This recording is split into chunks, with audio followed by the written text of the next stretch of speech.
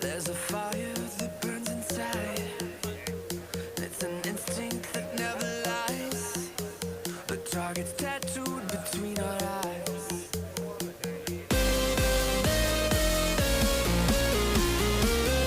Stand and fight under the lights on the higher stage. A part of your life they can't take away. Just like the blood running through your veins.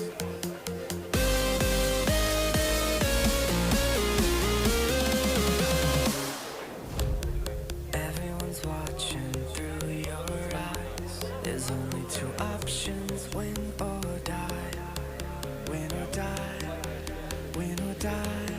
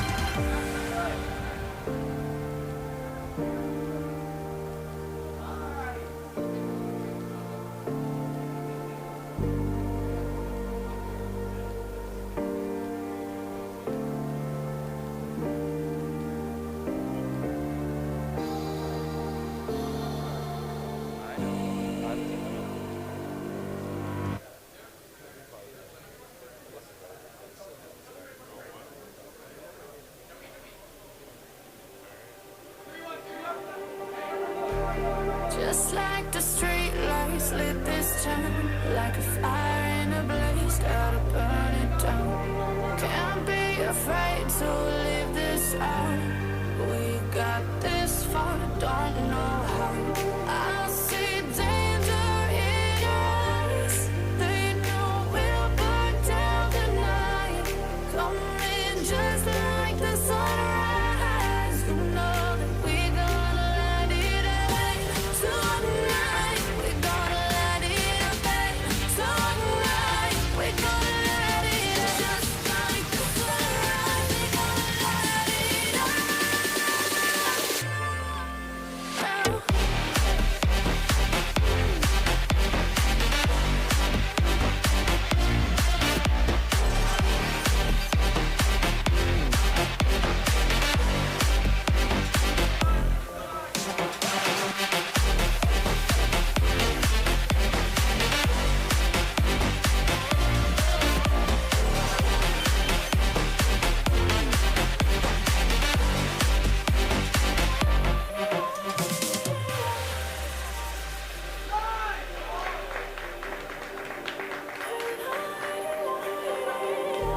Just like a spark that's breaking out. Can't make a stop, can't turn back now. We know that there's no room for doubt. No, we can't turn back now. I see danger in your eyes. They know we'll burn down the night. Coming just like the sunrise. You know that we're gonna let it away. Tonight, we're gonna let it away. Tonight, we're gonna let it away. Just like the sunrise, we're gonna let it away.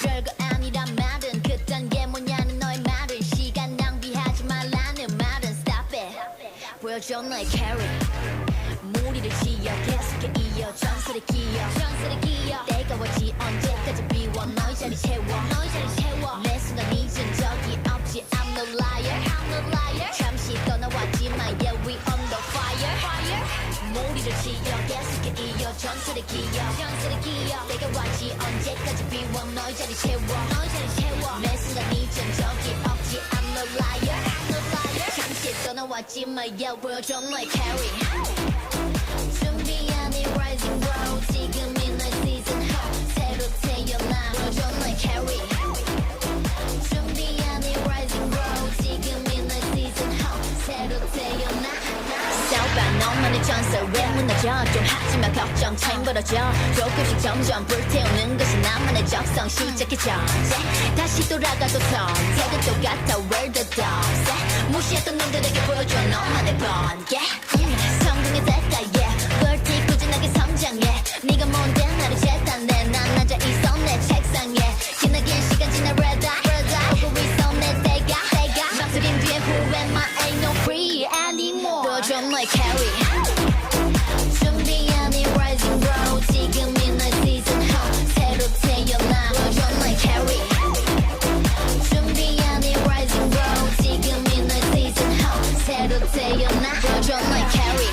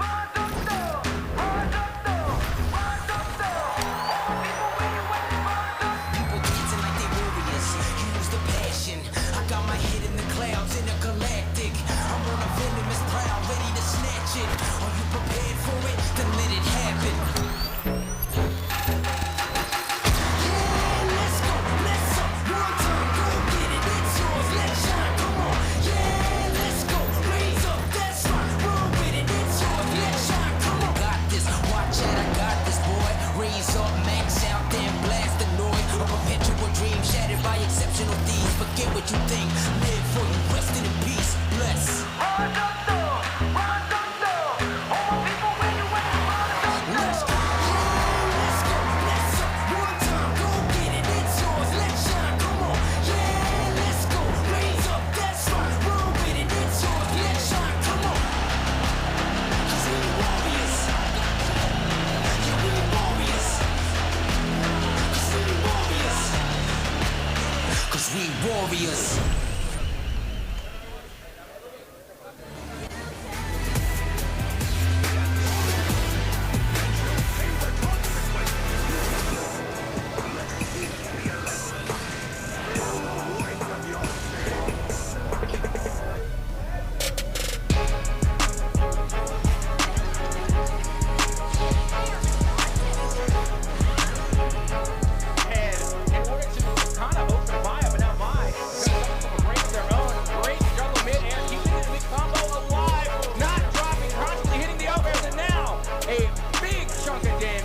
Is gone off of Vi, and that should just about do it. I think that is enough for the Lamb. It most definitely is. They're able to answer back, and they come away with a round 2 dub. How well?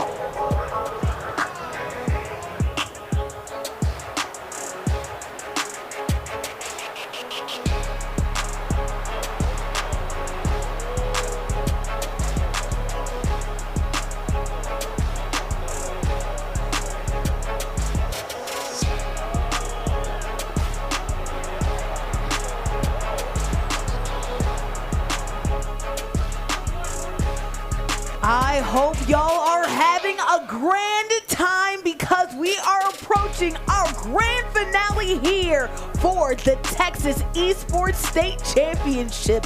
We've had plenty of days of action, but now it's time to get down to the nitty-gritty. Today, we will be crowning the rest of our 18 champions that we have seen so far throughout the course of the weekend, and we are about to have a great time. So many titles to close up, including 2 from one sport. I'm Bordy McBoard, captain at Soka, but before we get to us, of course, we have to appreciate here we are now from the Mark and Paula Hurd Welcome Center, our final day here at Baylor University, Cap, but not the final time we will be on camera. In fact, we have so much more fun to be seen in the future. Oh, absolutely. It's been an amazing weekend from start to finish. Again, just having the first games go down on Thursday, then we had so much FGC titles happening on Friday, and now here we are on Saturday with a full docket to go through. I mean, it's just been nonstop action from start to finish. We've already gotten to crown several champions. We've already given out several belts, and now there is still just a few more left to go. And it's kind of bittersweet, you know, because again, I love being able to see all this talent being displayed and being able to hand out the championships, but it's sad because it's almost over. Man, although we're approaching the end of the road, guess what? We still have more to come, all right? Today, for our slate of action here for the Texas Esports State Championship, we have plenty on your docket. Not only do we have one, we have two streams, but talking about our stream, our main stream, we have Mario Kart 8 action, Super Smash Brothers, both crews, and 1v1, Valorant, Marvel Rivals, and then the end. But Cap, let's not focus on the end. Instead, let's focus on what's happening for the other stream. Oh yeah, right now going down on Stream B, there's going to be the Apex Legends Grand Final, followed by the Rocket League Grand Final, then Fortnite, and to wrap things up, we're going to have the Overwatch Grand Final over there on Stream B. So, if you have the time, and you have, the ability to multitask, feel free to, kind of go back and forth between streams A and B. However, if you want to see the most just absolutely charismatic, wonderful casters in the world, you got to see him on Stream A. Oh, give him a little bit of self-promotion there. I like that, Cap, all right? Well, guess what? We have something going on the right side of us, right? Obviously, you can watch both of these streams online. You're joining us on Twitch. You can go ahead, text F1, text F2. But we'll get to the side stream in the main broadcast a little bit later. Let's get into the main games, right? Because we have some grand finales to go ahead and cap up for Mario Kart 8. We have the Vanguard races versus the Atascocita Lunar Eagles. Yes, Atascocita. Again, that name actually does ring a bell. I'm pretty sure we have seen them here before at TechSef, as well as Vanguard. We've seen Vanguard throughout the entire weekend. Yeah. They've been participating in not every single title, but nearly every single title. Again, the Vanguard Esports program definitely has a lot of talent coming from their school, and it's going to be interesting to see how things go in Mario Kart, because to say the least, Mario Kart, not exactly a traditional esport. Well, we've seen the Atascocita really dominate in the last 2 years, but unfortunately they are losing their star. I hope you guys remember it. We've got a lot of clips from our very good friend Shifty. Did a great job the last 2 years, was really lapping folks to the point to where he was showing off a little bit, burying the lead and then going ahead and winning at the end. Atascocita finds themselves without Shifty now, but will they still be able to shift themselves into gear and take back the crown? That's the question. Missing one player, but it's still a very good program. Yeah, absolutely. And going into Mario Kart, Mario Kart again is not your traditional racer. You can't take first place and then immediately hold it. I mean, don't get me wrong, if you can, then you're pretty goated at the game. More often than not, you want to kind of linger towards the middle of the pack so that way you can get as many power-ups as possible. Yeah. Because the further up you are, the worse your power-ups are going to be.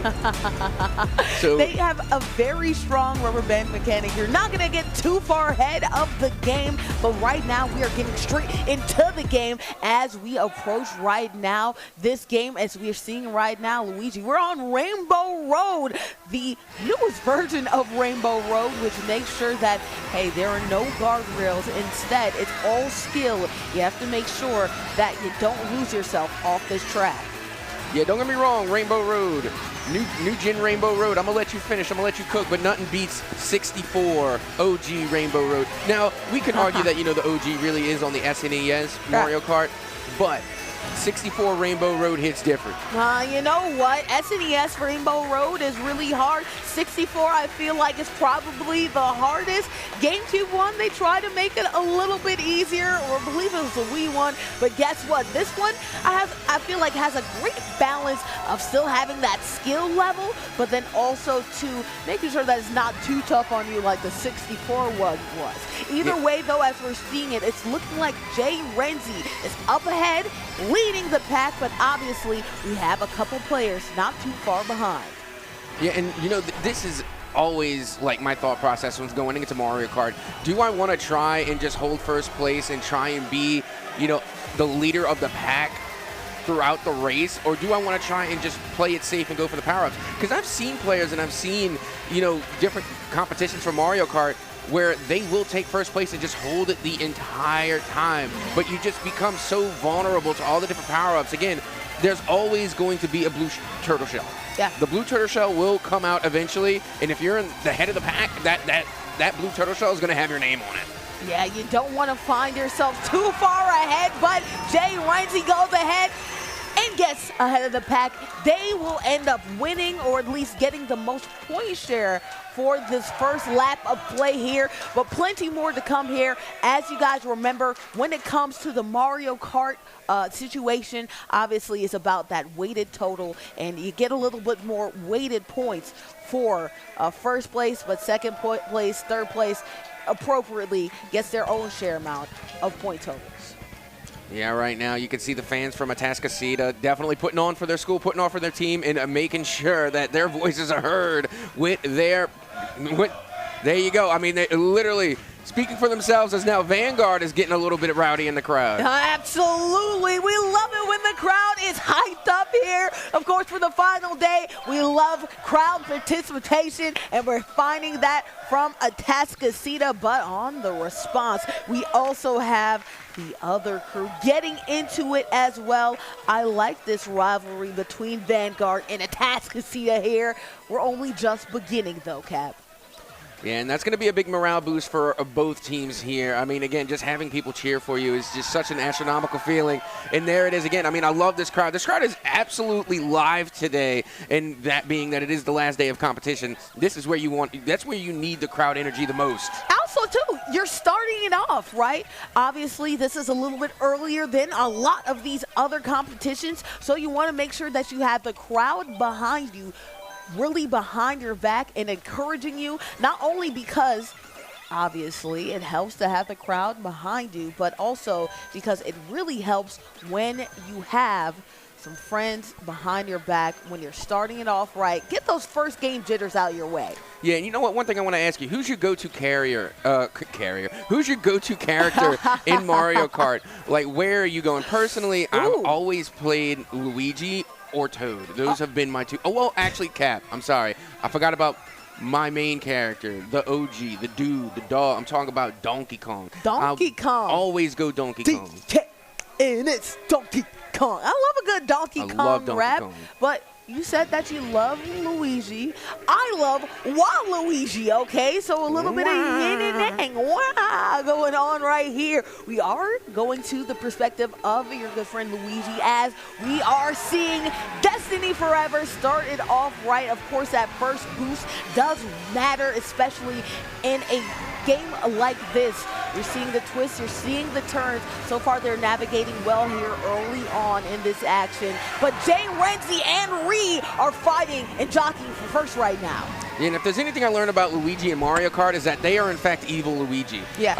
Again, there's an entire meme around it of them just absolutely annihilating someone with a red turtle shell, which we just saw the evil Luigi here on day 3 of the TexF Undisputed Esports State Championship. And you can hear the crowd already reacting to the lead being taken so far by the green Yoshi, because I need to elaborate. We have the entire color spectrum of Yoshis on play today. A lot of Yoshis, a lot of jockeying right now between Atascocita and also Vanguard, as you're seeing Vanguard actually get ahead of it. Literally, the name Vanguard being in first, representing his school so much that he went ahead and named himself that. But Jay Renzi not too far behind them as well. Pixel Star starting to lose some momentum due to those power-ups, but now we have star power activated by Lucas. And now when you're playing Team Mario Kart, again, it's not like, you're just playing for your own placement. It's a team effort. So you got to really ask yourself, how do you coordinate this as a team? Do you have like the lead racer who's going to be the one that takes the first place, and does everyone else just play support? Do they go in with the utility? Do they use the power-ups to try and just knock out everyone else, knock out the second place finisher? So again, I'm wondering what the method to the madness of Team Mario Kart is. Well, you'll see. You don't want to end up setting a trap and unfortunately doing damage to your opponent. To your teammate, right? Stroid Star using that shortcut to go ahead and make sure to get some momentum over Gaming P. But you're seeing the finish right here from Mr. Bra.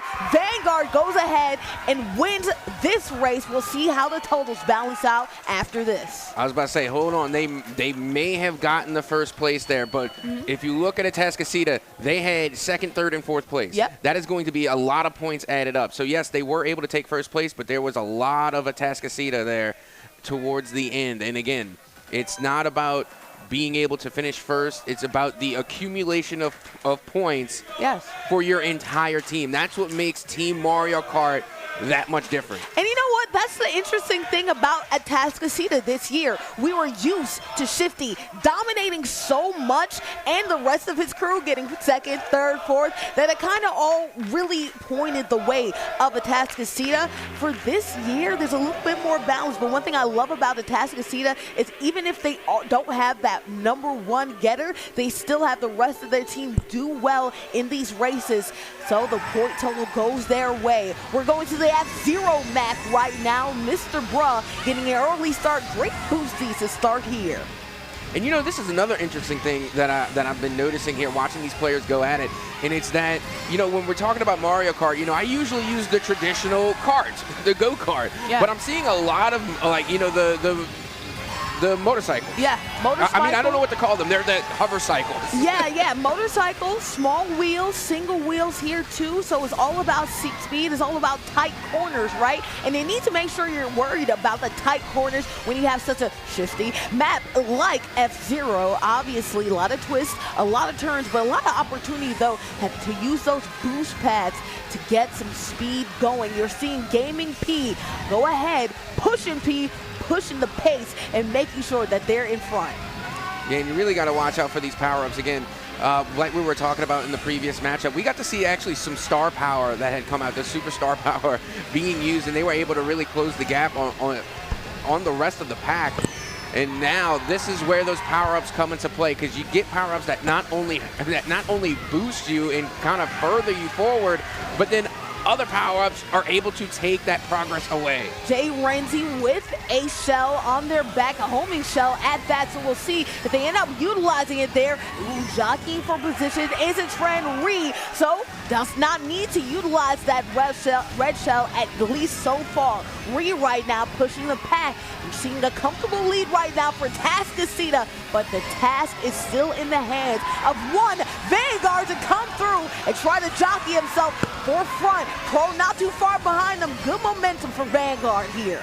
Yeah, and that's why Mario Kart is so fickle. I mean, you could be leading the pack for the longevity of the race, and then all of a sudden you get hit by 1, 2, 3 red turtle shells, and all of a sudden you are in the back of the pack. As you can see now, it looks as though Atascocita has taken the lead. They have taken charge, and they are literally running in a pack all of the way to the final lap and to the finish, and there you have it. It looks as though, and again, we're going to have to add up the points, but Atascocita should be able to hold on to their lead. Yes, no, Atascocita just needs to make sure the point total goes and leans their way. But I gotta shout out this crowd, man. They're feeling it. Every single shell that hits, they're cheering it on. Every single switch for positioning, they're cheering it on. I'm cheering them on as we add on these point totals. So far, Atascocita 62, and we'll rally on in and calculate the points that come on for Vanguard 37. So you talk about that lead, they held on. And so far, I mean, the crowd is just absolutely electric. And you got to keep in mind, there's Mario Kart going on stage, but we still have so many other games happening in the background as well. Absolutely. So this crowd has been absolutely live so far today for all of the different esports titles that we have. Again, there's so many games happening right now, and it's just really nice to see all the support really showing out here today, especially being that it is the last day. Peach's Castle coming on to the stage as we're seeing. It's always Jay Renzi, one of the things in front. You talked about that Piranha plant. Well, guess what? Not seeing it in this match, at least so far. We are seeing it on this course. Didn't end up getting any of the gamers, at least so far here. Star power activated for Short Star Fields apropos. And now continuing to move forward. They have the mushroom boost here, holding it around the corner, and now trying to find the advantage here. They're just going to hold on to the mushroom for now, but already we're on the second lap, and it feels like it just started. Yeah, not quite having 10 coins to their name. The more coins that you have, the faster that you go. Mr. Bro only has 2 right now. They've been running into too many obstacles. They've been having a rough time getting the speed. But talking about speed, Pixel Shard should find itself in better position, getting that star power.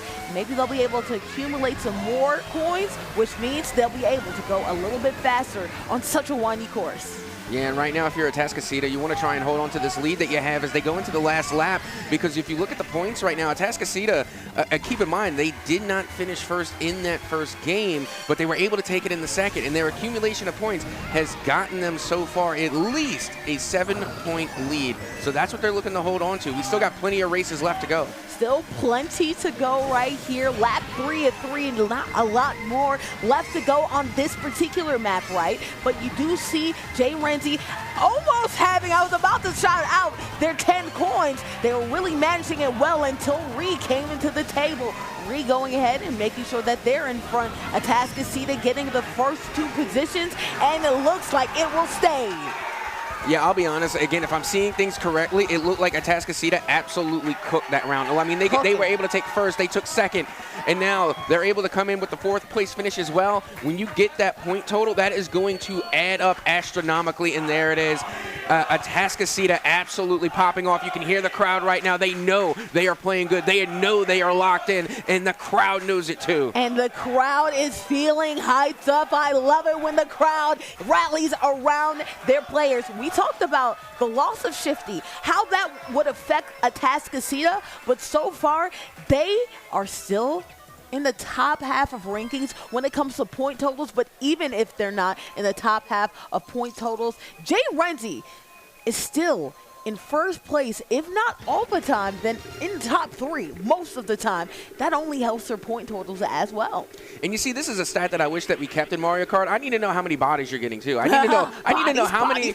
I need to know how many red turtle shells are hitting. I need to know how many green shells are hitting. I need to know how many. How much. You know what I mean? Like how many crashes you have caused.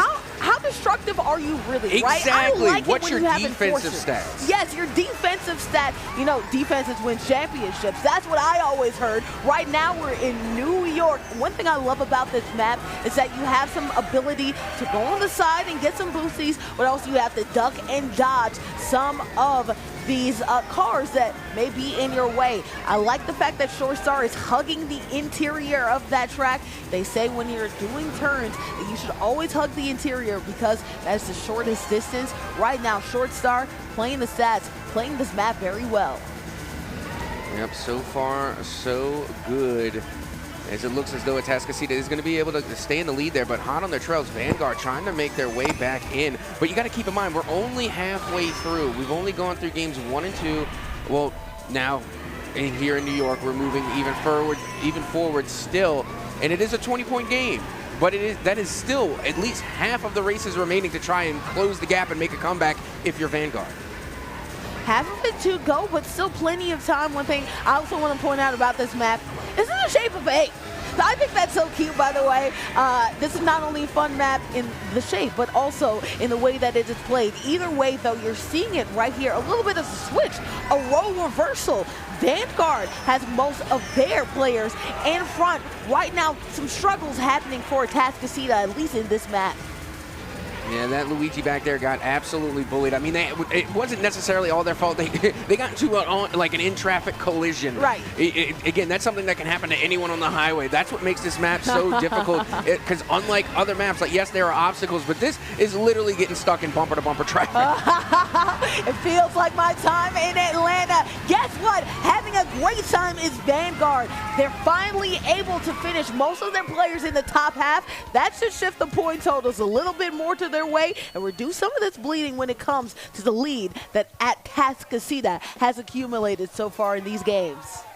Yep, at the end of the day, this is what makes Mario Kart different in the team play, because you're not just worrying about your own placement. You could be getting first place for your team, but if the rest of your team isn't following suit, if they're not getting high placements, then that's just free points going the other way. So again, it's really, really difficult to try and like really get strategic when it comes to the Team Mario Kart. Like, again, I have so much appreciation for it because it looks like complete madness.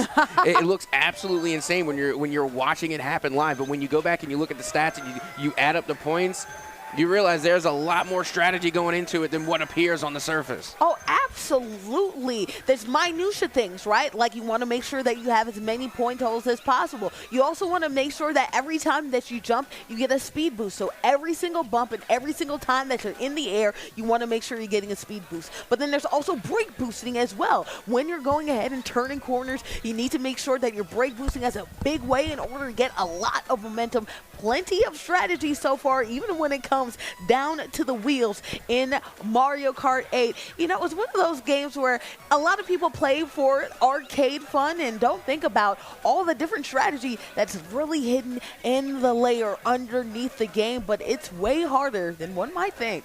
Oh yeah, that's me. Like, don't get me wrong, I'm not good enough to play this game competitively. Oh, I do not it. at all. I enjoy the party play. Don't get me wrong. I like getting on Mario Kart, and don't get me wrong. Back in the day when I was actually on Mario Kart, like playing hard, yes, I would say yes. I want all the smoke. I'm gonna run you. I'm gonna run your fade in Mario Kart. That's what's fitting to happen. And you know what? Now that I'm a little older, now it's just for fun. Unless I catch my niece talking smack, because my niece loves some Mario Kart, and I love my niece. But if we taking it on the sticks and we taking it into Mario Kart, we not related no more. Hey, you're getting rounds. Watch out, niece, or else I'll come for you. Right now, coming for you is a Tascasita. They go ahead and close up the game. You know what, Vanguard, I love the fact that they ended with a little bit of momentum going their side, but unfortunately, when you looked at it in totality, obviously we're looking at the point totals throughout an entire pre. Unfortunately, they won in the end, but it's the accumulation of points throughout the Grand Prix that went the way of a Tascasita.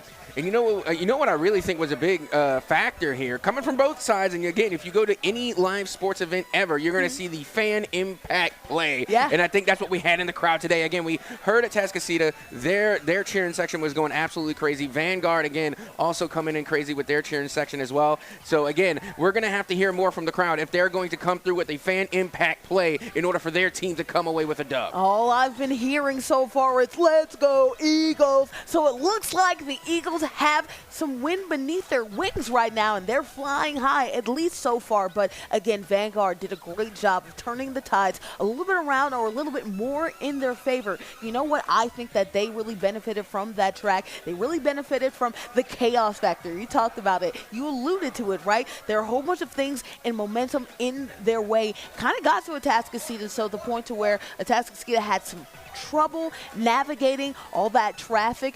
Maybe you go to some of those noisier maps, right, that cause a little bit more destruction. That can make things a little bit more difficult for the Eagles and can make things more fun and hopefully turn this tide around and go the way of Vanguard. And I got to tell you, I mean, it was just an absolutely good start here for the series, and honestly, just for the day. Yeah. But as we get things started, we are going to be taking a quick break. But when we come back, we're going to have more esports action for you here live at the TexF Undisputed Texas Esports State Championship. Do not go anywhere.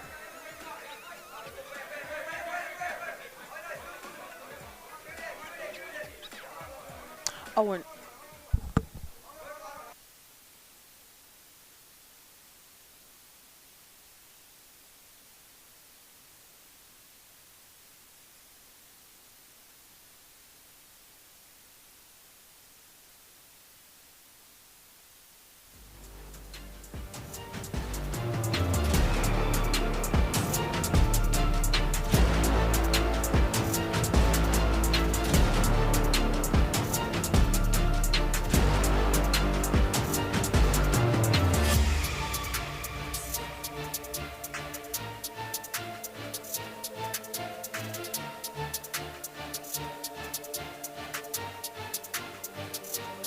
Bordy McBoard with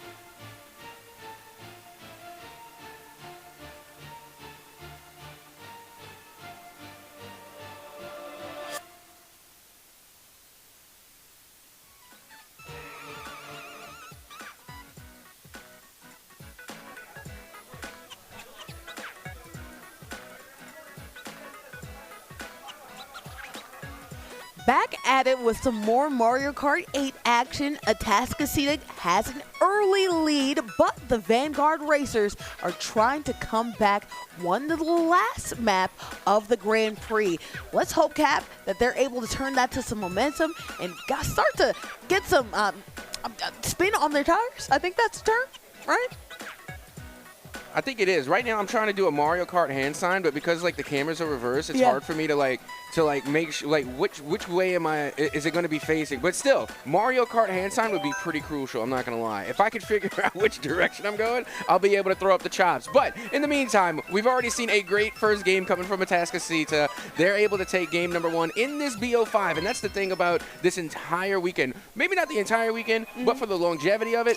It has been all BO5s because it has been all grand finals. So all the games that we have been watching are literally the best games that we have lined up. Only cinema here for the final day, and now we are in icy conditions. A little bit more slip, a little bit more slide, but great boost from everybody right here. We're getting hot. Unfortunately, though, as we're seeing this this player in Gaming P, unfortunately, does not end up with any weapons so far here or power-up here in this matchup. We'll see if that ends up working in their disservice. Well, here we go. Game number 2 officially underway. Game number 1 going to Atascocita. We have established this, but I want to go looking back at the points. It was 84-72. There was a moment where it was a 20-point deficit. So good on Vanguard to be able to close the gap. And now that they're a little warmed up, I can kind of sense that as we get down the scorecard, that score is just going to keep getting smaller, and the deficit is going to keep getting smaller and smaller and smaller. I love the close margins, right? I would love it if a photo finish, not only in some of these games, but also in the matchups as well in the point totals, because as we talked about, conditions, the group wins, right? It's not only about just winning first, it's also about making sure the rest of your team finishes in second, in third, in fourth, etc., right? Right now, Reed has done a great job being in first place for a lot of these maps. If not first in top 3, Reed doing a good job going underwater in this map. Very surprised. For the most part, I thought it would be ideal to stay at the top, but it makes sense that down low makes a lot of difference too, because there are a lot of those jump wraps. I talked about it. A lot of good jump boosts you can take advantage of down there. Yeah, so far so good. Again, it looks like as though Atascocita is going to be taking the lead yet again. Again, they got 2 of their Yoshis out front, yellow and green. Okay, again, we have the full color spectrum of Yoshis out in play today. Green shell, not going to be able to land. Oh, but there's a Bullet Bill now in play. You have got to watch out for Bullet Bill. Bullet Bill is great for Atascocita, so they don't end up getting 0 points right here too. But luckily for them, Reed finishes in first either way, so it's the have and have-nots, right? Atascocita has a winner in first place, but probably has somebody all the way in last and short star. So a little balance, like everything in life. Either way, though, Reed takes advantage of the point totals. Reed in first. Jay Frenzy not too far behind them. I feel like that's a good point total that leans the way of Atascocita. Yeah, and I'm going to be honest right now. I feel like that Yoshi cap right there gives you at least plus 10 on, you know, like speed. It has to have some type of buff with it. I'm thinking maybe that, you know, it could possibly even give you a little bit extra torque, you know, maybe a little bit, you know, like aerodynamics. That Yoshi cap has got to give something.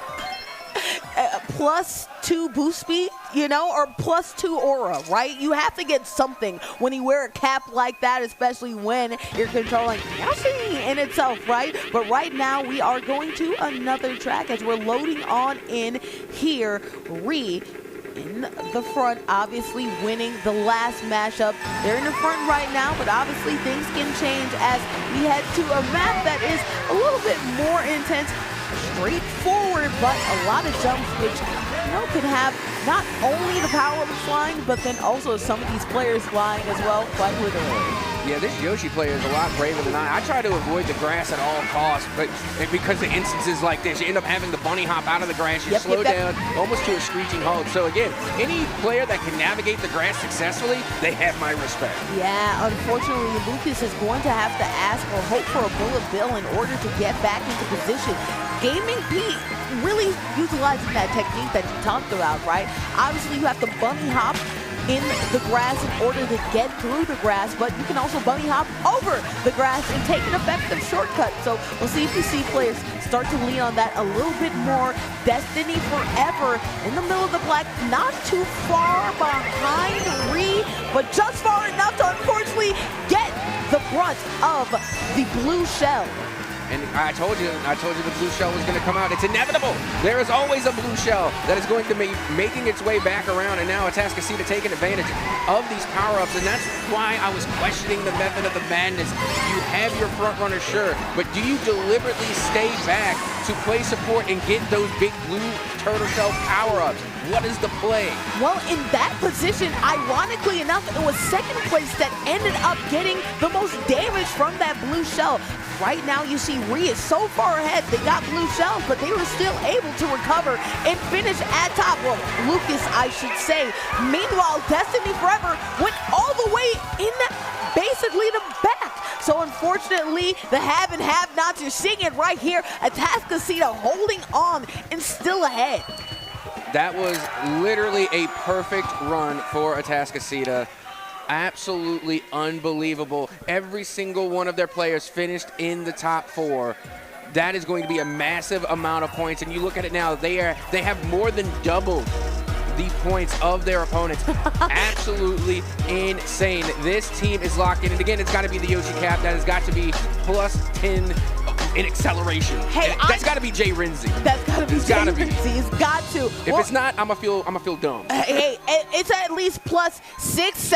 I saw that. I saw that 6-7. Nope, I saw that not orb farming right there on stage. The eyes of the caster sees all. Right now, Lucas saw a win the last time. We're going to Animal Crossing map. A lot of bumps. Very interesting in the middle, especially once you get to that first turn right there. A lot to navigate. Those trees can cause a lot of damage. I gotta tell you, I need someone to believe in me as much as this crowd believes in their teams. Yeah. Like, that support is unreal. I love to see it. I love to hear it. Again, this crowd is amazing today. You know, you thought that we'd be seeing a lot of support in maybe Overwatch on the side stage, maybe in Marvel Rivals on the main stage a little bit later. But no, we're seeing support from these fans right now. They are giving it their all, just like Atascocita is giving it their all when it comes to this map. And you know what this reminds me? Because I saw a little bit of a beach there to start things off here in Animal Crossing, but I do have to say I definitely missed the beach map in Mario Kart 64. The beach map was definitely one of my favorites because they had so many secret passageways. You can cut through the caves. I'm pretty sure there was a part where you can actually jump over your opponent. Yeah. So yes, this type of style map, I need a little bit more tropical theme in my Mario Kart. I hope we get to see a beach map at some point today. Yeah, you know what they say? They say that life is a ocean, right?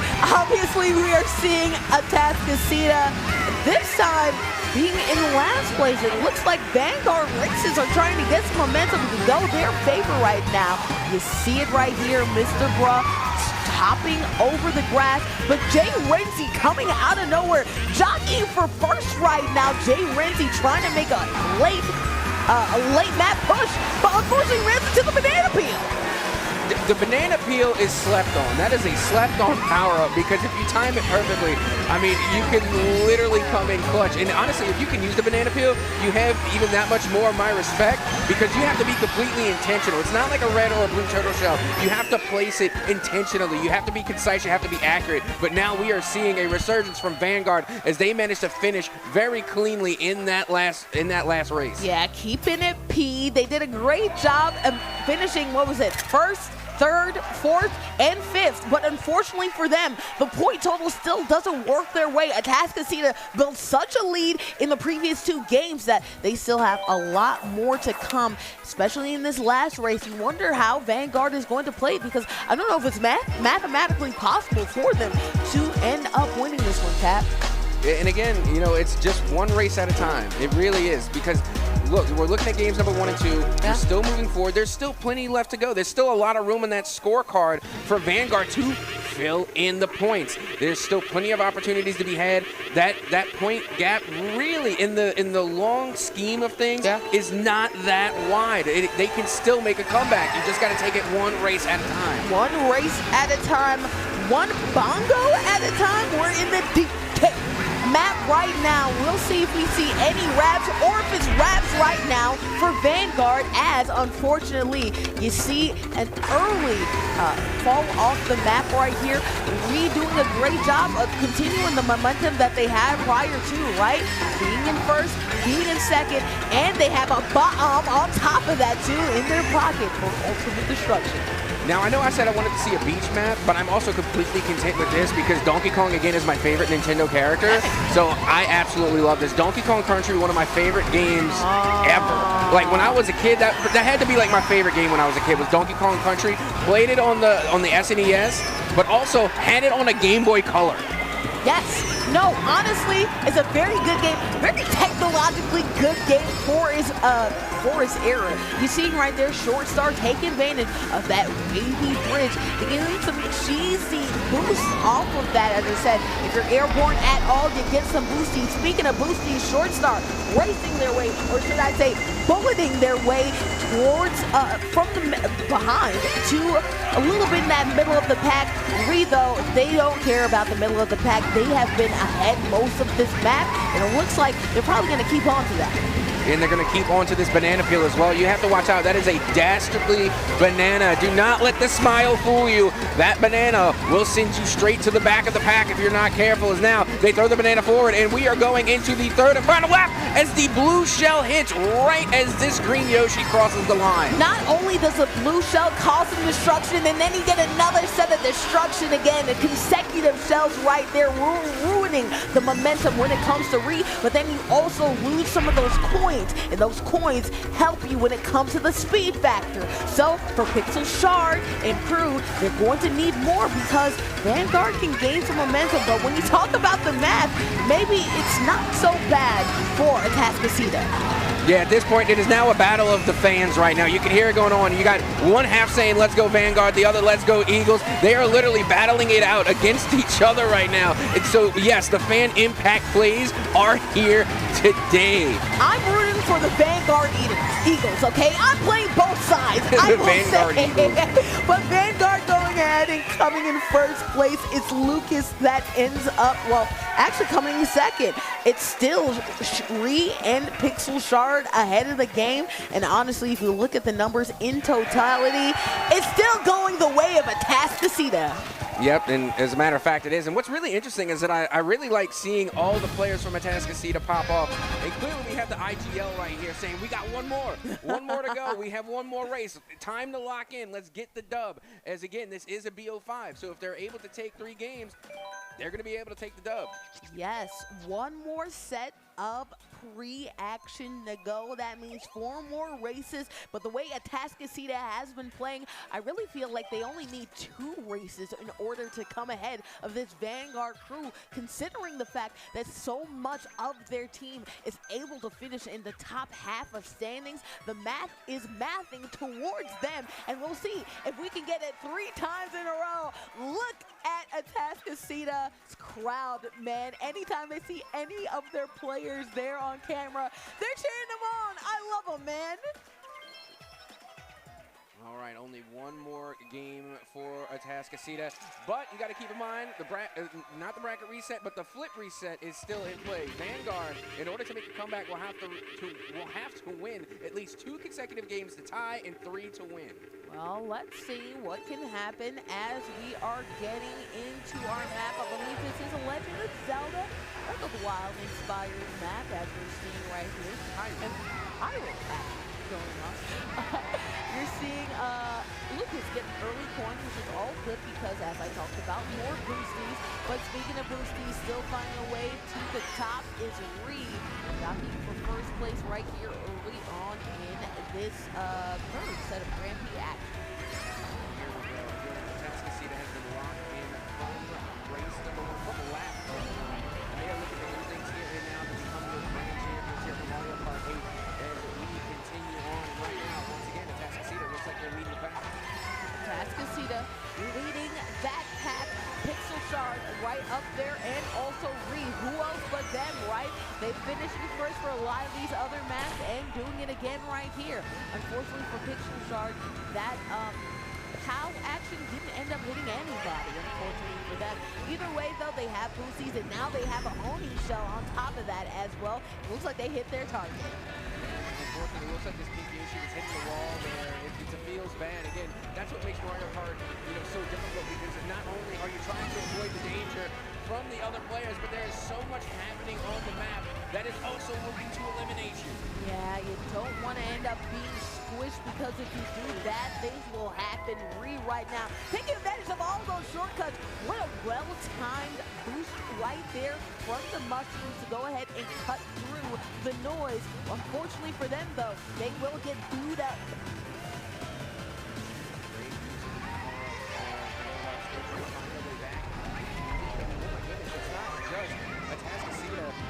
It's the entire team of Atascocita leading the way here, but you can see that blue turtle shell should be able to hit its mark, and it does. It is going to connect with the first place racer, but it's okay, because as I was saying, it's not just the first place racer, it's the entire team of Atascocita. So even if that first place finisher gets knocked out, you still have 2 more. It helps to have power in numbers, and that's what happens here for the first game of the Grand Prix. Obviously, great early lead right here. When you have first, second, and third so far to end up, starting off right in this Grand Prix, I think they need just one more finish like that to basically almost mathematically make this hard or dang near impossible for Vanguard to come back. Yeah, definitely a tall order, especially with all the momentum that is going in their favor right now. I mean, they have been flawless throughout this entire series. Again, you look at the point disparity, and I was thinking it was going to get closer and closer and closer, but it's actually been getting further and further and further. Again, Atascocita has been feeling themselves. They have the momentum, and now they are just 100% locked in. And not to mention, I appreciate the communication. You can hear it on the stage. Yeah. Again, we saw our in-game leader saying one more, one more, one more. So I like teams that talk it up. I like teams that communicate. And it looks like Atascocita definitely has some good synergy going their way. Coconut Mall is always a fun time in things. Actually, it's not Coconut Mall. I made a mistake right there. This is actually Times Square. This is actually a subway map. So very fun and very. When you talk about that navigation right through traffic, you have to not only navigate through traffic in some of these maps, you have to literally dodge terrain. So that's what we're seeing here. Flood doing a great job coming around this corner. Destiny Forever also in the mix as well. It looks like they're quite condensed when it comes to these players. So far, nobody leading the pack very obviously until he comes into the picture.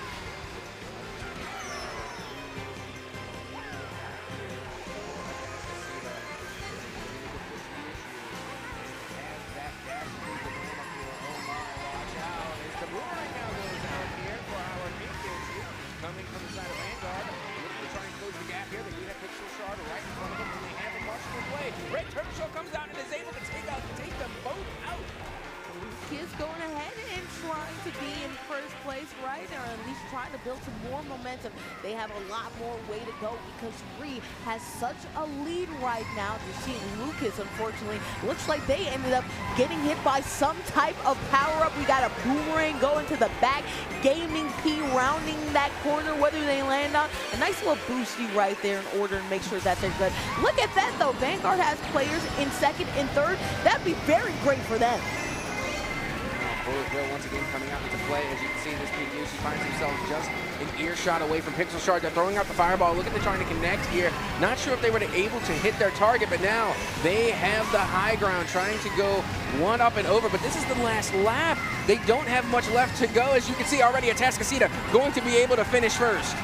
Atascocita finishing first, but luckily, if you're Vanguard, you get a second, you get a third. Of course, Atascocita fills out the rest of it, so we'll see what that does for the point totals. But either way, though, I still think that it leans more the way of Atascocita here, but there's a chance, and this game is not wrapped up. I think with a strong push, Vanguard can come back in the point total game. They definitely can. If you look at the points now, they are getting much closer. I mean, we've already seen them have, like 20-point deficits in the previous game, nearly a 30-point deficit, but now this is this is honestly one of the closest that they've been. So I think Vanguard can really close the gap. They just cannot let the pressure get to them. They have got to just come correct and take it one race at a time and just calm down a bit. Because again, you're on stage. You know, you have people watching. You have the folks at home watching live on stream. Yeah. It's a lot of pressure. So I think maybe they got a little bit of the jitters, a little bit of the shaky hands. You know what? I think that crowd senses that, and that's why they're coming back with the support. It helps when you have power in numbers, not only in the rankings, but also when you look back there in the crowd as we are coming around this corner, redoing what they usually do, which is come out strong right here. Yeah, and you know what? To this day, I still don't know the point of the coin power-up. Like I don't know what that is supposed to do for me. The coin. Of the coin. Yeah, the coin as I power talked up. about, coins allow you to have speed, right? So the more coins that you have in that bottom left corner, that means that the more speed that you have. To max out at 10 speed, that means you're the fastest as fast possible, right? So the less coins that you have, that means the slower that you are. So you want as many coins as possible, ideally, except for when you have a tight corner map. That's where you can see some people defer and not pick up as many coins because you're going so fast, it's hard to turn those corners. You see, now I'm disappointed in myself that I didn't know that, because I literally play Mario Kart with my niece more often than not. And don't get me wrong, I win because I got to help bring my niece up right. I can't take it easy on them. They need to be smoking fools in Mario Absolutely Kart. not. They need to get good. But in all seriousness, though, I play Mario Kart all the time, and I really never understood the point of the coins. I collected them because, again, the instinct in me from playing Mario since I was a kid was get the coins. Right. Get the coins. Get the bag. Well, I always try to get the coins, at least if not in Mario Kart, then real life, right? But getting the coins helps with your speed. That's why you're seeing Ra and also Reed take advantage of the 10 coins that they have in their back pocket. It allows them to get some speed. You see Mr. Bra hold on to those, probably trying to double up when it comes to a power-up as well, or just hold on just in case any of their fellow competitors have some power-ups that they want to use on them. Doesn't end up hitting them, but always hitting the finish line first is none other than Reed.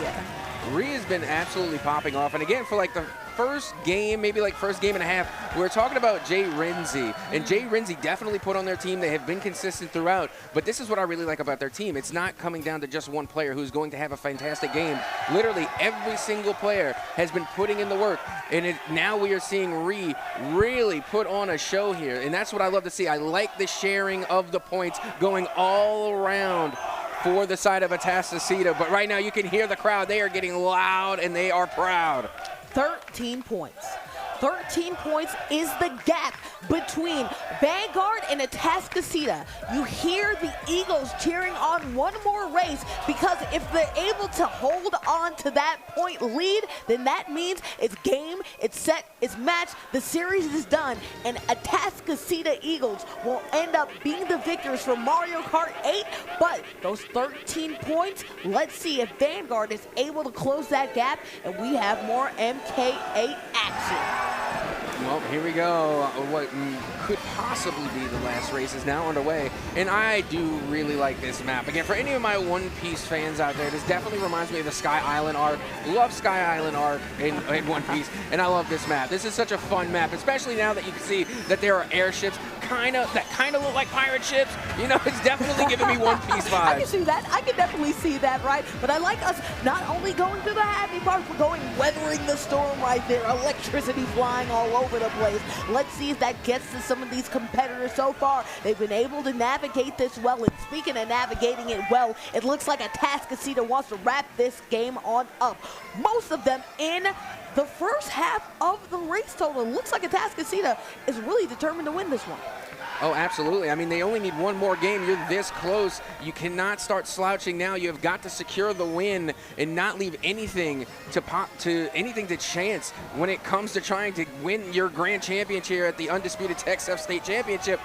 Again, every single player, every single team has proven themselves to be a formidable competitor. You do not want to give anything away for free. And they are definitely not giving anything away from free. If you look at it, at one point, all 4 of their players were in the top half. This is the first time that we're seeing, you know, unfortunately, Yoshi start to falter when it comes to the standings, or should I say Red Yoshi, because all of them are Yoshis, it looks like. But Vanguard, unfortunately for them, this last second push in our final map, I don't think they'll be able to do it, Cap.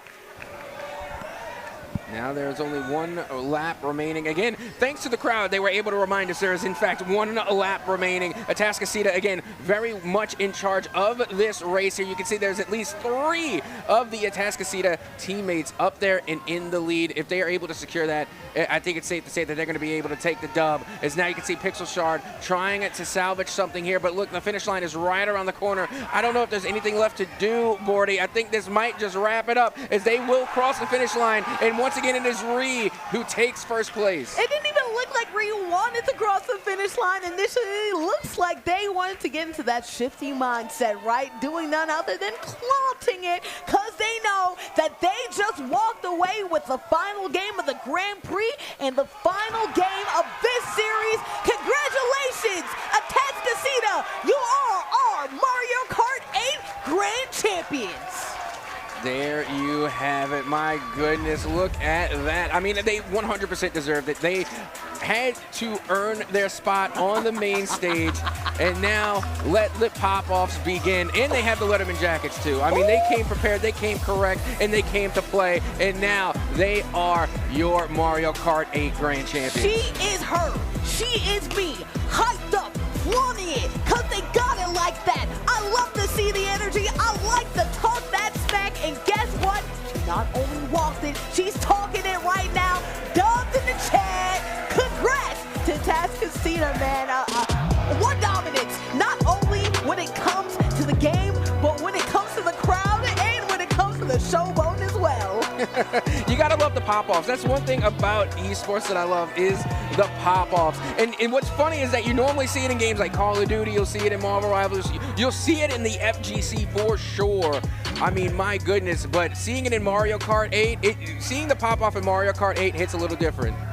Well, we'll see what happens, as again, we're seeing the 3-0. Them clothing, man, I'm telling you, bro, she's her. I like this. I like this energy, especially too, we talked about it. Shifty provided some fun for all of us. But you know what? That Atascocita showmanship, it never dies. It just lives on, right? Of course, we have to go through the highlights to show off just exactly what Atascocita did. You know what? They walked it. They're talking it right now. Oh, they're talking a lot right now. They're talking a lot right now. Talking a whole lot right now. But guess what? They earned it with some of these highlights that we're about to see. They were driving all over the place, really enjoying themselves. Again, they just played phenomenal. Again, it was a big team effort, really just to come through and get the dub. And like I was saying, there was method to the madness. You did have a couple of players that were kind of like, you know, holding themselves back throughout the middle, you know, towards the end of lap number 1, and then maybe like the beginning of lap number 2, where they were kind of holding back a little so they can get those power-ups and then really take charge. And they let Ree spearhead the way and kind of make the pave the way for the rest of their team to finish in high positions. But with that being said, we do have an interview with the grand final winners on stage. So Zipmaster Flex, take it away.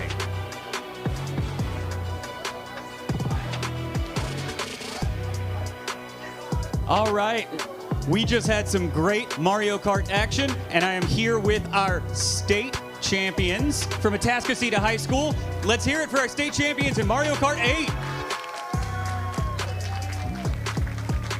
So I have the benefit of being right here behind the stage and kind of hearing y'all talking. So the first thing I want to ask you is, I hear a lot of shot calling. Y'all have a lot of conversation going on. What's that like, and how did y'all get to that point? So for our calls, we all came up with this last night because we wanted to have a contribute to our rivals team who couldn't make it as far as we did, and we wanted them to be up here as if we could. So our calls were like rival calls, so like our blues, our tanks, their tanks. And then we didn't get shock yet, but our shock call was gonna be, we have ult, using ult. Yeah, I know ball. But yeah, that was our calls, and we came up with that all last night. That's awesome, I love that. Second, I want to ask you, I feel like I've seen y'all up here once or twice before, so what's it like to be back up here? Well, this is my second time up here. It feels really great to be up here. I have all my nice classmates, my teachers, my parents, and people at home. I'm glad that they're all here, and it feels amazing. I was nervous at first, really nervous, but it's really good to be back up here, and I can't wait to be up here next year. I love hearing that confidence. Well, I want to see your team raise that trophy high. So take it, raise it up, and let's hear it one more time for our Mario Kart 8 Texas State Champs 2026.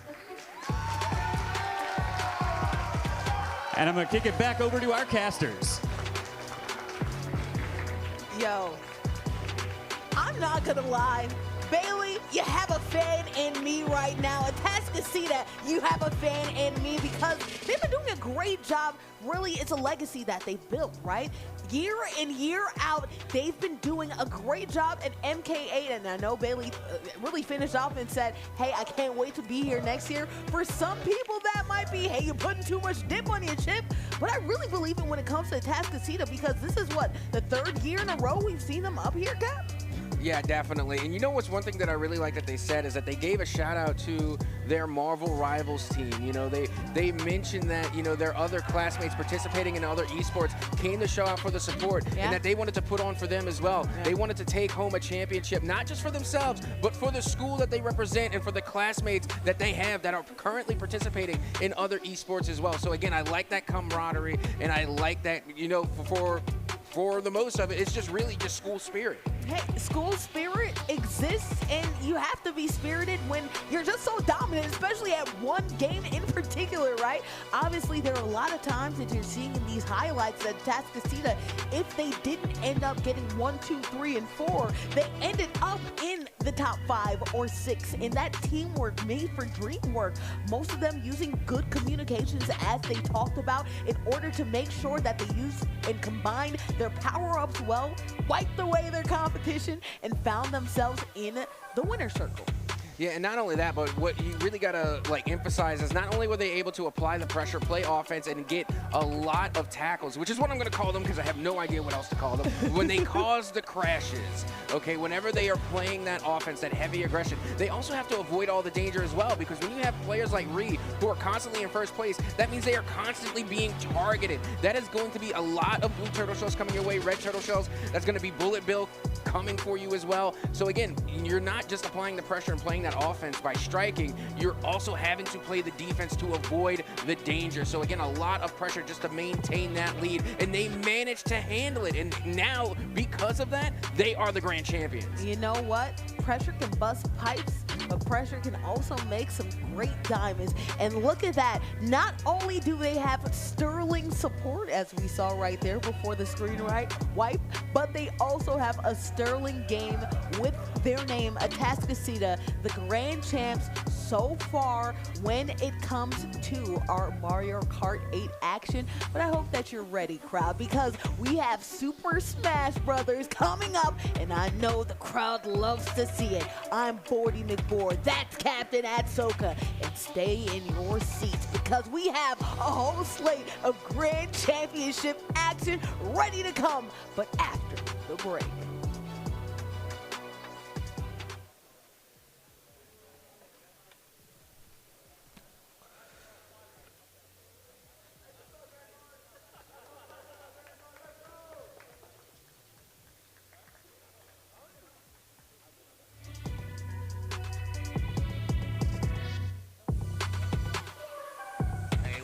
Guys, we have SideTech's own Travis. How you doing, Travis? Good. Doing good, right on. So, you guys just had some players up there on the stage? We did, yes. We did. We love that game, dude. For the finals? Yeah, it felt good. It felt good. I think we also got third place and maybe a few other kids in there.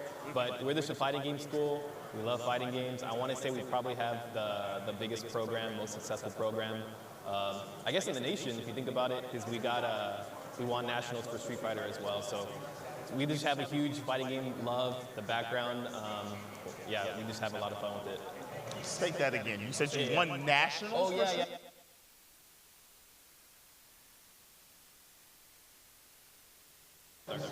That is awesome. Slick is actually part of that team. Yeah. Yeah, he's in there. So do they do it?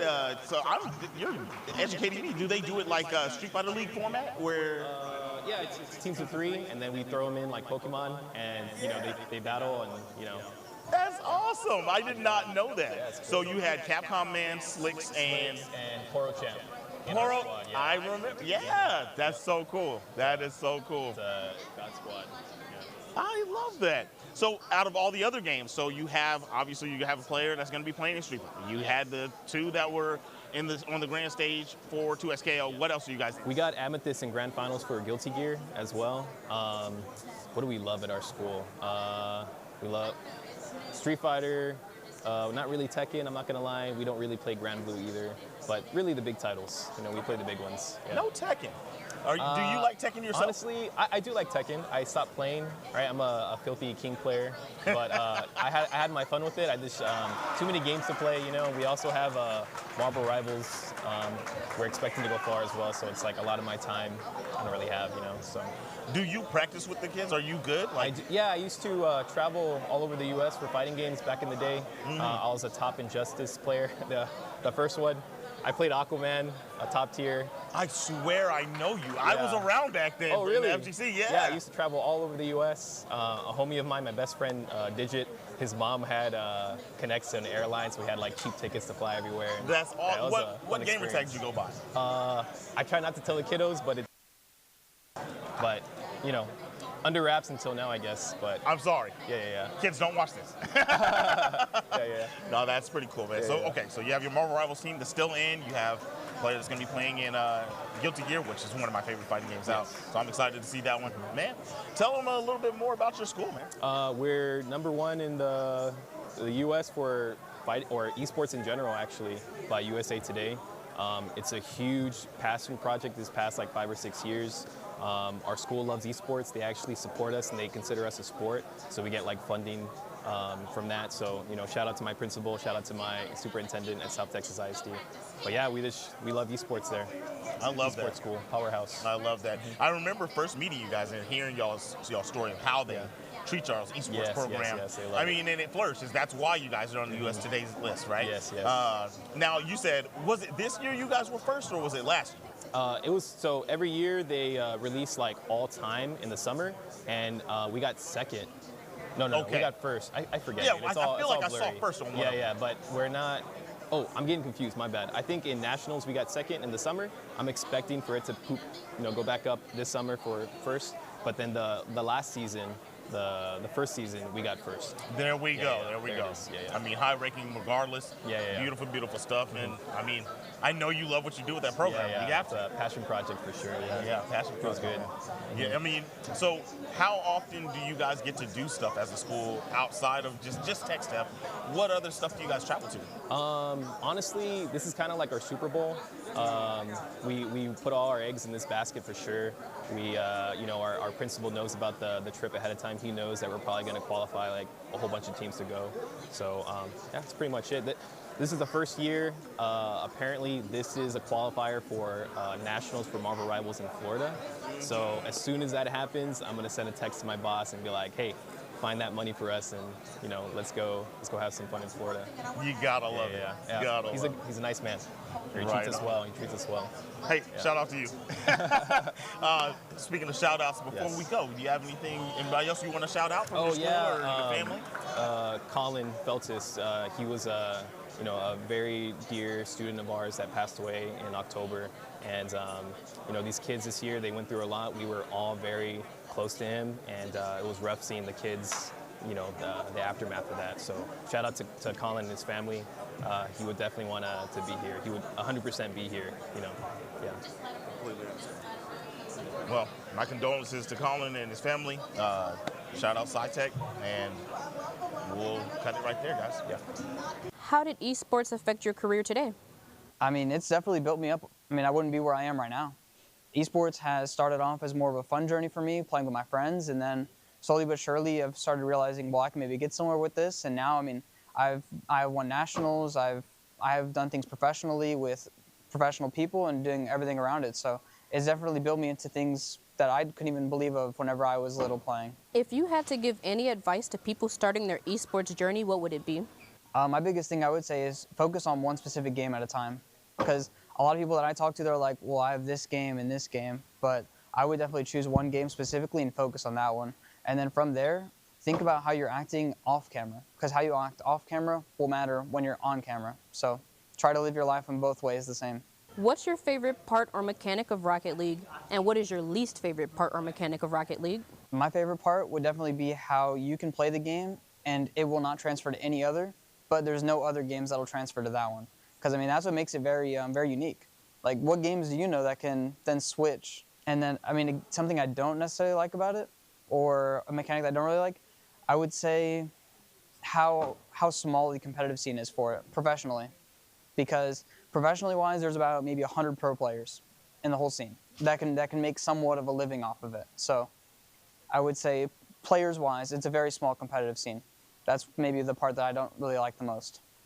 We're here with the former champion. In fact, they have it right here just so you see it. Go ahead and introduce yourself, Mr. Former Champion. Hello, I am Greg Lake. I am a Mega Man main for Smash Brothers. I come from San Antonio.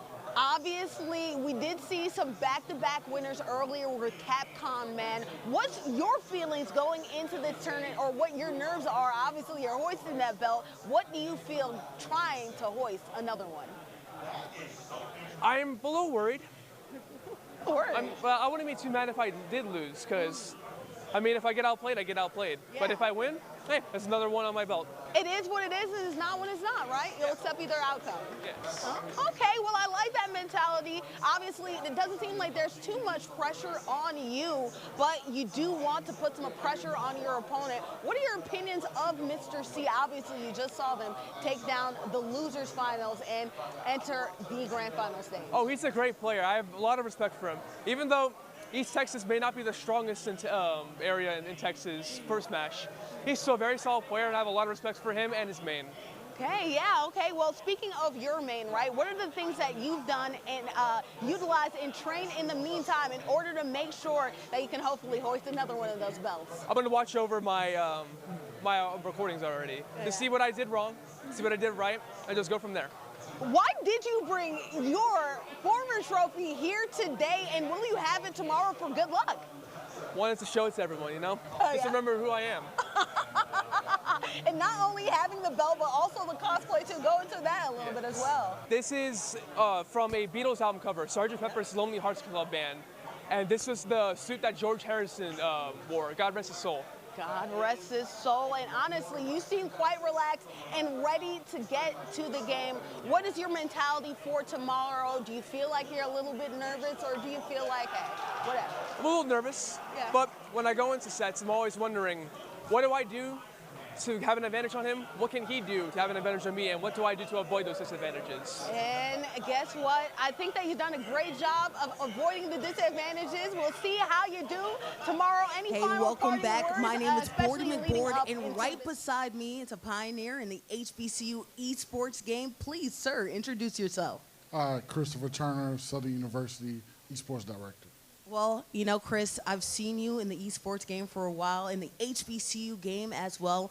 I went to Spelman College, and you represent Southern University and HBCU in the esports world. Tell me, how have you been able to navigate through that as an HBCU, and also, too, as a program really up and coming in the world? Because you guys are a great program in esports.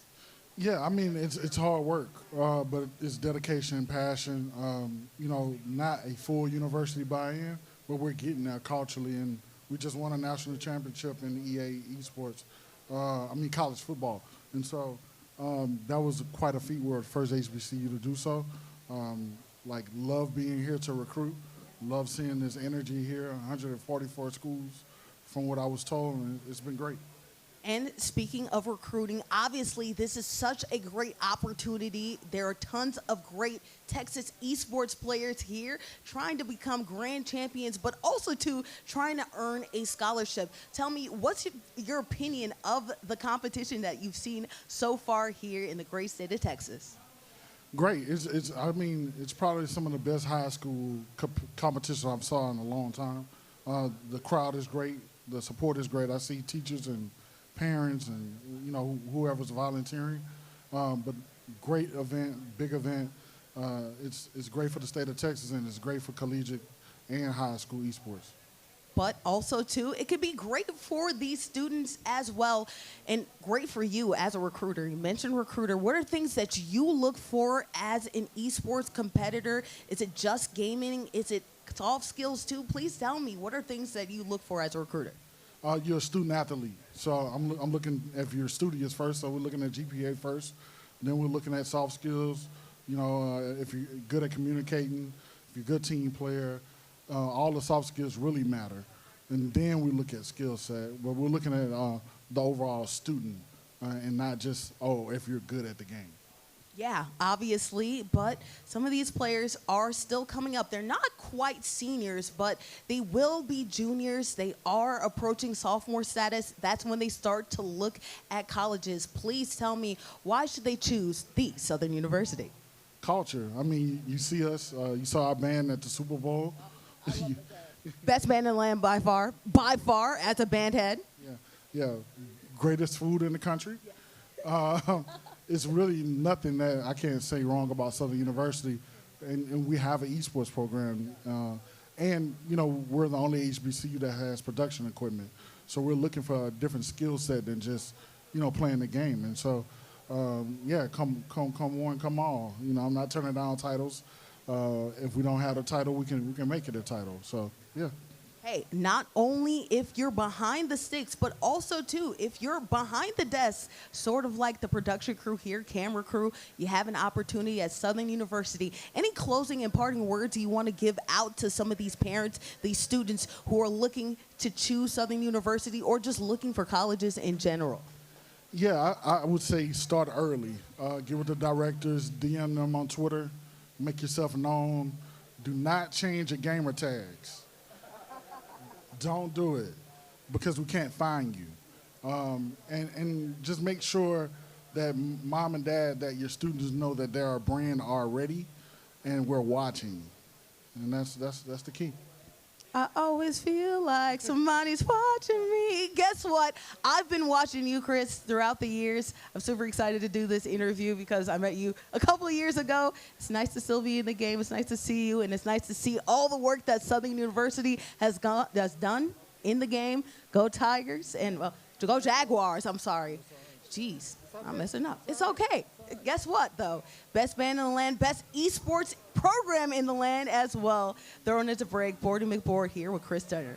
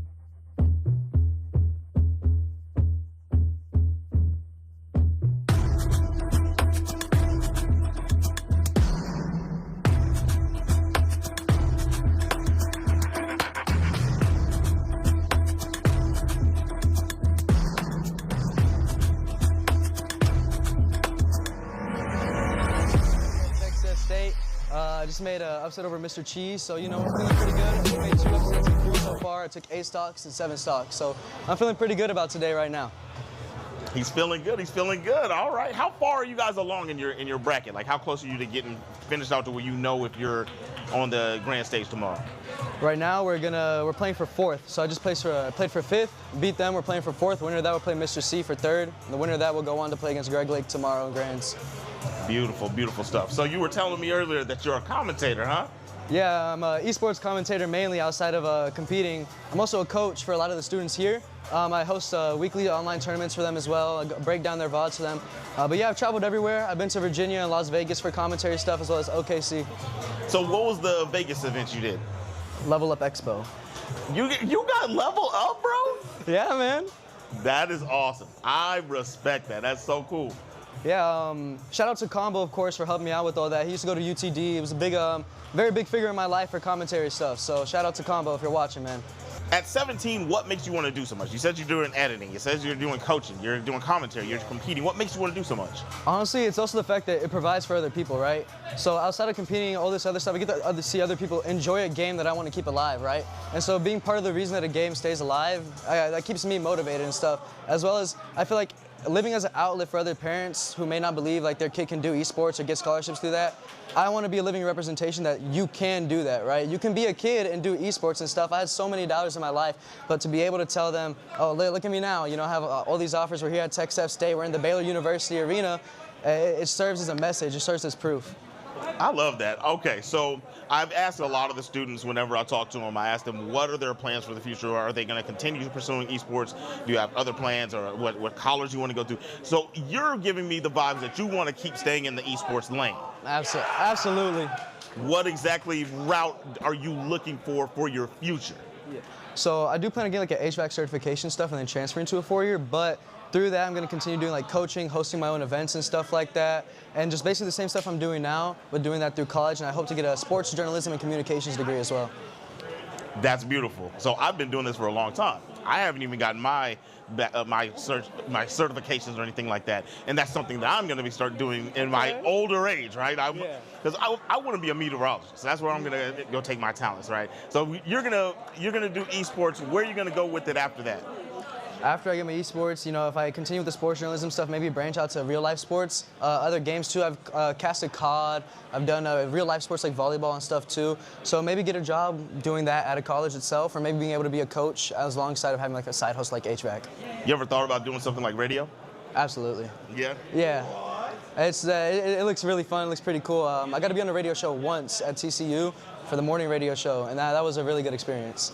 This is so awesome. This is probably my favorite interview yet, man. I love how a lot of you guys, when I talk to you, you guys have your head on straight. Who do you attribute that to? Somebody had to help you get to the space that you're at and the thought process you have about life and how you want to carry on. Who do you attribute that to? So this person, he's #1 PR in Ohio, Scotty Wade. He's a Dr. Curb, is a gamer tag, but not once, whenever I doubted myself, whenever anyone else doubted in my family, he was there, he was on ready. He was like, don't drop it, because I'm telling you right now, you're just at a plateau right now. And I feel like anyone else watching this or hearing this right now, it's just a plateau. You know, just keep your head on straight like you were talking about. And I think that's the hardest part, is getting up that first little hill. And then after that, where there's an uphill, there's always a downhill, right?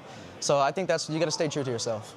This guy's awesome, man. Squaffles, ladies and gentlemen. Yeah. Do you have anybody you want to shout out here? I know you just gave your shout out to the person you were just speaking about, but who else do you want to talk about? You know, we got AZ. The only reason I ever did any offline events. When I was a young kid, he carpooled me everywhere. No gas money, nothing. He just sat there, coached me. Shout out to Nazo and all the other Tech Step people here. Love y'all, man. It's been such a great season. My first year doing high school esports and stuff. And then Mateus Washington in Massachusetts. That's my close best friend through esports. And shout out moms. But anyway, guys, we're going to go out to an intermission real quick. But thank you. This was awesome. Zipmaster Flex and Squaffles out. It's your boy Zipmaster.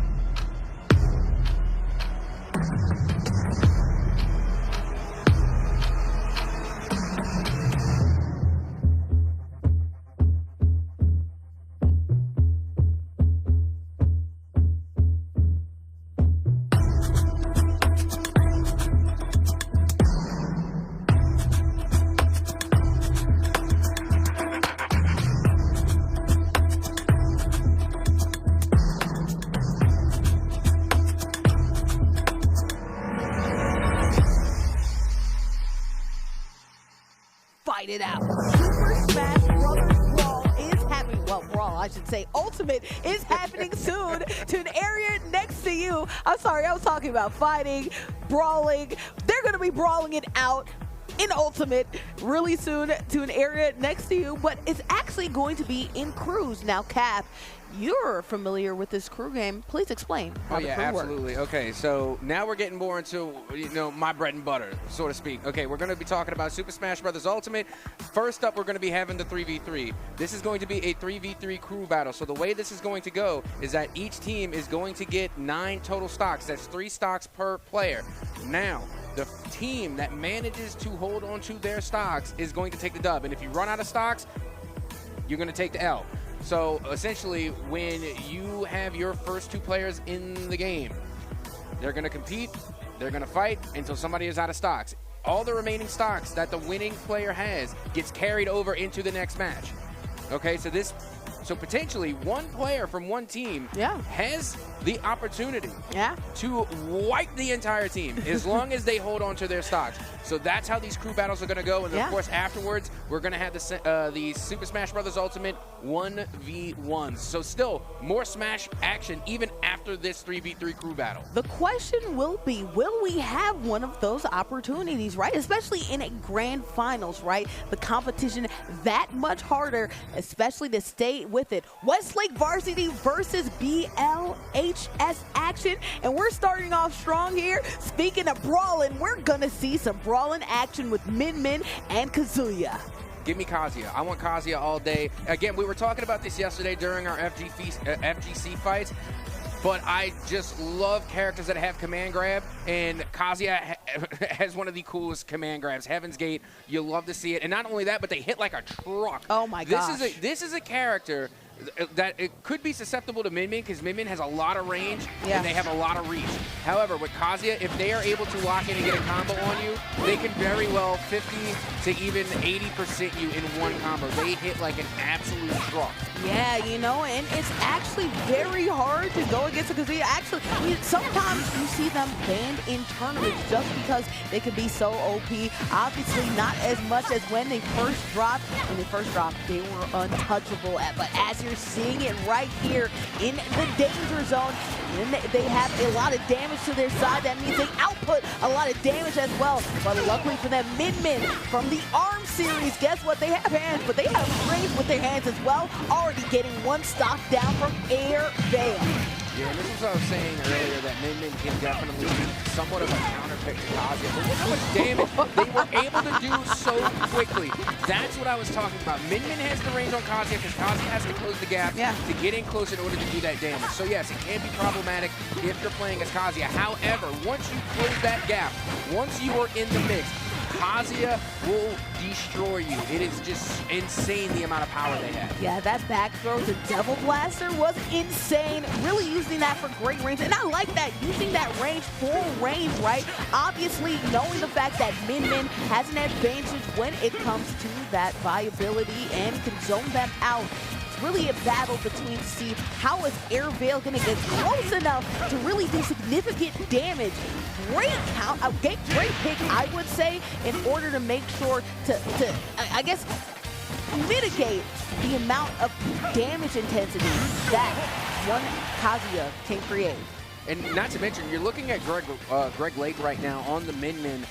You're going to see them again. They are also qualified for the 1v1 finals as well. So Greg Lake, clearly a fantastic player to make their way here in crew battles all the way to the finals, but also doing it in the 1v1s as well. As you can see, that was the command grab I was talking about earlier. It looks so cool. It deals so much damage. And now we are going off stage to confirm the elim, but Min still holding on. Greg Lake able to recover, find himself back on stage, and then get the forward smash to get the second stock on Kazuya. No, great job right there, getting them out the park. There was a lot of edge guarding there from Kazuya, but a great job, trade for trade right there, making sure that they're out. Kazuya really taking advantage, wants to get that Devil Blaster going so that they can edge guard and get Min out of here. We'll see if that's a factor a little bit later, but either team down to their final stock. So we see how much this takes into play when it comes to the future crew battles, because if one of these stocks is gone, they carried it on to the next match.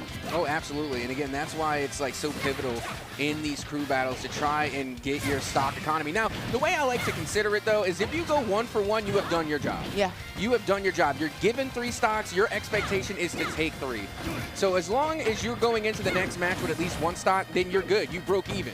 You know, it's that for our economy majors out there, that's ROI. It's your return on investment. We gave you 3. We want you to take 3. So as long as you're able to do that, you're in the gravy. You're in the gold. And now Min there was able to go the distance, and now they get the first game win, and they take 3 stocks off of their opponent. They're going to be moving on to the next round with at least 1 stock remaining. So right now, when you're looking at the point total, it's going to be that 7-6 spread. It's a 1-point lead right now. And you know what? I don't feel bad if I'm the opponent right now, because honestly, yes, we did trade a lot of stocks, but that's actually pretty good in a crew battle, right? Obviously, you would like to win the matchup, right? You would like to have that 1 stock remaining. You would like for that 1 player to not get out the race. Air Veil not going to be there for the future when it comes to this crew battle or this crew battle match. But at the same time, too, you're able to get 2 stocks down. It's only 6-7. 6-7. Don't even. I'm so sorry. I'm going to be immature when it comes to that. Come on. You know me. Regardless, though, I feel like it's a fair amount of trade, and you're hoping that one of your teammates could end up making the difference when it comes to that stock. I'm still trying to cope with 6-7. Again, I haven't. Look, again, it just reminds me of my niece. I love my niece. I love her so much. But I've heard 6-7 so many times already. Oh, gosh. Like, my goodness. You're scarred. Yeah, a little bit. You know, and you see, when I was a kid, I'm showing my age now. The only time we even talked about 6-7 was because 7, 8, 9. Yeah, no. Again, that's grandpa jokes right there. Like, I'm really showing my age now. But Those with that, good knee slappers. But in all seriousness, though, going into this next match, you know, of course, we've already seen the Min come out. We've seen what they can do. But now, if you're looking for on the side of the opposition, the question is, now, don't get me wrong, with every esport, I'll always say comfort picks over everything. Yeah. But do you have the opportunity to also try and counterpick the Min? Well, I don't really see Min really utilized well. I would counterpick that Min, obviously, because they're ranging them out. They're zoning them out. I thought it was a great pick against Kazuya, to be honest, because Min did a great job of zoning them out. But you're seeing the Min stick to their guns, going back to it, not called Noodle for no reason, right? We're getting some Pac-Man action, too. So we'll see if this packs out for Noodle, or if there's an opportunity for Noodle to go ahead and get some damage, waka, and be a ghost to Pac-Man. We'll find out right now. Yeah, and I got to tell you, this is what I was thinking. I mean, I was definitely thinking of a zoner here. Not necessarily as a counterpick for Min, but still just a great matchup, and I love Pac-Man. Pac-Man's zoning is so good between the fire hydrant, and of course, if they are able to come through and get the bell, again, it could be an instant elimination. It could be an instant stock. So again, I love the matchup of Pac-Man versus Min. But right now, Min doing a really good job at keeping Pac-Man at bay for the most part. But we need to see more range coming from this Pac-Man as they try to go off stage with the Strawberry. Yeah, Strawberry didn't end up connecting. You talk about that fire hydrant action. I've seen some crazy plays happen with that fire hydrant. We'll see if that down special ends up working out in their favor. Either way, way, though, Noodle continues to use the strategy that we saw last time, which is just edge guarding. Unfortunately, oh, good recovery right there. I didn't think that Pac-Man was going to be able to get back into it. But Min Noodle holding on to their stock, getting it down. Now it's 5-7 when it comes to total team stocks. Well, and again, I mean, right now, this Min here, Noodle, definitely doing more for their team than what was asked. Like I said, you're given 3, you want to take 3. So far, they have taken 4 stocks to their name and can still potentially go for another. Right now, they are in the danger. They are in the red, on the ledge. Pac-Man able to come through with the down air, now going off stage. Looking for the up B, still is able to recover, but still Noodle holding on even with 136 damage on their name. Yeah, 136. But if you look at it at the same time, too, Pac-Man also in that danger zone. Try to get some fire hydrant shenanigans to go down. Doesn't end up happening. Edge guarding, luckily for Pac-Man, they have that second recovery to their name, but unfortunately goes nowhere. Noodle, you talk about being an MVP, they really are. Now they have 5 stock to their name, and really, they're still on their last one, but in that danger zone with 158 right here, could this be the end for Noodle? I mean, it very well could be, but look at the run they've had. I mean, they've taken 5 stocks, and just look at the match that they've had just now. As finally, they do get eliminated, but you got to take into consideration, they were able to take 5 stocks. That is huge, and now only 4 remain for their opposition. So that was a great round from Noodle. They were almost able to completely wipe 2 players, which is insane. They came into that match with only 1 stock and was able to take another 2. So again, they definitely retained their value. That's that return on investment. They're able to hold on to their value. That Min was a great starter pick going into this matchup. That's why in Cruise, it helps that if you have somebody who can really get some stocks out early. In your opinion, Cap, is it better to save your best for last in Cruise, or is it better to put your best first? Because if you look at the situation that Min created, fortunately for them, what is that, 5 stocks to 1 player's name? That's really good, but maybe you hold on to that last player for dear life. Of course, there's less room for error, but they know the realistic situation that they have ahead of them. Well, don't get me wrong, I've seen both. I've seen instances where they bring out the heavy hitter first to try and take as many stocks as possible to make it a little bit, you know, a little less pressure on the remaining players of your squad. And then I've seen the instance where they save the heavy hitter for last. Again, that's the most popular route. Usually to save the heavy hitter for last. But I've seen both strategies play out. I've seen it be successful really either way. At the end of the day, it doesn't matter where they show up in the lineup. It's just really just about, you know, again, trying to capitalize on the stock economy, being able to save as many stocks as you can for the person behind you. Not necessarily the order, but it doesn't matter who's behind you. You're trying to make the job easier on them. It doesn't matter when you show up, just as long as you show up, right?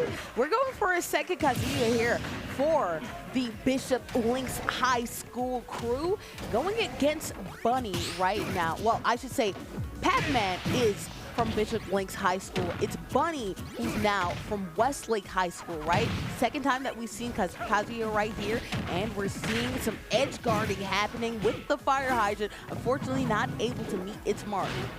Yeah, I love watching Kazuya play again. I like the fighters. So again, I like characters that throw hands. Don't get me wrong, a lot of characters in this game throw hands, but I'm talking about like fighters from other games. Wow! Kazuya from Tekken, Kin from Street Fighter. I love those type of characters.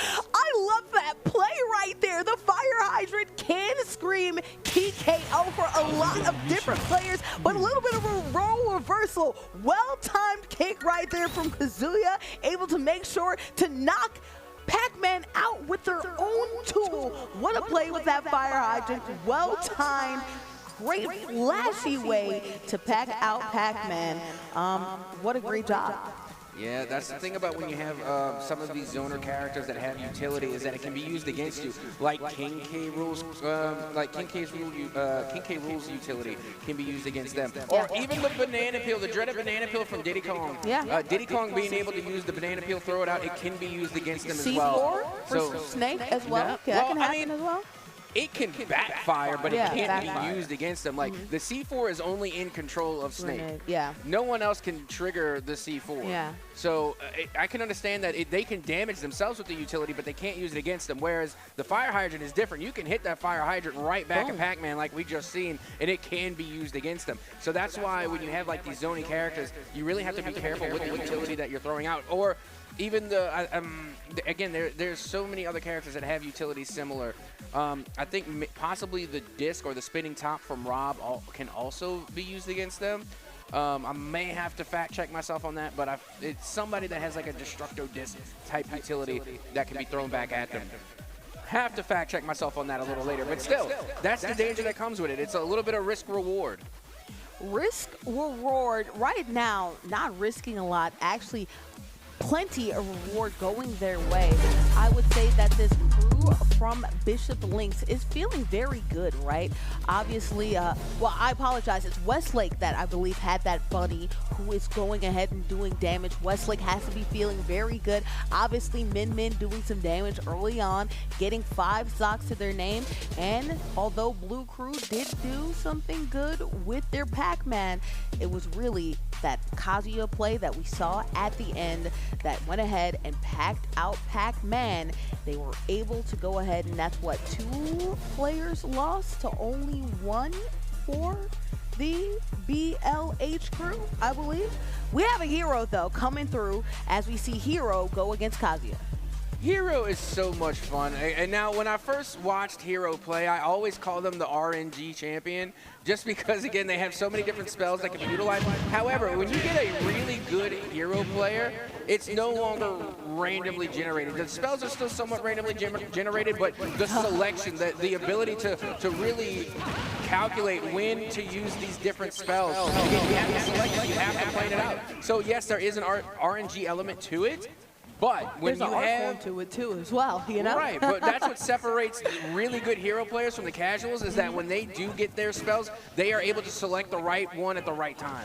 Well, you're seeing it right there with the up smash. You're hoping that they can do serious damage. You're looking at Kazuya right here, too. It's an interesting conversation, right? Do you hope that you end up in that 100+ territory so you can do some more damage, especially when you have a high chance for Hero to output some high damage? So very interesting questions to see right now. A psych up happening for none other than Hero. Putting some oomph for the action as well. Kazuya understands what time it is and doesn't want to put themselves in a dangerous situation. But both of these players feeling psyched up. You talked about that grab. Out for the count. Hero with 1 less stock to their name. Yeah, and when you're looking at pacing right now, Hero appears to be in the lead as far as pacing is concerned. They've been in control of the fight. They're applying damage. They've been laying on way more hits than Kazuya has. But Kazuya, because they are so powerful, requires less hits to deal more damage, and not to mention the knockback potential. Hero does have knockback potential, but it has to be with the specific spells like Kaboom, for prime example. Huge knockback potential. Kazuya is knockback potential. Every single move in their kit. The command grab, it will send you to the blast zone. Especially if they're in the danger zone. But one thing that happens is if you're in the danger zone, you're viable to any projectile that goes your way. Hero knocked them out the park. We have a little bit of a trade. So far, not very great for Malicious. Obviously, you know that they have their back against the wall, right? You do have Bunny and Crew. You do have not only 2 stocks to their name, but also a whole nother player to their name. You're going to need to see some clutch play from Malicious, but that Kazuya is really putting them on their back foot. Yeah, I mean, so far so good for the most part. I mean, it's still a 2-stock v 2-stock, but still not too much love lost because, again, Bunny and company, they still have another player, you know, waiting in the wing. Big kaboom, and that will be the 2nd stock now. This much closer for Bunny to try and secure the dub here, but oh my goodness, an uppercut straight to the chops. Gonna send them over towards the blast zone. Are they gonna be able to recover as they do find their way back on stage? Yeah, that neutral B is so good as not only a knockout punch, but then to also have it to edge guard as well. We've been seeing the fact that Bunny and Crew really want to use that to get them out the park. Hero right now in a little bit of a predicament, and look at that.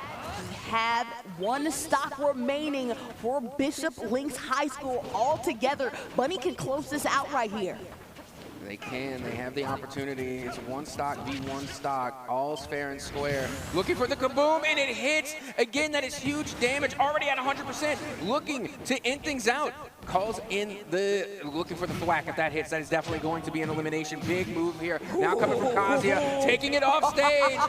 Looking for the recovery, but they're too far gone. What a play coming from the Kazuya in order to secure that last stock. Look at that. First of all, rest in peace, my granny got hit with a bazooka, but the kaboom didn't end up working out in their favor. What a great job by Kazuya doing a combo like you would think that they're playing Tekken. Instead, they are going ahead and getting a great combo, using some uppercut action and zoning them out, making sure that they're guarding that edge.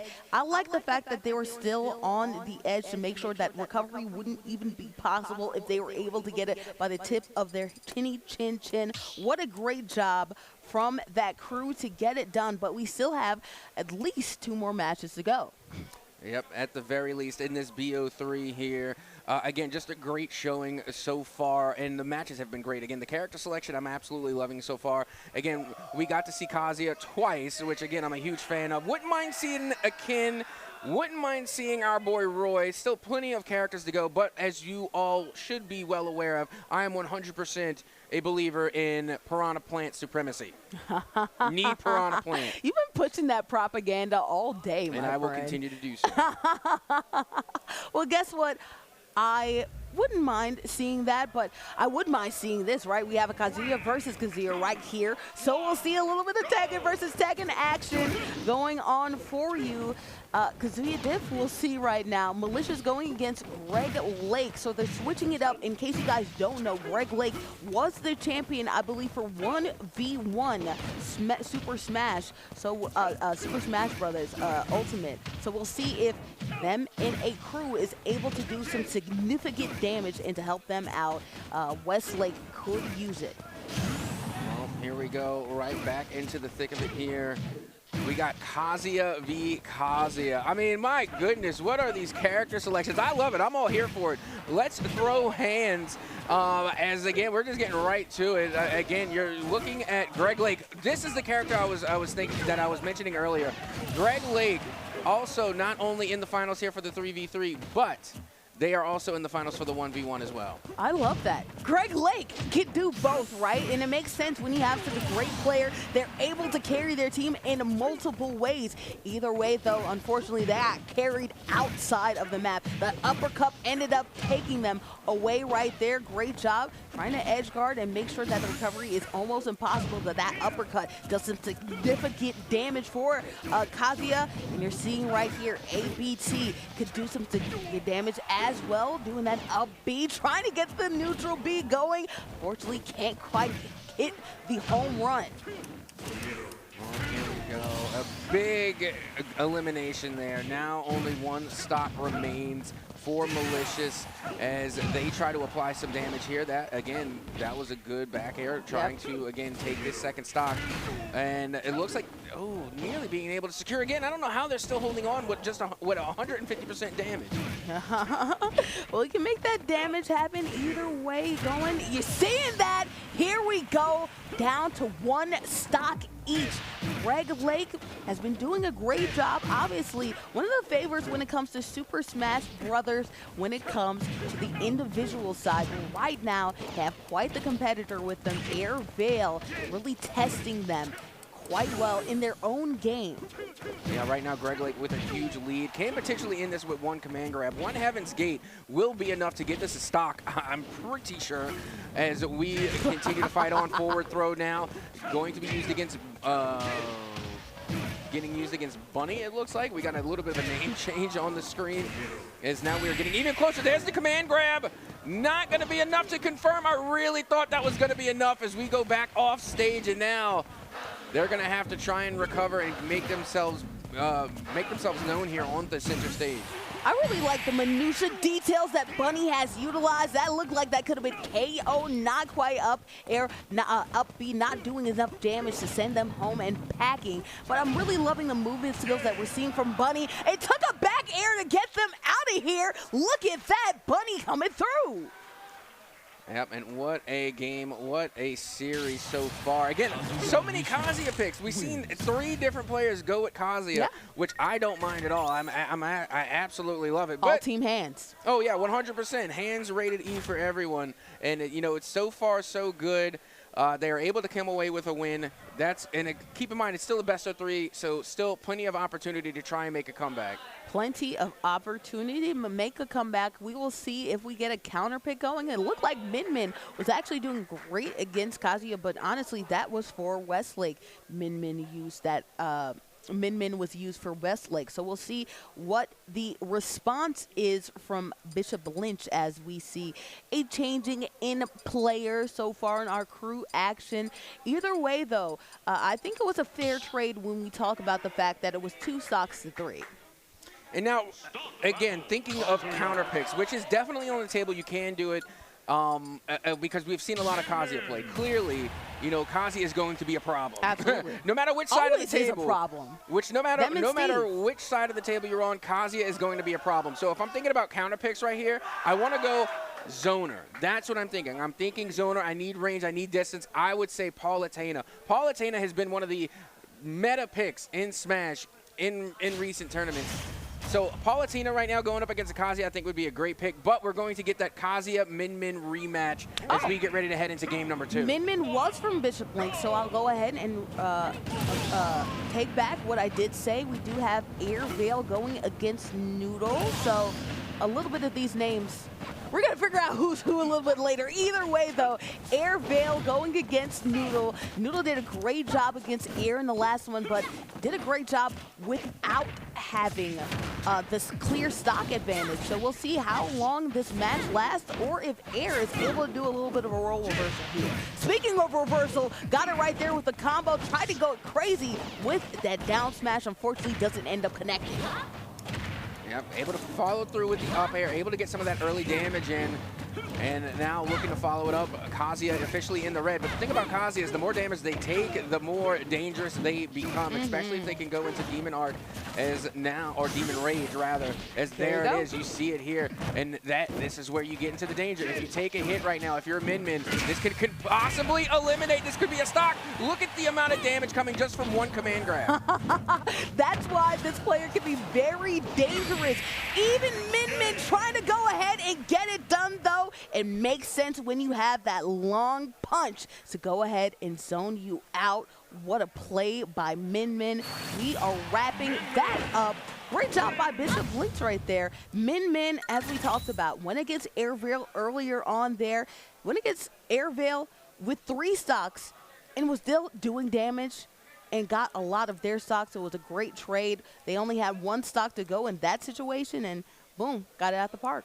Yeah, and you know, you really got to feel for Bishop Lynch right now because, again, as you can see, the bracket reset is in place. So not only would they have to beat Westlake now, but they will also have to do it again in another best of 3. So again, they're kind of having an uphill battle here, but Westlake, again, doing a good job trying to end things out quickly. They don't want to waste any time. They want to end things here and now. They already have a 1-game win on the board, now trying to clean things up as we continue to move forward. Now, already we have seen, like I said, 3 Kaizers. We've seen the Min Min pick, but don't forget that they also have a Pac-Man out there. And that Pac-Man could be the answer you need for Kazuya as long as they don't fall victim to their own fire hydrant. Well, we'll see if that ends up happening again. Obviously, unfortunate timing when it came to that, or really just great timing when it comes to that Kazuya. Either way, though, we're going to load it on in as we see Pac-Man and Min Min go against each other again. Noodle's been doing great with the Min Min so far. Let's see if they're able to remove just as many stocks as they did prior to. Now, you see, I feel like this is going to be a tough matchup for Pac-Man, honestly, because Pac-Man, again, having more utility and being more of a zone character is not going to have the advantage against someone like Min Min because they can work with that space. They thrive in that space. They have insane reach, so they don't have to close the gap on you. They're not forced to stay at bay. You can try and zone them out, but they can still reach you. Yeah, you can try to reach you, but I think that if Pac-Man plays it close, is able to go ahead and have some well-timed dodges and work with that fire hydrant, they can make things happen. But that back air sends them packing right now. Pac-Man down 1 stock with 2 more to go.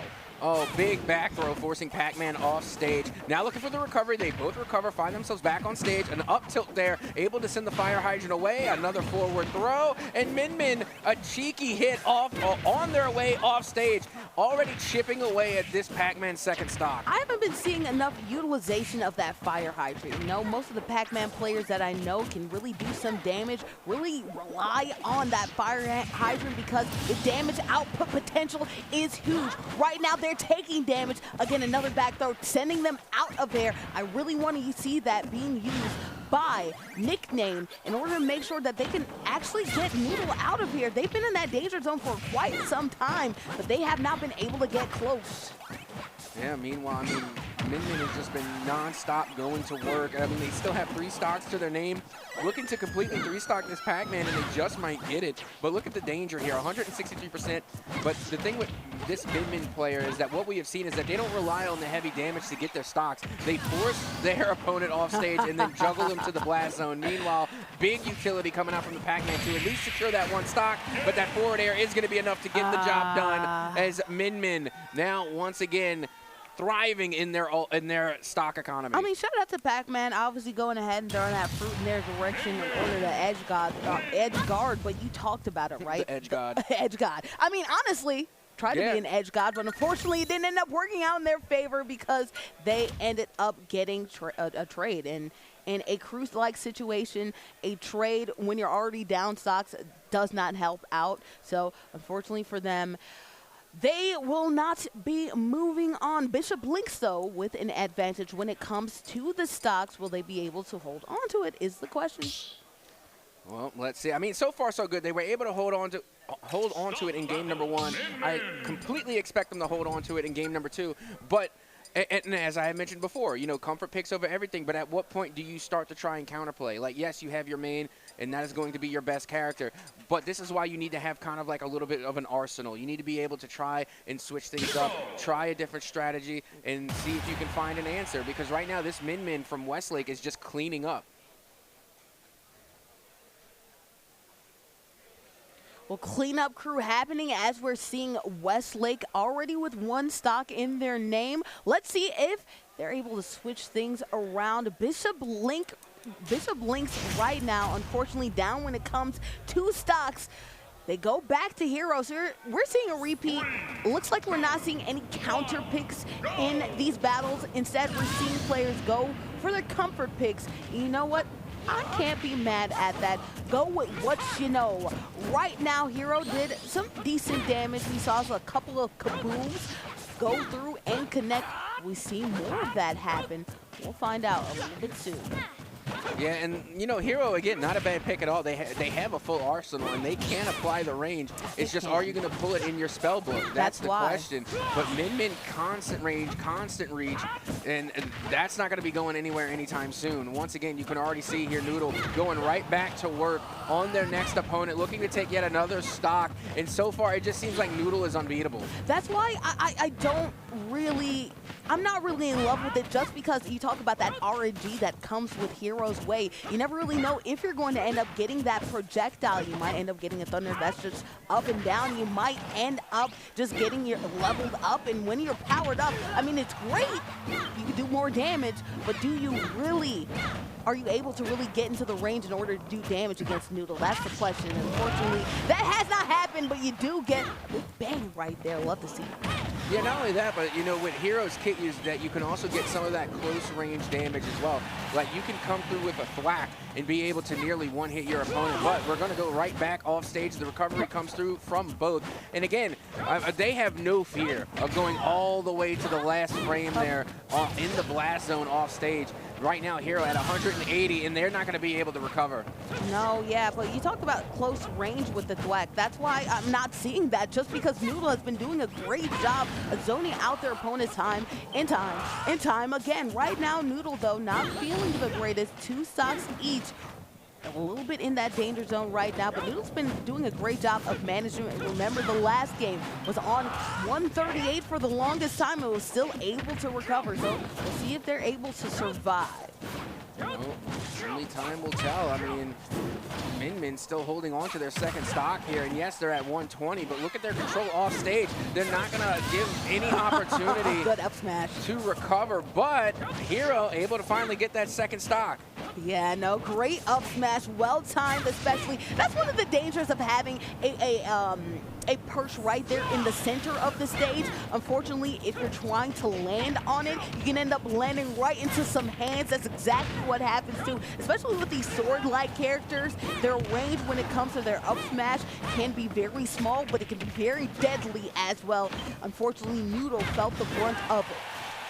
And they're going to be feeling the brunt of those hands as well. I mean, they forced themselves off stage, not going to be able to recover. And now we are down to 1 stock v 1 stock. This Min Noodle has been on an absolute tear this game.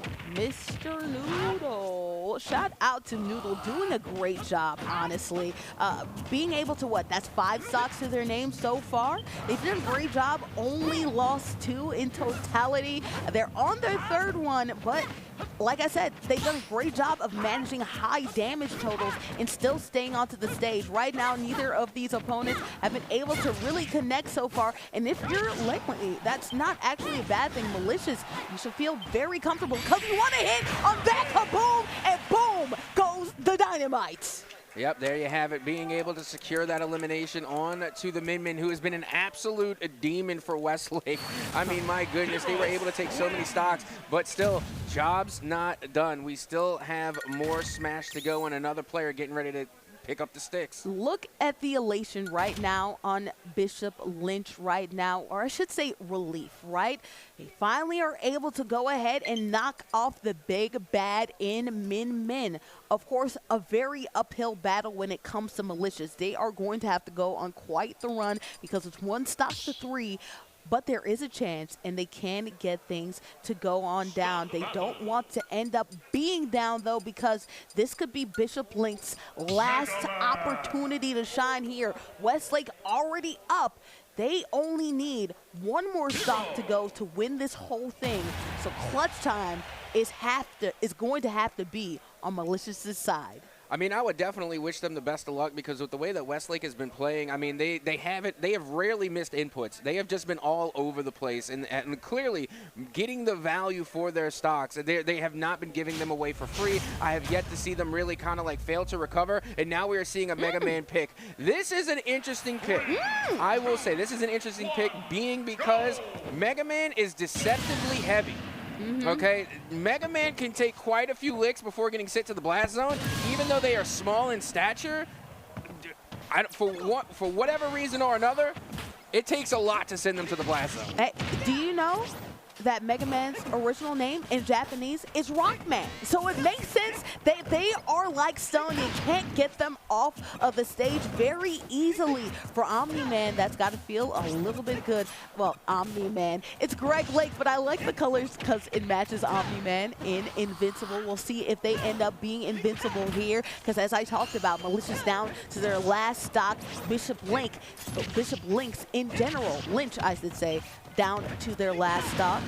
Some clutch play by Malicious in order to get the kaboom going, and I think that's going to be a key here. Yeah, not to mention, this is a decent matchup, to be honest. Hero versus Mega Man, this is a fair matchup. There's really no advantage going either way, although I will say that Mega Man does have a good bit of utility in their kit. Again, I love the Leaf Shield. I think we should see more of that. You saw the Buzzsaw go out. Now, trying to apply the Blaster as they do manage to connect, forcing Hero off stage. They find their way back on, but now look at the utility coming out from Mega Man trying to apply that damage, but this is where that heaviness, that deceptive heaviness for Mega Man is going to come into play because you're going to need a little extra oomph in order to take that stock. Yeah, that down air with that anti-up would have done great damage and got them out the park. Instead, it took that throw in order for it to happen. Great job with Malicious. As I said, back to their wall, doing a great job. They still need 2 more stocks to go. They are in the 94 percentile range. That's when they get a lot more vulnerable and more point, too. Yep, and we're going right back after this second stock, although Hero already taking a lot of damage. They're in the red at 101%. And coming from Mega Man, it really wouldn't take much to send them to the Blast Zone, just because Mega Man does have some heavy knockback capabilities. Again, being able to get the updraft, nearly able to send them to the Blast Zone, going to be charging that Plasma Cannon. Doesn't connect, but now Hero definitely not going down without a fight, even at 135%. Yeah, that boom almost sent them packing. At least did some moderate damage. Up smash, though, with the scissors. Couldn't get them going. Really malicious down to the wire. They have to play careful here because a lot of different things can get them, including that back air. And honestly, I thought that could have very well been it, but now you can see Hero constantly chipping away at the damage, but the forward air is going to be enough to seal the deal. There you have it with the Mega Man pick. Well done, well played, and if I'm not mistaken, I think that will be GG. Well, GG's indeed. Westlake, you are our Super Smash Brothers Ultimate 3v3 Grand Finals champions. Go ahead and get hyped, friends. Yeah, don't get me wrong, that was a great fight. Like I said, Westlake hardly ever dropped any, they hardly ever dropped an input. They didn't miss. They were able to recover time and time again. And the picks were there. Not necessarily they were counter picking, but the picks that they did have, got to give it up to Noodle on the min-min. Again, they were definitely kind of like, you know, being the point guard for their team. They led the way. They were able to make the work so much easier for their teammates because they were able to take so many stocks off of just from that one min-min character. Was just able to take so many stocks. It gave less work for the rest of their team to do when it was their time to pick up the sticks. Again, great crew coming out from Westlake Varsity. Westlake Varsity, again, you know, that min-min was just so sensational. When you have somebody that can be an MVP, that can be a carry, that even if they were in a precarious situation, that they can get some major stocks, oh my gosh, it's what a relief. And we talked about it, whether or not it's better to have it at the beginning, whether it's better to have it at the end. Either way, it's just better to just have it, period. And that's what they have it here as we roll to highlights. And again, there were plenty of them. Again, that right there, that back throw force off stage was so good from the Kazuya. So much great Kazuya gameplay. Again, huge sucker for the command grabs. Love the Heaven's Gate. And then it gives you scenarios like this, the fighting off stage. This is the boldness that I do not have. Taking the fight off stage, playing within the realm of danger. But once again, you cannot have highlights of this series without talking about Noodle. Oh my gosh, they were really utilizing their length all the way. And one of my favorite plays that they did was making sure that they're packed out of there, but it was Pac-Man that did a great job with that throw. That's one of my highlights so far. What well-timed kick by Bunny to use the fire hydrant against them. A reverse Uno card, if you say. Oh, absolutely. And again, that's why playing with those zoner type characters can be dangerous. But speaking of danger, I mean, it's been the Kazuya plays that have been making the day here for Smash. I mean, so many great off-stage plays that were done. But again, Noodle just keeps finding themselves on this highlight reel. I mean, look at the range there. That is insane. They were standing in the middle of the stage and still able to connect with Kazuya as they were falling off stage and towards the blast zone. So again, Noodle just definitely came in and they put in the work today. But shout out to Malicious because they really utilized that hero well timed with that kaboom, sent them out. And really, I feel like if there were just a little more stocks to their name, that this last battle could have been a little bit more interesting, but they gave it the best that they could. Malicious held in for dear life, but it was Westlake with their stocks in their pockets that went ahead and sealed the deal. They're our grand champions, and we're going to throw to the interview to see what they're up to. What's going on, everybody? We have our championship team, Westlake. What's going on, everybody? Give them a round of applause for their championship run here. All right, we're going to go through it. Introduce yourself, everybody. Kobe, Scott, Ramiro. Right on, right on. When we were watching this, my thing that I kept noticing is the min was holding it down. You were going crazy. I know you just said that you didn't feel like you were playing great, but man, I thought you were playing amazing. How do you feel? I was playing all right. I was definitely missing a lot of things that I should have got. I wasn't playing at my fullest, but I definitely hit some stuff out there, and that was good. They needed you guys out there. Every one of you played well, but they needed you to do what you did for sure. What about yourself? How did you feel about your play? I felt like I played overall good, except for like game 2 because my controller wasn't working. But other than that, it was pretty good. Controller wasn't working and still pulled it through. Beautiful stuff. So now this gentleman right here has a belt around his shoulder. Tell everybody about yourself, about last year. I ended up winning last year. I beat a Steve. It's a great comeback, you know? Definitely, definitely. So this is the singles champion from last year, has his new comrades, and they come through, get another title. And what are you about to do next after this? I'm gonna win. No. What are you competing? Oh, I'm playing Smash. Right after this, he is going to be competing in the 1v1, and so he's going to have a chance for 3 belts here and still has a chance to come back next year and do it again. So there's a lot riding for this gentleman. We're going to go ahead and present the belt for these guys. Westlake, everybody give them some noise.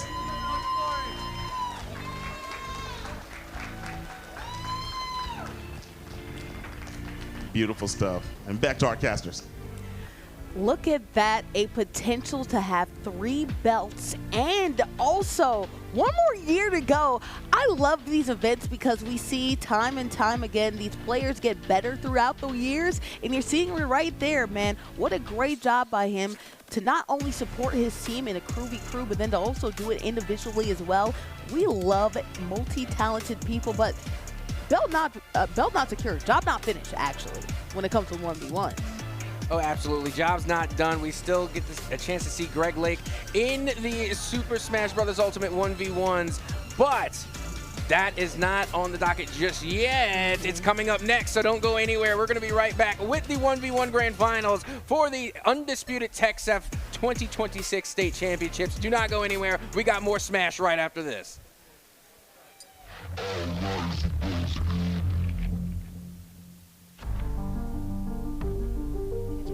Foundation, and we're a nonprofit out of Corpus Christi, Texas. We are really proud of the program that we have built because it just started simply because my daughter wanted to compete in Smash Bros, and we didn't have anything in our area that she could participate in. So we decided to start something, and it very quickly grew, and we really quickly realized how beneficial it can be for students in our area. And we don't just focus on gaming, we also focus on STEM education, leadership training, student wellness, all of those things that will help our students propel into adult life and make their lives better, and also the communities in which they live. We're really excited to be here at the state championships. We actually have 12 students who qualified for the state championships to compete this year, so we're really excited about that. And even better, we have one student, our only senior this year, who actually got a full ride scholarship to play varsity esports for Texas A&M Kingsville. So we're really proud of the opportunities that our students are getting, and that this represents something that can really impact their future. Okay, my name is Bordy McBoard. Joining alongside me is a rep for iRacing right here, the table lead. Go ahead and introduce yourself, my friend. Yeah, so I'm Wesley. I've been a part of TechSef since late 2023. Yes. We initially started iRacing in 2023. Me and the commissioner, Mr. Rick Allen, started it.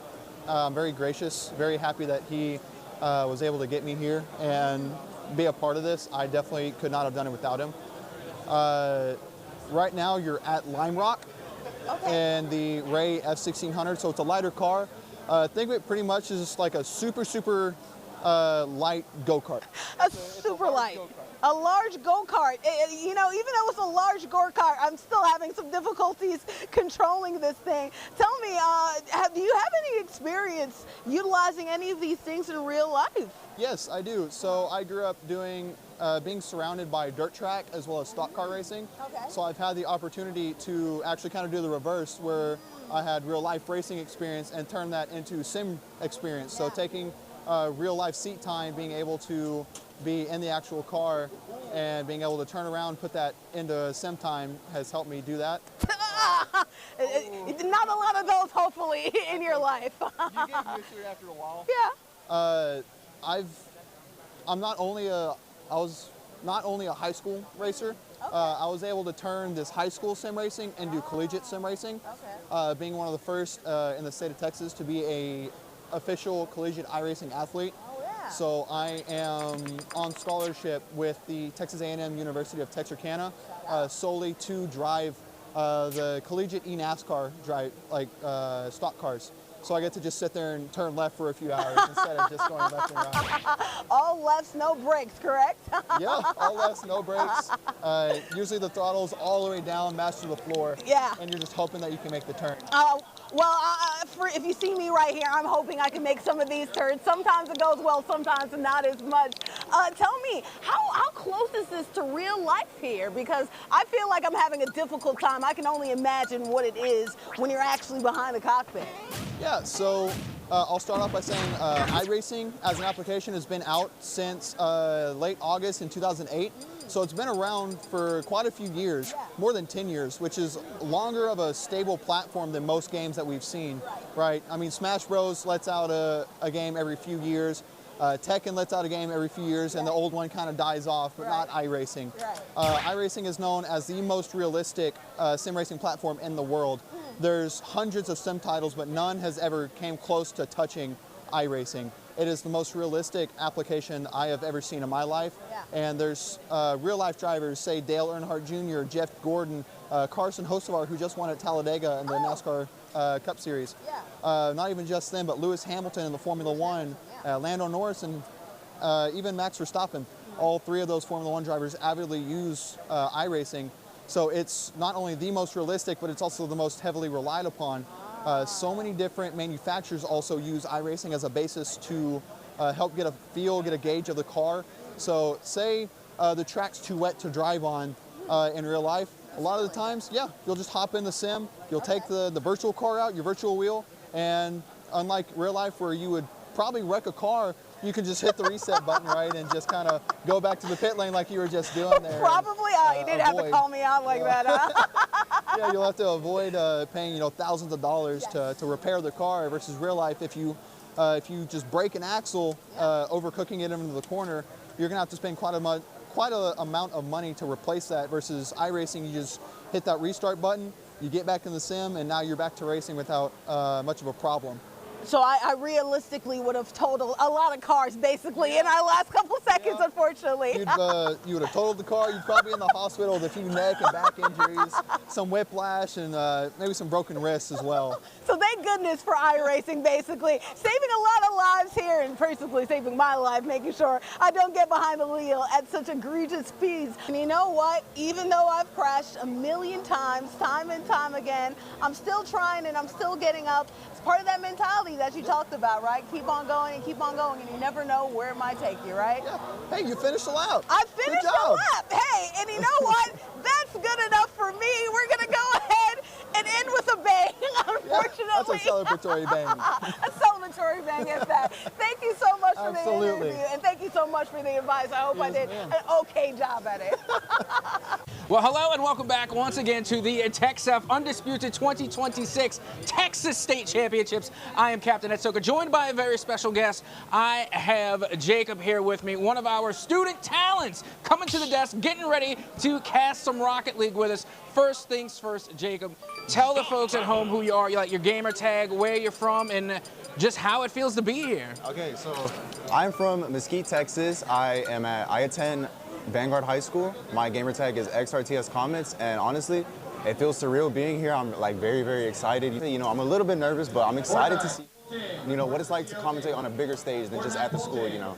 Oh yeah, absolutely. I want to pick your brain a little bit because, again, the game of Rocket League has developed so much from its inception, actually, in the original Supersonic Acrobatic Rocket Battle Cars back in 2008, all the way to now, some 20 years later. I want to ask you, what is it about Rocket League that got you captivated into playing it and into now commentating it? Okay, so when I was young, like 5 years old, my dad instantly put me into soccer. It's been a big sport throughout, you know, our generations of our family and stuff.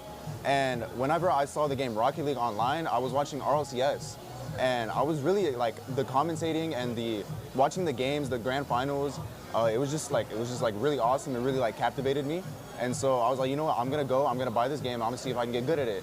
And I'm not the best at it, I'm only a champ right now, but you know, it's really fun game. It shows my love for passion for soccer and, you know, things like that. Absolutely. Now, you say that you do work at your high school for Rocket League. Can you explain a little bit more about what it is that you do for your high school regarding Rocket League, regarding esports? Okay, so originally, I first came in as a shoutcaster because I got recommended by my friends to do so. I did a stream actually my first stream was on TexF. I was streaming with Juice, and it was Vanguard versus, I can't remember which team, but that's how I started. And then this year, senior year, I decided to also join the team, and I was able to play for the junior varsity, which unfortunately we could not qualify for state. But yeah, so then I continued doing shoutcasting for the side, and that's how I ended up here. All right, now another thing I want to ask you, what do you think about this event here, like with TexF Undisputed? This is our 4th year running, you know, putting on this event. What does it mean to you to have something like this available to you to not only strive and compete, but to also just to come and participate? I think it's really awesome because it really shows the passion for all the kids out there that love video games, and it shows that you can actually do something with this, you know. You know how parents are like, oh, video games are never going to get you anywhere, you know. But then this is that open opportunity for students to go and prove their skill and show that they're capable of doing things and making something out of this career. Oh, absolutely, and not to mention now they're offering scholarships, which is why I think this venue is so important, because a lot of these young student athletes can put on a demonstration of their skills to potential college scouts. So I guess my last question for you, you know, before we wrap up is, where do you see your potential going forward with esports in college and eventually a career? You know, hopefully I can also do shoutcasting when I'm there at college. I'm going to be attending the University of North Texas, and I know I've seen a bunch of posts about their esports and stuff, and maybe I can be a shoutcaster for them or even be like a manager for the Rocket League team rather than a player. And it'll just further me for the future, you know, have it good for my resume and things like that. Absolutely. Well, before we let you go and give you one last opportunity, just, you know, for the next 30 seconds, the floor is yours. Is there anything you want to say to the folks at home or anybody out there that you just want to give a shout out to? I just want to shout out my mom and my dad, you know, for training me to be, you know, confident enough to come up on something like this. I hope that everybody there at home watching, or everybody that's here as well, I hope you're enjoying this, having fun. And, you know, we're going to get some good Rocket League gameplay. We're going to get all types of gameplay heading into the following days, and hope you're enjoying, basically, yeah. Well, there you have it. You're going to see Jacob here in just a few moments getting ready to cast Rocket League live here at the Undisputed TexF Esports State Championship. Do not go anywhere. We'll be right back, and you are going to see Jacob live and in action. What's going on, everybody? It's Zipmaster Flex again, and I'm here with Muhammad. What's going on? What's up, man? What's going on? Tell everybody about yourself, your school, what do you play? I'm Muhammad. I go to Clemens High School. I play Fortnite, I play Valorant, and I play other games, which are like CS2, Rocket League. Or I don't play much of Rocket League, but I played it before when it was like good. Fortnite's my main, no, Valorant's my main one, right? I hit Radiant on it. I'm in Mortal 2 right now. And then Fortnite, I'm like really good at it too, but I just don't focus on it as much as I do on Valorant, so that's why. Okay. Yeah. And you're going to be competing in both? Yes. Okay. The venues are overlapping too, so I'm going to have to hurry up over here and then go to Valorant. I've been there. Yes. I've been there. You know what I mean? You come from that competitive background, especially in esports, you're going to have to bounce around a bit. So now I got to say, how are you going to say that you don't take it as serious, but you're playing for the championship? Well, hello and welcome back once again to the TexF Undisputed 2026 State Esports Championship. Once again, I am Captain Atsoka, joined on the desk now by a very special guest. Why don't you go ahead and introduce yourself to the folks at home and let them know what you're about here today. All right, thank you. My name is Squaffles. I'm a player from Harmony School of Innovation down in Fort Worth. I'm an esports commentator for fighting games mainly.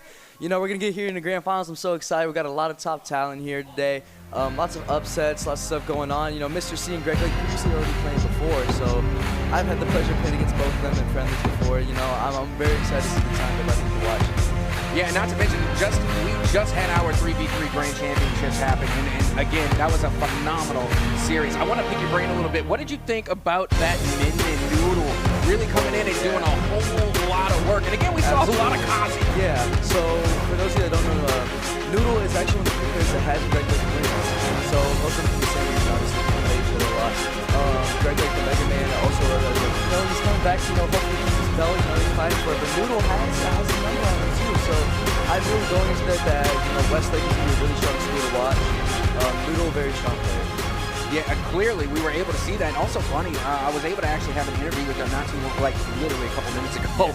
And again, they also were just, you know, being able to like mirror match up against that Kazuya really well. And I even asked them, I was like, well, who's your main? You know, and then they told me they mained Cloud. And I was asking, where was Cloud during that? But, you know, enough of the last series. We're getting into the 1v1s now as we get this one underway. And I got to tell you, Squaffles, Joker versus Mega Man. This is a matchup right strong. here. I mean, absolutely, Joker's just sheer way to get in on Mega Man can be really, really, you know, taxing as Mega Man. But that speed and those projectiles can be really hard if you're not playing careful. Mr. C's got to feel him out. Obviously, Mr. C, not a traditional Joker main. He's a Joker secondary. So, you know, he's trying to feel Greg Lake out a bit. And good thing this is best of 5. He's going to have an extra game to do that. Yeah, and don't get me wrong, I think the Mega Man is a good matchup against Joker, but you got to keep in mind, Joker does have a good bit of speed. And my question is, how do you think Mega Man is going to be able to kind of, I guess, counteract against whenever Arsene does eventually appear? And then that's one really hard part, especially Greg Lake's playstyle. You know, he's a really big, like, leaf shield kind of heavy guy. You can't do that against Arsene. Those back airs and those up airs can go straight through that, and we're already seeing that come into play right now. Arsene going to come online here in a couple seconds. And I guess we'll see just how Greg Lake plans to deal with that. And that's what makes Joker so dangerous as well. Like, already look at the amount of damage they were able to do onto this Mega Man. Already taking that first stock right as Arsene appears. And this is how we're kicking off Grands, ladies and gentlemen. Mr. C coming down from the loser siding, but he is no loser. He's kicking it off, kicking it hot, man. Already, though, Greg Lake crawling it back. Can we see Mr. C be able to get some extra credit? And we're seeing a little bit of a ladder combo come out. Again, a great showing so far for Mr. C. Greg Lake gonna have to try and find an answer against this Joker. I mean, there's just too much speed. It seems they're able to pace themselves so well, and now being able to apply even more damage, not wasting any time going after Greg Lake's second stock. And Mr. C cannot take his foot off the gas pedal there. And he's doing such a good job about playing patient. Even though Joker's so fast, he's so much like he's able to play in that burst range that, you know, a Mega Man can feel comfortable. But still, you know, Joker's, like I was talking about earlier, he just has that burst ability that Mega Man just aren't ready for.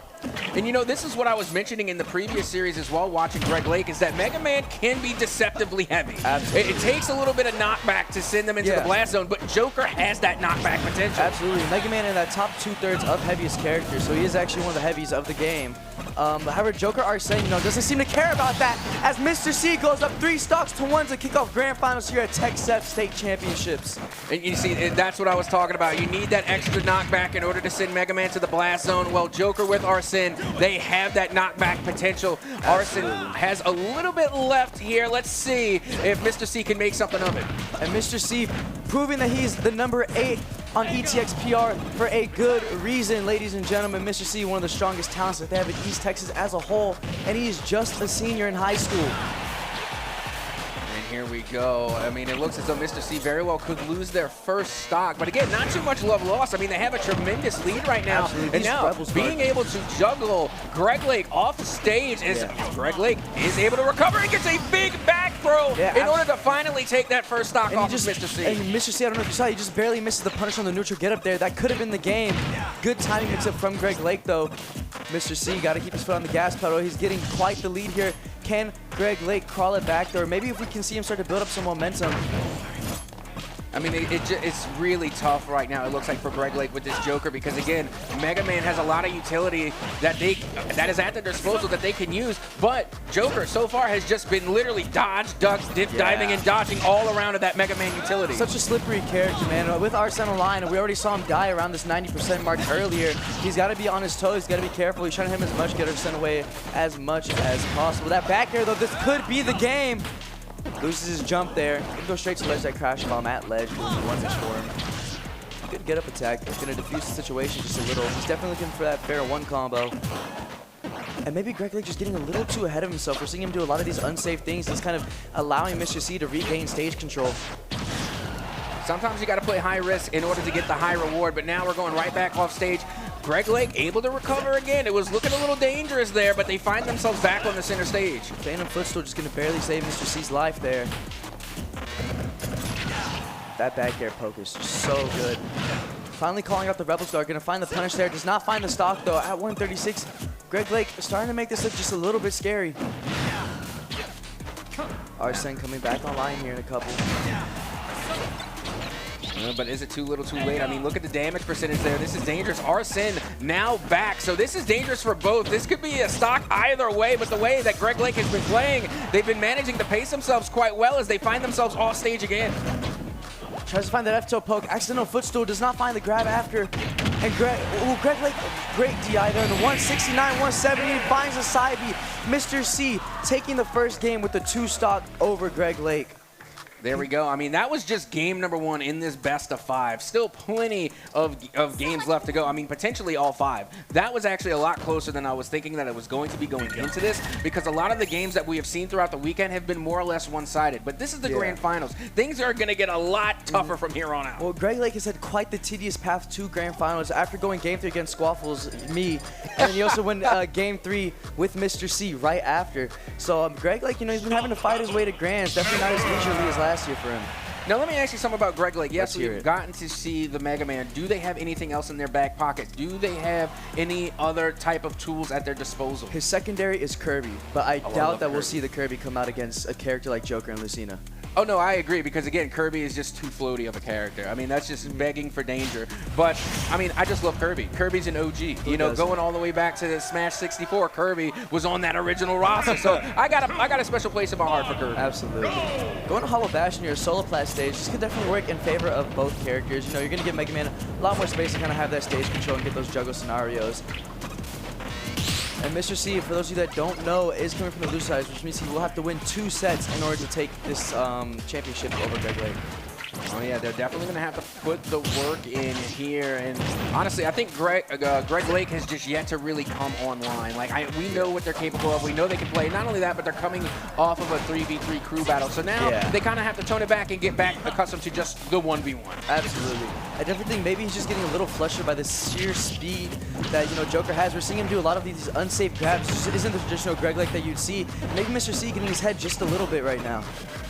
Yeah, and not to mention, you know, like we had mentioned, they do have the bracket reset in their favor. So even if they do fall this series, you can just say GG, go next, and reset. Absolutely. I mean, also taking this time to understand your opponent's habits and stuff as well, and then being able to apply that in the reset is just a great thing to do. That Leaf Shield 2-frame coming out, not going to get the cheese from it, though. Against big ledge guard there. I mean, they were able to chip away at the damage, but still, Mega Man in the danger. The only real advantage, not real advantage, but an advantage you have to take in consideration is that Joker is a lot lighter than Mega Man, so Mega Man does have a lot of potential to, you know, take advantage of the damage disparity. Definitely. I mean, definitely, we were saying earlier, what I was mentioning is that F-Smash and that back air are just extremely early kill moves, especially against a character like Joker. It's kind of hard for him to avoid it. He's just a little bit taller than most characters, so... At 150 though, 109, gonna get the sour spot on it up, so not quite gonna kill. Down throw, not doing it just yet. Looking for that back air, goes deep. And Greg Lake calling him out, and Mr. C's lead is now down the drain. At 163 though, evens it right back out. And we have a reset here, 2 stocks to 2 stocks. I mean, that's exactly what I anticipated. Like, don't get me wrong, like Mega Man on the recovery, able to come through and get that stock, but we all knew the revenge stock was coming in full fold. Yeah. I mean, it was bound to happen at 160. Doing a great job about punishing these unsafe pellets. You don't see a lot of players understand that that's unsafe. And Mr. C, I think he's got this matchup a little bit on a download right now. Yeah, but more and more we're seeing Greg Lake start to come alive. They're doing really good with their spacing by keeping Joker at bay. And honestly, kind of using that against them, because we've been seeing this Joker mad dash, and it's been the use of the utility to try and keep that distance. For sure. And I definitely think we're seeing Greg Lake. I don't think it's more so it's like he's starting to understand the character a little more. I think he's starting to understand Mr. C's habits a lot more. He's calling out a lot of these soar hops and a lot of these jumps, and he knows what Mr. C's going to run in with. However, speaking of run in with things, he keeps running into these back airs. So Greg Lake's got to change something about his gameplay, or that Arsene will kill next time. Oh, absolutely. And that was another thing I was going to point out, is that we're watching Greg Lake really start to play the, you know, the avoid game. They're playing hide and seek with Arsene. So instead of just trying to duke it out in the middle of the stage and try and go 1v1 with Arsene, instead we're just not going to fight them. That's one of the best ways to deal with this. You know, you kind of camp out, hope that you can force him in your face and get a grab. Like, you take away a lot of that Arsene meter. And Mr. C once again going up a stock against Greg Lake. And could we see Mr. C go up 2-0 in this grand finals?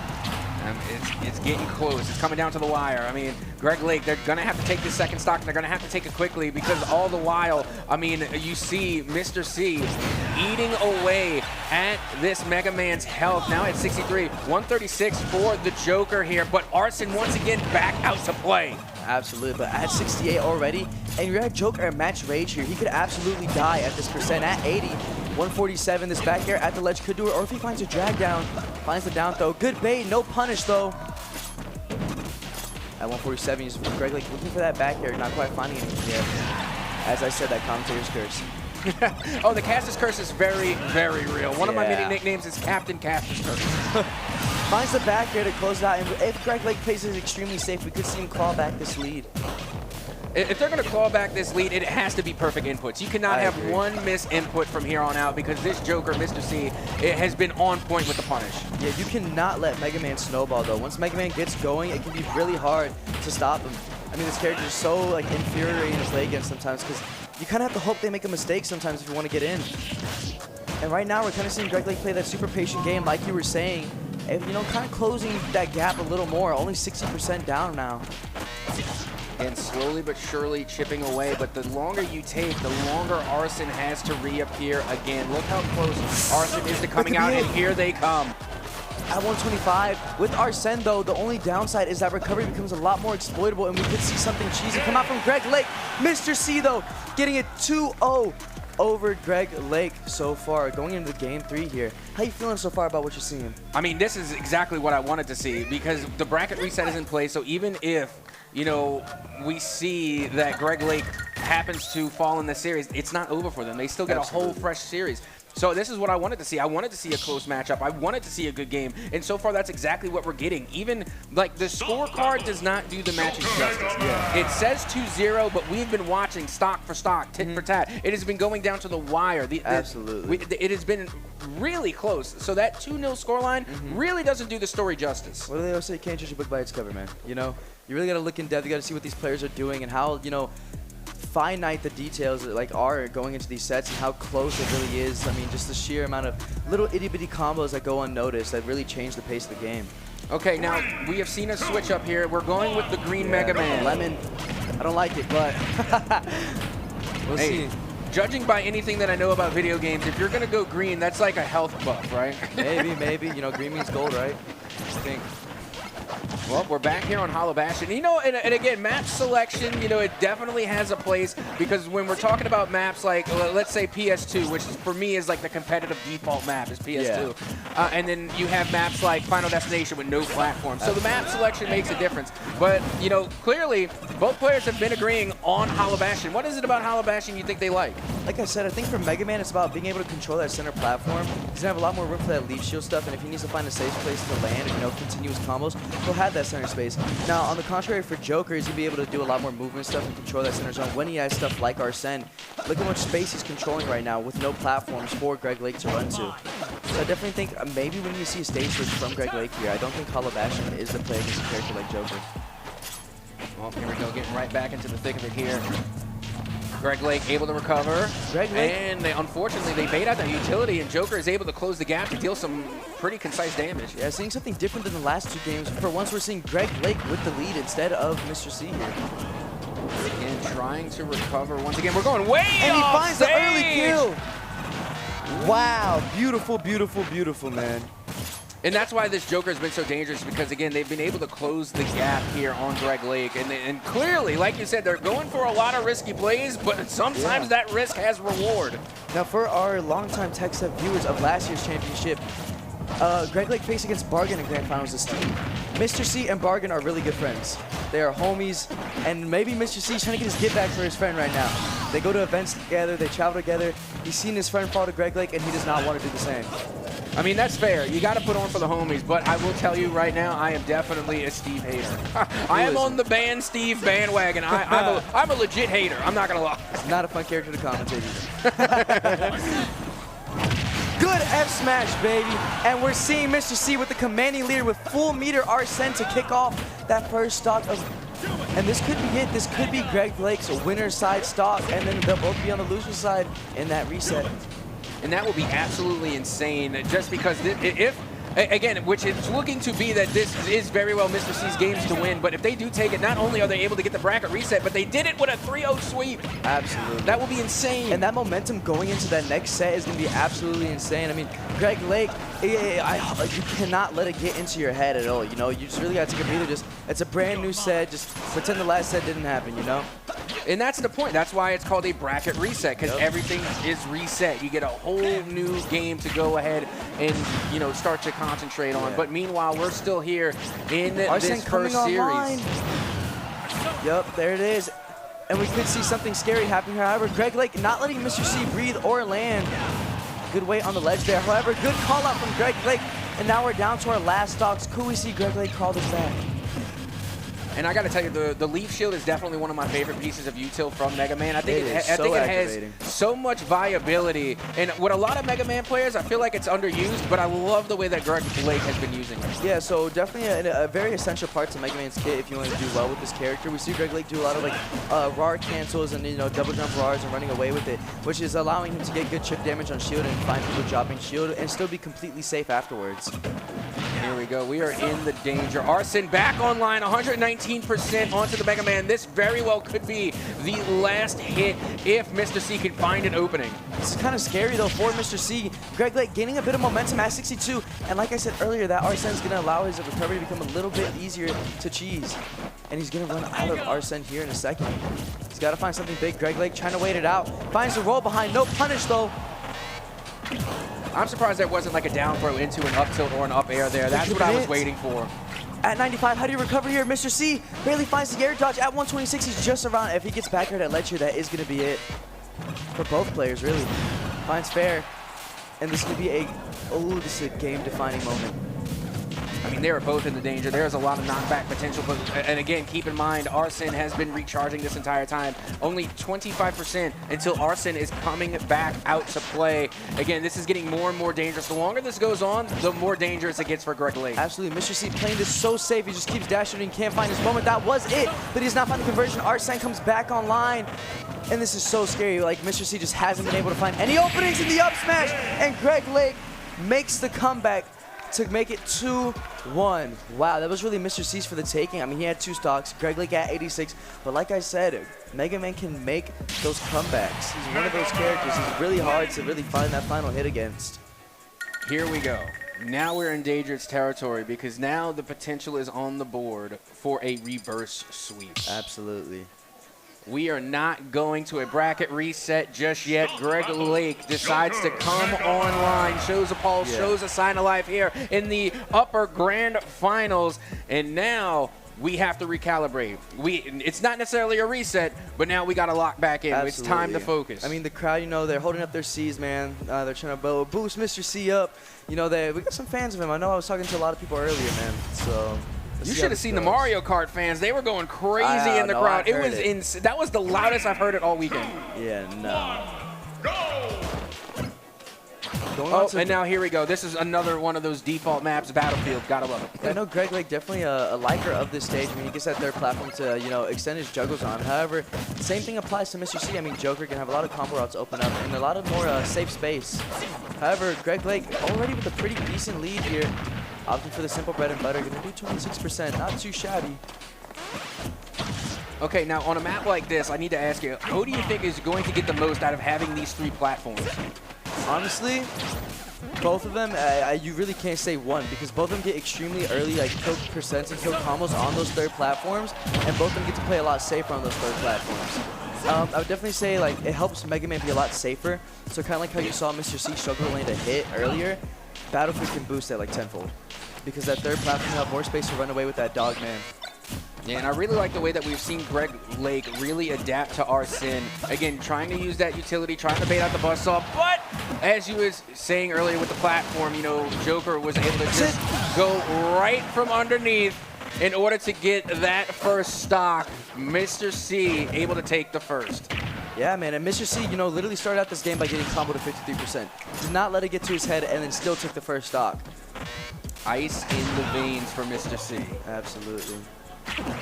Now, when it comes to off-stage presence, who do you think has the upper hand when it comes to fighting off-stage? Honestly, I think Joker really formidable when it comes to off-stage, but Mega Man great on the ledge guard too. Well, here's something interesting is most characters really struggle to edge guard Mega Man. He's one of those really hard characters to hit off stage. Joker's not one of those, especially when you know what you're doing. Joker, you know, gets those back airs, those nairs off stage. However, same thing goes for Mega Man. Mega Man has a Metal Blade which can interrupt that tether a lot, and whenever Joker has Arsene, that Iron Fist, the down air, can kill absurdly early. So both of them have their own little gimmicks, you know, nicks and knacks. Yeah, and if there's anything that we've seen from Mr. C is that there is no fear in this player at all. They will take Mega Man toe-to-toe in the center of the stage or off stage, does not matter. Mr. C, again, has been playing for that high-risk, high-reward gameplay, and it has paid off so far. Yeah, and Mr. C at max rage here, so we could see some early kills even without Arsene. Empty hops there, trying to find the bait. Does bait out that grab to find the back air, and he finds the other back air. Fear. He does not have any. And Mr. C goes up 3 stocks to 1, man. He is snowballing. He did not let that last game get to his head. No, not at all, clearly. Finally, the up smash does connect here for Greg Lake, as now they are able to take that first stock off of Mr. C. But already we can hear the crowd getting hyped. They are letting their voices be heard as a bracket reset is now very much in the cards. Absolutely, but we're seeing a similar thing to last game. There's a similar percents, similar situation, and can Greg Lake make yet another comeback? I'll be honest, the way that I'm watching Greg Lake play in these scenarios, legit looks like he's fighting a Mega Man boss battle. Honestly, yeah. And you hear the crowd chanting one more stock. They want Mr. C to take this. They want Mr. C to take this to the reset. I do believe we do get a reset, correct? Yeah, no, bracket reset 100% in play. And don't get me wrong, I would like to see a bracket reset too. Absolutely. But for a completely different reason. I'm not favoring one player or the other. I just want to see a good game. Yeah, and that could be an early kill. Not quite. Good on Mr. C not to use any of the jumps. Finds the back air at 83.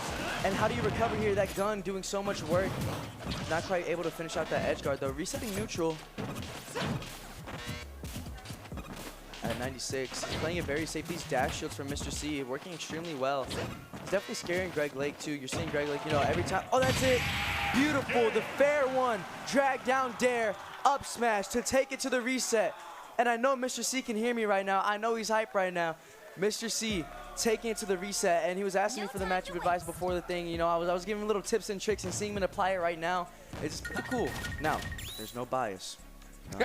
No bias at all, bias. clearly. I mean, that nobody here has the home field advantage. You know, we're at an event for everybody. For sure. The crowd clearly has their favorite, and I will say the crowd definitely makes a difference. We were watching Mario Kart earlier. The crowd was going absolutely nuts. Sure. They were making themselves heard. They were bringing the hype, and I got to say, that momentum boost, I will say I may have seen 1 or 2 fan impact plays. So when you're playing in a venue like this, when you have the crowd cheering you on, when you have the lights, the cameras on you, it's a different atmosphere. It really can affect your play. Absolutely. I mean, we're seeing Mr. C not let that get to his head at all. You know, he doesn't see the cameras, he doesn't see the lights, he just sees the game in front of him, and I think that's what's the most important right now. You know, Mr. C, hopefully he can kick it off strong. Hopefully Greg Lake can kick it off strong. You know, I want to see some good games, some good combos, some good spacing from both these players right now. And funnily enough, I mean, me, Greg Lake, Mr. C, and another player were all playing doubles right before they had to play their sets. So maybe they picked up on habits on each other without us knowing. Oh, yeah, and that's really, really important, not just in esports, but this goes for traditional sports as well. As a matter of fact, this is something I picked up on from traditional sports. Yeah. And another thing is that what a lot of people don't understand is that people who get into esports more often than not come from a traditional sports background. Absolutely. I've seen so many esports players that played soccer. For my example, I played baseball for 13 years. And one thing that I learned in baseball is that when you're waiting to play, you watch the other team warm up. Absolutely. You watch their pitcher throw. Yeah. You watch them in the batting cages. You watch your opponents. You take notes. You look to see what you're up against. And like you were mentioning, maybe that's something that both of these players were doing before they got on the stage. Absolutely. I mean, like you just mentioned, I play varsity soccer and varsity basketball, right? And so that's something like I definitely can see that applies to esports as well. I mean, I myself do the same thing.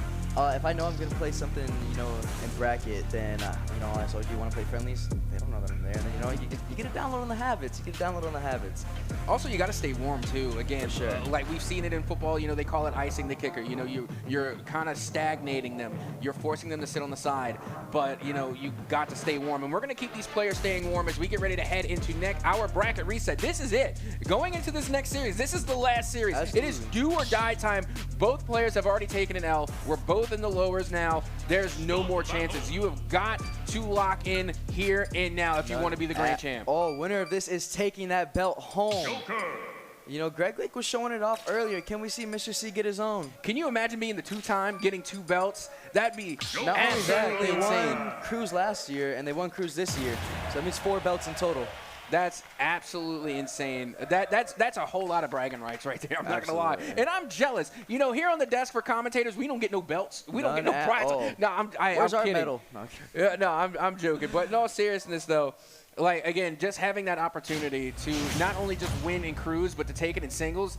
Again, that right there is making a very powerful statement. Definitely. Kicking off game 1 of the reset. Oh, and we got a controller DC. Now, I mean, hypothetically, Mr. C could take the stock, but I don't think he's going to do that. No, absolutely not. I mean, this is why you got to charge your controller, folks. This is why you got to bring some extra batteries or whatever it is that you have to do. I mean, clearly, you know, if we're playing on Switch, then you know there are no batteries. That's an Xbox thing. Oh, yeah, I'm an Xbox hater, too. I'm going to let you know right now, I'm an Xbox hater, too. Duking it out right now. Kicking off with a different stage choice here. We got small battlefield. I know Greg Lake's a pretty decent fan of this stage, so we'll see how Mr. C likes it. This is interesting because, again, with small battlefield, like, don't get me wrong, there's still plenty of space, but I guess trying to reduce the platforms and trying to reduce the space gives Joker less room to really dodge and jump around as much, kind of leaving themselves a little bit more vulnerable to Mega Man. And Greg Lake's got to do a better job at dealing with Rebel's Guard.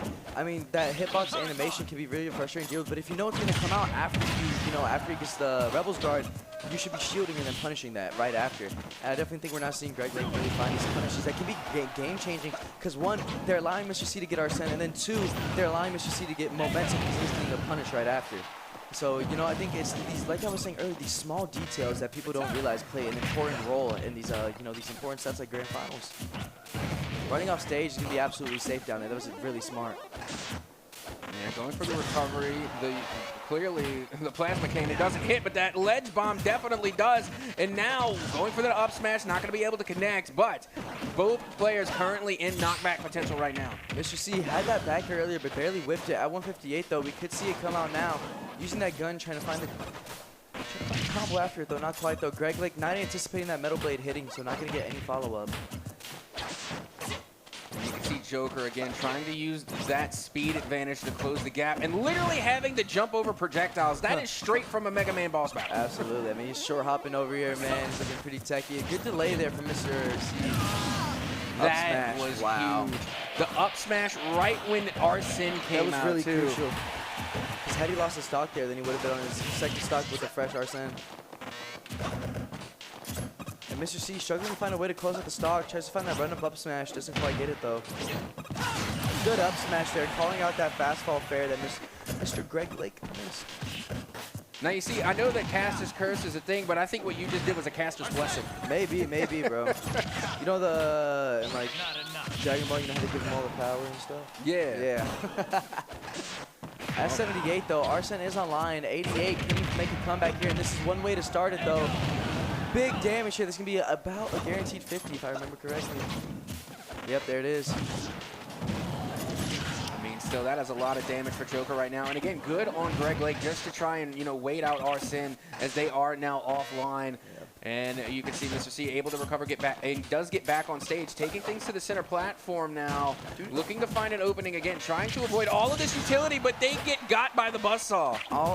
One more of those, man. That buzzsaw into the back air there is a true combo, and it is a kill confirmed. So, and that back air drag down to back air is also a kill confirmed. Greg Lake starting to find these combos, starting to hit his stuff like we were mentioning earlier. And now here comes the crowd coming alive again, trying to get a fan impact play on the board. Let's see if they can make it happen. Can he close up the stock here? He finds that deep back air, and now we have an even game. What a way to kick off our reset here. Now Arsene getting ready to come back online, and none too soon. We are all fair. Only a difference of 31%, really not that big of a difference at all. And now big plays being made, coming from Mr. C. Good Iron Fist from there. I mean, he's got to watch out. If he keeps going for those down airs here and he has Arsene online, he could get a really strong counter off of that. That will reflect.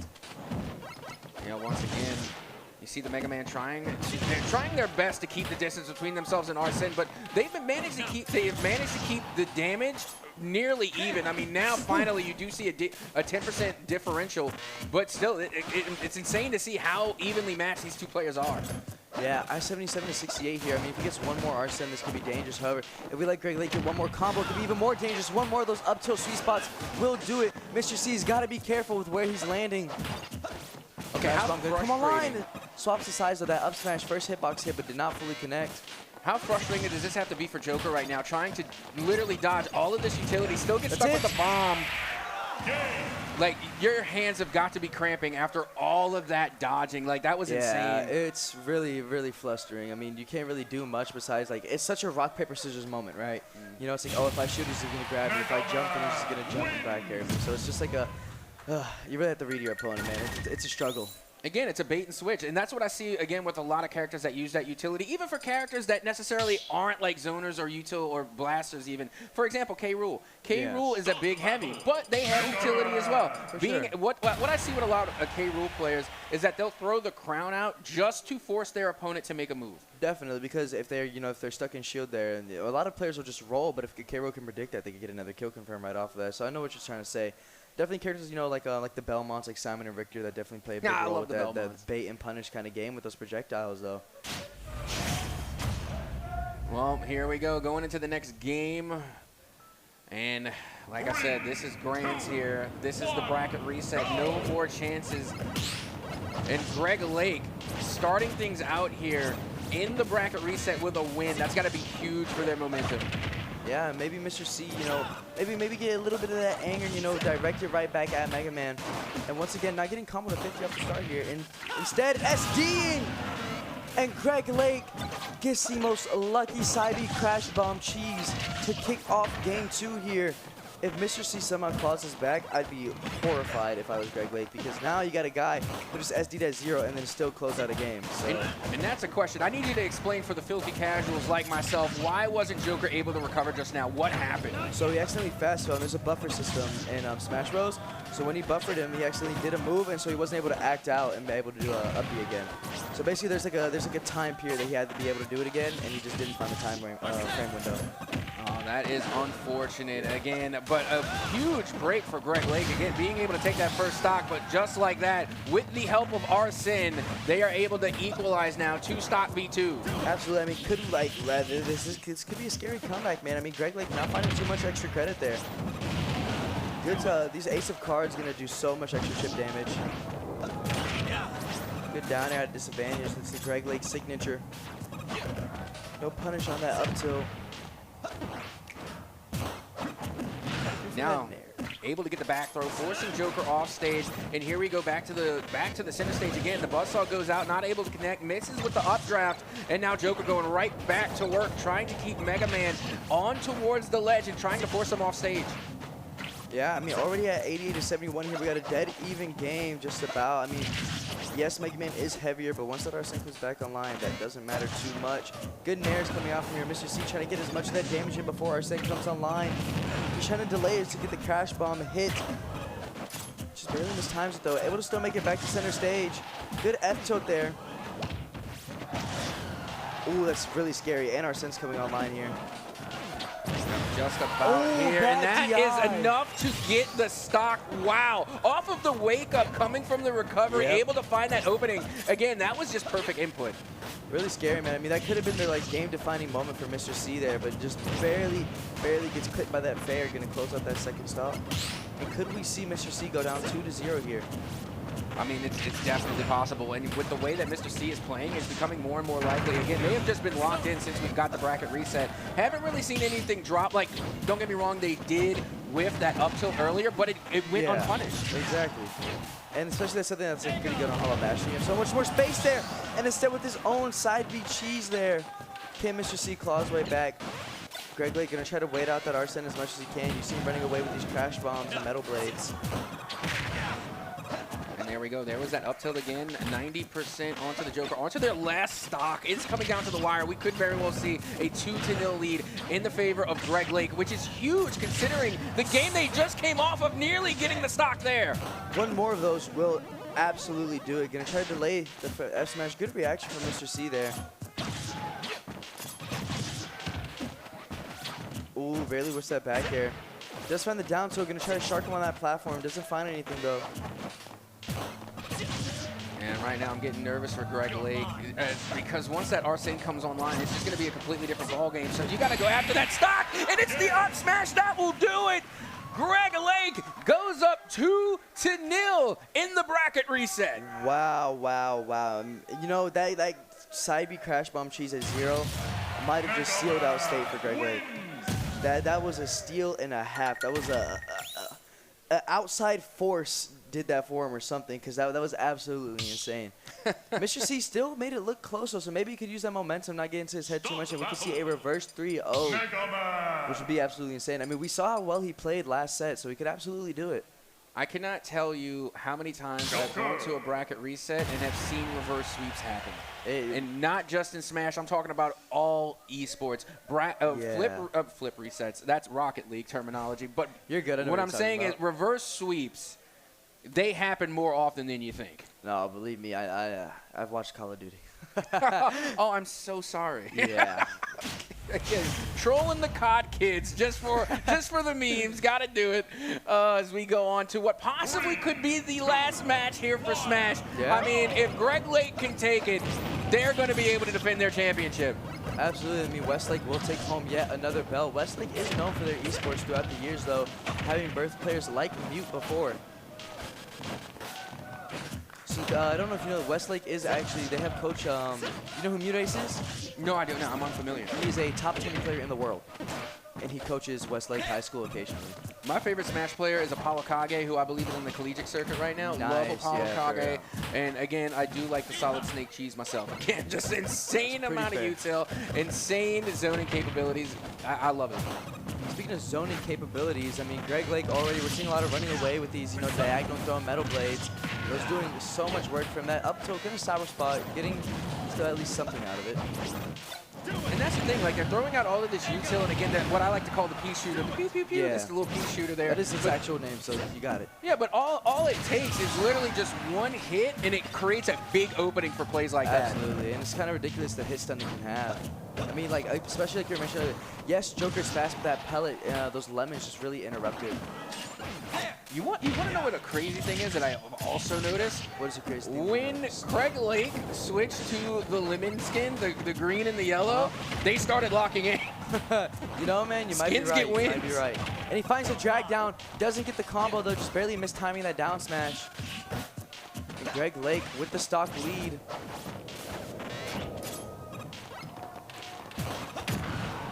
They are making Mr. C work for it right now. I mean, we were talking about Joker being able to dodge, duck, dip, dive, and dodge, but I got to tell you, Greg Lake, with their spacing, has been literally all over the stage, dodging every single attempt that we have seen from Mr. C so far, and even more so now since Arsene has been activated, now nearly depleted.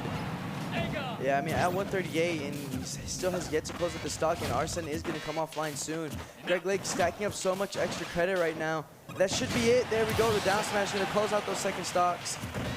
Down by 70% here, 79. We could see a back air come out soon. That might just close the stock.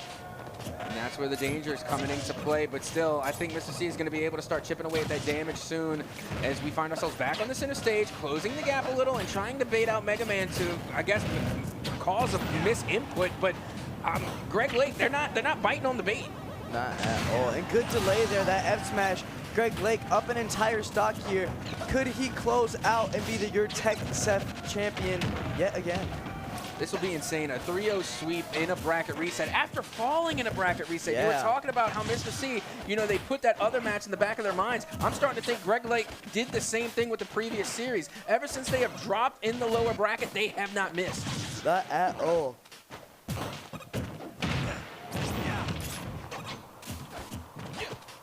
But Greg Lake, though, I mean, definitely having some momentum. I mean, after getting that, you know, that kill at 0 and stuff, you gotta have a lot of momentum going in there. You know, you're feeling pretty pumped up and stuff. Maybe Mr. C feeling just a little bit demoralized.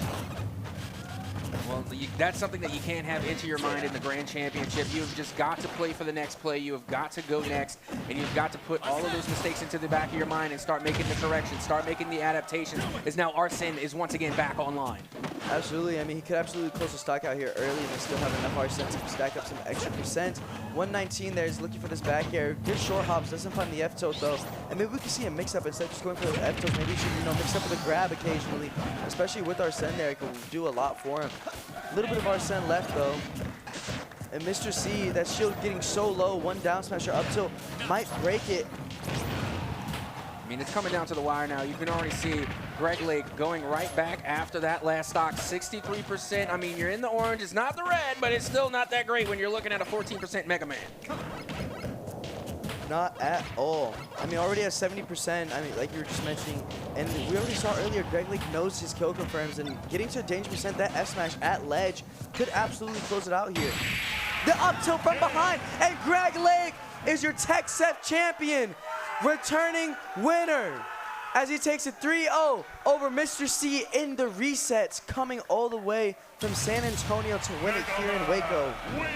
I mean, absolutely insane. The mental fortitude and wherewithal to fall in the upper finals, just to regather yourself in the lowers during the bracket reset, and then not only going into the bracket reset to take the dub, but to do it with a 3-0 sweep, a nearly perfect tournament for Greg Lake, as they only dropped one game, holding up the deuces, the two-time champ, Greg Lake.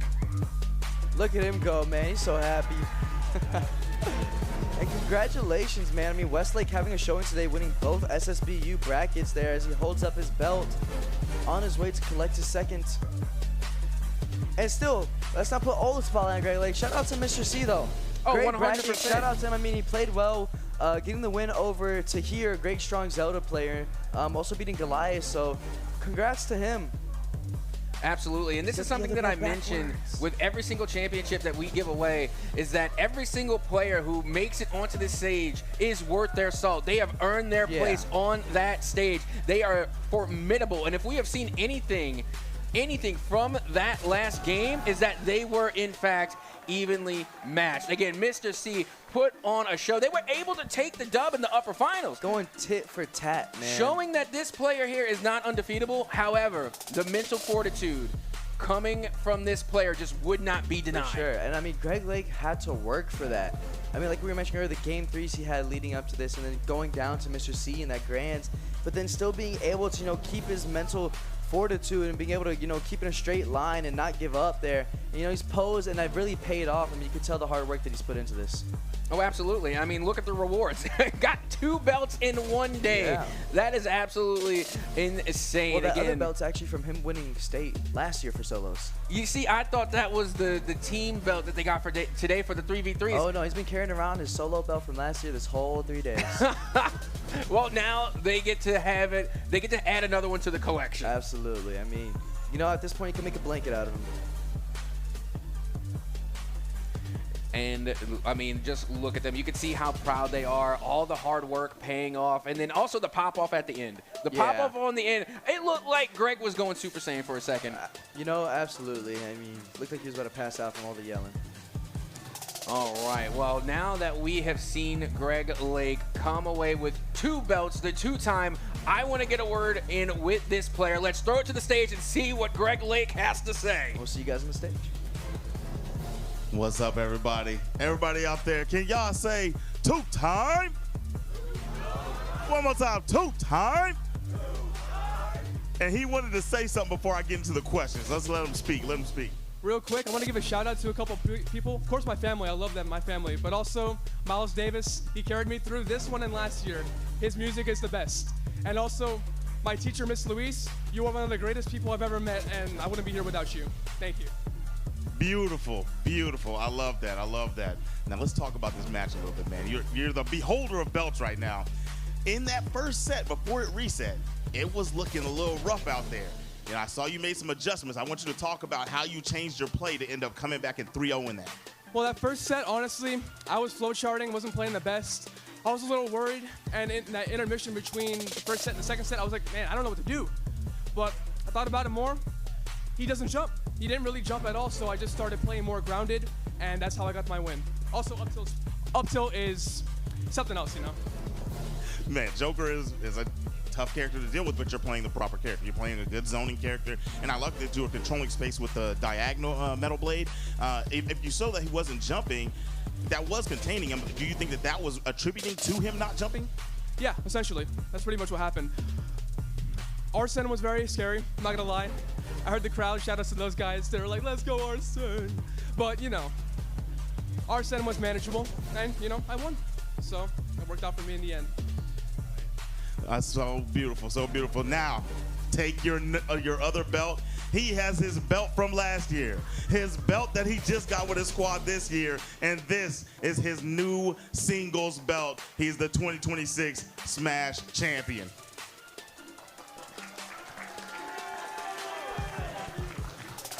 All right, and back to the casters. Well, I mean, there you have it. Greg Lake, 3 belts on stage. You can't get much more prouder than that. And that's really going to wrap us up for Smash for the day. We did our 3v3s, we did our 1v1s, and I got to tell you, it has been great sharing the desks with you. For sure. You have been phenomenal, truly a talent on the caster's desk. It was great. But before we let you go, I need to know, is there anybody you want to give some shout-outs to? Just for the next 30 seconds, the floor is yours. Let the people at home know what you got to say. Shout out to my mom. You know, at first she was a little questionable about esports, but now she watches me whenever I commentate at regionals. Shout out to Greg Lake, Nazo, all the Tech Set people that, you know, performed today. I mean, getting to hang out with all you guys throughout the 3 days, you know, we live like 5 hours apart, so being able to come together as a community today was a great thing. Shout out to the sound crew.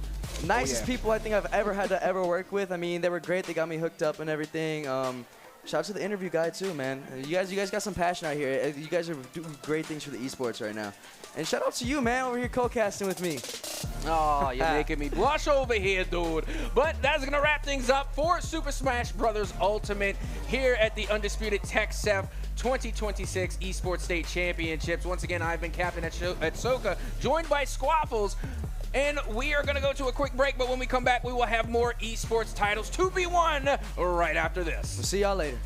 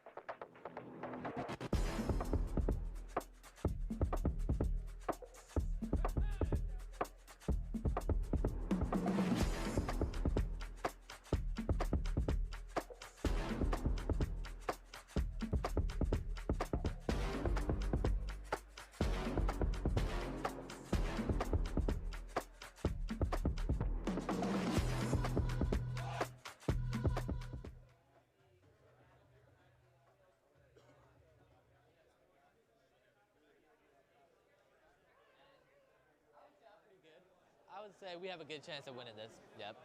I love that energy. Yeah.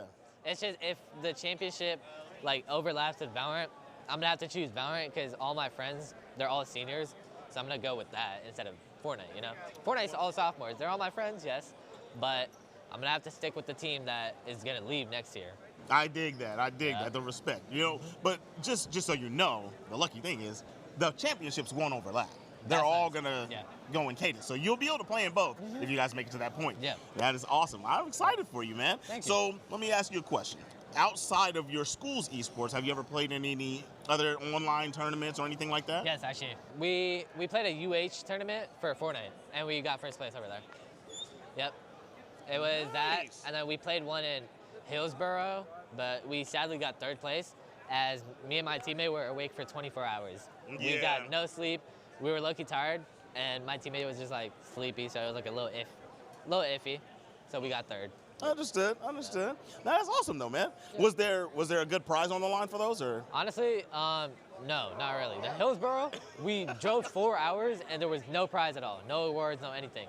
But you do get state qualification, so that's a prize. For UH, state qualification, but they had prizes. They had a medal, and then they had like a little plaque that you were holding, right? And you just go up, you know, take some pictures. That's it. That was it for awards at UH. All right, next question for you. I know you're doing the esports thing, and I know that you have a lot of confidence. You're really good. You're ready to show people what you got.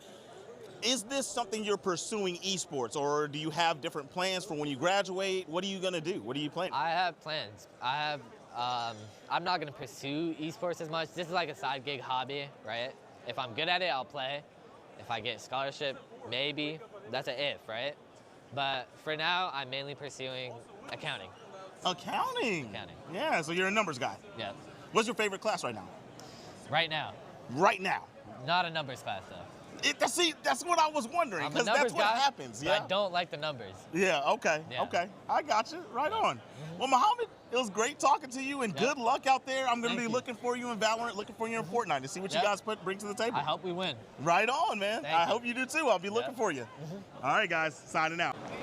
Here in the Baylor Welcome Center, here to talk about all the lovely things that this eSport event has, obviously in between the Zordon Towers that exist here at the Baylor Welcome Center, exists some activations for the students to really get acclimated and enjoy their time here at the TechSF Esports State Championships. To the right of me right here, we have Lobos Gaming having a little bit of a booth, a hangout session for Lobos Gaming, obviously promoting all things happening here. It's not only an opportunity for these students to have fun with their peers, but then to also get in contact with these colleges. I'll talk a little bit more about that later, but talking about hangout, look to the left of me right here, Baylor University going ahead and activating with a nice esports lounge. There you have Rocket League, you have Mario Kart, you even have some NCAA. I do see Baylor being represented, so shout out to Oso Esports, aka the Bears, for making sure that we're all acclimated. Speaking about acclimation and making sure that we're representing the Baylor Bears well, thank you for your hospitality. We have none other than free accoutrements, right? We have things like mouse pads, we have pens, we have buttons here from the undergraduate admissions. Shout out to Baylor University to make sure that things like these are possible. We also have none other than the computer science representation too, an engineering degree, so many different things that you can get here at Baylor University. This esports event would not be possible without the help of them. That's a little bit of a preview about what's happening here at the atrium, but best believe here at TechSF, we always have fun. Thank you so much for joining on in. I hope you love all the activations we have here to come. Here at TechSF, we have been blessed to have none other than Oso Esports here for Baylor University to go ahead and make sure that we're comfortable not only inside the conference room, but also outside of it as well. We have an esports lounge with plenty of activities here. Obviously, you see a 4 game of Mario Kart. These gamers getting ready to get their sticks loose and obviously get ready for grand finals Mario Kart action. But we also also have some gaming all the way in the background. What is that? Ohio State versus Baylor. We're hoping that those Bears go ahead and win. NCAA football happening there as well. And get ready, we also have some Rocket League loading on in as well. Pure comfort, pure vibes here. Opportunity for these gamers to meet each other, to chill and hang out. Competition, friendly competition here. Even if they didn't qualify, they still have a good time here at the Oh-So Baylor University Lounge, which, you know what, I'm chilling and I'm probably gonna get on the sticks myself. See you then. Well, hello, I am Captain Atsoka, joined by the coach of our Guilty Gear champion winner. And I got to tell you, they put on one heck of a series. I am here with Doc West. Doc, how are you feeling after that Grand Champ victory? Super pumped. We're really super pumped. We're proud of Drake. I know that he could, close the deal. He's done it before. He's a great competitor. He's actually competing in Street Fighter here in a little bit. And hopefully he'll make it to the finals there. He's an excellent competitor, puts the time in. And he's also like a fantastic student at Lubbock High, where we got coach at. We have an AB IP capstone program, one of the best in the state. And he's on the IB AP capstone track. He's done tons of AP classes, over 4.0 GPA, great athlete, great student, great person. You see, it's the stats at the school, not just the stats on the scoreboard that matter. You love to hear when our student athletes are being successful. But I want to know a little bit more about what's happening over there at Lubbock High. What is it like having that esports program, and what are the challenges to running it? Running an esports program is really about getting students to buy in and get that dedication. We find that 100 students show up, but only maybe 25 stick around. They don't realize that playing a game and competing in a game are not the same thing. I try to explain to people, it's the difference between just playing a game is like playing, tag football outside versus you have pads on and you're in the stadium. You're playing the same game, 12v12 football, but fundamentally the overall mindset and the overall end game is vastly different. And so trying to instill that in some students who are coming in, you have to show up, you have to practice, you have to play when you don't want to play when you're sick, make sure you get your grades in. All these things, it's really hard to kind of bridge that gap, because they're all about just playing when they want to have fun, but showing up when it's not really convenient because their team depends on them. That's really hard. And we're slowly building the community. We're building that capacity, but it's still definitely, I think, in almost any school, one of those big gap hurdles that we have to overcome. Yeah, Lubbock clearly has a pretty good esports program running over there. They have a great coach. They got great players. But I want to ask a little bit more about Coach Doc West. Okay, so clearly we have our first championship win going your way with Guilty Gear. Street Fighter coming up next. As a coach, what is the hurdles to having to coach multiple esports titles? I think it's surrounding yourself with good people. As a coach, honestly, I consider myself more of a general manager. I find people who have the talent that I don't. I try to depend on them. I coach them up on how to manage other people, how to coach and play as a group. Like with Drake, Drake is far better than this game I'll ever be. He has a deeper understanding than I'll ever be able to have. So my goal is to support him and give him what he needs to reach his full potential. And so my role is not like you would see in a classical sport. It's more of me trying to find the best tools and opportunities for Drake and other students as possible. And it's kind of a different role, because I know that some people have different strengths in other areas. A lot of coaches play different sports. I play Marvel Rivals. I'm pretty decent at it. But it's really about trying to find community members, college students who can step in and help, just surrounding yourself with talented people who can really support your students and athletes the best they can. Yeah, and then when it comes to esports programs at a lot of these high schools in Texas, I just really want to ask, especially for maybe some high schools out there that are looking to create an esports program, how important it is to have events like this. What is it about TechSef that really just gives the opportunity for these schools and these student athletes to come and show their talent? Well, like I was stating earlier, there's a big difference between playing a game and competing in a game.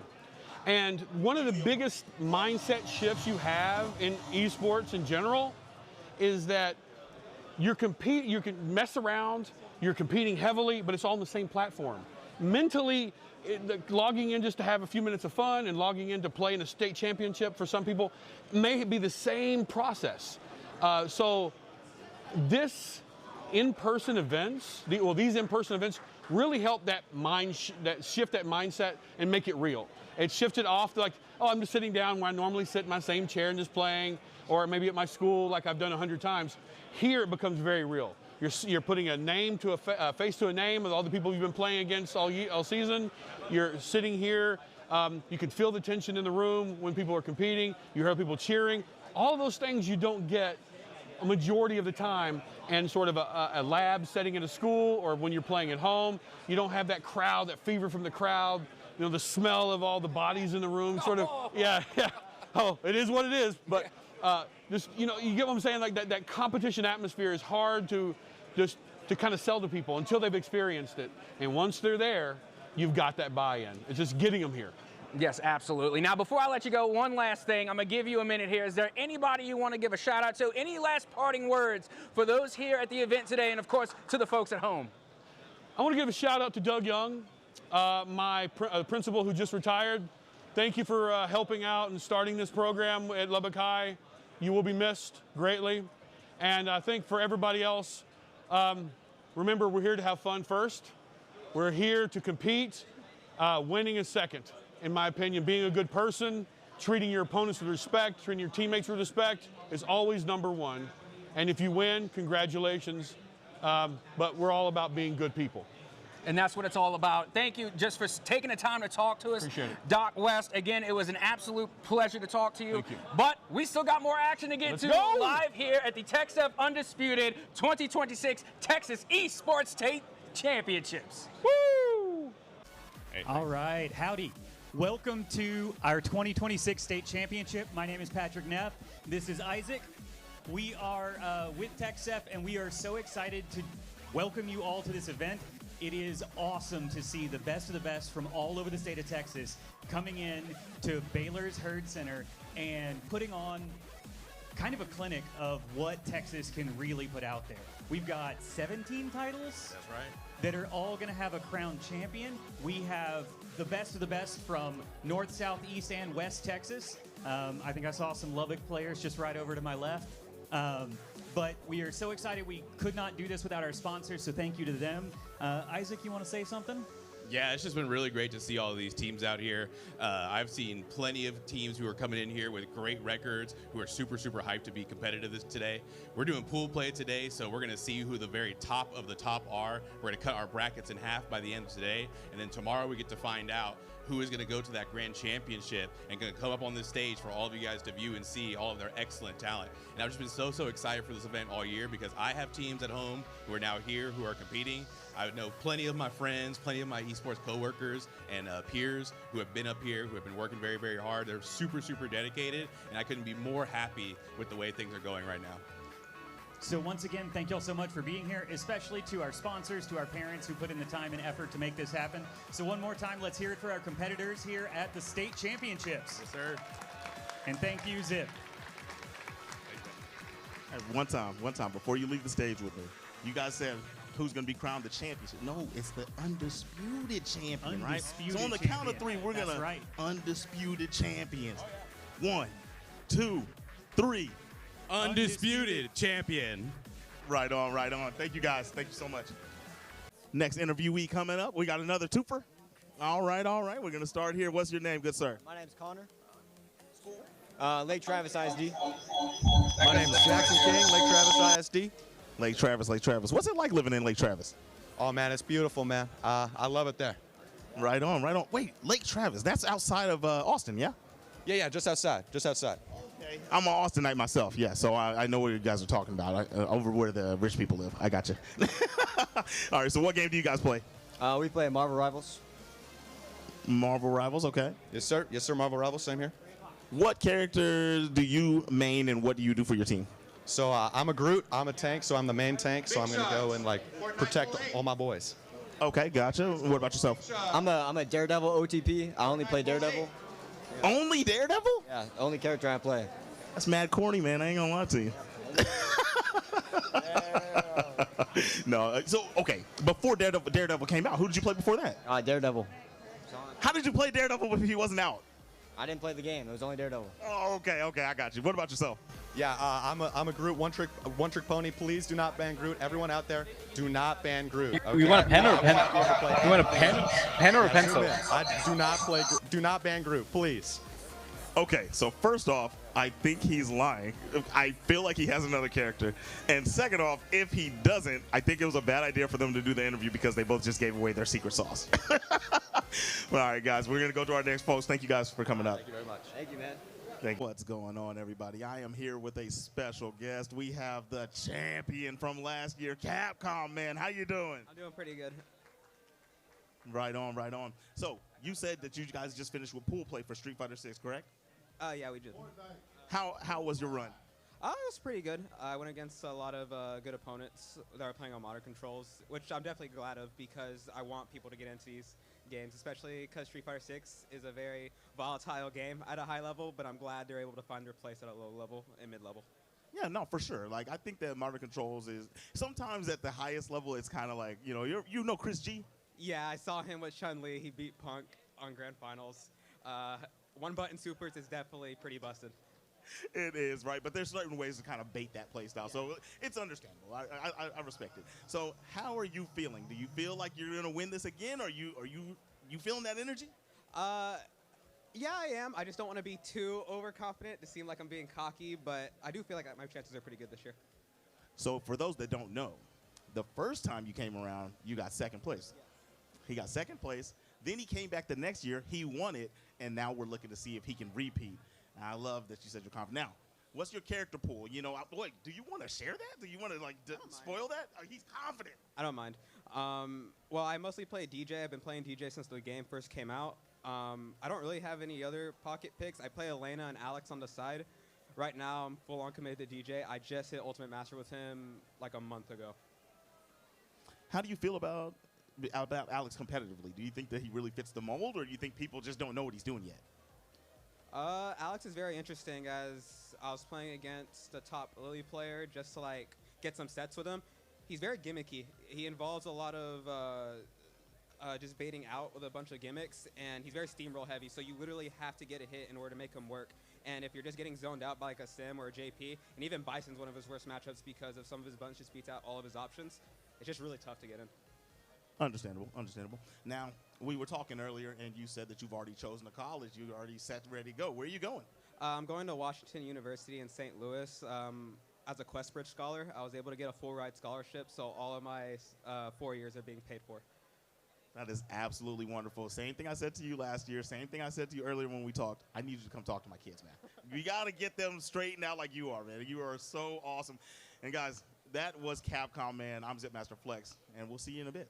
What's going on, Valedictorian? Hello, sir. What's going on, man? Are you you're one of the Rivals players, yeah? Yes, sir. We were watching that game earlier together. It was a great game. Very exciting. So are you going to be able to handle that whenever you guys have to play them? Oh, yeah. I look forward to playing already. I've been very excited, but we're pool 8, so we waited a very long time. Have you guys been able to get any warm-ups to keep yourself hot, ready to play? No, not since last week before we traveled over here, but we're ready. We're definitely ready. I love that. I love how confident everybody we've talked to is. You have to have that kind of confidence to go into the games and do your thing. So now I know you're the valedictorian, right? But on your team, are you the captain? No, one of our other guys is a captain, but I help him coach out with he's just the salutatorian is our captain of our team. But yeah, we both help each other out, and we have great coordination with our team, and we look forward to playing. What role do you play for your team? DPS. I'm the main DPS player. Oh, that's that hard carry stuff. I love that. Good stuff. What's your main DPS? My main DPS, wow, I have like 20 lords. Yeah, I have like 20 lords. I like playing the game. It's really fun. So, I flex every role.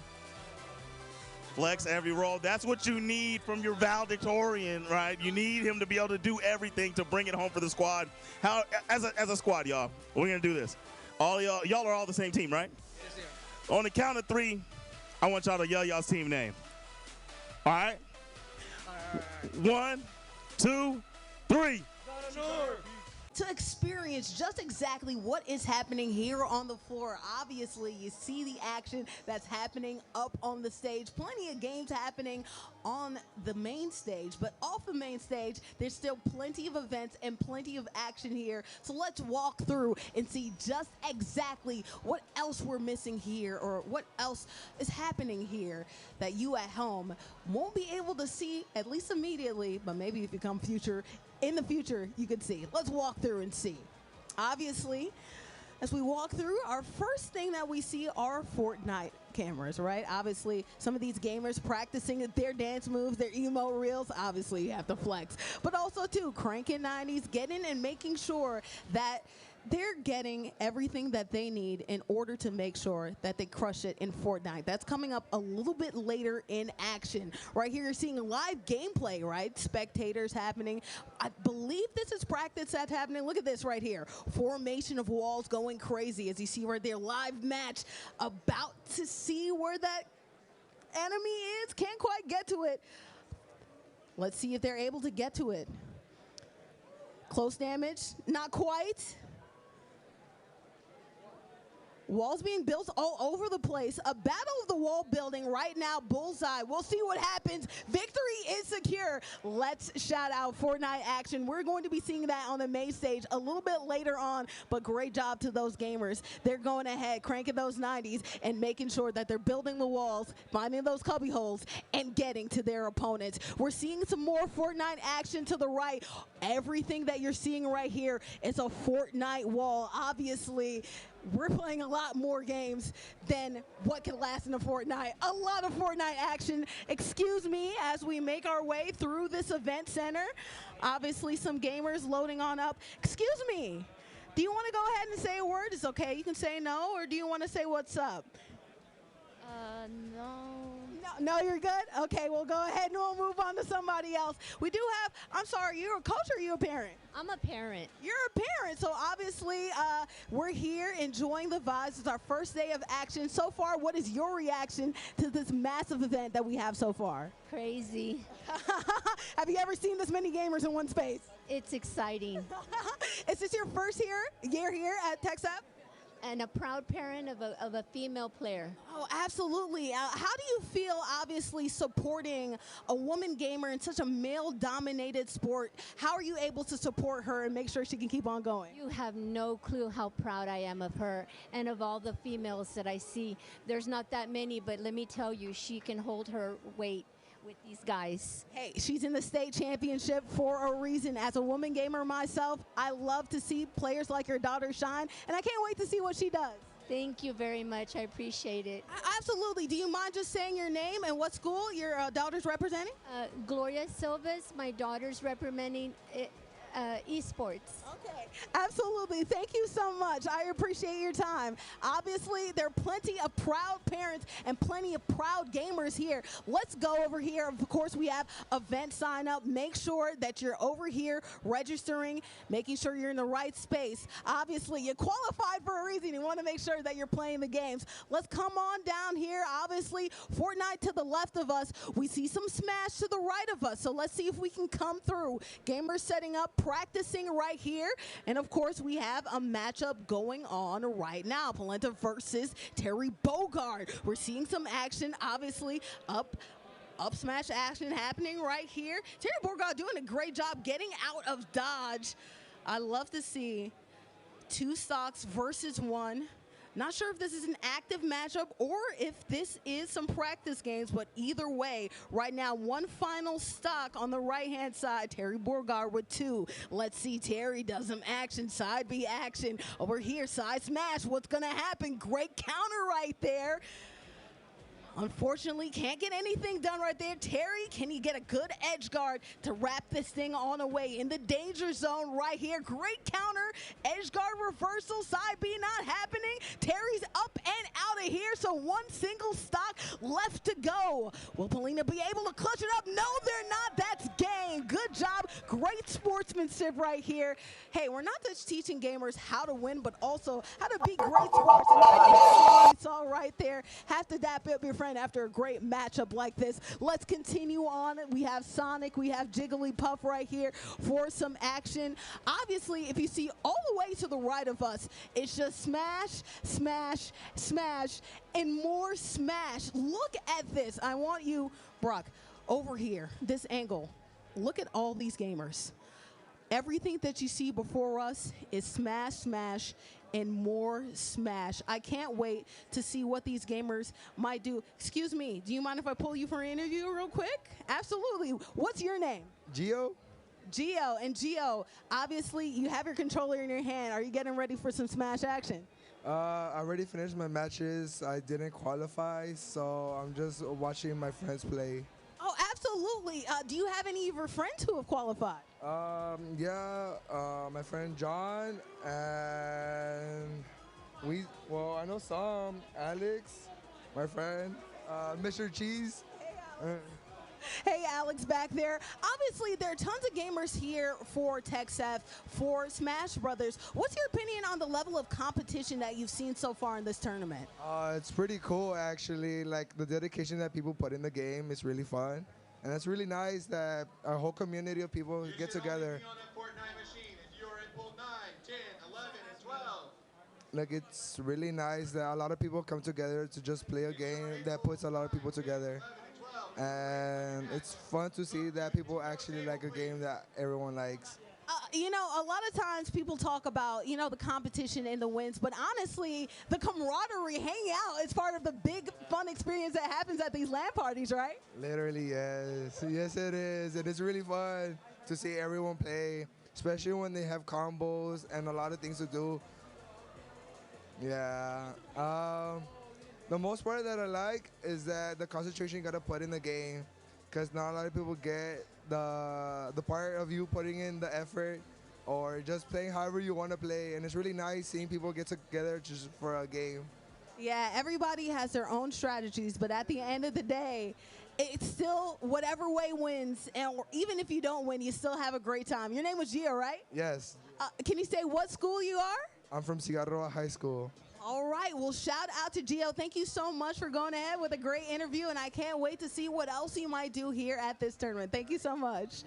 All right, obviously plenty of Smash here, but there's one more corner that I'd like to hit up. Obviously, you see all these gamers here for Smash Ultimate. That's going to be a big view that we're going to see on our final day of action. You will be seeing some of that Smash final action happen on our last day. That's going to be on Saturday, which happens to be my birthday. So make sure that you're in tune for that. We'll see over here. We have some Guilty Gear being emulated right here. I'm assuming this ma'am right here isn't getting her Guilty Gear on, but she's over here getting her rest on. Can't blame me. We also have some Madden. We'll be seeing that, I believe, a little bit later today. Action. We have the Broncos. Shout out to my producer playing with Bo Nix right there.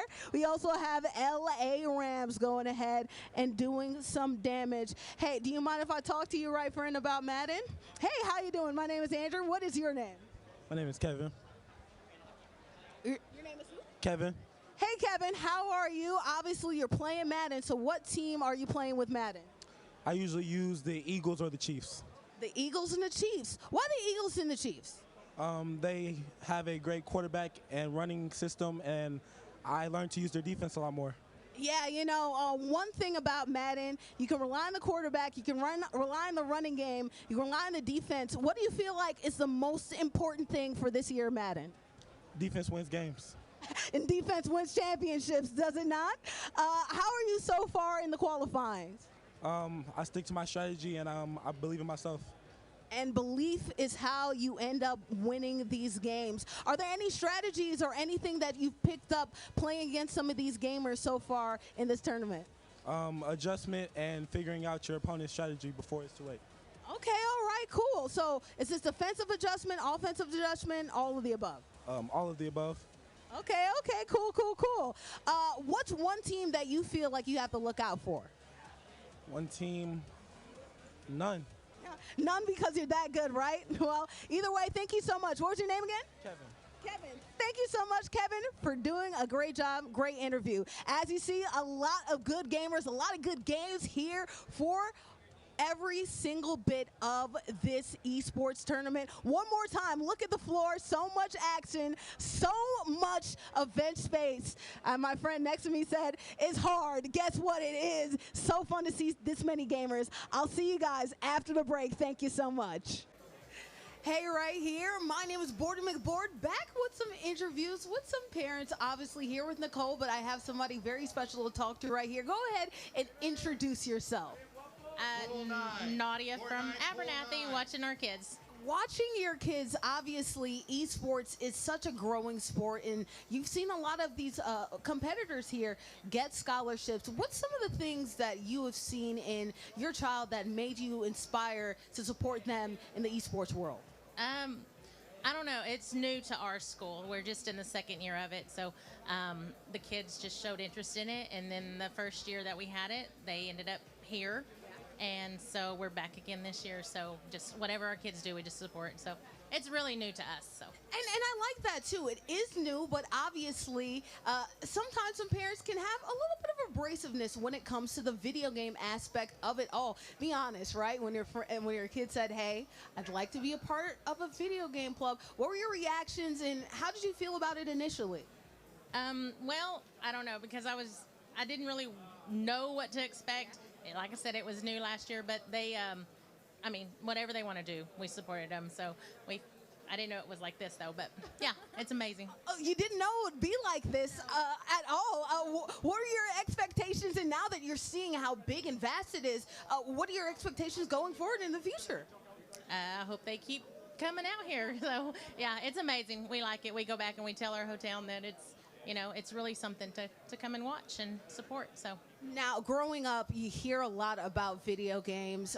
Get off your controller, this, etc. What is your reaction to knowing the fact that not only do you get obviously a support from all of your friends, there are plenty of friend groups here supporting on your kid or being a part of your kid's team, but also too, scholarships are on the docket as well.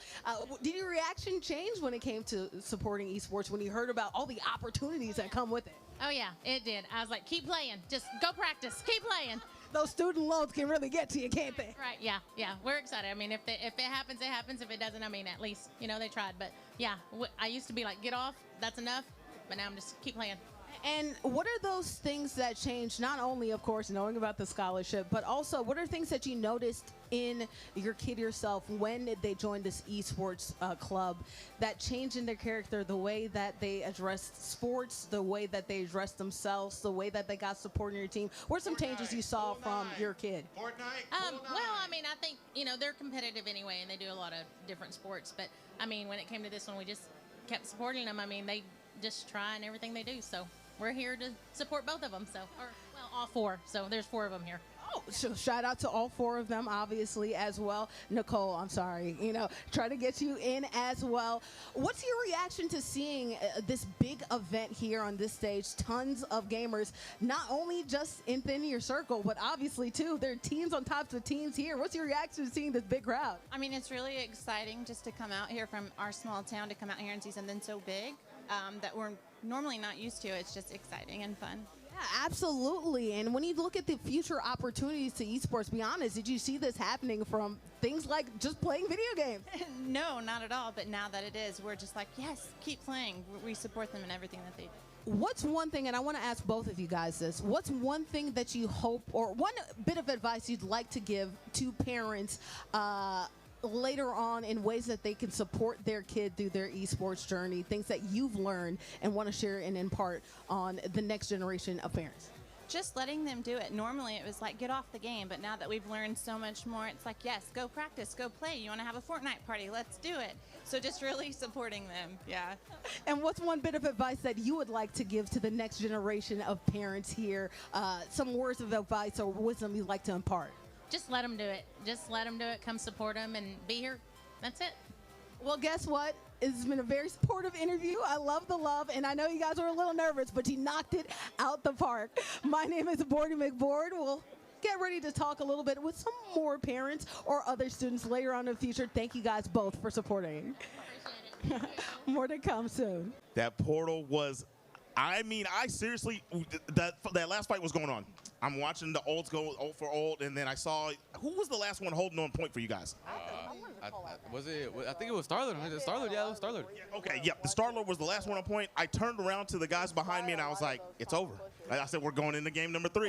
And then I turned back around. Your whole team's on the point going crazy, bonanza. Oh, my gosh. So Groot was making his push. That was phenomenal. I mean, how often have you gotten a play like that off? Honestly, not much really. Like last second TPs are hard, and sometimes I don't do it fast enough and don't have the ult at the same time. So sometimes it just doesn't work. And then sometimes my team's not even there. They're all running forward. That's 1,000%. So who, outside of the giant play you hit, I heard your comms, who do you guys say was the MVP of your team throughout that whole thing? Man, I'm not going to lie. Who? Yeah, that guy right there. That's that starter right there. I'm not going to lie to you. Every single one of our games he plays, he carries. I can't. Every time gets MVP, whether it's Moon Knight, Star-Lord, he's so good. I appreciate him as a teammate. That's really all I got to say is he's amazing. The DPS hard carry. I love it. I love it. Not hard carry because y'all were all gaming, every one of you, even the opposing team. But last thing I'm going to leave you guys with, on the opposing team, you guys were getting pressured very, very hard by the group. How did you guys feel, and what do you guys think you changed that allowed you to come back and get in that game? So I think what we changed is that I saw back to Strange. You saw me go Bucky. I was Bucky for a sec. Me going back because I was trying to focus the flyers. It wasn't working, so I just swapped back to what I was good at. I think that's what really helped us. Me, honestly, I saw that Cap, but he's not really good against flyers. I went Magneto, someone who could poke, because if I just stayed melee, it wasn't gonna work. It wasn't working at the start. And I mean, I think that's what my switch was. Honestly, it was really good. Yeah, because they had the Johnny and the Iron Man to start off. So good swaps, good play, beautiful stuff, guys. Thank you so much, and we will be looking forward to the rest of y'all's run in this tournament. With that being said, we're going to a quick intermission, guys. What's going on, guys? We have our winning team up here. Guys, give them your names. Give them your name. I'm Ethan. I'm Vinay. Ethan and Vinay over here with the dub for Clear Lake. That was beautiful gaming. I was talking to you just now about that Thor gameplay. Man, how did you feel getting pushed onto the Thor because they banned your Venom? I mean, it felt all right. I just started playing Thor, and I like how he can just push into the team just like Venom and push out pretty well, so I was fine with Venom being banned. What was your main focal point as Thor? Were you trying to take care of the back line? Were you just trying to put pressure on them? What'd you do? You want to make them scramble? Yeah, just put pressure like the back line, and whenever the tanks were pretty pushed up, I can just grab them and pull them further into our team like Bucky. I love it. I love it. So I don't remember. Which team was banning Bucky first? That was you guys? Okay, I'm curious. Why first ban Bucky? Well, it was just based off of, I guess Bucky's ult was a little bit overpowered towards our backline. It's not something we really wanted to deal with, and it was also just observation from past games. We haven't really enjoyed playing against a Bucky. It wasn't fun for us, Personal preference, understood. And so let's talk. We talked about his Thor. We're gonna talk about your Punisher, right? I don't want to do this, but I'm gonna say it. There was a pretty good Punisher diff going on that match, right? How did you feel going into that one, and what made you stay on that character and not try anything else? I think if, even if wasn't performing the best out of my entire team, it was the value that I was creating for my healers, for my tanks. I was able to see, isolations from the enemy, say, hey, this person isolated from the rest of the team, I can just target them, beam them down, get my team to target switch on them. If they have someone get a little bit too close to my healer, I just pull out my shotgun and take care of them. It's just the space I'm able to create for my healers, and how I'm able to just kind of put so much pressure on their front line enabled me to stay on Punisher. Very dominant character, very smart observation, and very good way to use the character. All right, guys, you guys are still in the bracket. You guys got a ways to go. How are you guys feeling? Going to give a little shout out here, and how you guys are feeling going into the rest of the bracket. I'm feeling great. That was some of the best communication of our team that we've had. So many combos throughout that game that I just felt like team wipe after team wipe with our ults. I think we're going to be doing pretty good going into the next of the bracket. I'm feeling good as well. I think we've come such a long way since the regional tournament. We've really been putting in that effort, looking back at our games, just grinding comp too, and we really appreciate the feedback we get from people, right? Because we can't always see what we're doing wrong. And that's part of it too, is just taking that constructive criticism and building something out of it. Being coachable, there you have it, guys. We are going to be going to an intermission here in a moment. I am Groot, and this is TechSF, Texas Undisputed High School Esports Championship. All right, what's your name? I'm Gage. Gage. What's y'all's gamer tag? Mini. Tomato Nader. That's hilarious. What do y'all play? Rivals, we're a Rivals team. Rivals team. I feel like on accident I keep walking around and I find nothing but Rivals players. Propagating over here, you know? We're watching the main stage kind of thing, so. Oh, yeah, that makes sense. The congregation watching their game be played. That makes sense. That makes sense. All right, so how are you guys feeling? Have you guys played yet or anything? Nothing, man. We're nervous out here, but we know we're going to get the job done, you know what I'm saying? You're kind of ruminating, you know? Like, when you want to compete, you just want to go play. It's like, get restless. You just want to get out there and do something with it, you know? Yeah. Keep the mental strong while you're waiting. Just don't worry about the fact that you're cold. Just do something with your hands. Do y'all have any stress balls or anything with you? No, I didn't think about that. No, sir. No, sir. It helps, man. It helps. I'm telling you. All right, so real quick, I'm going to get y'all a quick question. What is your role on the team? What do you play? And who's the captain of the team? He's the captain. I play a lot of DPS. I'm not going to disclose who I play, though. I'm sure a lot of people know, though. I like that. Keep it secret. I said that earlier to another player. You know, stop giving the secret sauce. All right, but what about yourself? I'm the tank man on our team. One of the two. I'm not gonna say who I play either, but you know, gotta keep it a little DL. Let's do this. You're a tank main. Do you at least have 4 to 5 under your belt? I'd say at least 4. Yeah. That's how you do it. That's how you do it. People out here playing just mag and like, you know what I mean? Like, dude, mag gets banned, you lose. No diversibility in there. We'll set it all, man. Like. What are you going to do when your main gets banned, for real? Like, there's nothing you can. Seriously, you're cooked. All right, what's your name, good sir? Jory. Jory. Jory, what's your name? Colin. All right, guys, what school do you go to? Yanis ISD. Yanis ISD. All right, so I'm just making sure that everybody's teammates. I don't want to just assume, right? What are you guys playing? Super Smash Bros. Oh, y'all playing twos or are you just both singles players? Both singles. Oh, okay. So you guys didn't enter the twos? You guys didn't enter the 2v2s? No. All right, okay. So who's your main? Cloud. Cloud? That's my dog. Who's your main? Ness. Ness. Okay, classic. Did you guys play the older Super Smash Brothers games or only Ultimate? Only Ultimate. Okay. What about yourself? Only Ultimate. No Melee? I'm just old, man. I started on Nintendo 64, played all of them. You know what I mean? We just started playing Smash. That doesn't mean you can't play a retro game. He said they weren't born yet. He's trying to make me feel even older than I already am, right? I was just trying to relate to him. All right, guys. So how do you guys feel? Have you played any matches yet? No, not yet. Just against each other, you know. Just warming up. Uh-huh. What about you? No matches yet. Are you confident going in? Are you thinking you're going to cook, or are you just like, man, I'm just here for the vibes? Just here for the vibes. I love it. A little bit of both. A little bit of both. All right, so I'll be on the lookout for you guys. We'll see how you guys do in your bracket runs. Maybe you exceed your own expectations, man. So much love. Thank you guys for coming over. Thank you, Brad. All right, what's your name? Zipmaster Flex. Okay, what brought you here today? I'm here to host the event and watch you guys scrap for your life. Okay, who you got winning the Madden today? Who do I got winning Madden? I mean, I talked to some cats that said they was going to win, so I mean, I guess I'm just going to have to go with them. That's the only people I talk to. Well, we want an exact team or who you think gonna win the Madden today? What was it? The Swarm. That's what I thought. That's what I thought we was gonna win. You got some questions? Team Swarm. That's it. 10 out of 10 interview by the Swarm themselves. Beautiful stuff. All right, what we got? Anybody else? Who we got? Right here, sir.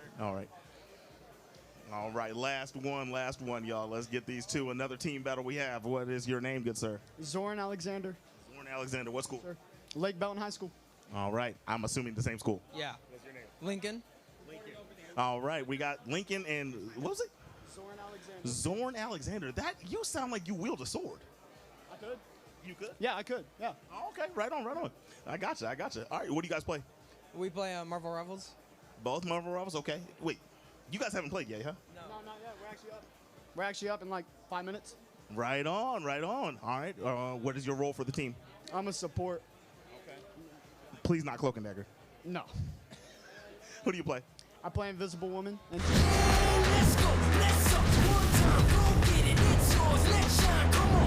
Yeah, let's go. Raise up. That's right. Roll with it. It's yours. Let's shine. Come on. Esports State Championship Grand Finals Day keeps on a rolling. Bordy McBoard, Captain Ahsoka, here at the Paul and Mark Welcome Center here at Baylor University just to say hi, just to say what's up. No, we're not here for no games. We are here for a game of a lifetime. We are going to see none other than Valorant here on the stage. I'm voting for Captain Astoka. Captain Astoka, I know you're ready to see what's going to be happening here in the grand finals action here for Valorant. Oh, absolutely. And we're going to be having a best of 3, of course, for the Grands. So, again, opportunities for comebacks can be had, but I'm going to be looking to see, of course, map selection and composition. I have yet to see either of these teams play. We're going to have BCTAL and, of course, SHS, Stafford High School in Bechtel. And we can already see we got some fans in the crowd ready to get the grand finals underway. Well, yeah, Bechtel versus SHS, Stafford High School. As you know, well, honestly, these are the first time we've actually seen these high schools compete in this tournament. I'm glad to see some fresh faces when it comes to Valorant. We've seen a couple people repeat in recent years. This time, a totally clean slate, so I'm excited to see what exactly these teams do well. But you talked about compositions and you talked about maps. So far, what are your feelings as to what this meta is in this current season? I mean, and again, it's not so much of the meta, but if we're talking about maps, then if you're playing competitive Valorant, we always end up on Ascent, and I just hope we don't end up on Ascent today. I want to see another map. I love Haven. I like Ascent, you know, but we play it too much. I really like Haven. And I love Lotus. I love 3-site maps because, again, you have a lot more going on a 3-sided map. You have to play a lot more defense. It gives you a lot more plays and a lot more options. So I definitely want to see a 3-sided map today. Hopefully, if I get lucky, we'll be able to see it. But it's all about the picks and bans and how that is going to go with the map selection. Now, as far as the meta, it's really hard to say. It changes so often. Every single year, every single, sometimes mid-season, honestly. So from where I was, it was a double controller meta for a little while. I don't think we're in that meta any longer, but back when I was playing, it was that double controller meta, and it was hitting rather well. Again, having the Viper and an Omen was just so much fun, and then Viper's my favorite character. So anytime I get to see a Viper, like, I'm already going to show my biases. Viper, hands down, my favorite character. I love Viper so much. Well, it makes sense. You know, you want to control down in the map either to be able to scope out where your enemies are or to lock them down, as we're seeing these players load on in, not quite get to the match, but this is a best of 3 series, so really up in the air what is going to be happening here today. But either way, you talked about it, right? It's obviously nice to have some intel. That was back in the day. We'll see what happens in this current streak. But in my opinion, more information is great information. So we probably won't see much of that change. Yeah, and honestly, the composition is really going to depend on the map, like 110%. Again, for games like Ascent, there's a pretty clear cut and dry composition that you're usually going to see more often than not. But, you know, on other maps that are currently coming back into the rotation, we have seen Split. I also like Split. That might be one of the 2-sided maps that I actually do enjoy. Now, my #1 favorite map, 2-sided map, would be Icebox. I love Icebox. I like the rework that they did on it. And honestly, I just can't wait to see what these players are going to decide as far as maps and compositions is concerned. And it looks like we're going to go on Bind. Okay, now that's fair. That has to be one of the, you know, that has to be the go-to competitive map that's not Ascent. Bind, it makes sense. I get it. And now, I mean, you're looking at the compositions here, and it looks like we're going to see a double duelist composition on the left side of things, and they're bringing Chamber to the mix, which is interesting because I haven't seen Chamber in quite a time. Now, that's to be fair. I mean, on Bind, I have seen Chamber, and then you're looking on the other side, and again, they're bringing the double duelist comp, which makes sense, but they're going to be bringing the Rise in here, and I definitely love seeing that character. Again, being able to come in with the Showstopper is actually absolutely huge, but Jet also very damaging here. Yeah. Being with the duelist, do not let them get their hands on an op. Yes. But with that being said, Rise is definitely going to be one of the ones that I'd be looking out for, again, if they decide to break out the Showstopper. Again, all of that AoE, that explosive damage, it can turn the tides of a match very, very quickly. I was going to say, in all of these events that we've done throughout the years, the person who yields the Jet eventually yields the op. And once that op comes out, then, you know, talking about Neon, then the show is stopped, right? So we're going to see what's going to happen as we get on in and load on into this action, obviously on Bind. No decisions being made so far, but we already have one knock left right now. Yeah, and you see that right there, that was done by the Chamber using their utility in order to get that headshot. I believe it was the Headhunter. Again, it's been a while since I played Chamber, so it's hard to remember the name of that weapon. But yes, it's actually an ability that they have. It's almost equivalent to a Sheriff, but it has a red dot ADS. So now as we continue on here, going through mid, you can see a Renry trying to find the read here. Good smokes coming out from the Brimstone. Gonna be throwing out the molly, trying to buy time. Now the spike is continuing to tick away. They find an elimination, coming in with the retake, and it is now a 3v2 advantage in the favor of Stafford, and they will come through to get the elimination and take the round 1 win. Nair getting a 3-piece right there. Great job by Nair. Gonna go ahead and control this out, as he said right here. We are already seeing the SHS Gold get one to their names, but we're so far so good early on here in the matchup. We're just building the economy. Advantage goes SHS's way. Yep, so far Stafford looking pretty good. I mean, again, that was a solid round. Not only that, but they were able to keep 3 players standing. So again, just for the sake of morality, in the sake of momentum, no problems there. Meanwhile, you're going to have Snorlax here, going to be holding sight. Once again, you're using that utility from Chamber, and they're wasting no time here from Stafford. They're forcing their way onto this site, which makes sense considering that they have a weapons advantage here. Yeah, coming down from Lamps and also from the Cubby as well. You're seeing them try to get these sight lines. We do see a plant situation happening right here. We already have one knock. We have another one right here. Rennie going ahead and getting a twofer. Round the corner they go, sneaking behind them. Look at that, Sizzleham go ahead and getting 2 knocks right there. 1 remaining for Bechtel. On the other end, we have SHS with 2 remaining. Time ticking away. Yeah, I mean, there's really not much to do here. Yes, they do have the Headhunter, which could definitely get them a head click or 2. But with that being said, it's a 2v1 scenario. Not going to do them any good. It's going to be the Guardian that ends up getting the elimination there. And once again, we see another round win going the way of Stafford, but that's to be expected. You win the pistol round, you win second. This is where we get into the nitty-gritty. This is going to be the buy round, okay? This is where the weapons start to even out a little bit, and this is where I expect to see a resurgence from the Legends, is now they can go for that full buy. We're seeing Vandals, and we're seeing Phantoms all across the board there for the side of the Legends. Yes, full weapons now on deck as we are seeing the attackers get an early lead here so far. Defenders trying to go ahead now that they have a full kit to see if they can go ahead and stop the snowball, stop the bleeding. We're already seeing conversions right here as we're seeing fireworks pop off. Near going ahead, throwing the nade, but not before they are knocked down. The spike carrier has been killed. Now we're having a little bit of a readjustment as we are headed towards the B site. Gotta go. Yep, and there they go. I mean, again, Neon, such a great player, such a great initiator. I mean, they really do. Down, B. They really do kind of play almost as like a double role as an initiator, and they are currently Neon is the last player standing. Only has a frenzy in hand, literally up against the wall right now. It is a 3v1 scenario. Unfortunately, I mean, it doesn't look like they're going to be able to get their hands on the spike again. They're just going to be looking for exit frags here to save a little bit of economy as they get ready to head into round number 4. But let's see, who knows? Miracles can happen. Go, go, go.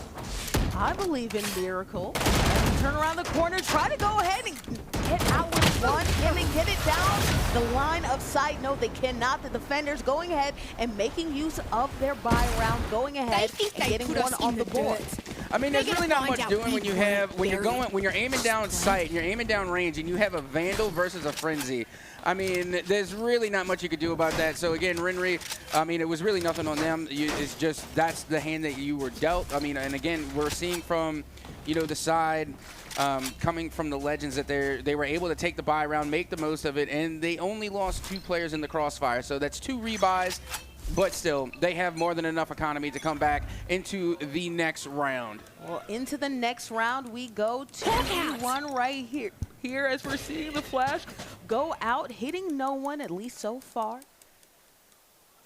Converging, it looks like, on the B spot. We see some pot shots happening right there in Hookah, trying to see if there's anybody coming around that corner. My out's ready. Here comes the cabbages. Again, a big debate on whether those are cabbages or jellyfish. I like cabbages. Why not? Reminds me of Avatar: The Last Airbender. Shout out to the cabbage guy. Yeah, and the Sky Alt has been called in. And now continue on. There is the Brimstone ult, but I believe that they're going to try and save that. No need to really call it out just yet.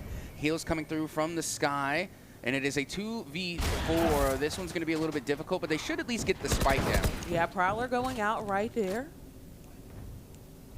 The fly going out as well. This could be an opportunity, but nothing quite happens yet. Both these teams playing this very safe. Oh, no. You got to watch out for this. I mean, the judge is an absolute monster. I'm surprised they didn't pick up an elimination on it, even 30 through seconds the blind. left. And honestly, that was a weapon that had been nerfed. And you know a weapon needs a nerf when after they nerf it, you don't even tell the difference. One enemy Goes out around the corner. Shotty's being made planted. right now. It's time to operate. You see two right there by Neon. Dig Dug going ahead and defusing. Good job by defenders to even this on up. Yeah, Raze and Neon with a judge is just bad news Berensteins. Like, you do not want to be up against either of those two because, again, they have so much mobility. Neon can just run, like, mad dash straight at you. And then, of course, Raze has the jump packs. So, again, either of those characters or agents with a judge, it usually results in elimination. So, again, great plays being made by a.k.a. Dig Dug in order to secure another round win in the favor of the Legends. Now even 2-2 as we get ready to head into round 5. And the economy should be back. If SHS played their hand well, they should be all kitted up right now. As you said, we are all tied up here. We'll see where they decide to plant and which point they decide to have it at as we see Renry go ahead and try to get the flash out. Ripper considering using that Launching smoke. Put that smoke out. Hitting no one quite yet. And Still boom, got now Molly. we do have something go off. Ripper going ahead and Launching knocking smoke. down the Neon. And so far, so good. And now we got Sheriff elimination 2 in the feed coming from Stafford. That is huge, Smoke's again, down. especially if they're in an eco round right now. Being able to come up with big eliminations using only sidearms. I mean, that is monumental. Trying to get another one there, not going to be able to secure, as it will be Snorlax to pick up 2 shots downrange using the Vandal. The spike has been planted at site A. Defenders only have one last remaining line of defense, and not quite. Thrifty round going the way of none other than SHS.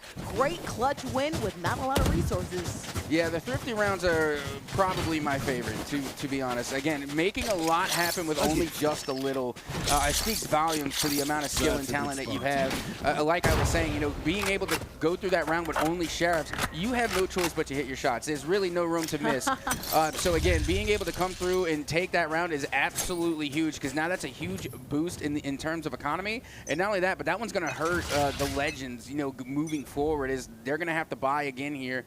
And now getting it round number 6 underway. It looks as though the spike's going to be going right up and towards A. Yeah, A is where they're converging on, and we already have a couple eliminations going on right here. Brim out, Neon as well. We do have planted. I've got your bees, trail. The spike being planted, I apologize, around A. Let's see what the defenders have in response right now. Teleport's gone. Around the corner.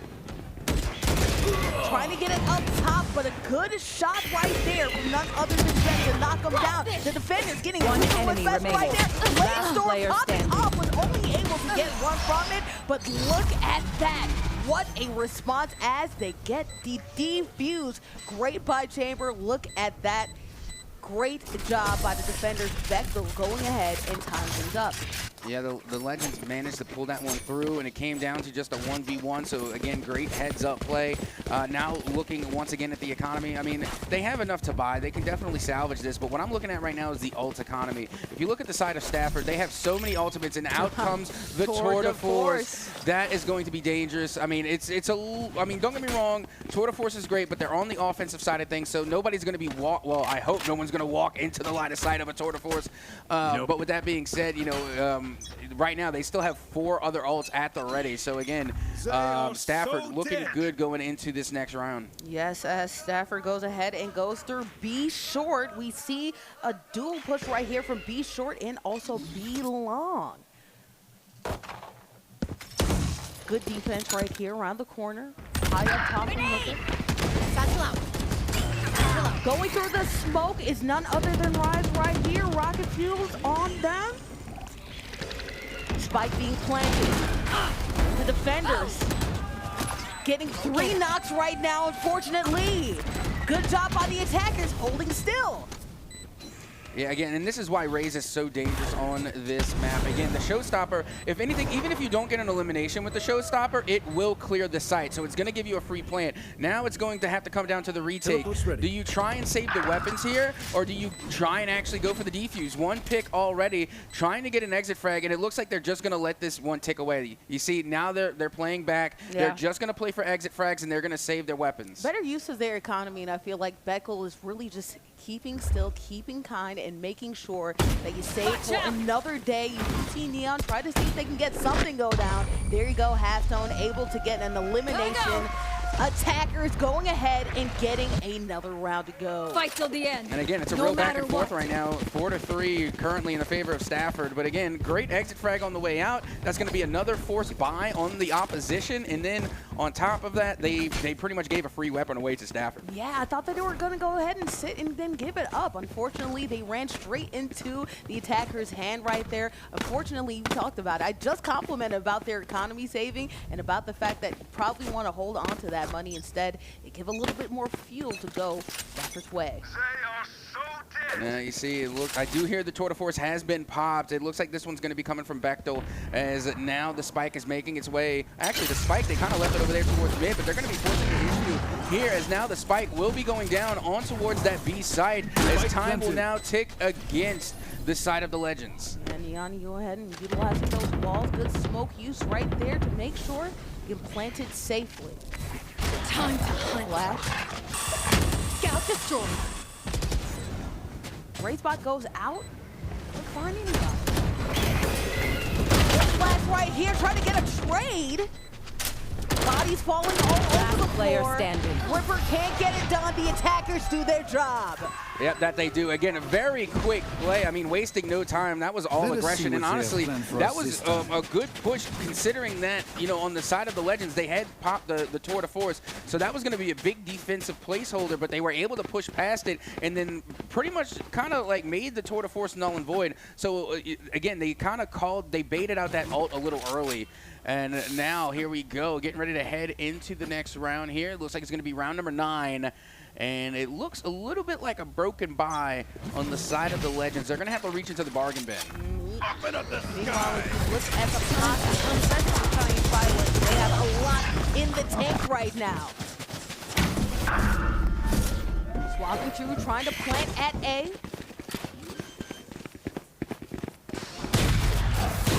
Spike planted. Spike has been planted. Already Brimstone out for Bechtel. Last player standing. Good triple kill right there. Only one person remains.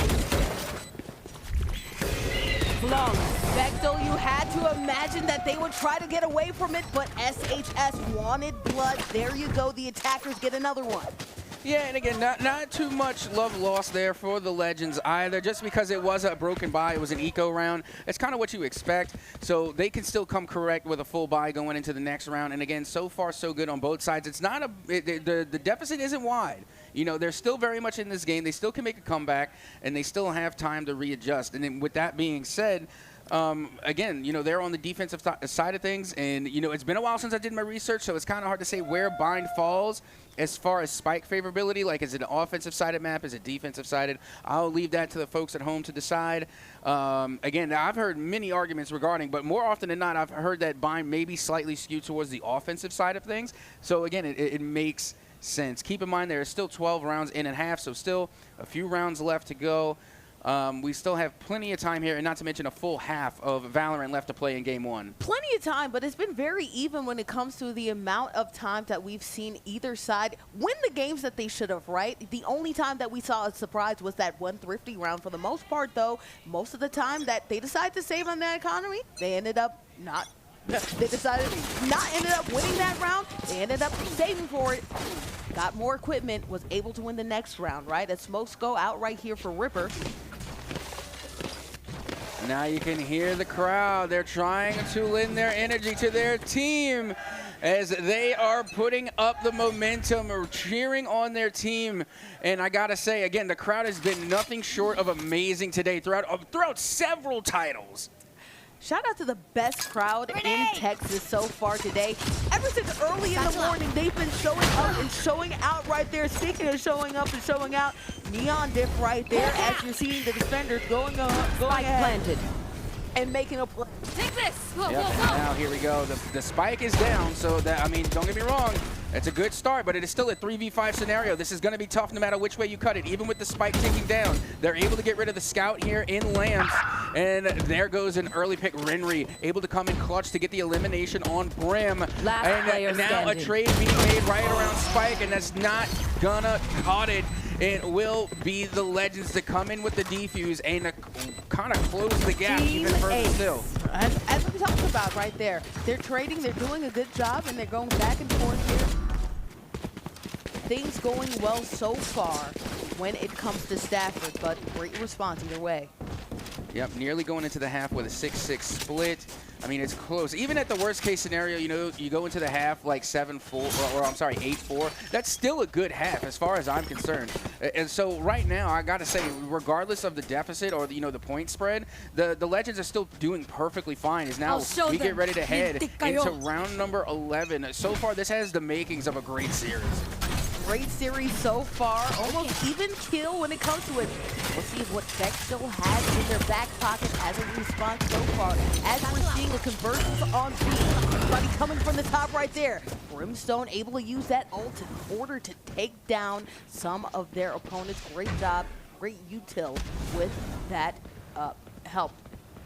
Yeah, and, you know, so far so good, trying to get the spike down, but we've seen this already. You know, they kind of give up a little bit of space, they let them plant the spike, and then they come in for the retake. They did this last round, and it looks like the Legends are going to try and do it again. Not to mention, they do have ult economy in their favor, and now Neon going to be popping their ult as they force their way onto site. Easy a limb there, not because of the dip, but because the Neon ult goes crazy. The Neon ult is insane, one of the best retake ults in the game. Neon, great job right here. We just talked about how even this is back and forth affair going on right there. Defenders going ahead and defending when they need to. Again, only a 1 point last round in the half. All right, here we go. Things are just about even here. A 6-5 split. Could possibly go into the half 6-6, which would be huge. Again, I think that would actually put the advantage towards the Legends if they manage to pull that off. But no excuses going into this round. It is a full buy for both sides. You see right now, players hanging out all over the place right here. Looks like you want to play? Let's play. Which point to go to? Time ticking. Time to hunt. Scout destroyed. Yeah, right now, they're just collecting intel. They know that someone's going to be around showers now. They both know. So right now, it kind of looks like they're slow playing it because they want to try and get a pick. They're playing for picks at this point. They're trying to just get an early pick, give themselves the advantage, and then they'll be able to force their way onto site. So again, I understand the slow play. It makes sense, and they can quickly rotate if need be. But huge shot coming from Snorlax with the op. Gets a collat. That is a two-piece right there. We've been seeing a lot of jet action with the op throughout the years, but it's none other than the man with the snipe game. Makes sense to go ahead and use Chamber with that operator. Well, you got to keep in mind, even before that, there was a point in time where Chamber was the go-to with the op, but then they got nerfed with the rendezvous. Now, I don't know if they made what the changes have been to Chamber since then, but Chamber has always been dangerous with that op, especially being able to use the rendezvous. See, I've got your trail. Found one. 30 seconds left. Coming in for the 2v2, now a 2v1 scenario. This can really go either way here. Again, you could definitely pull off a two-piece. As you can see right now, the Chamber on the side of Stratford they were blinded. They're going to be calling out the audio cue for the spike plant. They're not going to fake. Bros don't fake. They get the spike down. Now looking up high in heaven, trying to find the read. They have the 4 to force. Looking for the shot. They can't land it. And there you have it. The Legends able to equalize right at the half. Chinese Spyware had them down their sights. Unfortunately, they could not get there right on time. What a great play by the defense in order to make sure that they could go ahead and secure that. Quite the even matchup between both of these two teams. I mean, so far so good. I mean, this is a 6-6 split. You can't get a much better half than that. But like I was saying earlier, you know, some would say that Bind is offensively sided. Slightly so. Very slightly so. So again, this could bode well for the Legends here. I mean, they definitely have the momentum going into this round. I mean, they won, what was it, like 3 unanswered rounds? So they were definitely building momentum towards the latter half of that round, now getting ready to go into next. And if they're able to take the pistol round, it's only going to snowball after that. As you can see, the pistol round is just about underway, getting ready to go into round 13. Here comes the crowd once again coming alive as we get ready to kick in the second half. Blinded.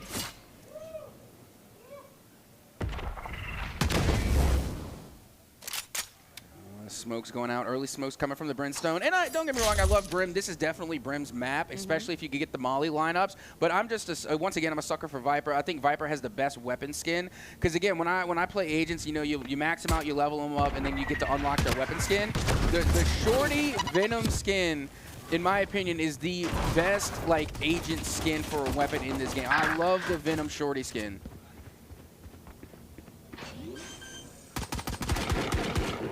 Plant right here going down an A as we see some swaps happening right now. Good trade.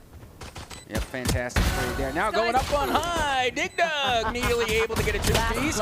Unfortunately, not going to be able to get it to go. And now we have a 1v1 Chamber v Chamber. Right? As you can hear the audio cue, remember, pros don't fake. They get the spike halfway. Here comes the turn. They're able to land one shot there. They get another. They only have 10 health remaining, but they have to play spike. And look at this shot. Coming from the side of the Legends. What a play. The Chamber v Chamber, the 1v1, played the spike, played the fake, and was able to secure the round win. That is the second pistol round going the other way. And, you know, they tried to do that last time. Didn't end up working in their favor, but look at that. Going ahead and securing that one. Then now you have the economy advantage.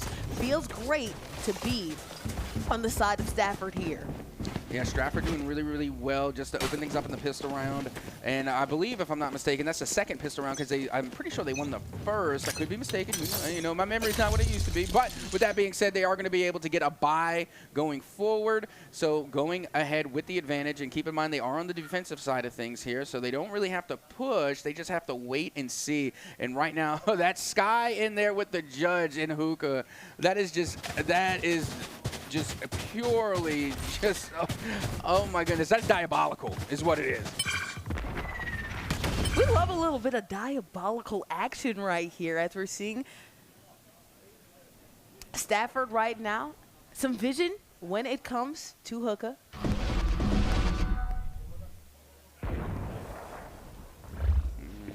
Still throwing out smokes. They're running low on them for the time being, but Chamber able to pick up a two-piece in the showers, and that will be a flawless round for Stratford.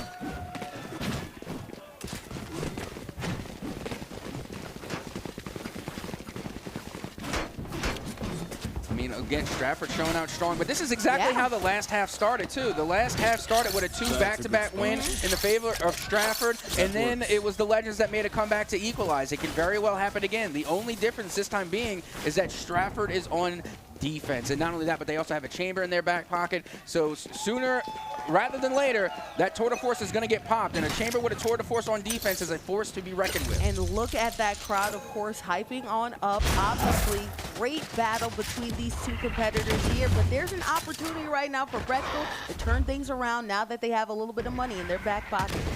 Well, let's see what they can make of it here as we get ready to head now into the third round of the second half. We're going now into round number 15.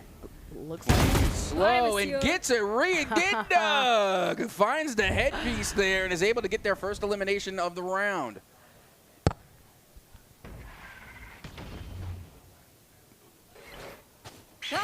Yep, out goes the bird, trying to initiate here, and there's the judge. I even said it, that Sky with the judge in hookah is absolutely diabolical, and I said it for that exact reason. A great plant right here as we're seeing the spike being planted. Planting it with only 2 to their name right here, trying to probably snuff out where exactly everybody else is. Oh, here we go. Boombox comes out. No way they pull that off. I was about to say, with the stun, no shot you could shoot through the stun. That would have been crazy. Out goes the boom pack. Not going to be able to move them in any position. It's going to be Snorlax able to pick up there the final 2 eliminations to clutch the round and get the dub. Clutch as you know what. Great job by the defenders going ahead and winning that one too with the spike plant with 2. Really risky, but they were able to go ahead and make sure to make them pay for their risk. Well, here we go. Moving into next, it's going to be round number 16. And again, both chamber ults are available, so we could very well have ourselves a snipe battle going into this next round. Chamber v chamber snipe battle, always very fun, especially when we saw some excellent snipe play earlier with the operator. Yep, that we did. Pushing forward now. It looks like Spike and the team going to be forcing the issue here over towards mid. Looks like they're going to be heading to Luca here. And again, that's where we saw the Sky with the judge not moments ago. So yeah, they're slow stepping through here. They do not want this smoke again. Speaking of, we're going to smoke out Hookah with the smoke just right on cue. Serendipity, you know? Serendipity. Looks like there's a small convergence onto A. They're in A-Link right now, trying to go up there. A skinny portion.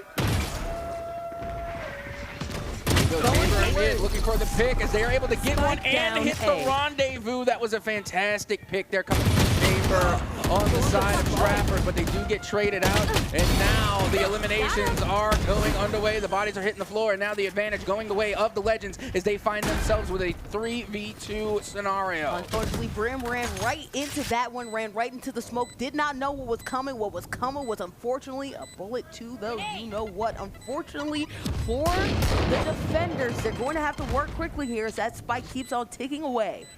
Yep, indeed it does. Going to have to slow play it here. Checking the corners. Always check your corners. It's like rule 0 of Valorant. You check your corners. Look at the cheeky jet there behind TV. Out comes the blind. The blind is hit. Good rendezvous from Chamber in order to GTFO. And I like that process of deduction right there from one enemy going to one corner with the flash, knowing that they might be on the other corner. Was able to get one, but unfortunately got dropped on the other corner. The spike sites. Yep, great round coming from the Legends. They are beginning to recover here. Again, that was a successful spike plant. Retake was completely annihilated. And now we're getting ready for another buy round going into next. It does look as though that the chamber on the side of Stratford isn't going to buy, but they have the tour de force, so that should be fine. Not to mention, you have the Sky Cabbages ready to go, and or Jellyfish. I love the Sky Cabbages. That's They're called Seekers, funny. really, but they look like cabbages. You want to play? Let's play. They also look like jellyfish. I'm sorry, to be honest. Prowler going around the corner trying to find somebody. Does not quite find any targets, at least so far. In Hookah, we see no smokes, at least so far. Around the corner, though, there is a convergence. It looks like on B.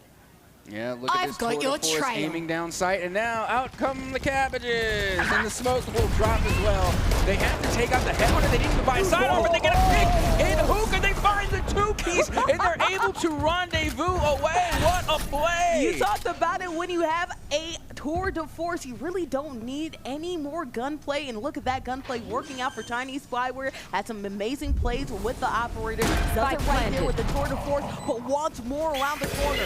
Great flash. A wonderful flash. I mean, again, just great plays being made from the side of Stratford here on defense. Snorlax able to get a pick onto the Neon. Teleport's ready.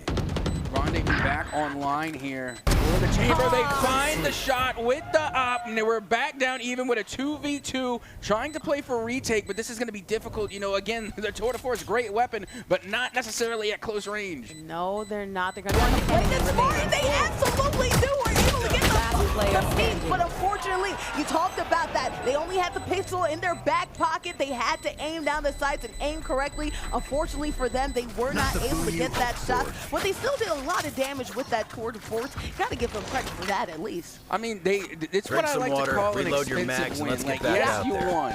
You got the dub, great round. But they lost 4 players in the process, so that's 4 rebuys they have to make. Don't get me wrong, it's expensive for the other team too because it's going to be a full rebuy. But at the same time, they didn't give it to them for free. We won, but at one cost. What cost? A pretty hefty one at that. But as we continue to move forward, again, that was just a solid round. And it's a feels bad. It really is a feels bad because, again, the chamber on the side of Stratford, you know, they did the right thing. They took up the classic. They went for the right clicks, and they hit both times. But that Sky had to have been at full health. There's no other explanation. Meanwhile, if you look at the feed, you can see Snorlax with the Tour de Force able to get the first and early pick. And that is a great start here for the Legends. Amazing start so far here for the Legends, as we're seeing a little bit of a playing around at what point we're trying to look at here, but it looks like it might be B that we're headed towards here as we see players around that short in the window. Right around the side too, around the teleporter as well. In Hookah, we see a couple players chilling out. When will either players make their move? Only time will tell. It is a 5v4 scenario still. A lot can happen here. They're going to force themselves on towards the B site. And Neon there to initiate. And they're trying to rendezvous away. They do manage to avoid the danger, but there is one elimination. As you can see, Dig Dug was able to go nutty with the Spike down B. Oh, try to get that shot from Hookah, but unfortunately they got Last player great standing. play right there. Easier from the 30 high point, seconds but left. they were able to get it from down low. Spike planted. Got flashed, but still decides to go in for it anyway, knowing the fact that they're at a disadvantage. They're playing this safe, but unfortunately, they got Snorlaxed. Yeah, I'm not going to lie. These chambers are cracked. Like, I'm going to be completely honest. Like, their plays with the Tour de Force have been insane, and not just on one side, on both. Like, Snorlax and, of course, Chinese. Again, both of them have been on point with the Tour de Force. Again, these are shots that I would never be able to make. Again, that reaction time is insane. Well, it makes sense that 2 players that are using, you know, a character that has a sniper in his back pocket, you need to make sure if you have a snipe game in your hand that you actually have aim, and it looks like their aim very true right now. You talk about that broken by, unfortunately, right now. If you look for Stafford, they do not have a lot of equipment to their name. This could be a very good win if they can make it happen, but unfortunately, they're at a massive disadvantage. I mean, yeah, they're in the danger right now. Stratford, if you're looking at Stratford, they're right there in scoring position. I mean, once you get to the double digits, that's where a momentum shift really does happen. If you are the first to hit double digits, it just boosts your morale so much. Granted that, you know, you're looking at the economy right now. They were, you know, they didn't have the best buy, but they still can make things happen. They were able to pull off a thrifty round much earlier in the map. They might be able to do it again. Decisions about whether or not to go A or B are still waffling in the air. Both of these teams playing it quite patiently, which I don't necessarily mind. You talk about all information is good information, and they'd rather play it this safe game because slow and steady wins the race.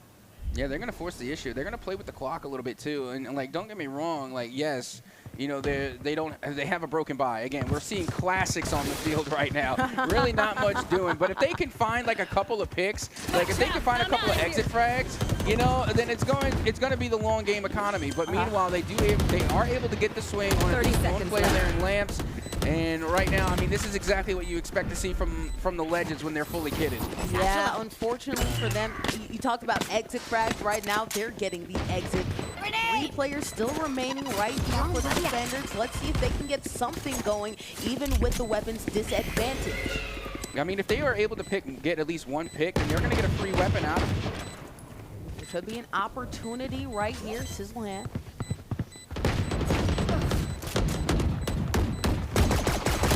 Player Fought standing. behind, but unfortunately the aim was not true. That could have been a massive play potential right there. Flawless right there from the attackers. Makes sense when you look at the economy diff, but at the same time too, flanking them, getting behind them, we hope they at least be able to get one. I will politely ask all those in attendance and those at home to forget what they just seen. I didn't see it. You didn't see it. No one saw it. You know, what are you talking about? I don't even know what you're talking about. No, I have no idea. I have no idea at all. Nothing happened. There is no war in Ba Sing Se. as now here we go. We got our first halftime, which is what halftime. We got our first timeout. We got our first timeout, which is what I love to see because honestly, like teams are a lot at these times out in competitive Valorant, and there's so many times where I see them go unused. Even if you're winning, even if you're in a good position, take a timeout. You have it. They're given to you for your benefit. If you don't use them, it's just a waste. And to be honest, if you're looking at both of these teams, I feel like it's very even, but who do you feel like is in a better position? You alluded to the fact that hitting double digits kind of helps you out, right? It makes you feel like you have some momentum towards your side. But on the other end, you do have a very good team who's only a point behind you. I still feel like it's anybody's game to really win this one. It definitely is. I'll be honest. If the Legends come and they take this next round, it's going to be huge. It's going to be very detrimental to Stratford. So honestly, right now, it's low-key do or die for Stratford at this moment. Don't get me wrong. They have another round to survive. They can make a comeback, sure. But if they want to secure their win, because again, this is their game to win here, in my opinion. This first map is theirs to win. If they can secure this round up, they put themselves in that position to take the first game here in the grand finals. Well, Vandals and Phantoms for everybody included and involved, so this is very good for either team, very even, but you talked about that disadvantage when it comes to the point totals. Could be anyone's. Stafford could make some noise right here. Smokes out, but nobody quite choosing a point to plant that spike so far. Yep, again, going for the slow play here. I mean, it's a little bit of a split push, which is what what I expected anyway. Yeah. But, you know, you're looking at the ult economy, and it's pretty split. I mean, it's a 3 to 4 ult economy. The question is, how are they going to use it? And is it going to be an ult dump? I do not advise the ult dump. I think that's definitely not the way to go. But we will see. I mean, you have the Ryze ult and you have the Sky ult. Honestly, you can call in the Raze ult. Apologies, I said Ryze. You can call in the Raze ult, and that will literally just clear sight, even if you don't land an elimination. But if you're looking for a cheeky pick, and you're looking to clear sight, then you know the Raze ult would definitely do it justice there for the side of Stratford. Yes, you're seeing patience from every party involved, but now you're seeing the I've got your train. 30 seconds pocket, but Tiny Siren makes sure they don't even have a chance. Trades all over the place. 2 remaining for either team. Spike is planted. Well, Spike Carrier was killed. I apologize. Fire in the hole! Yeah, Spike currently on the B side. Big stun here. There's the showstop that we were talking about from the Raze, and they never even got the chance to use it. Now we have ourselves a 1v1. Neon ult has been popped. And again, Ripper armed with a classic and a dream! Ripper with the classic! Gets the head click on the Neon with the ult. What a shot! Oh my goodness! We talked about aim having to be true, and we've seen both Chambers make some crack shots. Oh my God, what a crack shot that we just seen right here. The shot making in the series has been phenomenal so far, and we still have but so much more left to go. And now you ask me who had the advantage. Well, now the advantage all goes to the Legends. I mean, they forced Stratford to use 2 of their ults in that last exchange, and they missed. They missed with the Raze ult. They missed with the Neon ult. And now they still have 4 of their own. Absolutely insane. And I still don't know how Ripper managed to get that head click with a classic, no less. Sometimes you're just good like that, obviously. Not me. Not me, never. No time am I that good. At all in any lifetime. But that's why these players are eligible for scholarships, right? They're just that good. The competition here in Texas really is something to behold. We have been seeing. It's like getting shot by a stormtrooper. You know, if you get shot by a classic, it's embarrassing. You know, not to say that the player should be embarrassed. I'm talking about for me, like, because we did see insane. Somebody had the back I've got your behind players and couldn't get any shots with the classic. I mean, hey, sometimes it's just good like that. Ripper going in, being a little bit organized here, bold move. Fortunately, though, Dig Duck gets out. Tiny Spyward has been on a roll. Yeah, now pushing forward. They do have the Phantom in hand. They do have a good weapons advantage here, but still, look at the exchange. I mean, it's a 1-for-1 tit for tat, and now we have ourselves a 4v4 scenario. They're going to be rotating. It looks as though they're going to try and rotate their way back over towards that B site, but are they going to try and call in the ult? Still holding on to it. The spike does get planted, and now the retake is underway. Tiny Spyward rally around, but half one going ahead and getting a twofer right there. Great response. Yeah, this is going to be tough. I mean, now, honestly, at this point, I'm taking the Phantom and I'm running away. Yeah, maybe not. Try and get an exit frag, or maybe possibly go for the defuse, try and do some try and do some hero stuff. But you got a Phantom and a pretty cool skin, too. Phantom, pretty cool skin, could have saved onto it. They decided they want to go ahead and risk it for the biscuit. Unfortunately, it didn't pay off. The attackers go ahead and chirp another one. We talked about the momentum going the Legends' way. If it wasn't already before, now it's clear and obvious it's going all the way then.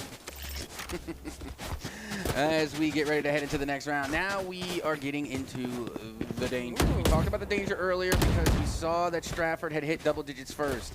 Now, after being behind for the entire game, we finally see the Legends in the lead. We see an operator right now on the table, so we'll see what's done with it. Looks like we're probably headed to B split push right here. That's a tall tale sign to go the other way. When you hear that op shot, maybe there's not something for us over there. We should probably turn around. That's my thought. I want to go home right now when I see an operator, especially the way a lot of these plays that have been happening here in these games. The shots have been true and dead on target, right? Trying to get a wall game is Chinese spyware. That is a chamber v One chamber, enemy remaining. We see some insane Spike shot down making. B. You're seeing it right here from Sizzleham. A 3-for right there. Dude, the hookah has just been the slaughterhouse this round. I mean, oh my goodness. There you have it, a flawless victory and a great round. I mean, this has just been a real back and forth non-stop. What a play as the Legends pick up yet another. I think Stafford heard us say the fact that Stratford the Legends picked another, my bad. No, we heard that. Stafford heard the fact that the Legends, we said the Legends were getting some momentum. They said, not so fast, not so quickly. Going ahead and making use of those premium buys. I don't even feel like we've really gotten into it when it comes to the snipe play.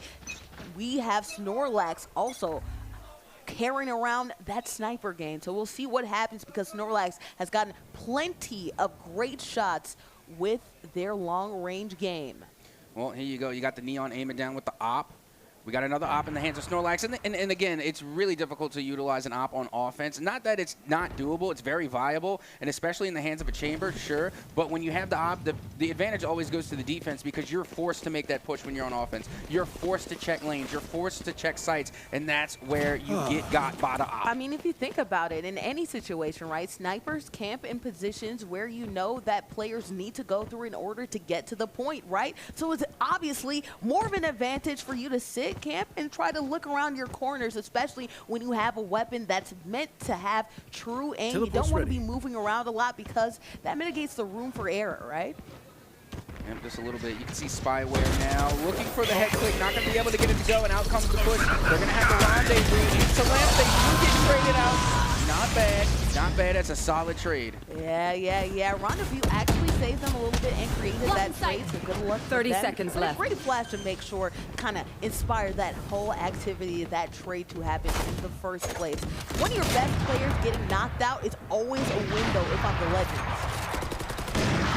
Snorlax up on high, trying to get that shot over towards heaven. Not going to be able to land, but the spike will begin to be planted, and down it goes. As you can see, another pick going the way of Stratford, as Neon with that op has been proven dangerous.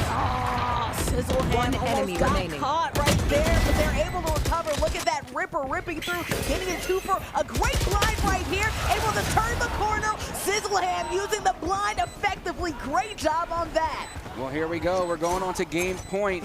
I mean, this definitely has the makings of extra rounds. This has the makings of overtime. Absolutely it does. But, I mean, Stratford, they're on game point right now. They're on 12. Match they need point. one more. If they're able to win this, and they're going to go up in the series and be that much closer to being grand champs. Well, this much closer, but not quite. Again, this has been an even affair, so nobody's entirely too close yet. Too close to call who might walk away with this one. Back and forth. Every time it seems that one team is starting to get a little bit momentum, it goes the other way. This best of 3 might have us camp here for a while, Cap, because it doesn't look like either team really wants to give this one away.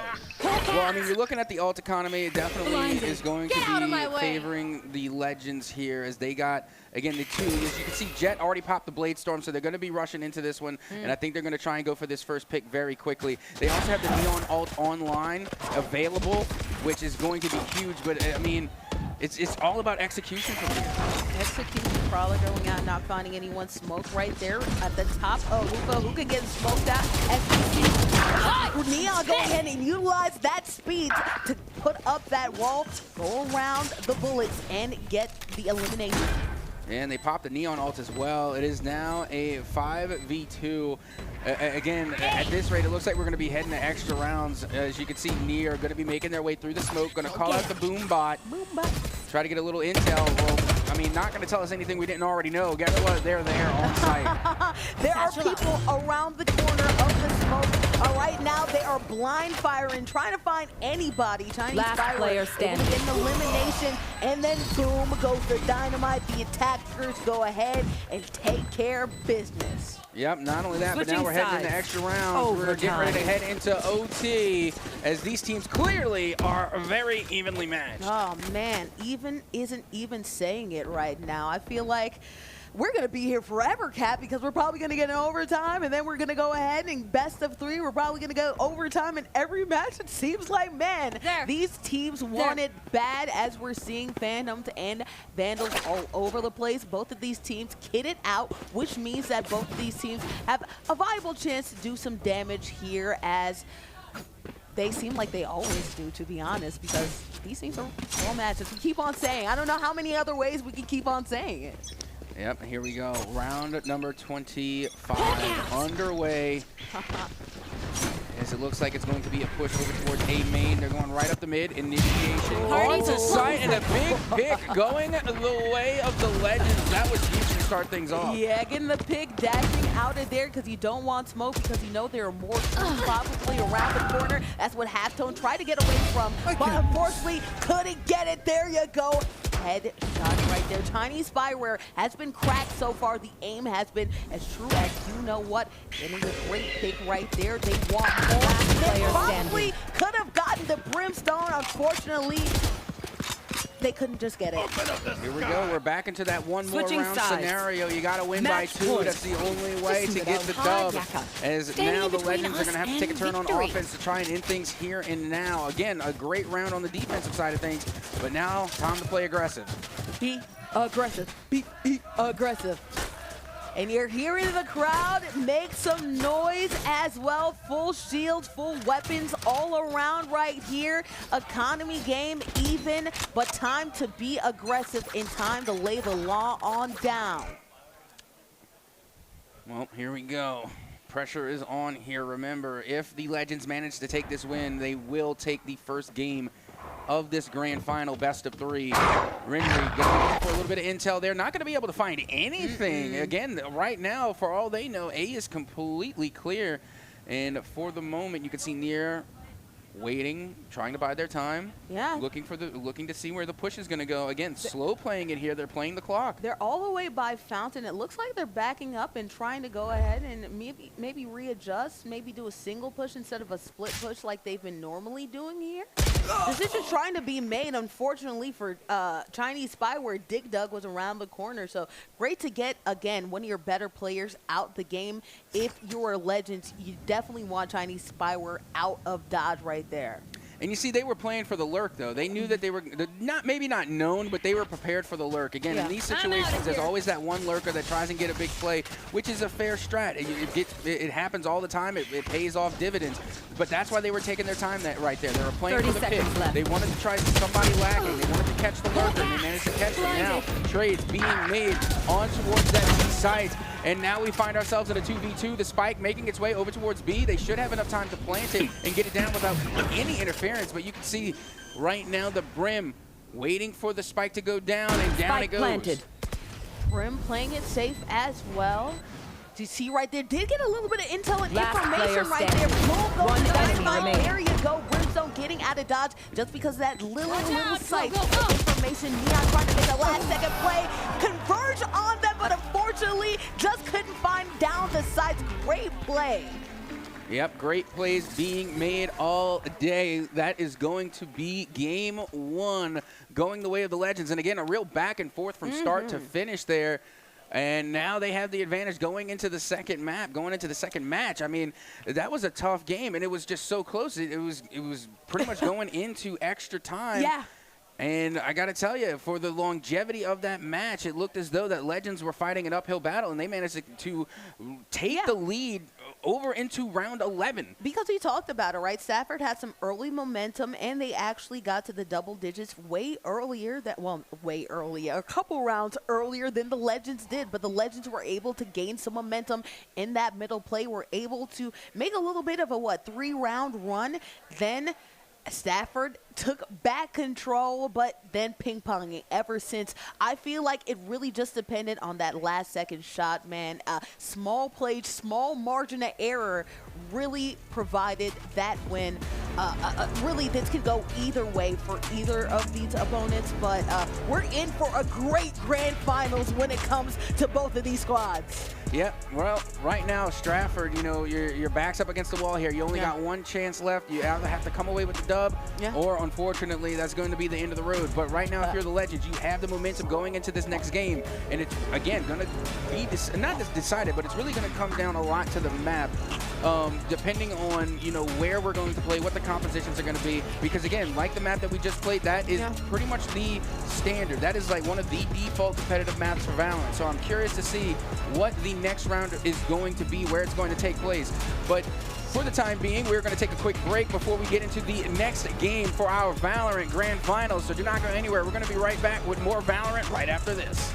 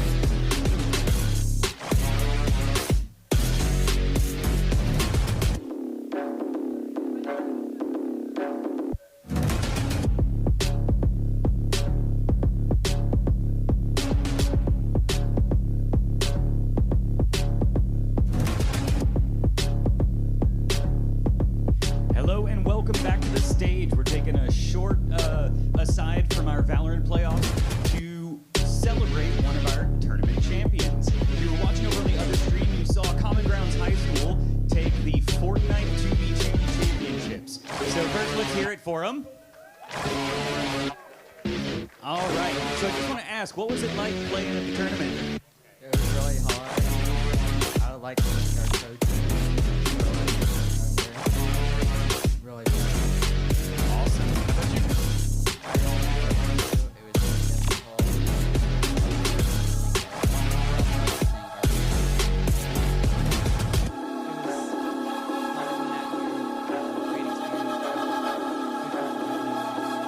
Awesome. I love to hear it. I want to have you raise this up, and I want to hear it for him.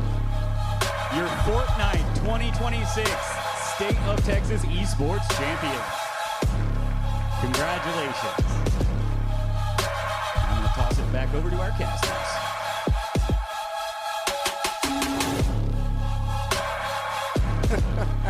That was a quick intermission. I apologize. My goodness. Here we are back again for the undisputed Texas State Esports Championship. My name is Captain Etsoka, joined on the desk by Zip Master Flex. Zip, here we are back again on the stage. Welcome back. How are you feeling about Valorant so far? We already got one game in the books. Now we're headed to game number 2 beforehand. Man, I'm going to tell you a little something. Tell me what. I don't know a lot about Valorant. They went down to the point. I know what a count is. I'll tell you that. And they went down to the bucket in that first one. So, I mean, I'm sure it's going to go the distance. Yeah, like I was saying, I'm a big fan of the three-sided map, so I'm hoping we get to see one. Now, my gut's telling me that we're going to end up on a sand, and I have a pretty big gut, so I'm thinking I might be correct, but I don't know. We'll have to see. I mean, the first map was on Bind, so, you know, who knows? Maybe these players don't like Ascent. Like, don't get me wrong, I like Ascent in a competitive sense, but, like, you know, we don't have so much competitive for your reason. You guys can't tell me. And I'm okay with that.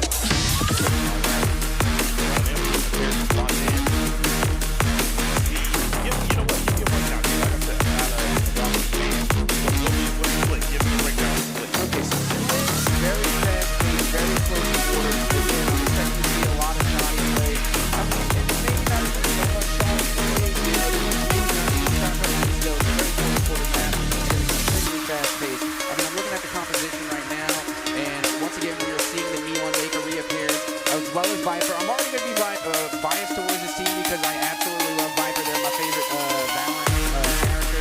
Not to mention you got Omen. So again, double controller. This is what I was mentioning earlier regarding like the double controller meta. For a while, it was a name-saving rank. And you know, we're seeing it being brought out here today. On the other side of things, we're seeing the Neon make another reappearance. They're going to be going double duels with the Jet as well as the Neon. And again, not bad. Again, this is say the least, but like I said, I'm going to go ahead and give my favorite rapper just because they have my favorite. Not towards the players, just because of my bias towards the character. And, you know, that's an easy way to do it. I do that a lot of times. You know, if you're playing my character, you know, and I'm not biased for the team itself, if you're playing my character, I'm automatically leaning that way. We all have our favorites in all games that we play. And so getting in here, when you talk about double controller would be, am I correct in saying this, the characters that place tools down to veil and allow people to make plays off of line of sights? Yeah, they're the ones that are throwing down the smoke. So any type of like ball of smoke you see, that is going to be your controller. And now, not only that, but we're seeing one of the newer, not necessarily a new addition, but one of the newer Sentinels, which is Vise. They're the ones that's going to be playing with the liquid metal. They've already been eliminated in this round, and now we have ourselves a 2v1 with the spike ticking away. Pre-fire going on in the corner. Ripper playing as the Omen was the Brim in the previous matchup. Now, this is tough. I mean, do you allow the spike to take away? I mean, it's that snake bite coming from Viper that's going to stall them out, and Spike continuing to tick down here. They do have a little intel to work with. Not going to be enough. They only have 14 health remaining. Spike is too far gone. That's going to be the first game set right there. Round number 1 in the books. You know, he had a 2v1 situation. He didn't have the health for it. He comes out. I like how he played it. He saw one, attempted a shot, tried to catch him popping out, and he said, you know what, I know the other is in this area, in the vicinity on my right. Double-checked it. Didn't have the health to deal with the return fire. Take him out. That was a clean close out there. Yeah, I mean, that's the way that you want to. That's the way you want to start it off if you're Stratford. I mean, again, because they are coming off of a loss from game number 1, so you really need to start and pop things off here in game number 2. And they were able to start out with the right foot forward here on split. Let's see if they can keep it going. Around number 2 on the way. They do have the buy advantage coming in with the frenzy. Not going to be able to land their shots. 2 eliminations already going the way of the Legends. Even with the buy advantage, I'm surprised they're able to go 1-for-1, tit for tat. Yeah, definitely. They decided to go with pistol with a lot of the play people, you know, save some of that bread for the later buy round. Oh my goodness, button engagement. He is blinded, couldn't keep his accuracy on point, missed the head tap, had an opportunity, but slayed in the end. Yeah, and that was with a Guardian, too. That's an expensive weapon. I mean, not necessarily expensive, like it's not a Vandal and it's definitely not an op, but, you know, still, I mean, it's still like at least 1,000, you know, purchase power. So again, that's kind of a hard loss because now that's a free weapon going the other way, and you know, you can't really afford to give anything away for free when you're in the grands. So here we are at a 1-to-1 split, getting ready to head into round number 3, which is usually the bonus round. This time it's just even. Interesting. Bonus round. Give me a understanding here. Okay, so the bonus round, okay, so usually the way things work is that the team that wins the pistol round, they get a buy advantage going into next. So then they're able to buy up a little bit, you know, things like Spectres, Buckies, maybe a Judge, you know, something like kind of in the middle of the buying power. And then because they have the weapons advantage going against pistols more or not, they win. Because they have the weapons advantage. However, going into the 3rd round, it's the other team that saved up their money. Now they can buy the Phantoms, the Vandals, full shields, the whole list. And the reason it's called the bonus round is because if the team with the 2 wins manages to win the 3rd, that is considered a bonus because they didn't have the economy to buy full. So getting the first 3 rounds, if you manage to get that, it's considered a bonus round because you weren't supposed to get it. Understood.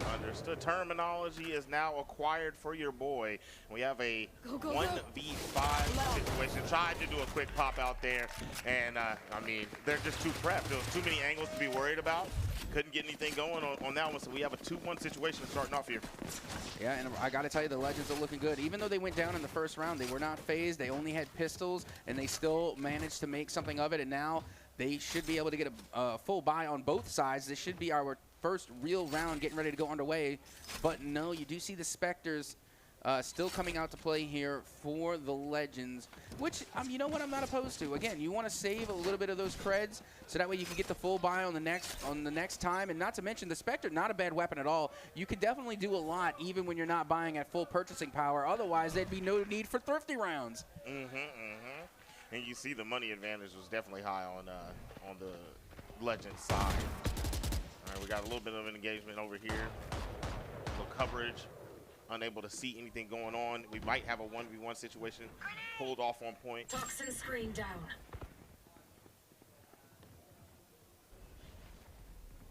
So the Spectre is the submachine gun. It's like one of the early buy guns, probably your first option.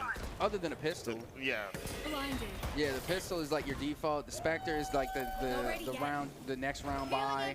And then that's when you get to the assault rifles, your Vandals, and your Phantoms. And that's pretty much where the majority of the game is played. Man, we got a nice head tap right there. The accuracy of these kids. Chinese Spyware with a beautiful shot. 3v2 retake scenario. This one's going to be tough for the Legends here. You got Renri, who's up on high, trying to find a cheeky pick. Not going to be able to get it to go, but they're running out of time. The Spike continuing to tick against them. Blinded, popping some shots right there. I'm thinking to make somebody peek out. My goodness. Turn the corner with a swift one. And that's another one for Chinese Spyware. Good hit, good hit. Getting this team. That's a tie round, yes? Yeah, that was a good old little bait and switch. You know, sometimes in Valorant it's ruthless, and you know, sometimes you got to run a play where you got to put the homie on the hook. You know, you got to lure him out there. You got to throw him out as bait. You definitely have to do that. I mean, I think that's something that everyone does in arena shooters or hero shooters like this. You know, you're gonna make a play, and especially if you have the team advantage, you get the angle from where your teammate was hit, you pop out, close it out. It's a beautiful play. Yeah, now there you have it. You know, and we talk about it a lot in Valorant. Is that you have plays, you have wins that can either be cheap, where you don't have to buy anything, or they're going to be expensive, where you have to give a little to get a little. And just right then and there, we saw Stratford. They gave one, but they were able to walk away with 2 standing players. So again, that's 2 less rebuys that they have to make. That's more economy in their pocket. And now, as you can see, round number 5 well and underway. Right.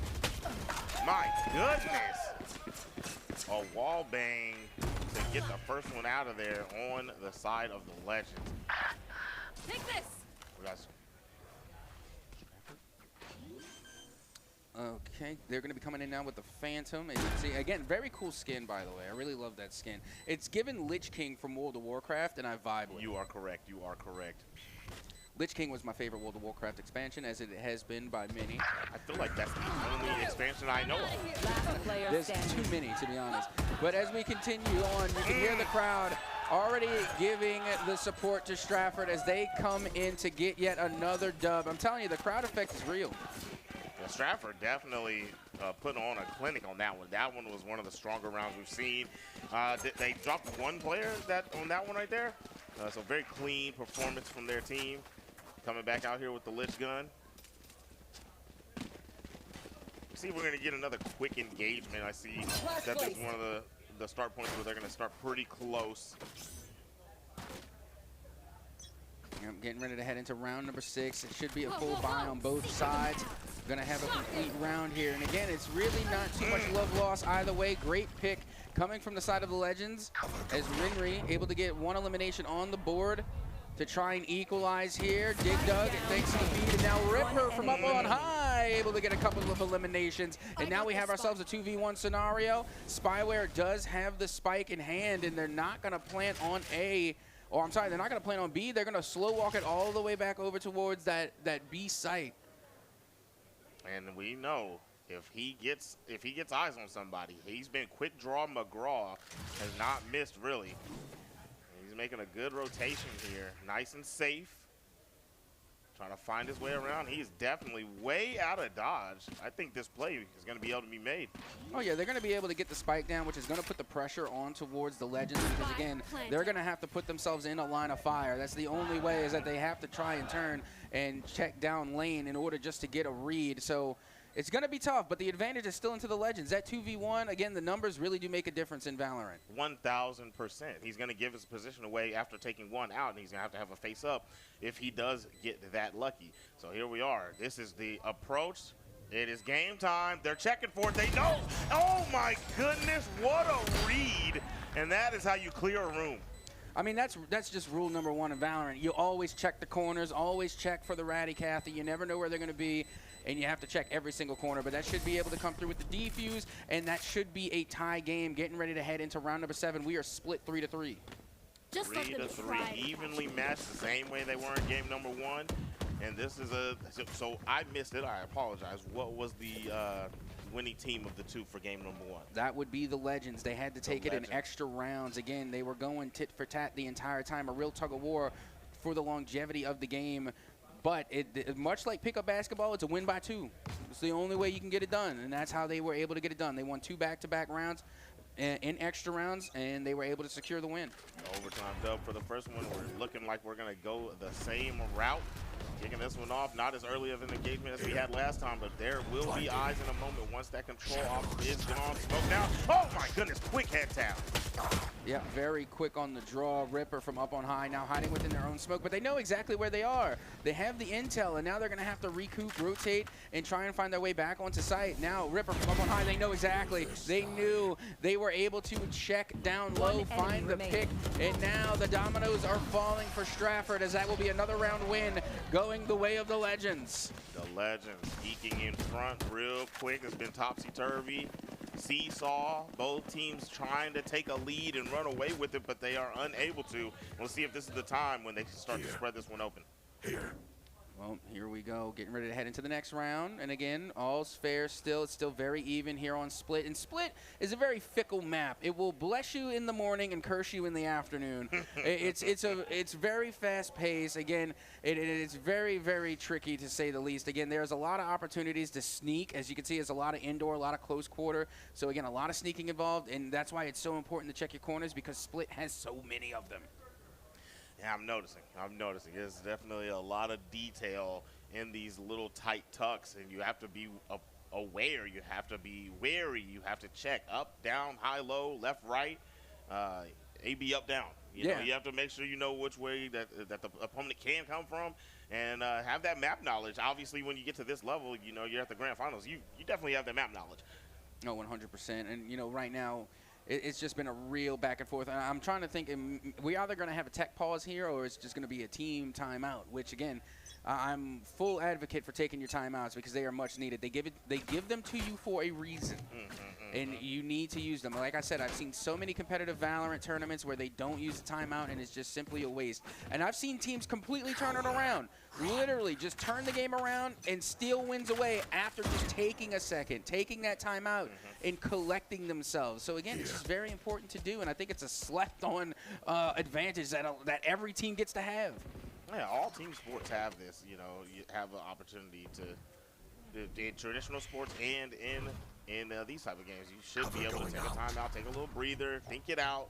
And we advise that even in fighting games, right? Like in between rounds, you take that breather. You have a 2-minute timer. You don't have to ready up immediately. And so that's where you get that thought process in, and then assess everything that you've seen in the previous game, and then you change game plan, like you said, turn around. Yep, this one's going to be a bargain buy here, coming from Stratford. As you can see, they're already losing some players here, thanks to Dig Dug, able to find a two-piece there. And now, from down low, Halftone trying to get the elim. They do find one. They take a chunk of damage for it, though, but the advantage is still there. Now 5v2, which is to be expected. This is a save round. You know, unfortunately for Stratford, they had to reach to the bottom of the bargain bin to come away with a couple of buys. I've seen a stinger in there. Again, not just it's a save round. It's an eco round. This is what happens. Oh my goodness. Pinched in the halls. Nothing doing. Stafford going to take the L on that one. And moving forward, again, this is the Legends. All right, that's what we're talking about. We're up 2 at this point, and we're going to see if they can keep this momentum going. You know, I think most games, most esports, most sports in general are momentum based. Once you get rolling, once you've seen something, till they adjust to what you're doing, it's hard for them to come back. It really, really is, and not only that, but you're 100% correct when it comes to when it comes to the momentum effect that really happens in esports. But even further still, even more so in Valorant, because there's an economy system. If the economy gets away from you with the momentum, that's what's really hard to come back from. And again, right now you can see Stratford able to come away with the full buy because last time was a bargain buy, so now they should have better equipment, better shields going into next. But what you also have to look out is the ult economy. There's 3 ults on both sides, evenly split. Actually, no. I stand corrected. Stratford has the better ult economy as they call in 2 ults now for a total of 4 versus the 3 coming from the Legends. Enlighten me. What do those little jellyfish do? They're called Seekers. So if they're basically used to clear sight because you try to avoid them. But the Seekers essentially, like, they're like, you know, they zone in on you, like they know where you are, so they give away information, but also they stun you, blind you. Very good utility. Didn't get too much off of it, right? The idea is there, but so now we have Seekers going out, and that is going to be the intel. Boom! That's a good one coming out from the Legends as they clean up, shut down shop, and this lead is starting to bust wide open. That retake was absolutely insane. Like you were saying that there was really not much doing from the Seekers, but there actually was. There was some value in it because just like the showstopper with the Seekers, a real point of it is more like a deterrent because people want to avoid them, so they give up the site. If they give up site, you go in, you get the spike planted. That's what they were able to do. They were able to come in, they got the spike planted, but it was the retake that came in from the Legends that was absolutely insane because, like I said, they gave up the site, they gave up the positioning, they gave up the field, and they had to reclaim it. And they did so quickly that it was just perfect execution. It's like they ran a play. It's like they called it. Oh, I'm sure they called it. I'm sure they were communicating. Maybe not a structured setup play like you were referring to, but I know the communication was there. These guys are high level. They know what they're doing. They're moving in synchrony, and it's definitely working out for them. Yep, so far so good. I mean, the Legends with a 6-3 lead so far. And now the Vipers pit is going out. Huge ultimate there. That one it's rather expensive. There is also an ult economy in the sense that, you know, it costs to call in an ult. You know, you have to build that up over time. So again, huge ult here. And now this retake is definitely not going to be as easy as the last one. I'm assuming you take damage in there? Yes. Oh my goodness. Last player standing. One enemy remaining. What, my goodness, we have a 1v1, and now we're done. My goodness. There we What go. a retake. I mean, yeah, that was a really good offense. Again, the Vipers pit, not to be underestimated. The Vipers pit is insane. Again, you are vulnerable. Good use of the ult. Not only that, but they were able to draw out the Vice ult as well. So again, that's a whole other ult that they're going to have to rebuild on the other side. So not only did they get the win, but they also were able to even out the ult economy in the process. So again, well played by Stratford to kind of close the gap here. Now 6-4, and we're that much closer to a 6-6 split. Nearly what happened identical back on Bind in the first game. All right. Stopping the bleeding. Stafford has a chance here to start trying to run it up. Try to get closer in the economy game as you speak. And tie up these rounds. Trying to go for the wall bang. We saw that be successful earlier. I thought they were just mad at the box. They could be. You know, maybe it was shipped to the wrong address. They were sick of it. Oh, and you see, this is what I call a Pennywise player. Somebody that likes to hang in the sewers. Hey, it's scary down there, bro. I've been killed there so many times. I'm telling you, that's a Pennywise right there. Halftone. Do you all float? This is a lurker right here. And they're going to be playing for it. Look at the read. Look at the read from the Omen. They were ready for the lurker, and it didn't matter. They missed their shot. They played for it. They knew it was coming, and it still wasn't enough. That's why we call them Pennywise. They come out of the sewers, and then they get you. And then they get you. And two have been gotten. And she does Aerial float. play, unfortunate. Yeah, she does float, by the way. Yes, definitely does float. Now here we go. Time continuing to tick away on the spike. Huge nade. Raise with the nade in order to get them off a spike. But there goes the elimination. Should be enough time to get the defuse. What an amazing round. Again, like I said, the sewer lurker there, the Pennywise. Man, that halftone, I think it was halftone. I could be mistaken. I could have misread. But yeah, I mean, coming up from the sewers, picking up a two-piece, that's a definition of fear right there. Definitely. Picked up a two-piece, you know, set up another one, you know, so that was a good trade opportunity. So really put them in a great position to win that one. Well, not only that, but it's going to set them up for an even better half because now no matter what, they're going into the second half with a lead advantage. Like the best you can do is a 6-6 split to be even. Now they have 7 games, so at the bare minimum, they're going to the next round with a 1-round lead. Okay. Retrieving flash. Guaranteed, locked in. Now, with that being said, even if they were to win another round and it becomes an 8-4 split, that still is a good split. That is not bad at all. That's like routine. That happens every day. So Stratford still very much in good standing right now. They already have 4-round wins on the offensive side. It's not a bad half at all, no matter which way it falls.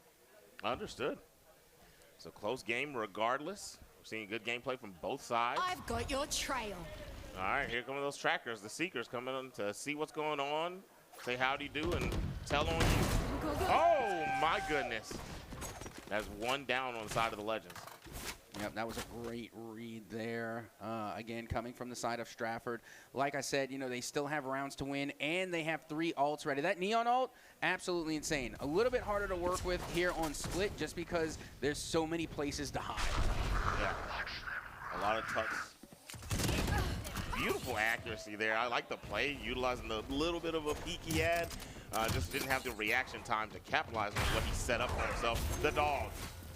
Yeah, and that's the thing with the showstopper too, and that's the point, because usually when you use your ult, there's a sound notification that lets everyone in the map know that you're using your ult. So when you hear showstopper, you just run. Okay. You go. It's time to go. Spike is planted.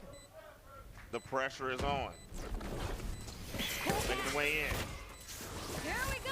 Oh, the neon. Oh, yeah. That's what I was saying.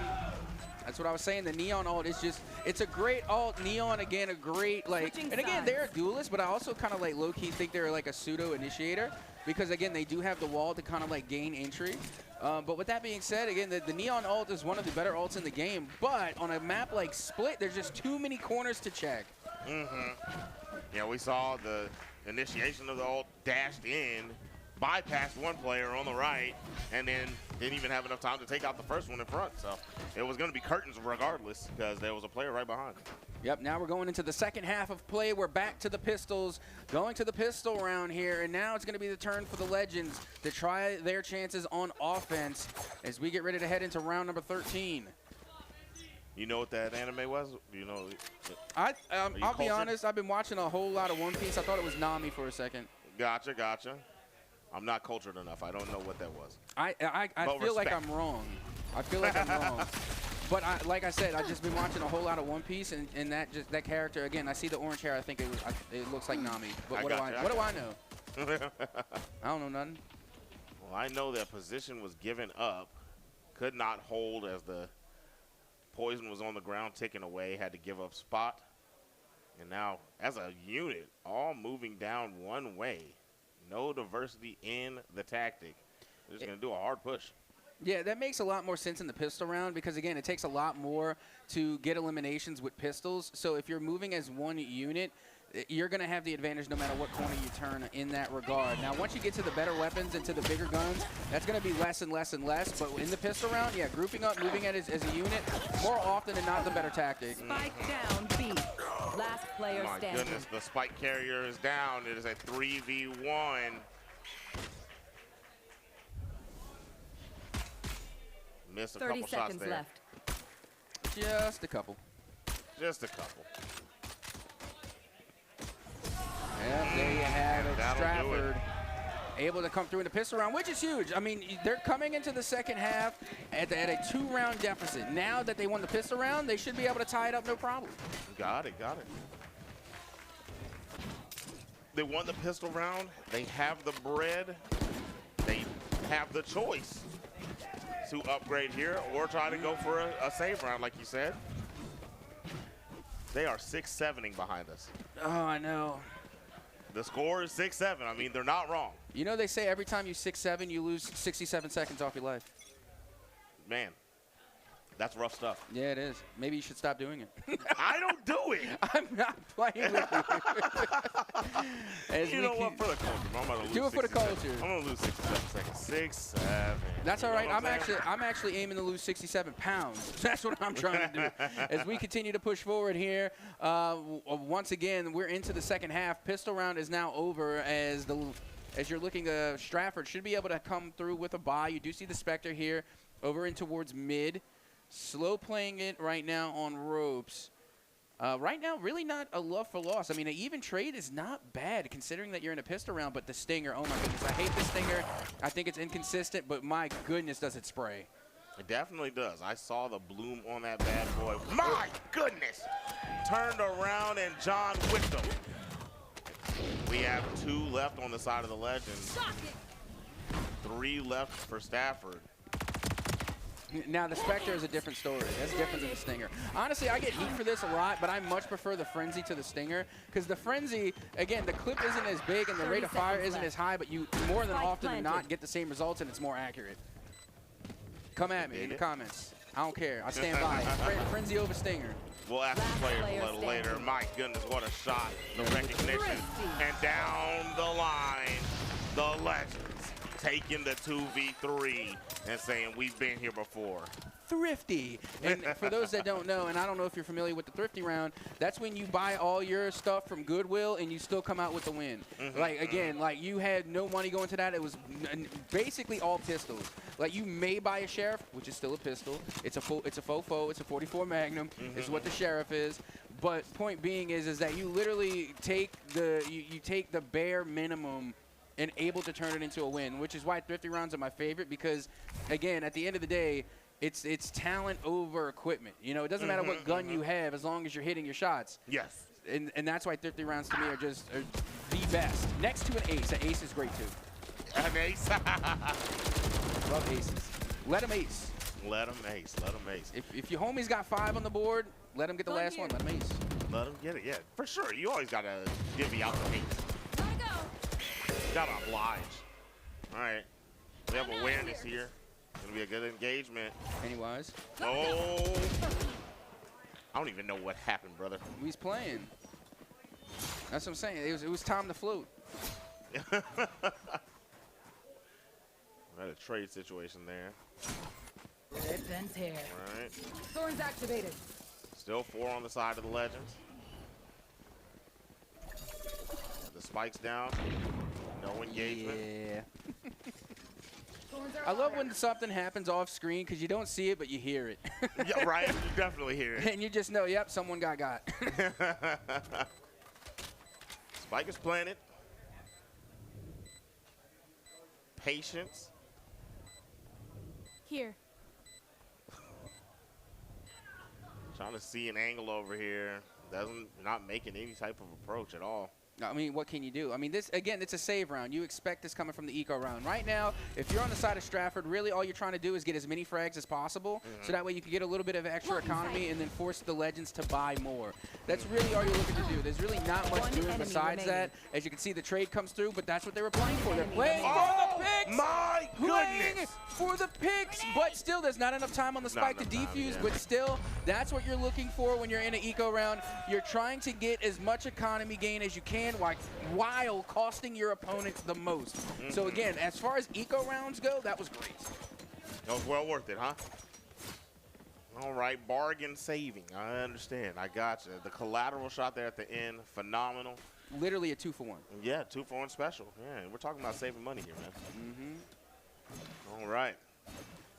So that is going to put us at 9-6. Yes. All right. I believe. Well, we're going to see in a second. Yeah, no, it should be 9-6. It should be 9-6. It should be 9-6, yes. But with that being said, I had mentioned this earlier in map number 1. The first team to get double digits gets a huge boost of momentum. Okay. Because you need 13 wins to take the dub. So once you get in the double digits, you got to keep in mind the majority of the game is spent in the single digits. You get to the double digits, you start to taste that victory. You're getting close. You can smell it. It's in the air. You're right there. So again, that's where that momentum comes in. And more often than not, from my experience, the first team that hits double digits is the one that is more than likely to win. But also, you know, is it concrete? No. It's just, you know, you're looking at the numbers of more often than not, and it only makes sense. It only makes sense, yeah, of course. You build a large lead, obviously, right? You get closer to the finish line, of course, you're more likely to win. But like you said, it is definitely still doable for Stafford, even if that becomes the case. They've shown that they're worthy opponents, and we're going to see if they can run it back. We're getting ready for our next round here. This is where we have to kind of collect ourselves here, kind of take a breath. Like I said, we're getting close to the double-digit territory.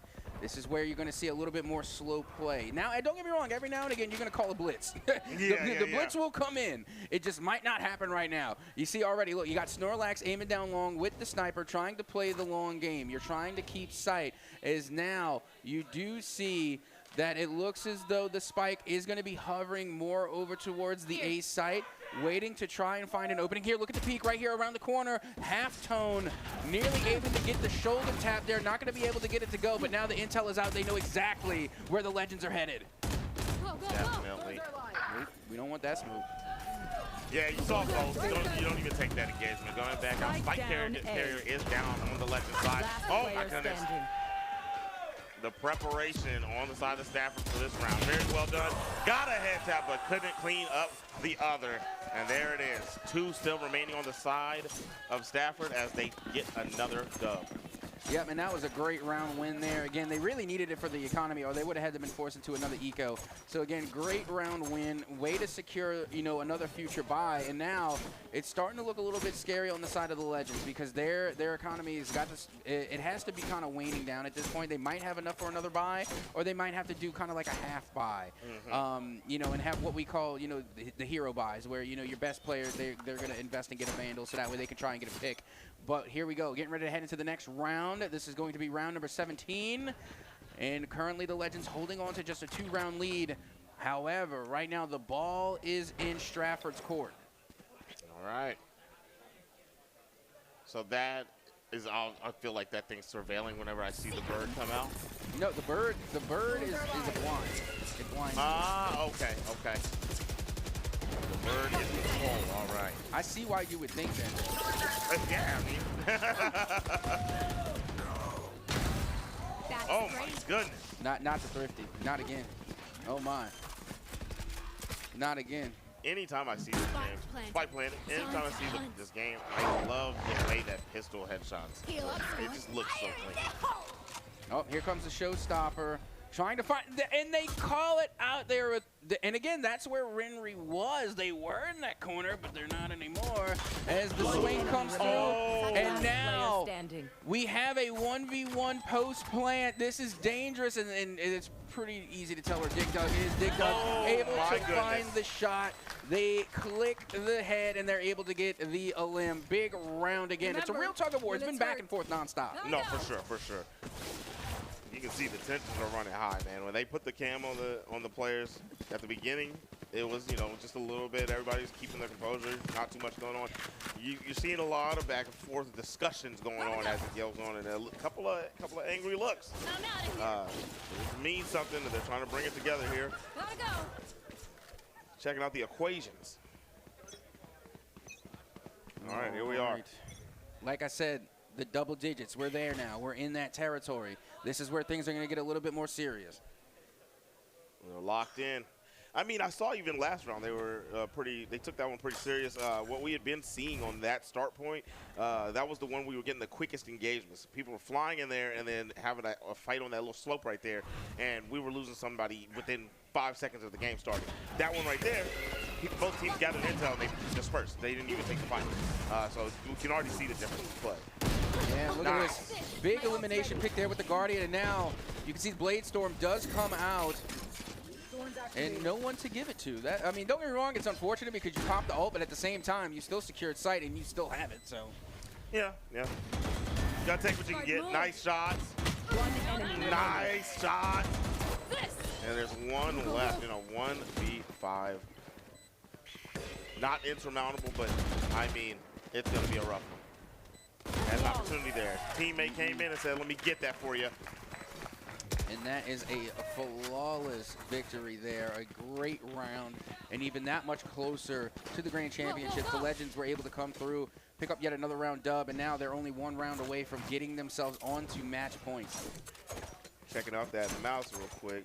I'm gonna be like, man, come on, man. I know my shot is better than this. Nah, I got stick drift. Stick drift on the mouse. Stick drift on the mouse. I'm sorry, that's good. All right. You can bring it back to GameStop. All right, here we are. This is going to be round 19. We're going in here 11-7. 2 more points needed for the Legends to become Legends. Stafford still has an opportunity. Let's see if they step up to the plate. Yeah, and they're kind of doing, I don't know if they do this as if it was a preference. But it looked like they brought another Guardian, and they did. So I'm wondering, like, does Halftone just like the Guardian, or were they, you know, they were forced to buy it? They don't have the economy, I'm wondering. But with that being said, you do see the Seekers going out. The ult has been called in, and now it's a 2-4 ult economy in the favor of the Legends. As now they're going to return the favor with Seekers of their own. I'm out of here. Seeker for Seeker.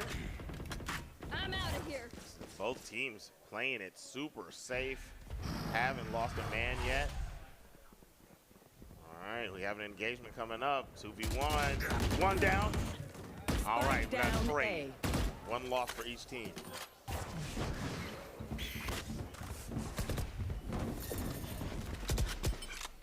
Thorns are alive.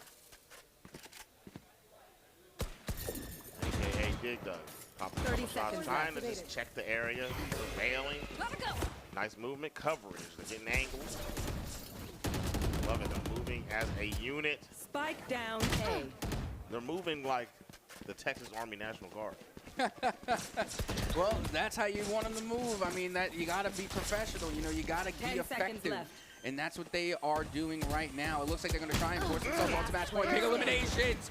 Unbelievable. That snake bite is huge, and that's why we love Viper so much. So much great utility. Again, the coverage just for having the control to hold the phone. Woo, that was a close one there. Very doable, very doable. Just couldn't line up that second one. To be honest, that was a wild push by those two, giving that opportunity to be lined up the way that they were. But lucky for them, they pulled through. Yep, they managed to, and they're still holding on here. They're keeping the Legends away from match point. Still a great round. They got the job done, but job's not done. Job's not done. It was done for a round, but the game is still going on. And here we go, getting ready to head into round number 20. It's coming down to the wire here. I mean, if the Legends aren't careful, we very well could see another map that goes to extra rounds. Right now, still sitting on 11-8, trying to make their way back into this. We talked about the lead held by the Legends, but Stafford talked about the opportunity they have to bring this back. It's a long set, long game, and they're playing the long game. Wouldn't say by choice, but they're definitely playing the long game, making their way back into this one. Nice shooting text, and we got one down on the side of Stafford.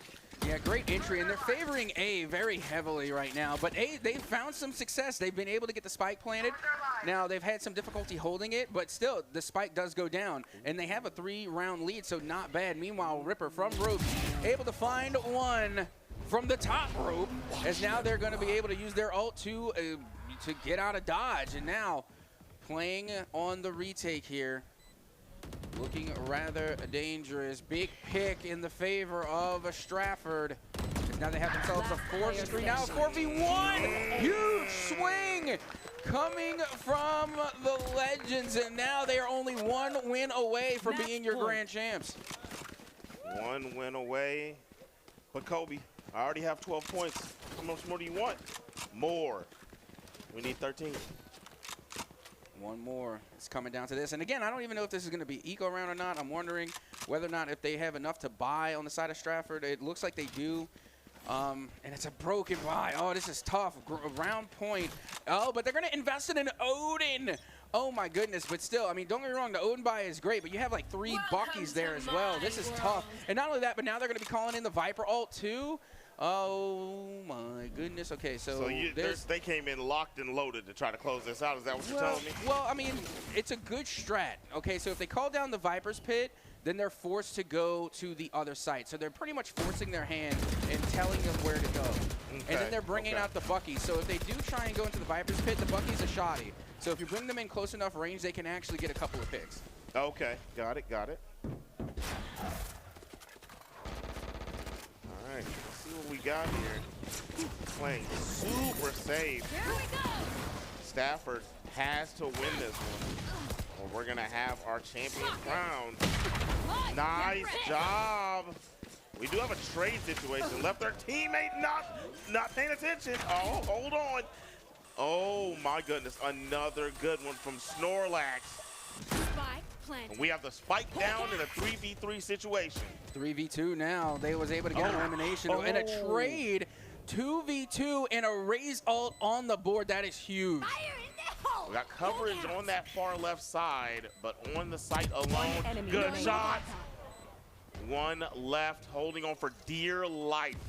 Not much health left to try to clutch out a 2v1. Doesn't know where they're at. Bam! And that'll do it. We have our champions. That we do. It is going to be the Legends coming through with a 2-0 sweep here in Grands to secure themselves as your TechSef Undisputed Valorant Grand Champions. What a game, what a series. And then also kudos to Stratford. I mean, again, they put on a show. The very first game went all the way to extra rounds. The second game nearly went the distance as well. It was just a great showing from both teams and some phenomenal plays being made on both sides. Phenomenal, phenomenal. I mean, man, you come in, you look at this, you're like, man, they lost 2-0 on the side of Stafford, but they put everything on the line. That first game was, I mean, a banger. Went to overtime. Second game, they kept it close during the interim, and then at the end, you know, we watched the Legends start to eke it out. Each round was still close. Even in the winning rounds for the Legends, they were very close, but you know, they were still able to pull that lead up, get that 13-8 win. Yep, GG's all around, and what a showing. I mean, my goodness, it was so many crazy plays throughout that series, and it was just coming down to the wire so many times. Like I said, even in the very first map, it was Stafford that went ahead early and put the Legends on the back burner, and the Legends throughout that entire map of map number 1 were down. They were playing from a deficit, and they managed to turn it around in round 11 and then literally make a comeback, and I think it was that big momentum boost that really put them over the edge as they headed into map number 2. And once again, even going into that map, you know, they had a couple of stumbles, but it didn't. They were not phased. They were not phased at all. They were able to keep their mental fortitude alive, and they played phenomenally. Absolutely phenomenal. Absolutely phenomenal. All right. And then we are ready to present them throwing the stage. Hello. I have beside me here our grand champions for Valorant. Let's hear it.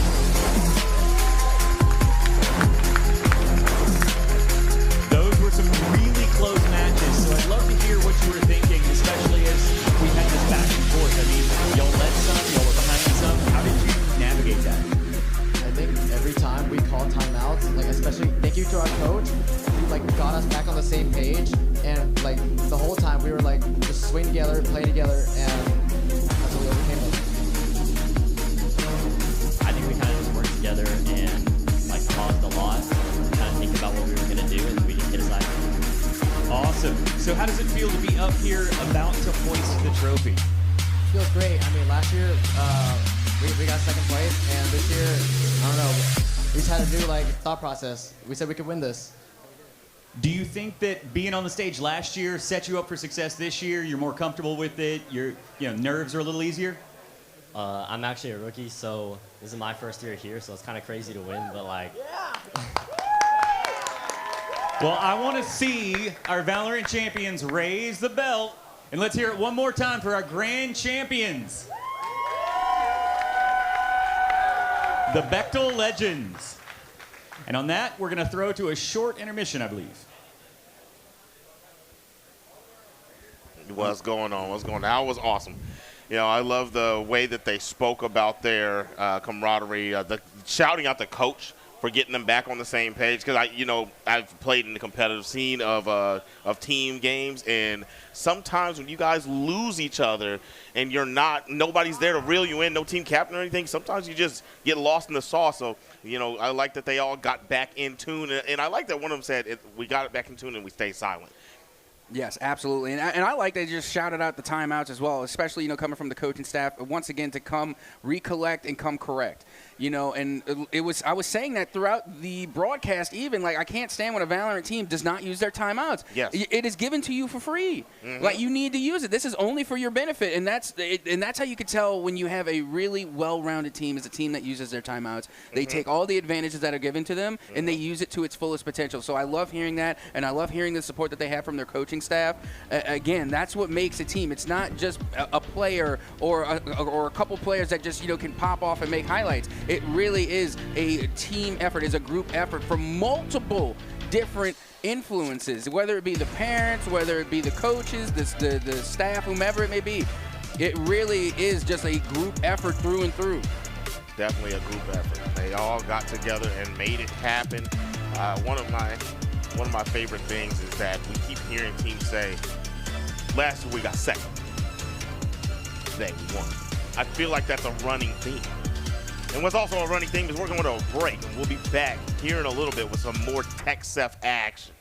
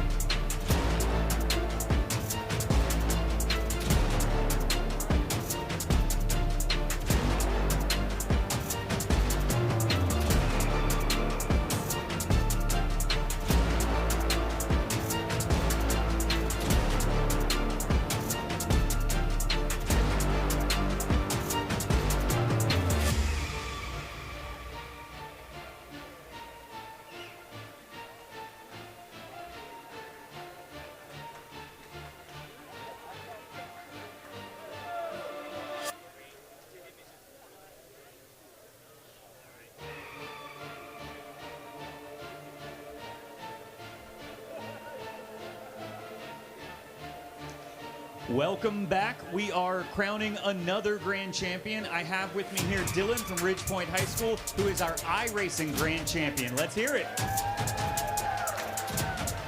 So iRacing, like, esports is grueling in general, but I feel like iRacing is on a different level. So Dylan, over the past couple of days, how many hours have you been driving? More than 8. So at least 8 hours a day for the past couple of days. I think 6 hours today. So how does it feel to go through all of that, over 20 hours worth of work just in the last 3 days to finally get to hoist the trophy? Well, it's just racing. It's very endurance something. I'm taking a lot of practice, and I mean, 8 hours for me now, it's just like a normal Tuesday. I think if I drove for 8 hours, I would be done on a Tuesday. So how long have you been driving? Since I was very little. I was a kid, probably like 6, 7 years old. Awesome, and I've also got our organizer here. Can you talk a little bit about the requirements for iRacing? Because it's a little bit different from standard esports. Yes, so iRacing does require a wheel and pedals, which is a lot different than just having a keyboard and mouse or a Xbox or PlayStation controller. The wheel that I'm holding right here is for a wheel by Moza that is provided by Mr. Dillon himself for a Moza R12. It's a lot more of an expensive sport, being this wheel alone probably costs about $200 to $300, which is a lot steeper of a cost compared to your normal probably $20 or $30 keyboard and mouse. So being able to, one, have that startup cost, which is a lot steeper than normal esports, is a huge limiter. But being able to also be proficient in it, being able to put 20 to 30 hours a week just sitting down in a chair, pressing those pedals, turning that wheel, being able to turn laps in these cars that we've been racing is a huge thing to go on. And a huge requirement of that is being persistent, is being able to endure all that time in the car. Like you said, we did 8 hours yesterday. We did 6 hours today before being able to crown Mr. Dillon here as our iRacing Grand Champion. So he's done a lot of work, and I'm super proud of him for it being his first year in TechSouth iRacing. So it's a huge thing to really congratulate him on and be able to hoist this belt here and be known as a Grand Champion for Ridgepoint High School. Awesome. So before I hand you the trophy, is there anybody you want to thank or anything else you want to say? Everybody. I'm thanking everybody in my school, my family, everybody. Thank you for the support. Let's raise that trophy and hear it for our iRacing Grand Champion, Dylan from Ridgepoint High. Thank you very much, and we will kick it back.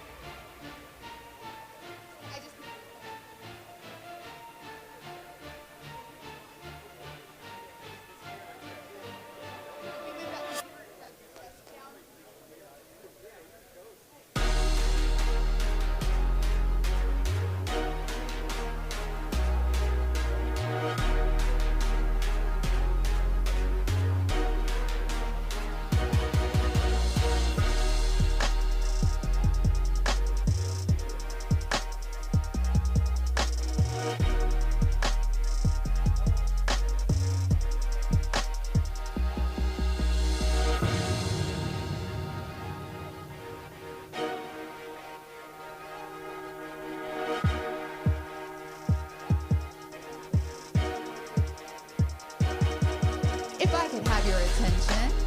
I just want to say thank you so much for sticking around for our Overwatch. Is that right? We're on Overwatch, is that right? Rivals final, there we are. But I need 2 people to come to this stage. Mr. Dr. Patrick Neff and 40, get up here, please. We have some birthdays today. They're both 29, so don't ask. I sound like a dying cat when I sing, so y'all are gonna have to help me. 1, 2, 3. Happy birthday to you. Happy birthday.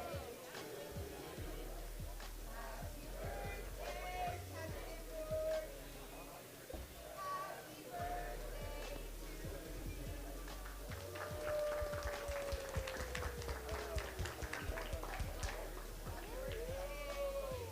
Thanks, y'all.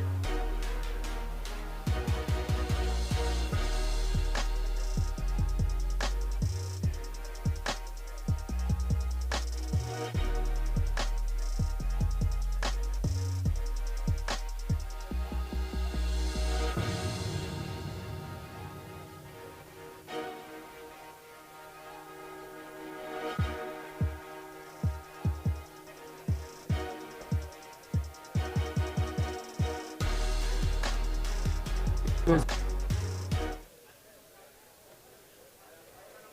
what's going on, everybody? We have the Commissioner of TechSF, Rick Allen, here. How you doing? I'm doing great.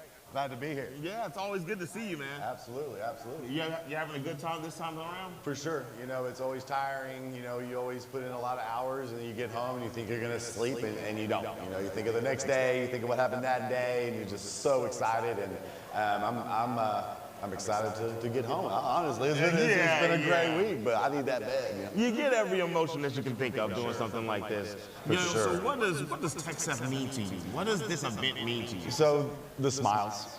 The smiles. So every time I had to deal with a situation this week, I would look around the room for a smiling kid, and it was not hard to find them. That kept me going every single day, making these kids smile and giving them a purpose and finding them a place for their talents to be showcased and showed off and showing out, you know? For sure, for sure. That's my favorite part. I love coming here and seeing that these kids get this opportunity that wasn't there for us. No. You know, something for them to be, a group for them to be a part of, something that gives them something to fight towards for their school and within school. When, you know, being a high school kid is hard sometimes, you know? Oh, yeah. So I love that. I love that. So what other titles do you hold? Oh, I'm the head coach of Texas A&M Texarkana. I was a high school educator for 18 years. I was a high school esports coach for 10. Started about 3 programs in the Northeast Texas and helped start a bunch more just throughout the United States and all over the place. So, you know, educator, that's my title. You can just stick with educator. I love that. I love that. So over this weekend, obviously, we talked about the emotions that we go through, right? These kids, we've watched schools like Wiley, 2-time titles, right? Still playing in some games. We watched SciTech, everything that they've done, and you guys are giving them the opportunity to be exalted, essentially. And what does it mean to you to see those schools be able to flourish with their esports programs and giving them this foundation? It's pretty neat seeing over the years them you know, making a foundation and then building on that foundation and building a beautiful house, you know? Yeah. And then you drive down the road, you see that house. I want a house like that. So schools are doing the same thing. They're emulating Wiley, Hebron, they're emulating all these other schools that are doing a good job in supporting esports, and it's just amazing to see. It's amazing to see administrators and parents. I've been doing this a minute. I used to have to convince parents it's okay, and now parents are coming to me like, it's okay. I love that. Yeah. I love that. So, Rick, just anything on your heart about any of this, everything that goes on here, what do you want to say to everybody out there? Thank you for letting us provide the opportunities. There are so many young people in this room throughout the weekend that were looking for just a place to be or somebody to cheer for them. Or, some are going to college, looking for scholarships, looking for things to do after high school. And it's just awesome to see us be able to make those connections with either, college coaches or jobs. A lot of these kids show up, they ain't playing. They're doing things like casting. They're doing things like running the production in the background. They're volunteering for us. And then these companies that show up to help us see these people and are like, you know what? That's a kid I'm going to hire. So I couldn't tell you how many young people they're just waiting to graduate high school or college. They're already they're already getting jobs, they're getting scholarship offers, and they're just getting that credit and recognition that just wasn't there before. It's amazing, amazing. It's absolutely amazing. And if anyone sees this and you have the chance to build something like this, do it. Yep. Don't think about it too long. Just get with the right people, get with Rick, and do it. Right? And with that being said, man, it was a pleasure. Yeah, absolutely. It was a pleasure. Yeah. Rock and roll. Let's go. What's going on, everybody? We have Danielle Johnson here, Executive Director of TechSF. How you doing? I'm great.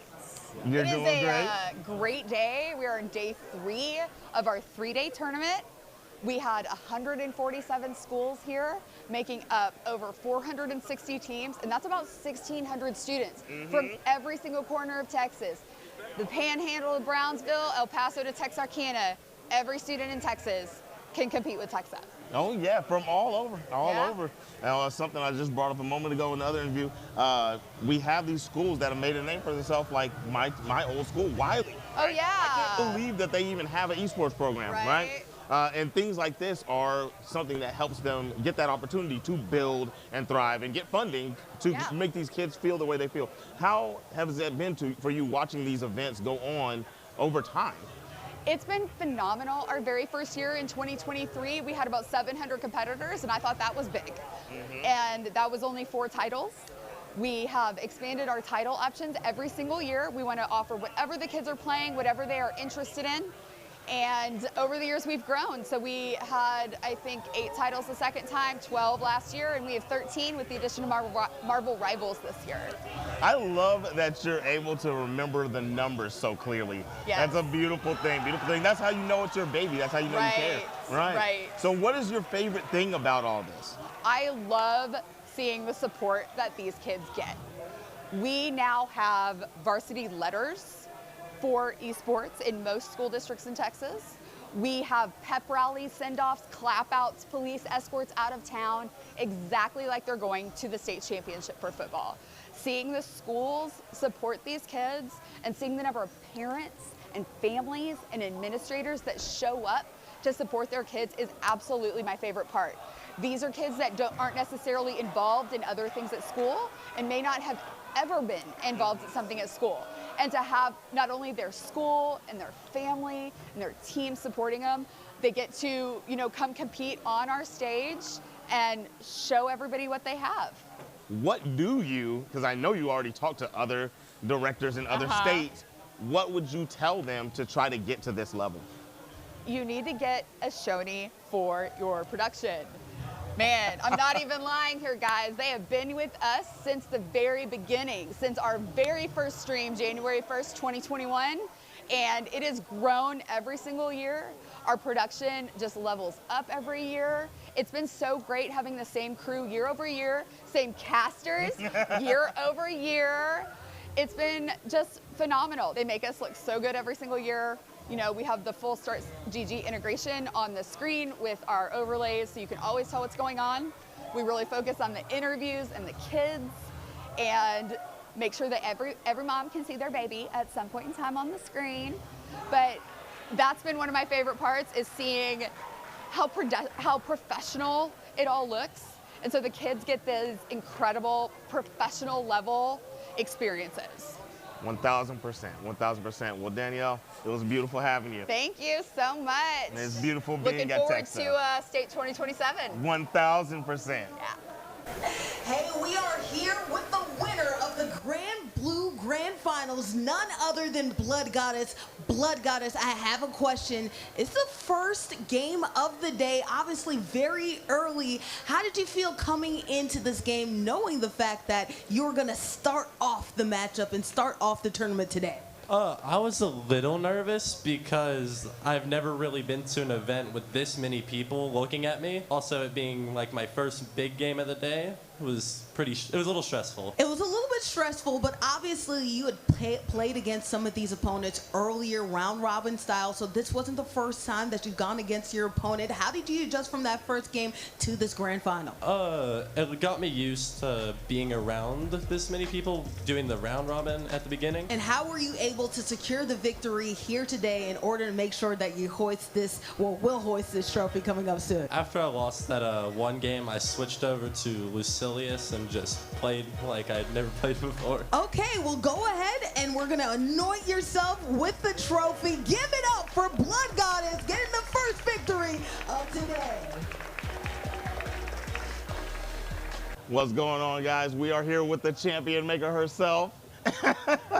What was your name? Victoria Gamboa. Victoria Gamboa. How are you doing today? We're doing great. We just came for the win and we got it. So we're happy about that. I mean, it's been a group effort, honestly. I mean, he's on there constantly playing. So this win, it's rightfully so. I love the difference of things now, right? My mother used to say, get off of the game, it's not gonna amount to anything, right? Yeah. And now, now you get to allow him to play as much as he wants, and he gets to become what he is. It's so beautiful. Yes. So, and you hear it a lot with the parents in NEC. I mean, in the school system, you know, parents are bringing their sixth graders, and they're like, really, you can make money off of this and everything. And we're just trying to encourage all the younger ones too to come in, play some games, meet some people for sure. Come in here, you make friends doing this. Honestly, that's the best part, right? It's a good club, it's a good camaraderie for them to be a part of at the school, right? Yes. Gives them something to look forward to and something to build towards, right? So I love that aspect. You yourself, are you a gamer at all? They've gotten me into it more or less. I'm an old NEC girl. NES, sorry. NES, I got you. NES, I'm a Mario Brothers player, but they've opened my eyes to a whole new world with video games, and I love it because it keeps us all like involved with each other. I mean, I play his friends sometimes. I'm not good, but it's, you know, they do it for funsies, so that's where it is. That's it, right? Just have fun with it. So, do you take him around to go to local tournaments and things like that? Yes, at least 3 times a week we're at a local tournament. I mean, we drive all over San Antonio. I love it. I'm so grateful that these, you know, the community has this many places for them to go. Or else, what are they going to be doing? You know what I mean? So it's very supported in San Antonio. I feel like a good community of them. So what was it like for you when it first started, when he first proposed the idea to go to a local tournament? What was that like for you? It was a little scary. Some of the locals can be in, you know, rougher neighborhoods, and, you know, I'm a little hands-on mom, but for the first, I don't know, 6 or 7 times, me and my fiance would wait in the parking lot just to make sure everything was okay, and it got better after a while. I mean, but it can be kind of scary for parents just dropping their kids off at some random place that they know nothing about. But do your research, you know, find out about these places. Most of them have, you know, where adults can go in too. You just pay, you know, a separate fee or whatever. So you can still be there, be supportive, and be safe. No, exactly. I love that. I love that you're very attentive, you're very hands-on. That's what we want from our parents out here. Oh, for sure. I try to be the same with my children, you know, so that's beautiful. All right, so if you could compete in any game that you wanted, if you could just inherit the skill, what would you play? Sonic. Sonic? Yes. Yeah. I'd love to be a better Sonic player, honestly. I throw myself a lot off of things, and I feel like with his speed, I would really love to master that. That is awesome. That is awesome. Well, Victoria, it was beautiful speaking with you. Thank you so much. Yeah, nice to meet you also. And we will see you again next year. Going on, we have our Rocket League champions. It's them Wiley boys once again, man. Hey. How y'all boys feeling, man? We're feeling great, aren't we? Yes, sir. Yes, sir. So glad. So, you told me. What did you tell me? You tell me. I told you on the first round, when we finished our pool play, we beat the champs. I told you we were going to see you in the grand finals. Did you? I told you. Sir, we said we'd win it for him. We said we would win it for him. As they walked up, he said, we did it for you. Yes, sir. Yes, sir. Now, but y'all put on. That's awesome, man. And it was, you know, it was a a bust down. Let's just say that, man. I turned around, I kept looking at the score, and you guys really, really played strong. No, what was your toughest opponent on the journey? The toughest opponent, I mean, It's gotta still just been Westlake. We just played really good. It was still Westlake was our toughest opponent. They're the best people we've played, 100%, no doubt. we've never played that good until that match. Like, we were playing so well, and I think we were just throwing them off, but they were easily the best competition here. Like, they were... That was the best, most consistent and fastest we've ever played by several levels. Okay, all right. Who was calling the shots? Who was the one, like, really big dog? Okay, all right. And now, of the group, who's the youngest? I thought so. So that's awesome that you were able to put the team on your back in a sense and give them that energy and make the right calls. What gives you the sense of game to do that for the squad? Well, I'm just like used to just being like more aggressive type player. So like whatever I see, I'm gonna just go for it. And like that series, I really didn't have to do it because like Cam, he was like playing really good. He just like, I could just lay back and he could just do most of it. And if I'm there, I'm there. I would just like take the shot. So. Right on. So next year, I don't know everybody's age. So next year, do you guys get to come back and try to repeat? What's going on? So we two are seniors. We got second place last year. This was our redemption shot. We two are seniors. He's a sophomore, so he'll be. So you're gonna be back. You're gonna have you some new squad mates. So make sure you stay the leader on the comms. Show them what a champion feels like. Speaking of being a champion, there y'all boys go. Yes, sir. The belt, hold it up. Come on, Zay. That's what I'm talking about. Howdy, my name is Patrick Neff, and I am here with the coach of our recent state champion, Mario Kart 8 team. So first of all, how long has Atascocita been doing esports? How long have y'all been doing Mario Kart? So, to my knowledge, this is year 6. This is my 4th year helping manage the program and coaching. This will be year number 3. For Mario Kart? For Mario Kart, and this is our 3rd straight championship. So yeah, I was going to ask about that. This is 3 state championships in a row. Correct. And we've only had 3 state championships in Mario Kart as TechSef. Yep. So I think you could call that a dynasty at this point. So what are you doing? What is your program doing that is making y'all so successful? Yep. So whenever it was announced that we were going to be able to have Mario Kart for TechSef, we're blessed. We had Shifty, Devin Graham. He was an insane player coming in for his junior year. And him and his partner Logan went through and played for San Antonio. And then we came for the new format. These guys that we got right now are 2 sophomores and 2 juniors. And they kind of had that role model to look up to. And they even got the chance to go through and play and practice with him for a couple of years going into this. It's really a very student-led program whenever it comes to Mario Kart. For us on the coaching side, it's making sure that we give them the time and support. We make sure that, hey, if you want to practice, my room's open. We'll be there. We'll give you whatever you need. Anything to keep them going. Yeah, absolutely. And so to that point, you got 2 sophomores, 2 juniors, so I suspect we will see y'all back here again next year with 2 seniors and 2 juniors. Yes. So in a bigger picture sense, I just want to ask about, like, you mentioned TechSef bringing on Mario Kart, and that gave y'all an opportunity. Yeah. So what does it mean to have a state organization, to have a place to come and play like this? Because not every state has this. Right. And so what does that mean for y'all's program, and what does your program mean for your school? So it's big in our school. As far as what TechSef has done for us, whenever we first got started, we were playing in leagues like HSEL, NASEF, any of those. They don't have the in-person opportunities like we have here. Everything is pretty local. We are able to go to regional events, which is great for the players to be able to get exposure, meet with other schools, see the players that they're actually going through and playing against. And then to be able to represent this group across the state and a big championship event, just like any traditional sport or anything that's led by CTE, is great.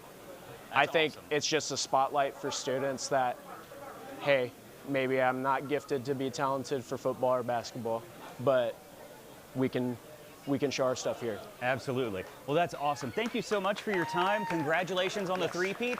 And so if you do it next year, I think we may have to start like sneaking a handicap onto your team or something. I don't know. We got to find some way to balance these things out. But honestly, congratulations. Go celebrate with your team. Thank you. Hey.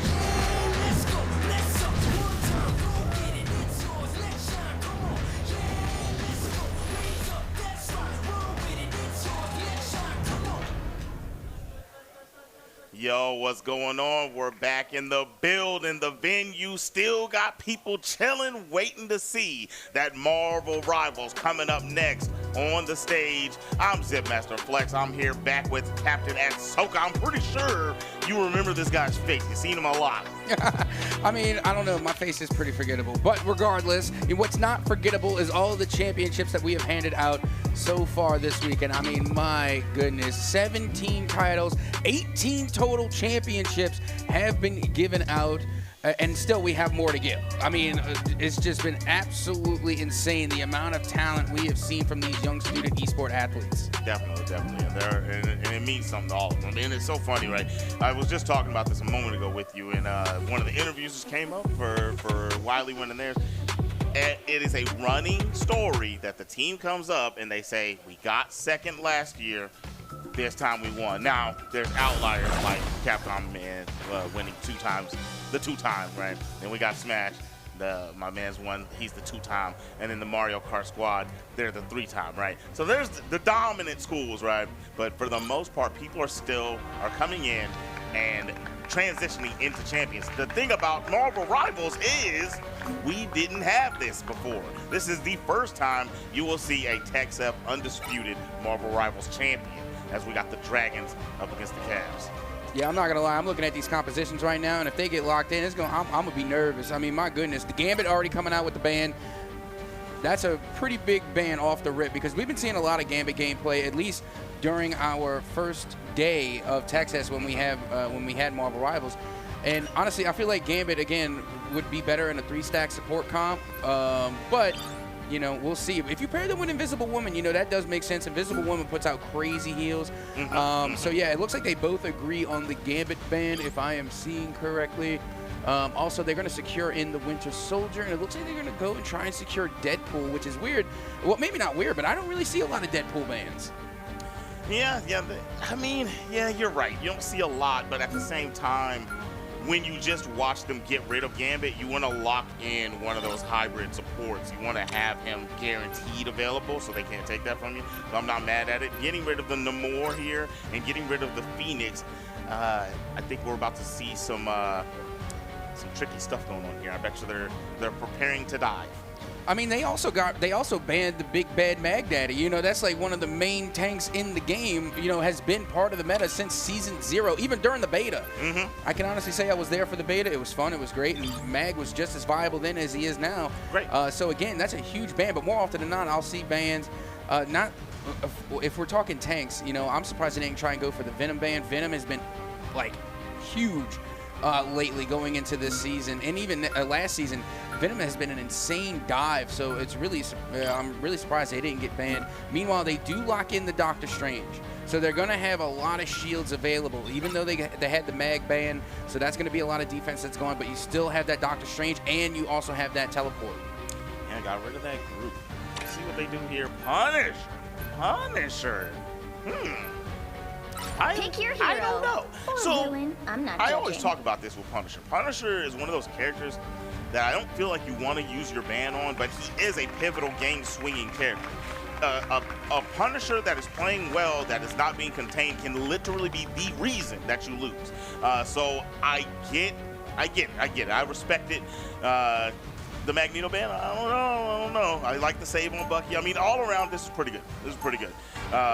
Especially the Gambit. I personally, Gambit is not playing if I'm alive. He's not playing in any match I ever load up, so I understand where they're going with that. Well, the compositions are pretty solid, you know, throughout Again, and I understand what you're talking about, Punisher. And again, I wouldn't necessarily put my ban on that, just unless I know the other team is like packed of flyers. That's like the only way. Like if I need a hit scan, then yes, we're gonna go Punisher. But I also understand because during day one, we've seen some phenomenal Punisher gameplay. Because even though like Punisher does have a continuous hit scan, their real damage comes from the shoddy. That shoddy close range, it eats hell. So like I said, I respect it, even though it might not have been my pick. Like you said, the Bucky ban. Bucky has some of the highest ban rates that I think I've seen in ranked. Absolutely insane. So yeah, I'm kind of with you there on the Bucky ban, but at the same time, I'm really glad we get to see Bucky because we didn't get to see them on day one.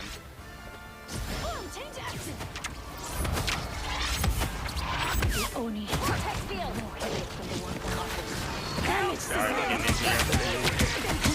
in. You know, some of the save on White Wolf also, and that's an interesting save.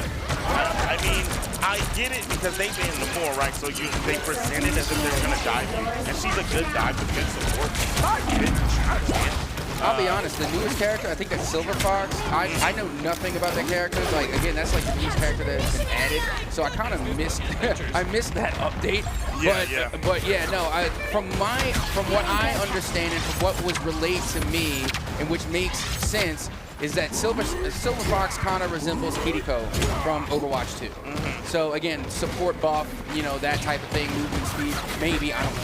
The movement speed for sure, yeah, no, that's one of the things, and she puts up a healing with dome. So if you're getting dome, she can get out dodge and then put that up and then just support behind you. So that's her utility. Along with other things. She can fight back, you know, so she's a hybrid also. Back here playing patty cake, trying to stay alive.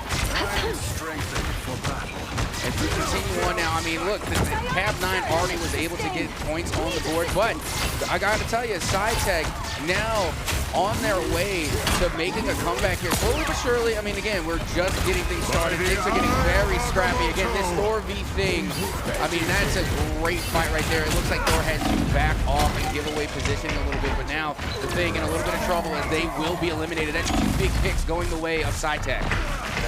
SciTech playing very well. And you know what I'm loving here? A mistake I think a lot of teams make in domination is staying directly on the point after you cap the point. I love when teams play up and defend entry points. Don't allow you to try to come in. See, they're playing stairs and they're staying up. I wish they played up more. I feel like to play in this map, I feel like they're supposed to play the doorway that allows them in. And it's so hard for them to get past that entry. Either way, we have a test on the point. Ultimate down, legendary. Yamamoto is smoking. And there it is. Oh no, what a turnaround there. That was just now an ult dome. That was insane. Again, we had the Psylocke go for the back line, using their ult as they should. If you're a Psylocke, that's exactly what you're supposed to do, but this is why I love Invisible Woman. Again, great play. They heard the Psylocke audio cue. They knew the ult was coming in. Then they ulted, protected everyone, and then the Star-Lord came in with their ult in the middle of the Invisible Woman ult, which was amazing, only to be negated by the Eye of Agamotto. So again, it was ult for ult for ult for ult. That's why you gotta avoid the ult. Sometimes you just gotta let one of those ults cook. Like after you pop the Invisible Woman ult, maybe save it for, you know, for a counter attack. You know, I like what you're saying, but I do like the, you know, chaining like Yu-Gi-Oh, man. You chain the attacks back to back, and there's gonna be a reaction to the reaction. Reaction to the activation. I'm a fan of hold-up sequences because sometimes you don't know if they're going to be prepared or if they are the ones that don't want to spend theirs if you get to overtake. Never more than 2. I go by the rule of 2. Never more than 2. You get you 2. You combo your ults together for maximum effectiveness. So yes, you can call 2 ults in, and the ults were there. They were great. But it's that chain reaction that you get when you ult up, and now all of a sudden you done used like 4 ults, and they still have 2 left. I literally saw this on day 1 of I saw this on day 1 of Tech Test, and literally they invested so many ultimates they got nothing in return.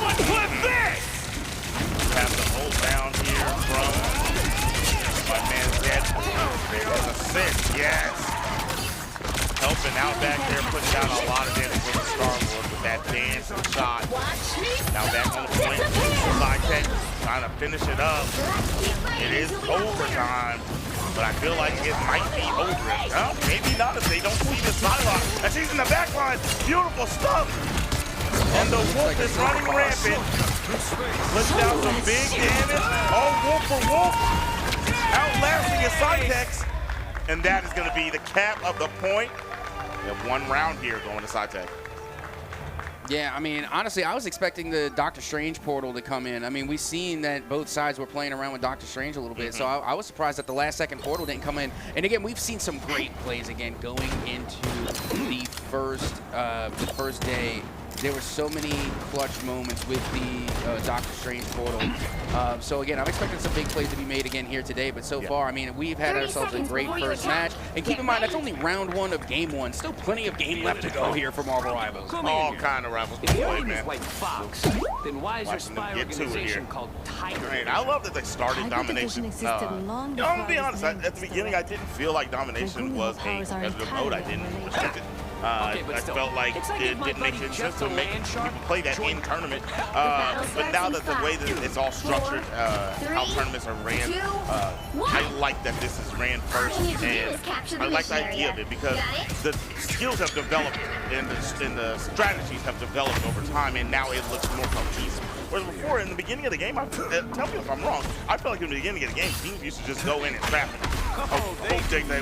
Well, I'm what you would call basic. So, like, I've always enjoyed a domination game mode, no matter what the game was. Even when I played Call of Duty, which I now can no longer stand or tolerate. But even in games like, Battlefield, Overwatch, Marvel Rivals, I've always liked and enjoyed the simplicity of domination because it's just as bare bones as you can. Like, there's really nothing to it. It's just overtake and conquer, and it's like a real bare bones type of game mode that just simply gets the job done. It gets my pick from Marvel Rivals. Oh my goodness, again. We got Cav 9 as they wipe the floor. Another one, DJ Khaled. He just wiped the floor. I mean, off of the back foot of maybe a Spy, Spy. They set up with the Eye of Agamotto and they team comboed it. And that's the type of situation you're talking about. I don't respect that too. Combos, I get it. When you just burn 2, let the other track. And a big combo like that definitely set them up for having a chance to win this. And you see, Bucky is a phenomenal DPS. Again, very high pick rate, very high ban rate. And no matter how good they are as a character, I, for some reason, suck with them. I understand. I'm careful. I'm even good with I don't even play DPS, so I'm not really good with many DPS. I was able to get good with Black Panther, and I thought that was going to be harder. I'm surprised I was able to get good with Black Panther. But I don't know what it is about Bucky. I can't get my handle on it. Wolf is coming through, but getting ripped. That was a good cloak right there. Just tracking damage. We got a hold there from Cav9. The Dragons tried to sneak their way through from the alternate point to not work their way around. Now back to the normal, regular scheduled programming, trying to go through the front door, make a play. We have a wrap around here. Legendary. What's the play? Yes, the hold is saving the day. Bucky's going bonanza out there. Agamotto doesn't work. And Cav9 should be taking this one away after Star-Lord is dissipated from the sky. Yeah, and that's a sad face for me because I love Star-Lord. Star-Lord is one of my favorite DPS. I think they're very volatile, but at the end of the day, Bucky just simply cannot be denied. Not to mention, they have a really good, I love this tank composition that was coming from Cav9, the Doctor Strange with the Thing pairing. So good because the Thing, again, they are able to put out a lot of damage and they have a lot of health, but they have little to no shield. So if you're able to get those melees out and get those heavy punches in while blocking a lot of the range damage, which Doctor Strange does, can't block melee damage, but they can block range damage. If you can block that damage and let things go in, let things cook, they're not going to be able to take them down, especially when you have a backline support that is putting out so much heals. And that's why, you know, when it comes to like other healers, like Gambit, for example, I really don't think Gambit would be able to completely and successfully heal Thing because they have so much health. And Gambit doesn't do that much healing. You need something like an Invisible Woman. You need somebody even not so much a Cloak and Dagger, you know, because Cloak and Dagger, they spread the heals more out. You need somebody that is focusing on the thing because they have a huge health bar and they are a big target. You know what's funny? I know you're talking about Invisible Woman, but that is what Mrs. Wolf is doing. She puts that dome out, and you're good to go. You stand in there, you block, and she wow, you have to use this woman pile on extra. Don't say you know something about that boy. He might not be able to jump out the field like you're talking about, but you know what he does do? He never falls, you automatically lose. My goodness, a lot of damage laid down. Strange trying to make his way back. Bucky protecting. Very well done. That was a very good opening fight for Cyclops. Yep, great exchange here. And this is the third round of game number 1, so whoever takes it is going to be able to take the game as we continue on. And I got to say, you know, like we were talking about just a little bit earlier, you know, regarding Gambit, it's just I think Gambit is definitely a better pseudo healer. Like, if I'm going with a 3 support comp, then I'm going to put Gambit. Oh my goodness! Put that boy Bucky in a pack. They are all packed around the thing as he gets laid down. We have a timer on everyone's ticker, and the Cav 9 squad got held back again. Team fight number 2. They got decimated. And once again, stay up there on Strange. I wholeheartedly believe in playing up in this doorway, not allowing out for free. Yeah, and I really like the Emma Frost pick as well. Emma Frost, definitely one of my more favorite tanks just because they're so versatile. They have range with the side beam, right? They can go diamond form and all of a sudden they're throwing hands. They also have a telepathic shield they can put out there. They literally just check all of the boxes for a tank. Definitely. She does everything. I mean, and then let's not to mention her CC, dude. I mean, that is huge. We have a pause. Looks like it could be a tech pause. Maybe somebody disconnected, someone tripped over a wire. Who knows? Not I. I certainly do not. But regardless, it's still a very successful first exchange here for game number 3. Keep in mind, whoever does take this game will be taking game number 1 and putting themselves that much closer to being the Marvel Rivals Grand Champs here for TexF Undisputed. That's right. That's right. All right. Everybody out there, man, I hope you're enjoying yourselves. I hope you're liking this Rivals action. We're going to figure out what's going on there in just a moment. Yeah, one thing I'm really glad, because I was really thinking I was going to see it but didn't. No Black Widow picks. Like, and okay, hear me out. Because again, it's not that, you know, I hate on Black Widow or anything to that extent. I just don't see where their viability is. I'm having trouble finding, like, Hawkeye. Like, Hawkeye had there was a whole season where Hawkeye was getting banned constantly because Hawkeye was just clicking heads and just putting out so much damage. Unless Black Widow starts getting one-hit headshots, then they're just not going to be viable. They even tried to do, like, a team up with the Punisher, but why do you need a hit scan with a sniper? You know, it's like you got to find the scenario that works best with them. With that being said, you know, it's just I saw people playing as Black Widow, or hovering Black Widow, and I was like, all right, maybe there's something going on that I don't know. I need to figure this out.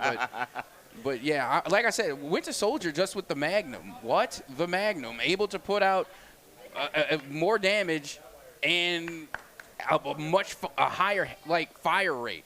Yeah, so, like, I would much rather get Winter Soldier on the block than Black Widow any day of the week. 1,000%. 1,000%.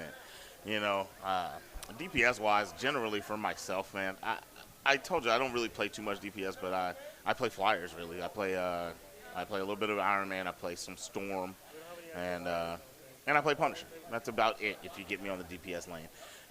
Tank-wise, I play every tank except for Doctor Strange. I know. Why not, right? It doesn't make any sense. That was my second Lord ever. It doesn't make any sense. It doesn't make sense that I play every tank and not Doctor Strange, right? No, that really doesn't make sense. I don't know why. I've clicked on him once to try to do a last-minute portal, and I didn't know how to do it because I didn't play him. Well, you need to learn because that's like, I'm just saying, that, like, even people that don't play Doctor Strange will switch to Doctor Strange just so they can get the teleport off. Right. I'm an involuntary tank. Like, if tanking is actually my favorite position, but I'm also being forced to play it against my will. Like, I don't have a choice. I don't have a choice in the matter because no one wants to queue up as tank. No one wants to play tank. So then I have to assume the role, which, not that it's a bad thing because I would say that I'm a pretty decent tank. With that being said, again, I literally play every single tank. It depends on the situation. For example, this situation that they're in right now, Doctor Strange is clicking. Doctor Strange is working. I also like the Emma Frost for the versatility. But with that being said, I need to see more Venom. Venom has just been hitting. I want to see more dive. But with that being said, I think we're going to see more dive tanking, and I think we're going to see, possibly a Venom once we get to, escort. Once we get to the escort missions, that's when we're going to start to see that real dive composition start to come out. Yeah, because it's harder to dive on in domination. I mean, you can make it work for sure. I mean, you start to steamroll them, and they can't figure out how to deal with you. I mean, a dive could be the reason you lose a domination match, but more often than not, it makes more sense for a convoy or convergence. Now, you see, when it comes to domination, I'm a scrapper. Like, I want to see melee characters going out there. You know what I mean? I need somebody wide swiping the area. Or, you know what, even for domination, and again, this is cringe as all can be, but Squirrel Girl. Squirrel Girl on domination is just absolutely annoying because of all the splash damage that comes from the acorns. That's interesting. That's interesting. I don't think she's that good on. I don't think she's that good in domination. I think she's just fine. But with that being said, we are getting ready to throw to a quick intermission while we go through this technical pause. So don't go anywhere. We'll be right back with more Grand Finals actions here for Marvel Rivals at the undisputed Texas Esports State Championship. Do not go anywhere.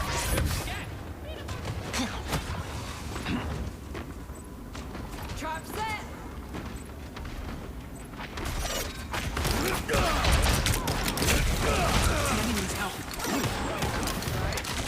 Much better. We're back at it again with the white band. That was quick, wasn't it? All right, we got the Bucky. He's going bonanza again.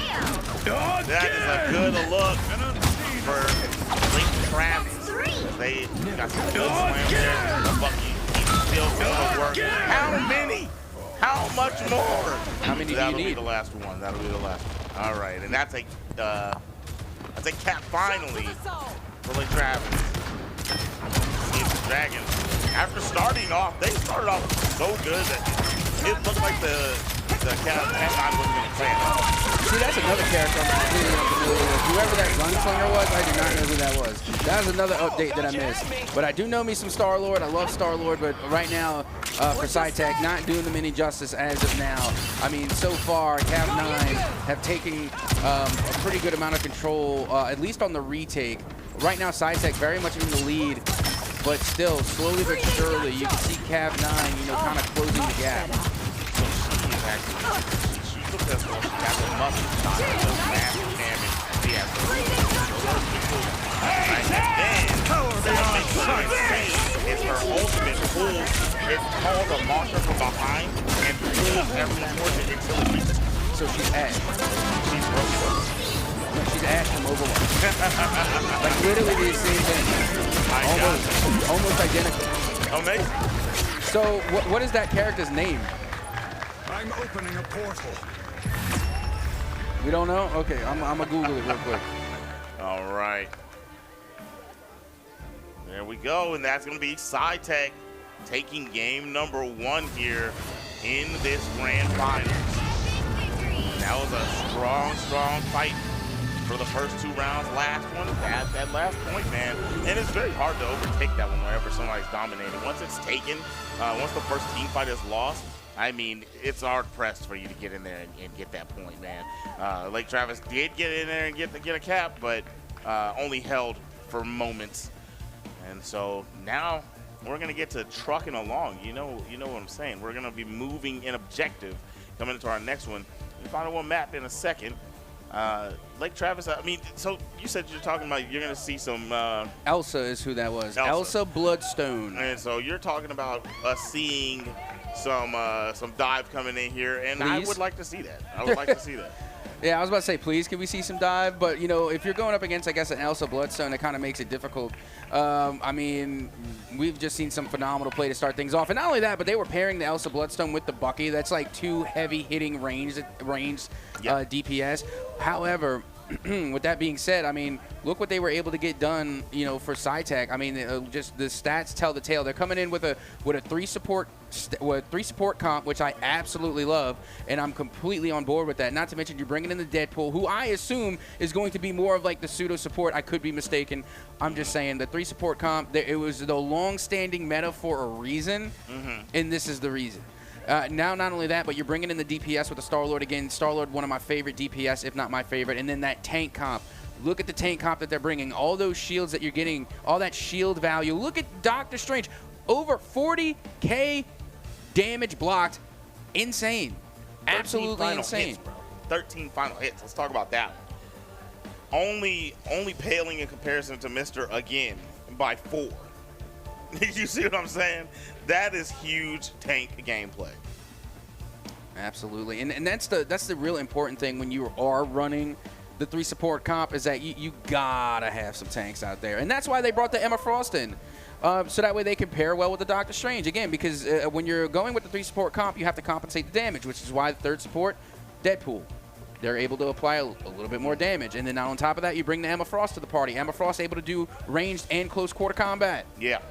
Again, bringing a lot to the table. It was very versatile. They were able to adapt and react, and that's why when you have, you know, let's just call it a little bit more of a complicated composition, you know, it's hard to run. It requires a lot more strategic planning and skill, but you become more flexible in almost any given situation. Agreed. You know, with triple support, I'm always a fan of Ultron. Maybe we end up getting something like that coming into this because the damage that he's able to lay down, his ultimate capabilities to enable pushes. And I think that he's very useful, especially in Convoy, right? So we'll see what we get going into this. As SciTech is up 1. We'll see if they can stretch this lead out. I was having a lot of fun with Ultron when I was first playing them, just because, like, they put out a lot of damage. Like, that burst fire that they have is insane. They put out so much damage. So again, I was really using Ultron as like the 3rd DPS on the slick. But yeah, getting ready to head into this next matchup is going to be interesting to see on how the compositions change and to see what adaptations are going to be made. The first bans are already underway, and it looks like we do have that Phoenix ban, and it looks like we're locking in Deadpool again. Yeah, pretty much a repeat. The Gambit ban is there, Winter Soldier lock-in. So yeah, so far, pretty much the same. Pretty much the same. My man's locked in. All right. Yeah, we got Magneto again. It's literally the same so far. Namor once again. So these people, this isn't about the map, right? This is about where they're going. They said, not fighting this. Nah, they know something. Yeah, they're like, not doing it. They know something about each other. They know, like, nah, these are the characters we don't want. No, we don't want none of that smoke. No. But with that being said, again, my heart breaks on the Groot ban. I love Groot so much. Groot is one of my favorite tanks from season 0 and from the beta, actually. So yeah, poor Groot. And remember, not yesterday, I'm sorry, but on day 1 they were talking about, oh, do not ban Groot. I need my Groot. Don't ban Groot. Well, actually, I don't think that's a ban. I think they locked that in. I think they locked the Groot in. Yay! SciTech locked him in. Yeah. Happy. Yep. All right, and they locked in a cloak and dagger and banned Ultron. I swear that happened just because I talked about it. Yeah, I think it was. That's just because I talked about it. Yeah, that was your fault. That hurts my feelings. I'm not even going to lie. And ban Punisher again. Oh, okay, at this point, somebody on Cav 9 plays Punisher. The right heroes can make all somebody the for Lake difference. Travis must have a ridiculous Punisher, and SciTech is not trying to see it. Yeah, that would make sense to me. Also, if you're like trying to main Star-Lord as well, because again, Star-Lord is a very like kind of, he's not necessarily a flyer, but they spend a lot of time in the air, and then I feel like Punisher can just literally just line them out of sight, just like completely annihilate them. Too good for that. I don't know, Chief. I don't know. You've seen a Punisher shut down a Star-Lord? Yes. Oh, man. The dude's got 2 flips. You know where he's got 2 flips is it? Yeah, he can get wherever the heck he wants after that. Oh, look at this though. We're bringing in the Human Torch. That is interesting. Let's take a look. Human Torch. I like it. And not to mention they should have the team up ability also with Invisible Woman too for that bonus shield. They'll be coming in 30 seconds. And I do love Stay this map. strong. I love Tokyo 2099. So many fond memories here. Ready to rock. This is actually one of the situations where I love Johnny, specifically this choke right here, because you have nowhere to go. The way you have to try to push that vehicle around that corner, the way he can play you on that little lane right there, perfection. I mean, this is one of the best Johnny Pick situations in the game. Now, you see, I think this is another reason why they banned Punisher. Because that again, makes sense, yeah. again, I'm lining you up. I'm lining you up with Punisher, especially if you're Johnny, because you slow in the air. At least they have the Hella now, so I respect it. And she definitely went straight to work. But we do have the dive that we were looking for. SciTech, it has 6 coming through with the madness, sneaking, lurking. Trying to see what's going on. Back there in the back, putting some damage down. Had to dip immediately though. Yeah, I'll be honest, Hella also a long-standing meta pick for DPS, even from beta, you know, from launch. Hella has been a problem. And again, also kind of makes Black Widow nearly obsolete because they are just putting up way more damage way faster. But now, finally, one of my wishes are being granted. We're getting more melee done here. And again, Magic was one of the first DPS I've picked up. I think Magic is a great entry point DPS, but also still very viable. And they have such, they can get in and out, and they are able to hold their own in the middle of a fight. Playing up close, Dr. Strange trying to keep him getting locked in there with the group wall, narrowly escaping, teammates helping him out, breaking down the wall. His partner in crime, he's gonna go down with a good moment to stop them in their tracks. Armed and dangerous. Again, no. He's trying to finish this one so he can get it. He was unable to, unfortunately. Ultimate did not get the value it needed. Talk about value. Repeated flows coming in here. Nice. Got a pick there from the Hella. Ult is still on deck, and they're going to get some good distance here as they have everyone respawning on SciTech. And now you see, more often than not, when I play defense here on Tokyo 2099, especially with the Esport, is that more often than not, I try and bring out the Panini Parker. I like to call it Panini Parker. So I bring out the Panini Parker and I set up the the webs, and I play anti-dive, because whenever I'm playing ranked, clearly competitive is different than ranked. We're getting dive 24/7. It's dive, dive, dive. But here, the SciTech, they're just going damage for damage, blow for blow, until we see the ult come in. Magic now completely diving that back line. Big limbs with the ult, and honestly, that's good value right there. Very good value, very good value. Went straight for the 2 supports, took a little bit of damage, took the rooftop, saw them sitting down there alone, and made a big play for SciTech. Now we have a pretty solid hold here. The Hell Unleashed didn't do what it needed to do because the supports couldn't sustain anybody else out there. Obviously, Dr. Strange probably would have been blocked. We didn't see that, but on the front line, talking about Dr. Strange holding it down with his homie Groot. Groot was unable to put down a wall and trying to block the Cloak and Dagger from coming up that ramp. Now the Cloak and Dagger goes down. I am Groot. 3 support holds have been down. And here's Bucky back at it again. And again, not yet. We're getting there, but still, you can see Cav9 getting there as well, pushing the payload ever further still forward, trying to get the forward spawn. They nearly got it, but now here comes the rebuttal and the retake from SciTech. They are pushing back yet again, and they are able to retake control of the payload as time continues to tick away. Just over 30 seconds, 35 seconds remaining here for Cav9 to try and push this payload just a couple of more feet forward. A little bit forward, a little bit more. Yeah, SciTech, man, really protecting well. This is the final team fight they have. They have to make their way up. They're going to have to push through. Hope they don't lose any players and get a cut. That's 13 on the clock. Groot trying his hardest to force his way up, taking too much damage. 7 on the clock. The thing is the only hope. He couldn't make it. And there it is. SciTech is going to get the stop right there. That's huge. That is a huge game too. They denied even 1 point. You couldn't even get to the forward spawn. That was a huge game coming from SciTech. Absolutely unbelievable. And I was honestly thinking that, Hella was going to be a bigger problem. Like, don't get me wrong, they played well, but ever since Season 0, Hella, I'm afraid of seeing a Hella on the map. Because again, if they head click, you're getting 1 to 2 shots. Oh yeah, easy. For sure. Easy, but it was the Doctor Strange, it was the shield, being able to guard all of that range damage.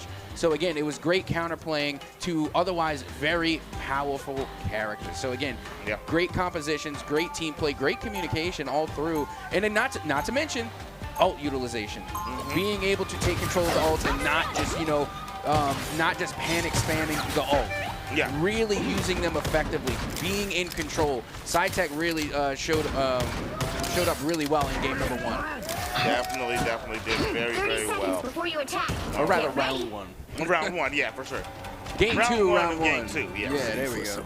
You got it. It's what I was All right, built here we for, are. Ben. We got that Whether I bucket want still it or out not. here. Saved it for a reason. He's been the DPS that they need. Story They of need my somebody life. else to step up with them and try to shut this down. We do have the Venom on the side of SciTech, so The they battle did starts swap in up. 5, Venom 4, and Magic together. 3, Very 2, scary 1. duo. Now watch. Now watch. This makes sense. This makes sense. Like I was saying, I was expecting to see Venom come out on escort on the offensive side of things. Again, because Venom can jump instantly to the back line. And it's not so much that they're going to be able to get the elimination, but they force everyone to turn and look. Exactly. They turn their backs on the rest of the team. He's the biggest distractor in the game, dude. I mean, and if you don't turn around and look, he will secure the KO. Oh, yes. He has very good combos that do a solid amount of damage. He can definitely secure it. And then paired with Magic, he can really get some stuff cooking. We have a Deadpool forcing him back right now. Oh yeah, dancing around this guy. Artistic as it gets. Oh man, they're getting pushed back here. They lost their groove.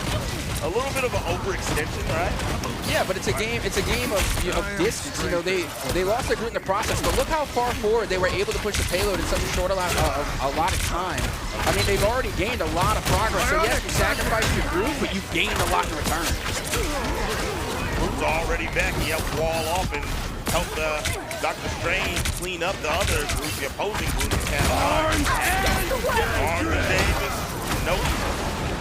And that's why they banned Magneto. Magneto is literally just there to nullify the Cloak and Dagger ult. That's the whole purpose of Magneto. Like that ult has no other purpose other than to stop Cloak and Dagger. Oh, stop Punisher, stop Punisher. I mean, I guess. I'm still going to save it for Cloak and Dagger. All right. Solid stuff here. They're scrapping, a lot of damage going down here. She's in ultimate. Going back to the original health pool. That was the end of the Kitsune rush. What's that? I said that was the end of the Kitsune rush. He is through. Doesn't earn anything. Did not, well, it did take that down. I think it's so funny watching Doctor Strange like just with people because it really is, you know, belt to cookies. You know what I mean? Like Easter, yeah.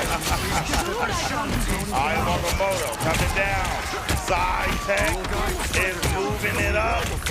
And there it is. That is a banger dub. 2-0 for SciTech here. I mean, there you have it. I mean, that was a great game. I think they got one more in the best, because if I'm not mistaken, if we're playing the best of 5, then they got to go for one more dub. If it was best of 3, then that would have been it. As we continue to move forward here, it sounds like we may have one more. And well-deserved Invisible Woman MVP coming out of that matchup. Very well done. Again, the support game has been unreal, and that's what you have to have. Again, Groot was up there taking a lot of licks, and not to mention, you know, that's why the 3 support core works. Because look, not only did the Invisible Woman come through with the most assists in the match, but look at the damage they put out. They were able to tie for the most elims or final hits. Regardless, they're playing both sides, both support and DPS. And that's why the 3 support comp works. 13K is crazy. I feel like there's absolutely no way. They had to have been playing another character at some point. Yeah, they may have been. No, who was that? That was the Magic. Voila. That was the Magic. Voila. yeah, no, it was the Magic. It was. It was the Magic, but still, you got to be able to make heads-up plays. So you could play Magic. Here's the thing. They were playing Magic, and I felt like they were playing Magic more on the defense. Yeah. And then when they switched to offense, that's when they switched to the Invisible Woman. Because, again, you have to force the issue. It was a game of distance. You know, you got to create space. And that's what they are able to do with Invis. And, again, it was just a fantastic game. It looks like we are going with the BO5. So SciTech now on tournament point. If they win one more, then they will be your grand champs. One more for SciTech. SciTech has been putting on a show this whole weekend. They greedy. I mean, dude, that school is just pumping out champs. I mean, I'm not calling it yet. I mean, they've already got the championship, so my statement still stands, but they might be able to add one more here. But Lake Travis, they're the ones from that interview we had the other day, and they talked a good game. They made it where they said the promised land, well, almost the promised land. They're here in the grand finals trying to get to the promised land. SciTech standing in the way. Yeah, like I said, SciTech greedy, man. We got to save some of these belts for other people, too. You can't be taking all the belts. Like, my goodness. But, no, regardless, like, seriously, SciTech definitely putting out some great talent. Again, they're putting it on display here. There's a reason they keep taking these belts. And I'm telling you, they're going to have to hit a weigh station on the way home. They're going to be weighed down with, like, 10 belts. That is funny. All right. We're going to find out here soon where we're going, what map we're going to see. What's it going to be? Give me Times Square. Let's take it back. Let's take it back to the Fantastic Four. I had fun on Times Square. I enjoy Times Square. You know what's a map that I like? Capcom, man. There's a map that I like aesthetically, but not functionally, and it's Dracula's Castle. It would be, I think it's Madison Square Garden is what it is. Yeah, okay. So let me ask you. You said you're a fan of the Dracula's Castle? I like it. I like it aesthetically. Okay. I don't like it functionally, like in a competitive scene. Not that it's not a competitive map, because it is. No, it is for sure. It 100% is. It's just not as fun for me to play on for whatever reason. And I think it's because there's too much going on. Like when you destroy the buildings and then like they rebuild, and I get stuck on them sometimes. So it kind of feels like the landscape interferes with the gameplay. And don't get me wrong, I could be tripping. Like, call me on my nonsense if you want, but I'm just saying that's just the kind of experiences that I've had with that map. No. You're saying you're preaching to the choir. That's how I feel about that map. Plus more. Let's just do that. Plus more. And I do like Asgard. Asgard, again, that's the OG. That's day one. Asgard was day one. That one's fire. We're going to the Hall of Dahlia. Yeah. All right. Let's see. Starting off the same. Yeah. I mean. Oh, are they locking in Namor? Locked in Namor this time. Whoa, okay, here we go. Get that magic out of my back line. Now, are they going to take the opportunity to ban Bucky? That's the question. That would be a good play here. Because then you'd really have to see what Cav9 has up their sleeve if you get rid of that, because he's been the catalyst for their team the whole time. And boom, shakalaka, there it is. We have now been Buckied out. And there's Magneto being saved for the Dragons. All right. Let's go, Mag Daddy. I love Magneto so much. Again, such a versatile tank. And they're going to lock in the Hela. Okay, fair enough. I can appreciate that. But, you know, I had a feeling that Bucky ban was coming because they had to lock in the Namor. And then so if you're going to take Namor, they're going to have to take Bucky. It's the only answer. I agree. That boy Groot is gone. What is the final one on the side of Cav9? Invisible Woman. That's a huge ban. I respect it. Yes. Ban Cloak and Dagger. Oh, yeah, now we're gaming. Now we're talking. That's tough. That's tough. I love it. Luna Snow, and again, I also have a Lord on Luna Snow as well. Luna Snow, again, is one of those, it's kind of like the go-to healer in the sense that in case your healer gets banned, you can pick up Luna Snow. Luna Snow, and also when you have like for example, the Thing. Prime example, when you have the Thing, Luna Snow gets a lot of healing done focused on a singular character at a time, and then Cloak and Dagger is one of those, the area healer where they're able to spread it out. Like Rocket Raccoon. Rocket Raccoon can spread it out. So again, Luna Snow is just a phenomenal healer. Not to mention their recovery is insane. Like if they get picked off on the back line, they can ice skate back to the party very quickly. And easy. So yeah, Luna Snow definitely viable. But again, I see the Cloak and Dagger bans happening a lot just to throw a wrench into the opposition. So with that being said, I understand the ban on both, but banning both Invis and Cloak and Dagger, that is crazy. So now we're really going to have to go support deep in who they are going to try and make the adjustments for. Like we said, we got Luna already, but what else? The Rocket Raccoon! Yes, Rocket Raccoon, probably my favorite Marvel Rivals character, to be honest. When all this is over, you know what? I'm Rocket gonna is drop cool. the I love his voice line. I love that character. I just love the BRB. I think the BRB is probably one of the best utilities in the game. Being able to respawn, like, it goes absolutely insane. It really does. And they have just tremendous healing. Yes, exactly. He can keep a few people at a time just in the game. Here's that Namor, the two cap. That is why they saved Namor. And hello, my goodness, name is Star-Lord. What are you doing over there, Namor? Yeah, Star-Lord, like I said, Star-Lord definitely up there with some of my favorite DPS. Very versatile, and unfortunately, Namor, you know, their fire rate is just really slow. They're better from a distance, whereas Star-Lord, they have the hit scan, but they can also hold their own, kind of more close to mid. Yeah, That's where I put them. They're not the best at long range, but they can also close the gap very quickly. Agreed. He hits with a little bit of pepper, makes his way in. You're dangerous. Nobody notices. Now here we go. This is what I came to see. Let me get some Mag gameplay. Because again, Mag very much one of the meta characters for a while. But because I had to say something, they get eliminated instantly. It's my fault. I'll take the L on that. That's my bad. Very good pushback right there. It was a strong hold for a bit. Not too long. There's 2:30 left on the clock. I am ready to I thought they were giving them the cap. It's right at the very end. What a contest!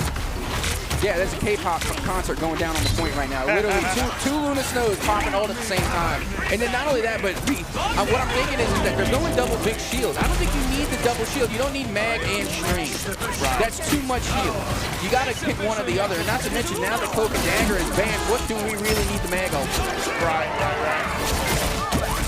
I mean, the shield, the bubbles, all the different plays that Mag can do. I think that he's pairing well with he can pair well with Star-Lord, you know, as that's going to be their main DPS. And so I think that his protection is definitely useful. It's just at the end of the day, like you said, double shield. Maybe they're just looking at Dr. Strange and he can lay down a lot of damage. He can definitely secure kills if he sees somebody taking damage. He can make a play. That's nothing to play. To me, Emma would be the pick here because, again, they're able to do that long-range damage. They do have the shield. And they used to have the team-up ability with Magneto. I don't know if they still have it or not, but still, Emma has value here. You know, you need somebody that can play from a little bit more of a distance. Meanwhile, Star-Lord, big backline opportunity here, trying to find the hit scan, but now they have taken too much damage. They might get picked off. The counterplay of Hella Leech from the opposing Hella King shot, that was actually very smart. They still end up losing the exchange, but that was genius. I mean, he kept himself alive, almost took out the Star-Lord, and pretty much rendered his ult useless. You know, unfortunate for myself. I didn't see the rest of the engagement of how that swung in the Dragon's way, but it was a good play. You know what's another pick I think would go really well as well? Captain America. Because Captain America, much like Venom, can like just brutalize the backline, but also have that extra shield. And not only that, but they can throw hands. Like, and the thing with Magneto and Doctor Strange is that they cannot block melee. So if Captain America's coming for your top, you're just going to be eating damage. Eye of Okamoto. A lot of damage down, and there it is! The Cavs able to retake and regain.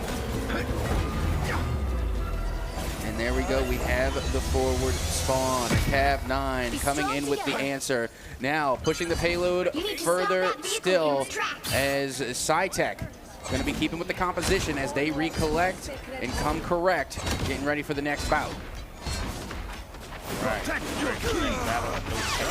strengthened for battle. SciTech coming through. Played hell for so long. You know, I've had this tape Hey, Chad! Someone put back! Okay, I mean, I got no problem with it. And it seems like an interesting take to me. But right now, Deadpool going absolutely crazy on the thing back there. And they had no choice but to retreat. But still, they were able to get a solid amount of ground there with the payload. But as long as SciTech managed to hold this choke, it's just going to be an uphill battle.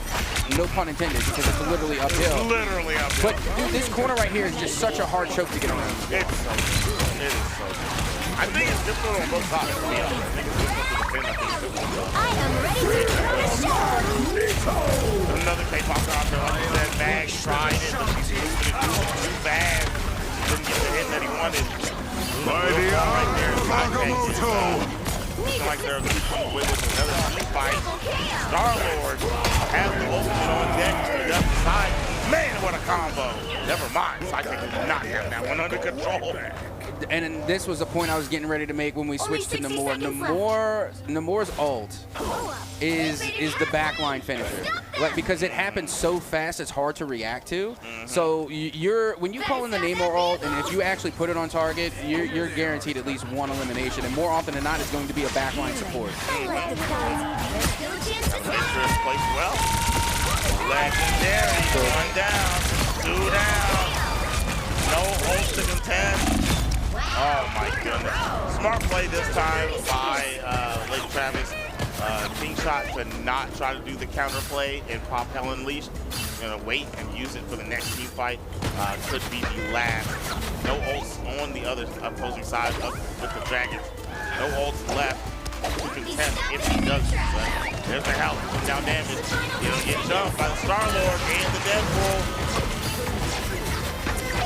Oh, and here comes the TP, the teleport now underway as they find themselves back on point. Thing coming out, they made the switch to the Thing, or Thing has been there the whole time. Regardless, Thing nearly or now eliminated Rocket Raccoon, unfortunately, on the business end of a Deadpool sword. Going to be eliminated there. And now Star-Lord getting back into the action. As you can see, they are pushing the likes of Cav9 back. SciTech able to hold again in OT. Man, there it is. At 89 meters. Beautiful, beautiful defense with strong pushes from the side of Lake Travis, man. They were really making good plays, but beautiful, beautiful defense to hold them and not allow them to get that second point. Yep, I got to tell you, that was a fantastic round. Again, we are seeing some solid defense coming out from SciTech, but now they're going to have to switch sides and play a little offense. I want to see how they're going to approach this because they know the struggles that they had to overcome just now on the defensive side, and they know how they got beat, at least on the first point. They know what mistakes were made, and now are they going to try and, I don't know, maybe try and take a page out of their opponent's playbook? Yeah. I could see it. I mean, but at the end of the day, I think that one, I'm not going to say that. Let's just go.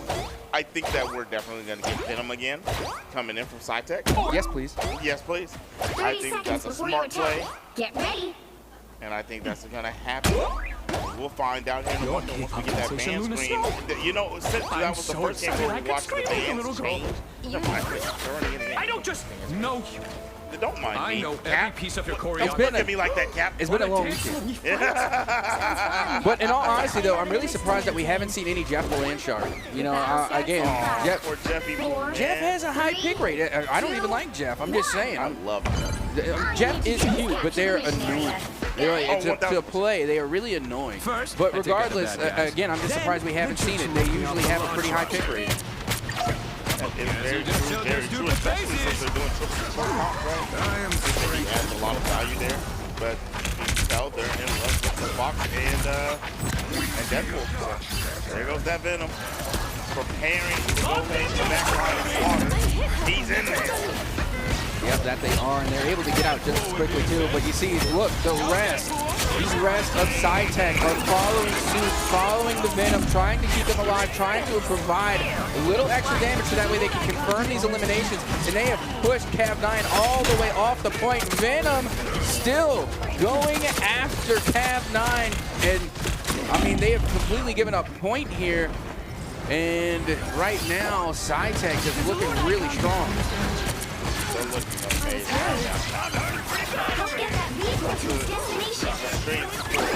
Alright, so we got the first half. Hope you're at least celestial rank. Now, they're trying to get all they need is that 89 minutes, man. They're thrusting along already at third as they're forcing down the hall. Star-Lord chipping away at the Thing. Couldn't get that last touch. And this is where you're getting your value from the Doctor Strange. And Doctor Strange has such a big shield, it's pretty much free reign for all of their ranged characters. I mean, you got the Star-Lord, Deadpool laying down shots as well. Meanwhile, they're turning around constantly looking at Venom, not even looking at the Star-Lord, not even looking at the Deadpool, and they're just applying more and more damage. Cav9 now able to come through, recognize what was happening, and then put a stop to it. Now that payload's starting to move backward. Good medicine. Here we are. This is we got a few different chances here. I don't know how many team fights Cav9 can give up in this position. Whoa, good takedown. And a pause again. Oh, no. Yep, we got ourselves a tech pause right in the thick of it here as we wait to see if we can get everything, you know, back and in the good.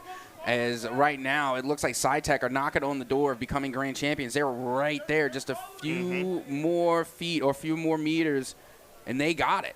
Yeah, they're right there, man. They're on the way. They're on the way. All right, so was this a SciTech tech issue, or what do we got? Right now they're talking it out, trying to find a resolution. But in the meantime, again, we've just been seeing some great gameplay, and it's not even overly complicated. It's actually really simple. You put the big shield out there in the front, and then you get free reign to just apply as much range damage as possible, and that's what they're really taking advantage of. Now, granted, we were able to see Cav9 really put a stop to it on that last push, but they still have a lot of time left. They covered so much ground so quickly. So much ground so quickly. That first cap was instant. I mean, they ran in there like they owned the place, took it over, and then put it up on Airbnb now. All right, here we go. The Venom play is going to go in. We're just resuming and get straight to it. See what's going on right before we froze. Oh, my goodness.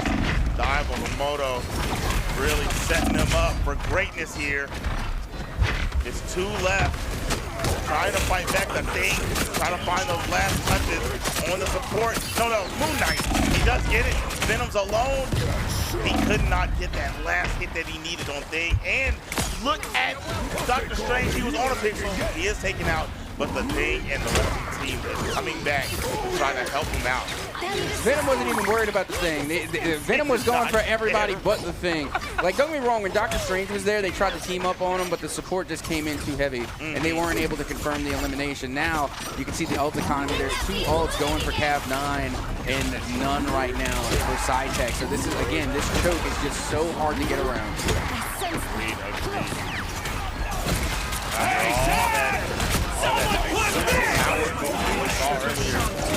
Oh, look at Venom in the back line, really torturing. Hector is so rough to deal with. He's getting attacked by everybody and their mother, and he's getting hit by the octopi, and he doesn't care about any of it. As we watch the majority of Cav9's team fall, Thing running back for safety, trying to get back. Venom putting pressure on. Down. He's still on. He's still on Thing. The points going, and champions have been made. SciTech is your champion here at Undisputed for Marvel Rivals. I mean, my goodness, that was an unrelenting push right there. They literally just went all in on that last attack, and they were unrelenting, pure brutality. I mean, the way that they just pushed and pushed and pushed, and then Venom on the back line, just an absolute nuisance and a nightmare on the back line. A literal nightmare. If Venom ever came to anyone's house and they looked him straight in his face, you would not stop thinking about that in your dreams. No, absolutely not. And again, like you had said, that is the boogeyman. You know, the coming boogeyman of the back line. And, you know, my goodness, I got to give kudos, though, you know, as well to the opposition, just because they were able to hold for so long. I mean, Cav9, they played really, really well. And like I said, that last choke was so difficult, but they held it. They held it for so long, and they were nearly able to, you know, run the clock out. But at the end of the day, you know, that unrelenting pressure that was coming from the side of SciTech just wouldn't be denied. Yeah, definitely wouldn't have been denied, man. I mean, they were gaming in every aspect. Every round, every game. I mean, outside of game number 2, I would say we watched the Lake Travis really put everything they had in there. They were gaming really, really hard. They were doing very, very well. Had opportunities to win, but man, SciTech just showed that their cohesive teamwork was just too much to deal with. Just very, very well done. Saw on those highlights they were laying it down. And again, there was really no like one-off. Like, yes, of course they're going to have an MVP, right? But I really don't think there was really a one-off, big difference. I think the team was the MVP. You know what I mean? I can't cut it down to a singular player that was like, oh, they're the ones that were the best. It really wasn't. Each and every single player had a moment where they popped off, or they just popped off continuously. Yes. The team right here, SciTech is the MVP. Yeah, we had a support as an MVP. We had a Doctor Strange.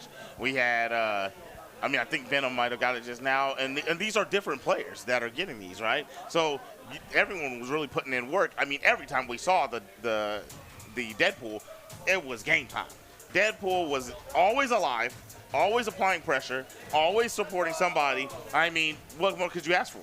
And not only that, but that's another thing. It's like I never really did see any like solo one-off plays. It was always team plays. Like you're talking about the Deadpool when they were hunting down, they were hunting down the Hela in one instance. But guess who they were there? They were popping shots with. It was the Star-Lord. The Star-Lord. The Star-Lord. There was always a team play happening. Always a team play happening, and the team is ready to live out their dream. We're going to throw to the stage with Bordy and SciTech.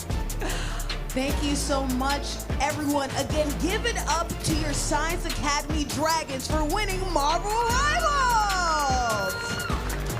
Okay, I'm going to come down to the middle. The man with the keyblade. Go ahead and introduce yourself. My name is Jeremy, and I'm the tank player for Science Academy. The what player, sorry? I'm the Vanguard player for Science Academy. You did a great job. Tell me, I feel like your whole team has been so cohesive the entire time. We talked about it. They're good plays by the Deadpool. There were great plays by Doctor Strange. Overall, though, it was just a cohesive team unit. I heard y'all calm, so I was in the corner. Is that something that you guys work on, that clear communication, in order to make sure that you're here standing right now? Yes, this communication is what we really wanted to dial in. Like we spend maybe 2-3 hours every day just figuring out what we're gonna do, having clear comms, specifically today because that's something that we've struggled with in the past. I mean, honestly, the skill level stood out so much. I feel like there wasn't one person who was really ADC, who was really all of you all, who was really carrying. I mean, tell me, like, when it comes to competitions, I'm sure inter-team, I mean, who really wins? Because everybody seems like they eat. Yeah, everybody on this team does amazing. Everybody on this team, everybody puts in work. Everyone puts in the work. Yes. Similar rank that we all put in the work together and we work together to win. And you are, my friend? I am Gabriel Martinez. I'm the captain of the team. Captain, my captain. Hey, you're the captain of a team that was so cohesive, so together. I mean, tell me, how proud of you, of your team in this moment? Obviously, Science Academy, this is what, the fourth time that we've seen this organization here today. You're doing it for such a team-based sport, not only for the FGC, in which we saw Science Academy rack together some wins. I mean, tell me, how hard is it in order to propel yourself to the Texas Esports State Champion in Marvel Rivals? This is our first year doing it. It's absolutely difficult. We have one of the greatest teams in the school. We work very hard, like every weekend. We have amazing scrims, obviously, right? And a huge shout out, we have amazing platoon teams, right? They work so hard every time. It's the practice that we put in to work to make sure we make it to the top.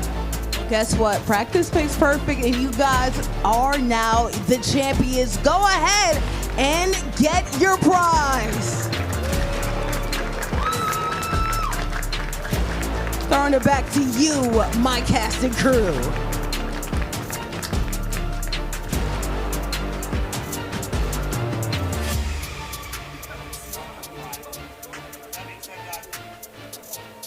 Well, there we have it. I mean, SciTech is going to be your undisputed TechSF Marvel Rivals champions, and rightfully so.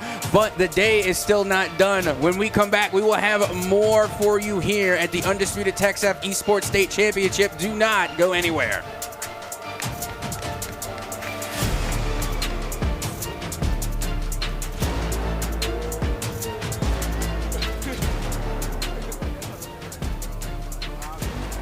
feel you.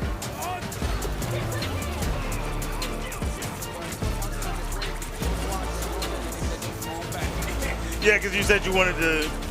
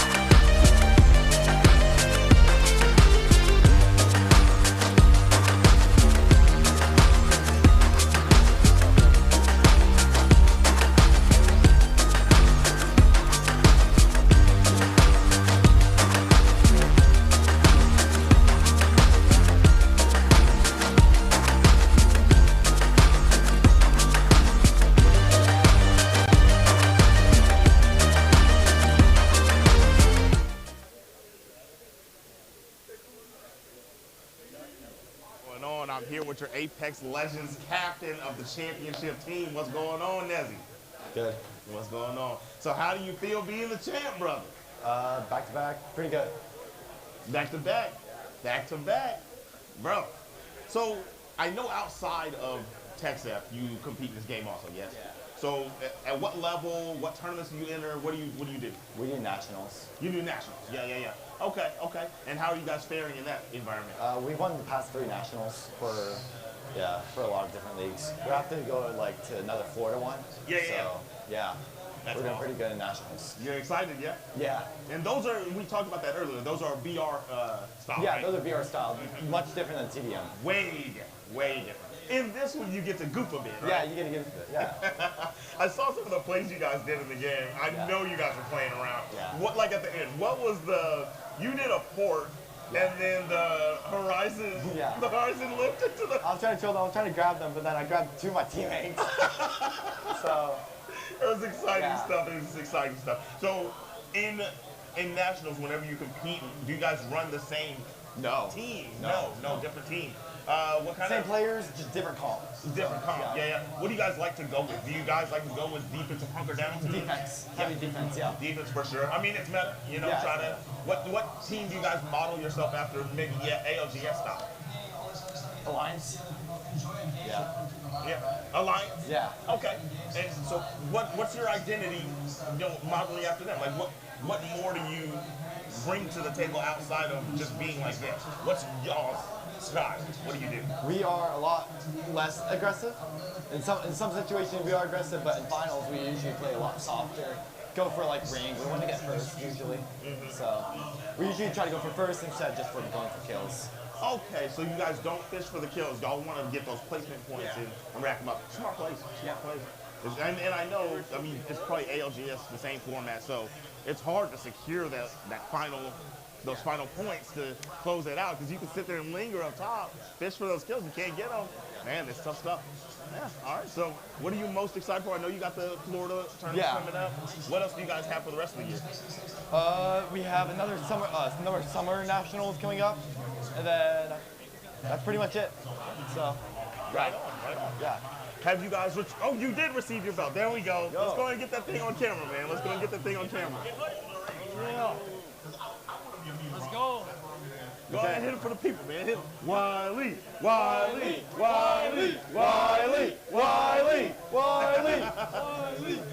Yeah, that's what I'm talking about, man. All right, guys, there it is. That's your champions, the Apex Legends champions, Wiley Pirates, at your service. Bordy McBoard with the back-to-back Street Fighter 6 grand champion. You see the belt, Capcom man. Once again, walk me through your feelings of hoisting a belt again for another year in a row. Well, I feel the exact same way I did last year. I feel very excited, feel very overwhelmed. I'm just very happy that it's over now because of like the very long season, obviously, especially when it comes to Street Fighter 6 being very mentally draining. Honestly, you talked about that mental drain. You did win last year. Was it a little bit new compared to this year, or was it just about making sure you secured the title again? And how did you feel mentally knowing that? There was definitely a lot of pressure from some people. Not that they pressured me intentionally, but it was just like, oh, are you going to go back-to-back again this year? And especially people that are nice enough to go up to me and be like, hey, are you Capcom man? Congrats on last year, And they were asking me, are you going to go back-to-back this year? And I'm like, I'll try, but I don't want to be too overconfident because I want to be realistic.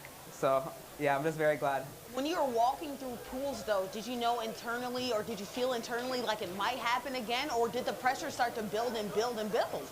No, I felt pretty good. I did a lot of research on my opponents, and especially my teammates' opponents along with them, just so we would have an idea of what we were going into, because obviously you don't want to go in blind when it comes to a tournament like this. Okay, so it's a lot of studying on streams, not going in blind, knowing the technique of your opponents, and knowing, honestly, their characters too, right? Definitely, especially when it came to Top Gun for hire. Good Honda player. Me and Ben spent a lot of time talking about his gameplay, some of his bad habits that we could abuse, a couple of techniques or special moves that Honda has that you could that knowledge checks a lot of people, and to not get caught off guard by it. So it definitely helped out a lot here. And shout out to Frank beforehand because he definitely told me use DP against Honda's headbutt. I know it catches a lot of people off guard. Well, obviously, you hoist the trophy once again. I have to ask you, do you want more? What are you doing when it comes to the whole EVO scene? Oh, okay. I was asked this question earlier, yesterday actually. I definitely want to show up to more tournaments. So obviously it's very hard to balance school life and esports, unfortunately, Absolutely. right? For me, school comes first, but I really do want to pursue esports, whether it's being a player, or being behind the scenes, or helping people out even. I definitely want to be involved in the FGC and esports community as a whole. Have you never entered into another public tournament, a pro tournament? I've entered, it wasn't TNS, it was one of the Capcom World Warrior tournaments. I got washed, obviously, because there was just a bunch of Ultimate Masters there and a bunch of people that are better than me there, and I like that. I want to enter more. The problem is it's just a bunch of time zone situations when it comes to certain opponents. Obviously.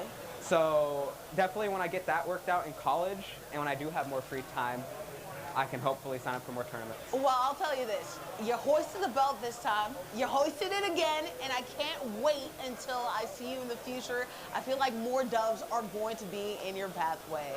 Thank you so much. Good job. Congratulations, Capcom, man. I'm bored to move forward with the Street Fighter 6 back-to-back grand champion. Hey, what's going on, guys? We have SciTech's own Travis. How you doing, Travis? Good, doing good. Thank you. Doing good, right on. So, you guys just had some players up there on the stage? We did, yes. KO? We did. We love that game, dude. For the finals? Yeah, it felt good. It felt good. I think we also got third place and maybe a few other kids in there. But we're the fighting game school. We love fighting games. I want to say we probably have the biggest program, most successful program, I guess in the nation, if you think about it, because we won nationals for Street Fighter as well. So we just have a huge fighting game love, the background. Yeah, we just have a lot of fun with it. State that again. You said you won nationals for Street Fighter? We won the last two national competitions for Street Fighter. Really? Yes, that's true. That is awesome. Slicks is actually part of that team. Yeah. He's in there. So do they do it? You're educating me. Do they do it like a Street Fighter League format where? Yeah, it's teams of 3, and then we throw them in like Pokemon, and you know they battle, and you know. That's awesome. I did not know that. Yeah, cool. So you had Capcom Man, Slicks, and Poro Champ. Poro, yeah. I remember. Yeah, that's so cool. That is so cool. I love that. So out of all the other games, so you have obviously you have a player that's going to be playing in Street Fighter. You had the two that were on the grand stage for 2SKO. What else are you guys? We got Amethyst in grand finals for Guilty Gear as well. What do we love at our school? We love Street Fighter. Not really Tekken, I'm not gonna lie. We don't really play Grand Blue either. But really the big titles. You know, we play the big ones. No Tekken. Do you like Tekken yourself? Honestly, I do like Tekken. I stopped playing. Right, I'm a filthy king player, but I had my fun with it. I just too many games to play. You know, we also have Marvel Rivals. We're expecting to go far as well, so it's like a lot of my time I don't really have. You know, so. Do you practice with the kids? Are you good? I used to travel all over the U.S. for fighting games back in the day. I was a top Injustice player, the first one. I played Aquaman, a top tier. I swear I know you. Yeah. I was around back then. Oh, really? In the FGC, yeah. Yeah, I used to travel all over the U.S. A homie of mine, my best friend, Digit, his mom had connects in airlines. We had like cheap tickets to fly everywhere. That's all. Yeah, what gamer tag did you go by? I try not to tell the kiddos, but you know, under wraps until now, I guess. But I'm sorry. Yeah. Kids, don't watch this. No, that's pretty cool, man. So so you have your Marvel Rivals team that's still in. You have a player that's going to be playing in Guilty Gear, which is one of my favorite fighting games out. So I'm excited to see that one. Man, tell them a little bit more about your school, man. We're #1 in the U.S. for esports in general, actually, by USA Today. It's a huge passion project this past like 5 or 6 years. Our school loves esports. They actually support us and they consider us a sport. So we get like funding from that. So, you know, shout out to my principal, shout out to my superintendent at South Texas ISD. But yeah, we love esports there. I love that. Esports school, powerhouse. I love that. I remember first meeting you guys and hearing y'all's story of how they Treat Charles Esports Yes, program. yes, they love I mean, and it flourishes. That's why you guys are on the US Today's list, right? Yes. Now, you said, was it this year you guys were first, or was it last year? It was, so every year they release like all time in the summer, and we got second. No, Okay. we got first. I forget. Yeah, It's I feel like I blurry. saw first on one. Yeah, but we're not. Oh, I'm getting confused. My bad. I think in nationals we got second in the summer. I'm expecting for it to go back up this summer for first. But then the last season, the first season, we got first. There we go. There we go. Yeah. I mean, high ranking regardless. Yeah. Beautiful, beautiful stuff. And I mean, I know you love what you do with that program. Yeah. You have It's a passion project for sure. Yeah, passion Feels project. good. Yeah, I mean, so how often do you guys get to do stuff as a school outside of just tech stuff? What other stuff do you guys travel to? Honestly, this is kind of like our Super Bowl. We put all our eggs in this basket for sure. We, our principal knows about the trip ahead of time. He knows that we're probably going to qualify like a whole bunch of teams to go. So that's pretty much it. This is the first year. Apparently, this is a qualifier for nationals for Marvel Rivals in Florida. So as soon as that happens, I'm going to send a text to my boss and be like, hey, find that money for us, and let's go have some fun in Florida. You gotta love it. Yeah. You gotta He's love a nice man. He Right treats us on. well. He treats us well. Hey, Yeah. shout out to you. Speaking of shout outs, before we go, do you have anybody else you want to shout out from your school or the family? Colin Feltis, he was a very dear student of ours that passed away in October, and these kids this year, they went through a lot. We were all very close to him, and it was rough seeing the kids, the aftermath of that. So shout out to Colin and his family. He would definitely want to be here. He would 100% be here. Yeah. Well, my condolences to Colin and his family. Shout out SciTech, and we'll cut it right there, guys. Yeah. How did esports affect your career today? I mean, it's definitely built me up. I mean, I wouldn't be where I am right now. Esports has started off as more of a fun journey for me, playing with my friends, and then slowly but surely I've started realizing, well, I can maybe get somewhere with this, and now, I mean, I've won nationals, I've done things professionally with professional people and doing everything around it, so it's definitely built me into things that I couldn't even believe of whenever I was little playing. If you had to give any advice to people starting their esports journey, what would it be? My biggest thing I would say is focus on one specific game at a time, because a lot of people that I talk to, they're like, well, I have this game and this game, but I would definitely choose one game specifically and focus on that one. And then from there, think about how you're acting off camera, because how you act off camera will matter when you're on camera. So try to live your life in both ways the same. What's your favorite part or mechanic of Rocket League, and what is your least favorite part or mechanic of Rocket League?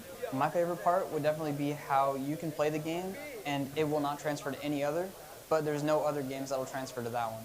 Because I mean, that's what makes it very unique. Like, what games do you know that can then switch? And then, I mean, something I don't necessarily like about it, or a mechanic that I don't really like, I would say how small the competitive scene is for it, professionally. Because professionally wise, there's about maybe 100 pro players in the whole scene that can make somewhat of a living off of it. So I would say players wise, it's a very small competitive scene. That's maybe the part that I don't really like the most. We're here with the former champion. In fact, they have it right here just so you see it. Go ahead and introduce yourself, Mr. Former Champion. Hello, I am Greg Lake. I am a Mega Man main for Smash Brothers. I come from San Antonio. Obviously, we did see some back-to-back winners earlier with Capcom, man. What's your feelings going into the tournament, or what your nerves are? Obviously, you're hoisting that belt. What do you feel trying to hoist another one? I'm a little worried. Worried? I wouldn't be too mad if I did lose, because, I mean, if I get outplayed, I get outplayed. Yeah. But if I win, hey, there's another one on my belt. It is what it is, and it's not what it's not, right? You'll accept either outcome.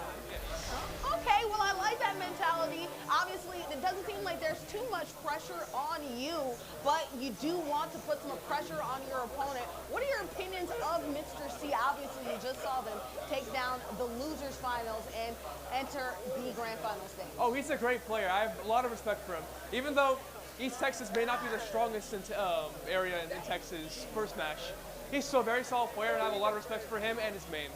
Okay, yeah, okay. Well, speaking of your main, right, what are the things that you've done and utilized and trained in the meantime in order to make sure that you can hopefully hoist another one of those belts? I'm going to watch over my my recordings already to see what I did wrong, see what I did right, and just go from there.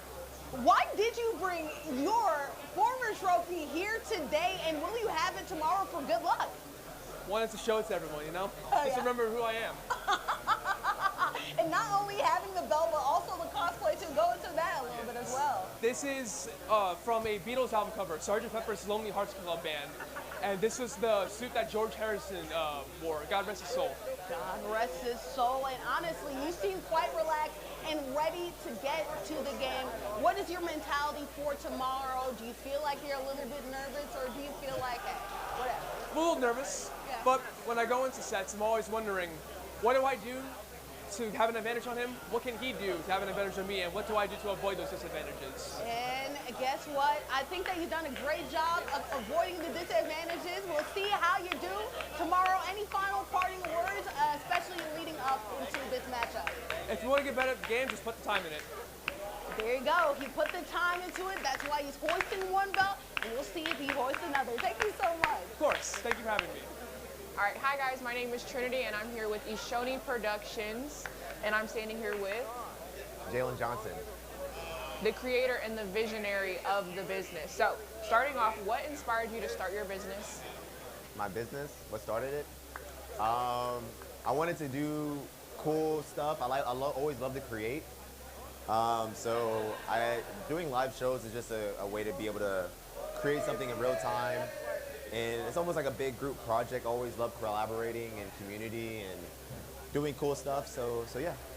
Awesome. So what are the tactics and strategies that you have used that have made your business so successful? Tactics and strategies.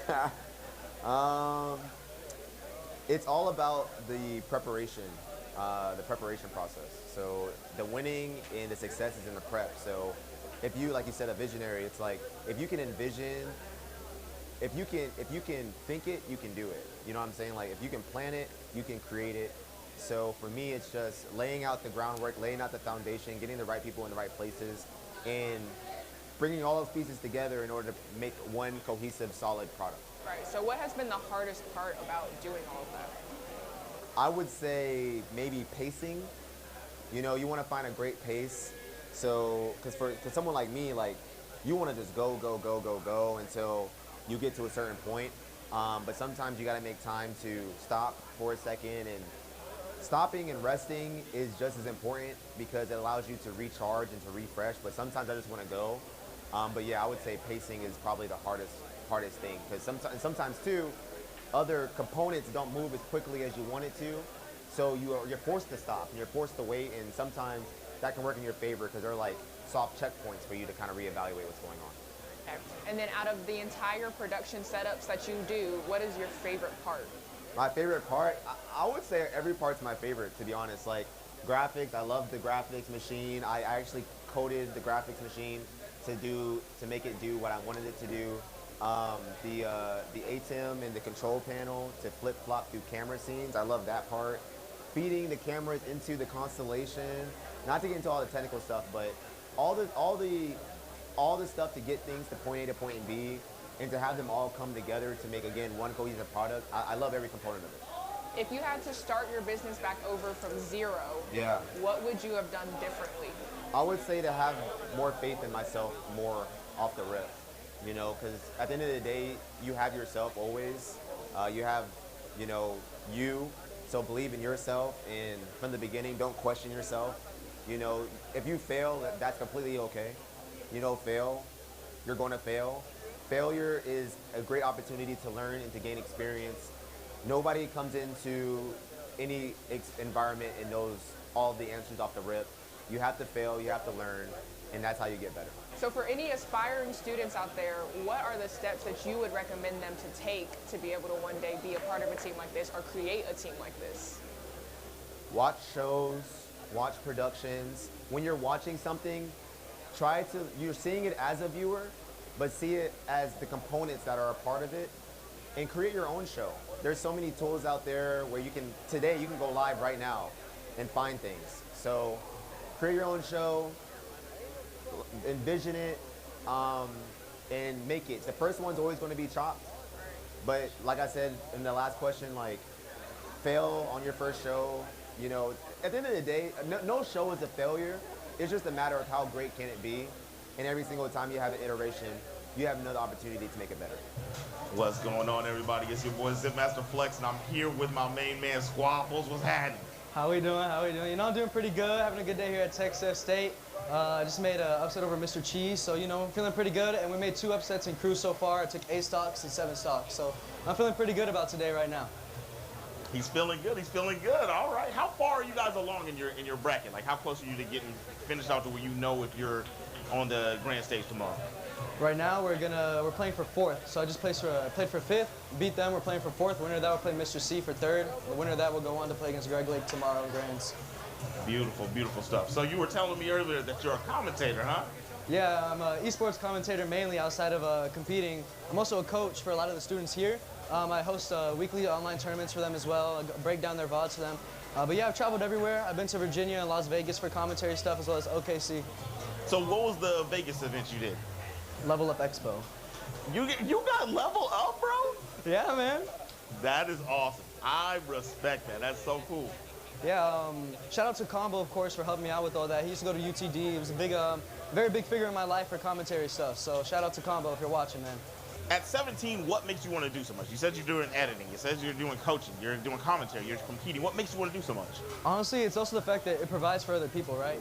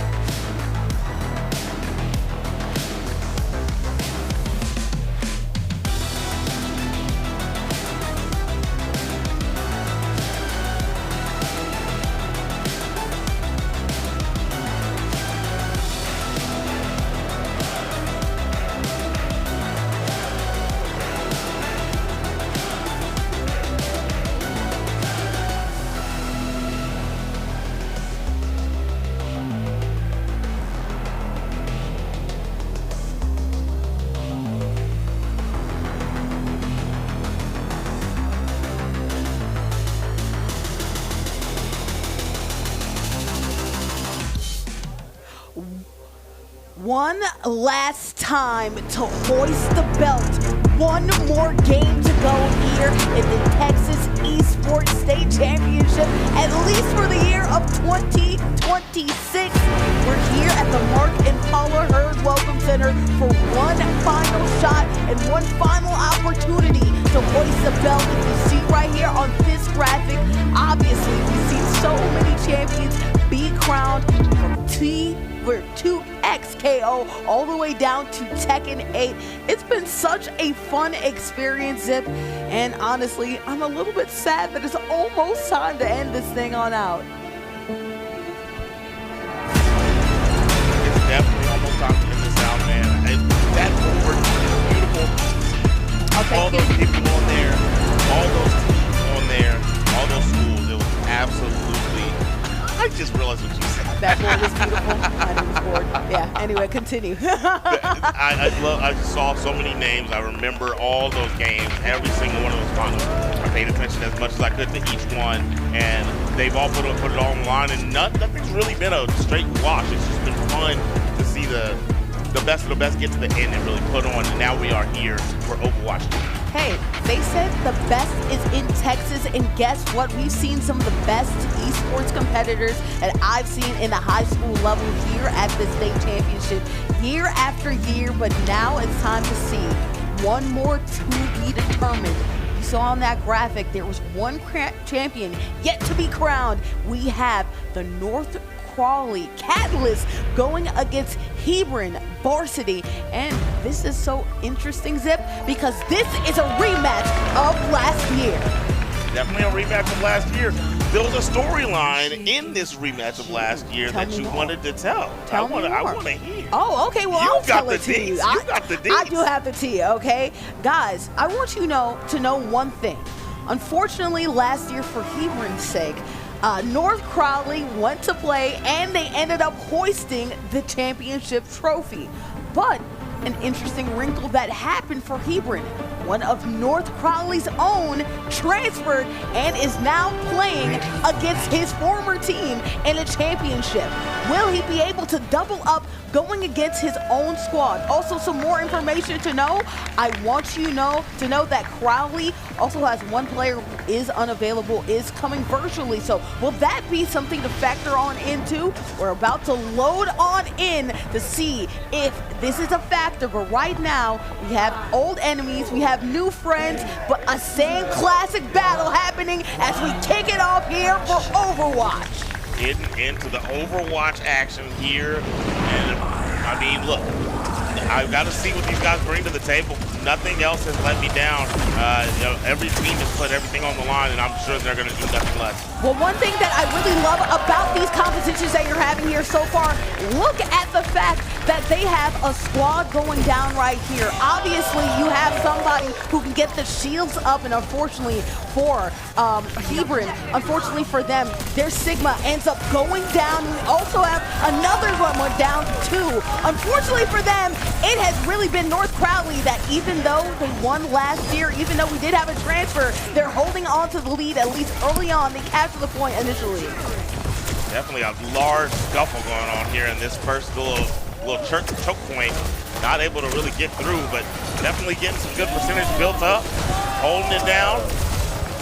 And now we have a press going on over here. Johnny G just got taken down by Cruyi, and he got another one on Mini Cartar.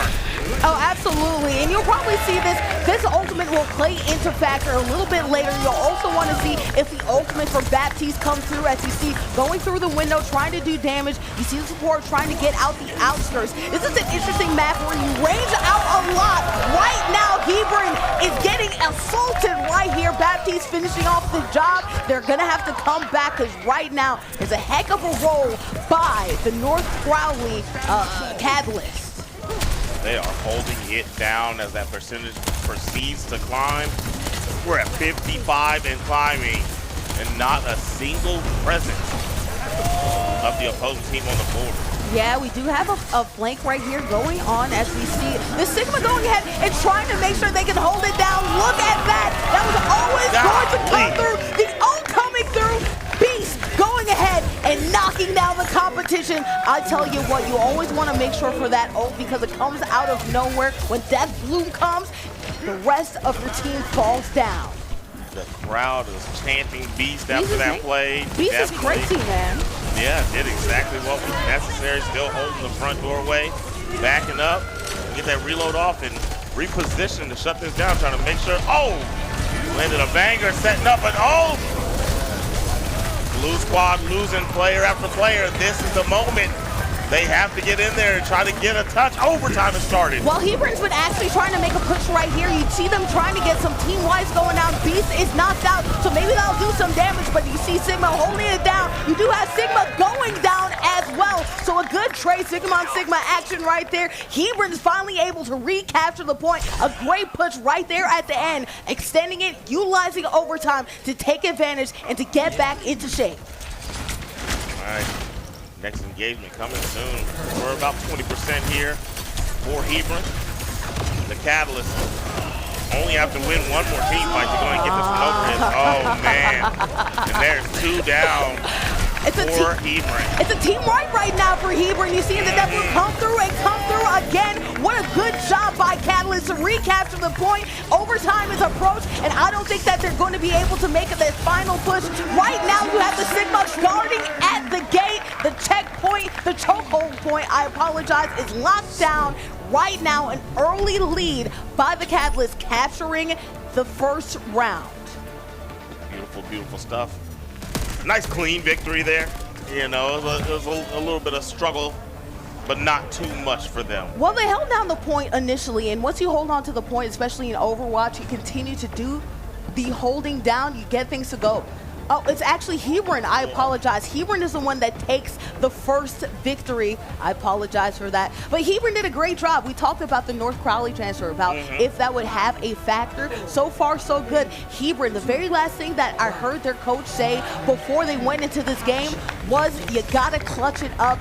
Take back what you didn't have last year. And so far, so good. But we're going on into this map right here. What I really like about this map is that you do have some fights right there at those choke points by the bridge, but inside, in the interior, chaos can arise. I'm surprised we don't have any brawlers happening right there, as it looks like Sigma is on last rights, but a good job. The Sigma goes down. Unfortunately, Tracer goes down. Unfortunately, there's a whole team wipe that happens as Hebron survives and takes control of the point initially. Very good support, you know, was keeping him alive while he was scrapping in the point, put down a lot of pressure, good team effort, and it's another cap for Hebron early on. Another opportunity for them to show what is worth. Sigma, as you see, utilizing their Cs really well. Shield break, they're going to have to back up a little bit here. This could be an opportunity for the Catalyst to do their job.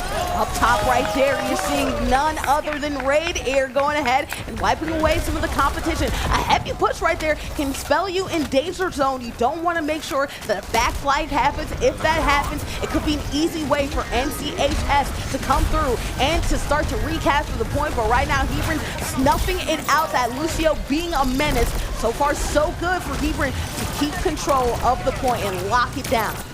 No ult on deck yet, but Beast just collected theirs. And with the ult economy, Catalyst doesn't have anything really that they can do. Oh my goodness. Shut her down. That is a team wipe.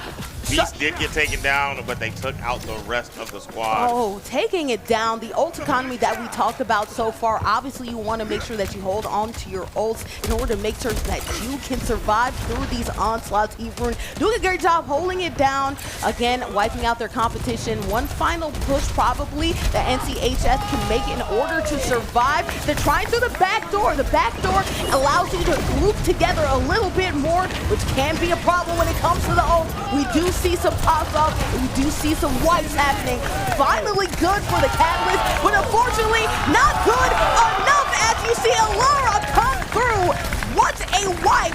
I think that Hebron is going to take care of business because I don't think that NCHS nearly has enough time to do any damage and to recapture it. Wonderful, wonderful job there. Hebron, strong win there. Capping the point early, winning both team fights to start both points.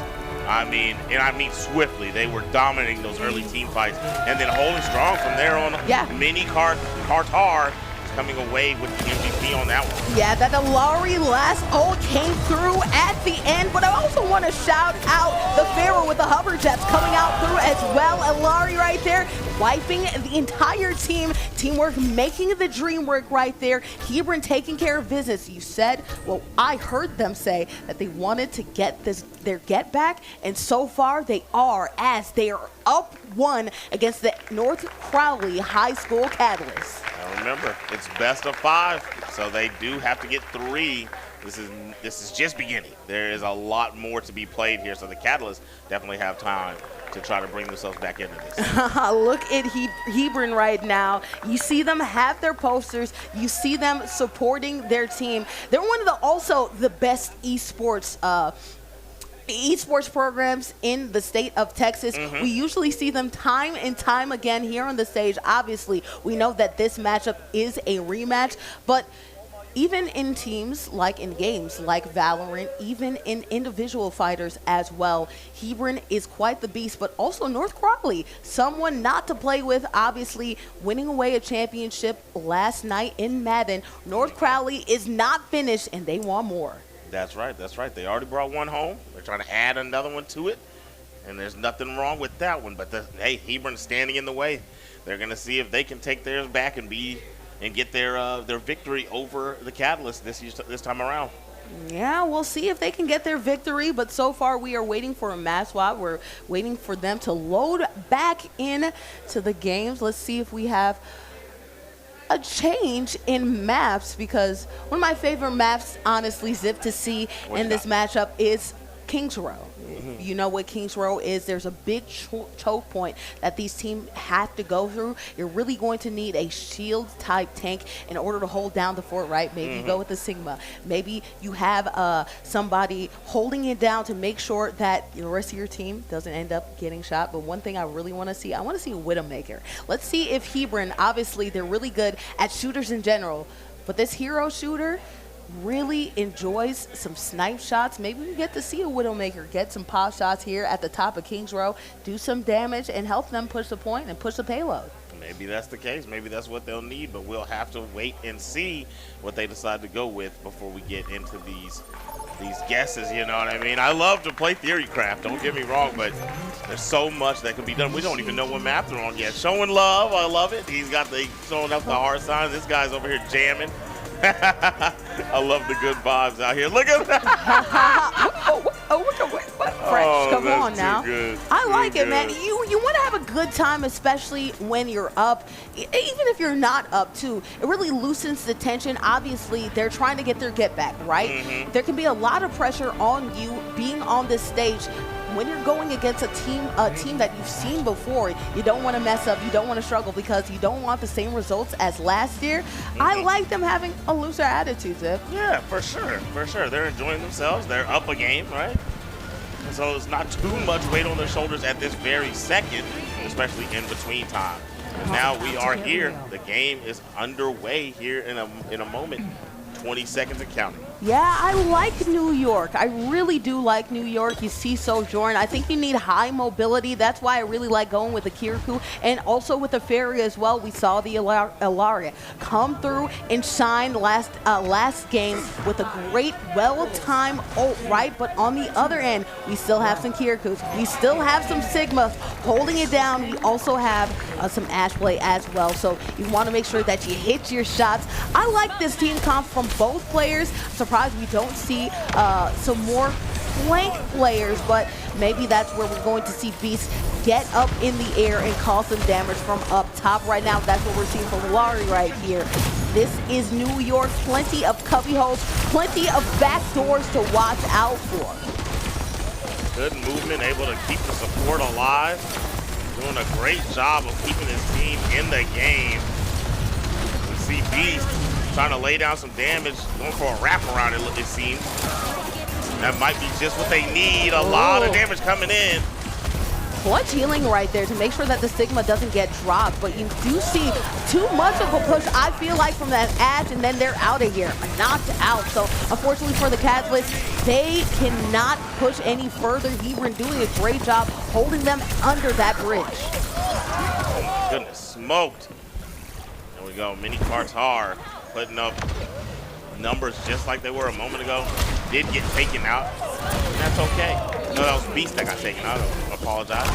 It's got Emong. Another scrap up here at the top. That 1v1, you were hoping that Ash could hit those shots, but just couldn't find the bottom of the target. They get tapped out right there. You're also seeing the Kiriko do some damage to the Sigma. So unfortunately for NCHS, they have gotten some team wipes, really just one, and they all tumble down sometimes in Overwatch. They're going to have to be a little bit more packed up and choose their spots wisely, because they've been getting one team picks, and then that one team pick turns into an entire team wipe. Gotta play in unison. And even if you do lose one, just try to stick together so they can't keep getting one by one by one. Ultimates are being played. Yeah, Kiriko's ultimate is going off, and that's such an OP ultimate when it comes to the fact that it not only gives you movement speed, but then it also can make sure that the rest of your players also are getting healed as well. What an OP ult, and it really comes in time. Great job by Hebron right there. They're able to get from underneath they're able to make sure the NCHS is still held at that bridge. Still held for sure. They got a minute and 30 seconds left to try to complete this first checkpoint. And is this one thing that I really like sometimes, that And a mistake that I see from teams, especially from younger teams, or I should say from quick play teams, is a push too hard right there. They know that the bridge is their friend, a chokehold point in which they can take control of. If you push too far in, as you're seeing some ults get popped up, what is that melody? It all comes down. This could be an opportunity right here. NC comes through with Beast. Vera getting it done. Turn on the Jets. Wipe out the team. Good job with the well-timed ult. Hebron coming through. Beast being a beast there. Definitely. Beast is Beast. Definitely holding it down for the team and utilizing the ult at the right times. I've saw it time and time again. We're at the very beginning of this, really. Every time they need it, it seems like Catalyst is about to make that play, that push they need. Here comes Beast wiping them out. Yeah, and I really like the mobility that Hebron does have with teams, with a shot like this, with a team composition like this as well. Ilaria is only able to get one wipe. That's to the Ash, but so far, North Valley can't be mad at this push right here because North Valley is actually doing a great job. It's just that Beast is coming through when it looks like this could be an opportunity for North Valley to make things shine. Beast holds it down and holds the bridge down. What clutch play when you have some of these teammates down. You want to make sure that you have somebody to back you up and finish off the rest of your players. What I really do like though is I like the change right here. Getting the Tracer going. A Tracer can be a nuisance. The Tracer can make sure that things happen, and the Tracer allows them to finally capture the point. They can now push the payload. That went into overtime. That was a hard fight. Beast almost made it where they had no other chance, but definitely sticking strong together. That was good team play from Catalyst to be able to catch that one. Now, let's see how far they can push it. 2 minutes left on the clock.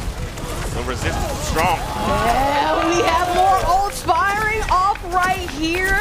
Unfortunately, not many kills coming from that, but they are able to flip it around and to make sure to utilize it as a damage util and able to make sure that they can wipe out NCHS.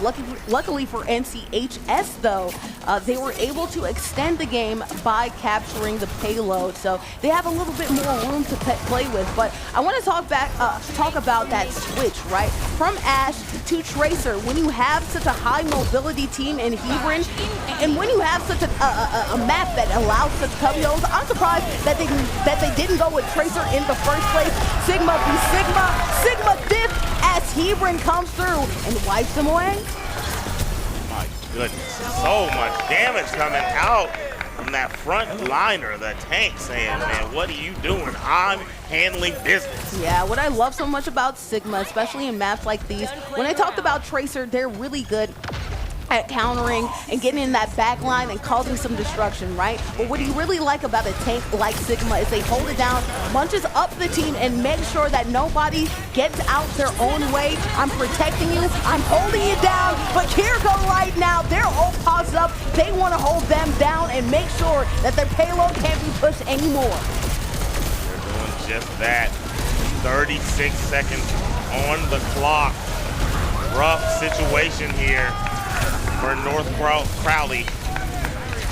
Beast trying to make plays, putting down damage, had to back out. His teammates came through and secured the job. Emong making sure to pick up the very last Mini one. Carter is doing their thing right now, okay? Mini Carter, what are they like? They're probably like the Blueprint Carter. You know what I mean? You understand that reference, Zip. They are being an MVP in their own ways, you know? DPS can come through in clutch situations. We saw them single-handedly win that matchup a couple of games ago. What is that melody, though? We have ult being popped off right now. Unfortunately, NCHS finds themselves in a predicament, and they cannot survive. Great ult right there. Unfortunately for NCHS, it's looking like their journey stops here. They weren't able to capture the payload, so good on them, but they weren't able to push it that far. Beast being a beast, finishing them off. That was wonderful. Everybody was popping up on that feed on the right for the blue team. Hebron was going crazy. It was wonderful to see. They are now in a position where they can go up 2-0 if they get a strong push here. Initiating match. All right. Well, if we're in New York, we might as well drive up a couple miles right here and see if we can switch it around, right? So we're going to see if we are going to see Hebron flip the script. Obviously, they're very good at holding down the fort defensively. When they get switched to offense, let's see if their plan changes a little bit here. Maybe they go with someone a little bit higher mobility when it comes to the tank game, right? We actually do see some changes. Actually, we do not. Among switching, staying pat when it comes to Sigma, the only change that we are going to be seeing right here is going with an Ana. So that's very interesting from them. Other than that, though, Sojourn from Hebron, high mobility. They're still playing into that card. They're going to move around a lot, and I expect Beast to still be a beast because there's still all this free air up into the air here in New York City. All right.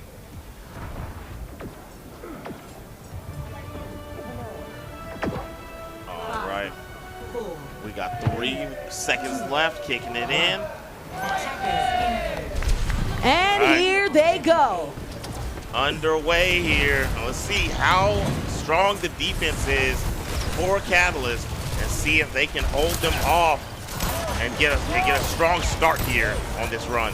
Yeah, one thing about Ana that I really like is that they can make these pick plays, right? So if you don't have a lot of high mobility like it looks like NCHS did not decide to go towards, they can get a lot of these backline picks and really cause some damage, as you see right there. Unfortunately, NCHS does have to back up that Sojourn, putting some pressure on them.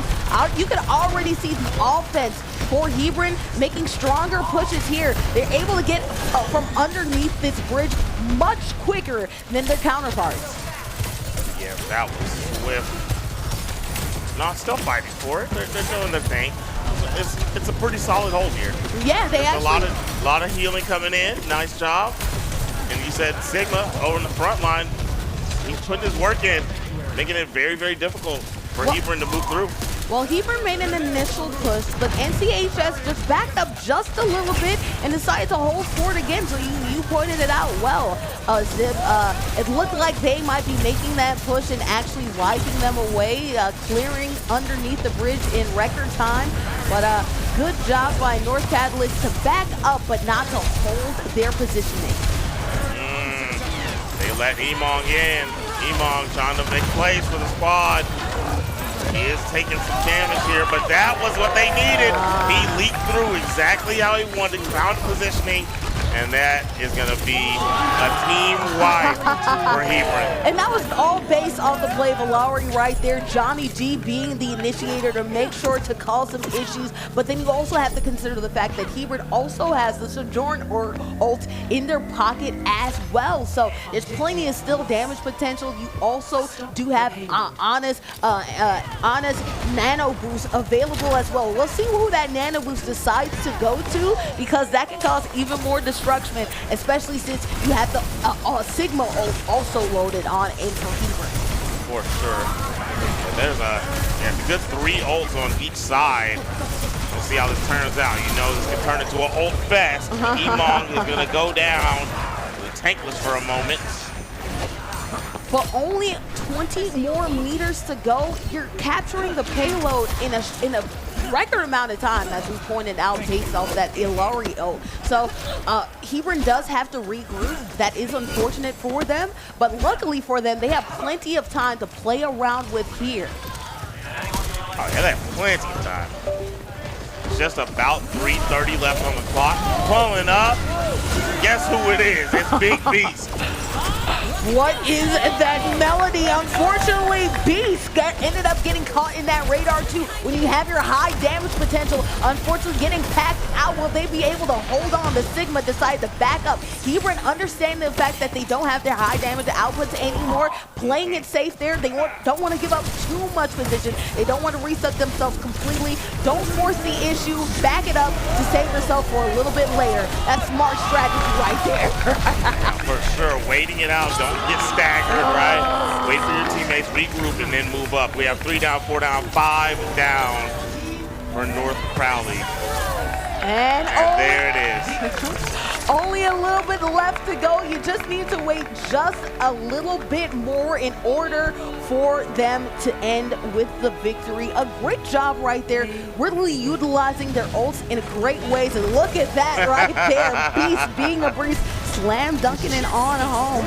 I really like the hoops that they've been playing, and you see their ult popping off right there. Farah, when you turn on the Jets, you can cause some issues, and that's exactly what they did, getting, what, 4, almost 5 players, almost an entire team kill. You did have Johnny G finish them off, but good job by Hebron anyway. We talked about it, man. That player moving from moving from North Crowley to Hebron, that might be the diff, bro. It might be the difference. It might be the difference. Or practice could be the difference. Who knows? Yeah. It could be a lot of different things. It could be a lot of different things. But the main thing is still not over. No, it's still not over. Still not over. We could see a reverse sweep here. We could see a reverse sweep, and we have seen it, right? We saw it in the FGC realm, right? But we have not seen people do it in the team shooters, right? We haven't seen them in the hero shooters. We haven't seen it in other regards. I wonder what it's going to take for them in order to flip the script. But Zip, I do have a question, right? We were talking about this earlier. You did see Fair go ahead and dunk it on in.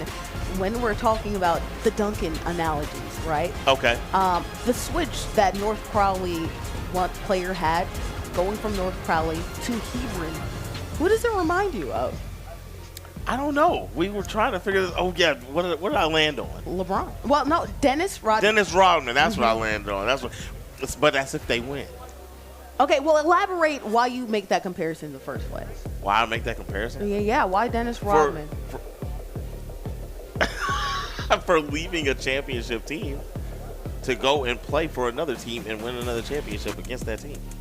Okay. Well, will we see North Crowley go ahead and change the tides? One championship going to another. You know, that's very rare to see in any sport, esports as well. We love to see some inter-rivalry. You have to wonder, too, for the North Crowley player, if you understand your teammates' habits, and that seems to help inform your decisions and help inform your team about how to play certain players, right? I mean, that should definitely be the case. Like, there's definitely logged information. You know, there's an understanding of what the people excel at. I mean, but were you logging that in a way that you could turn it into a game, right?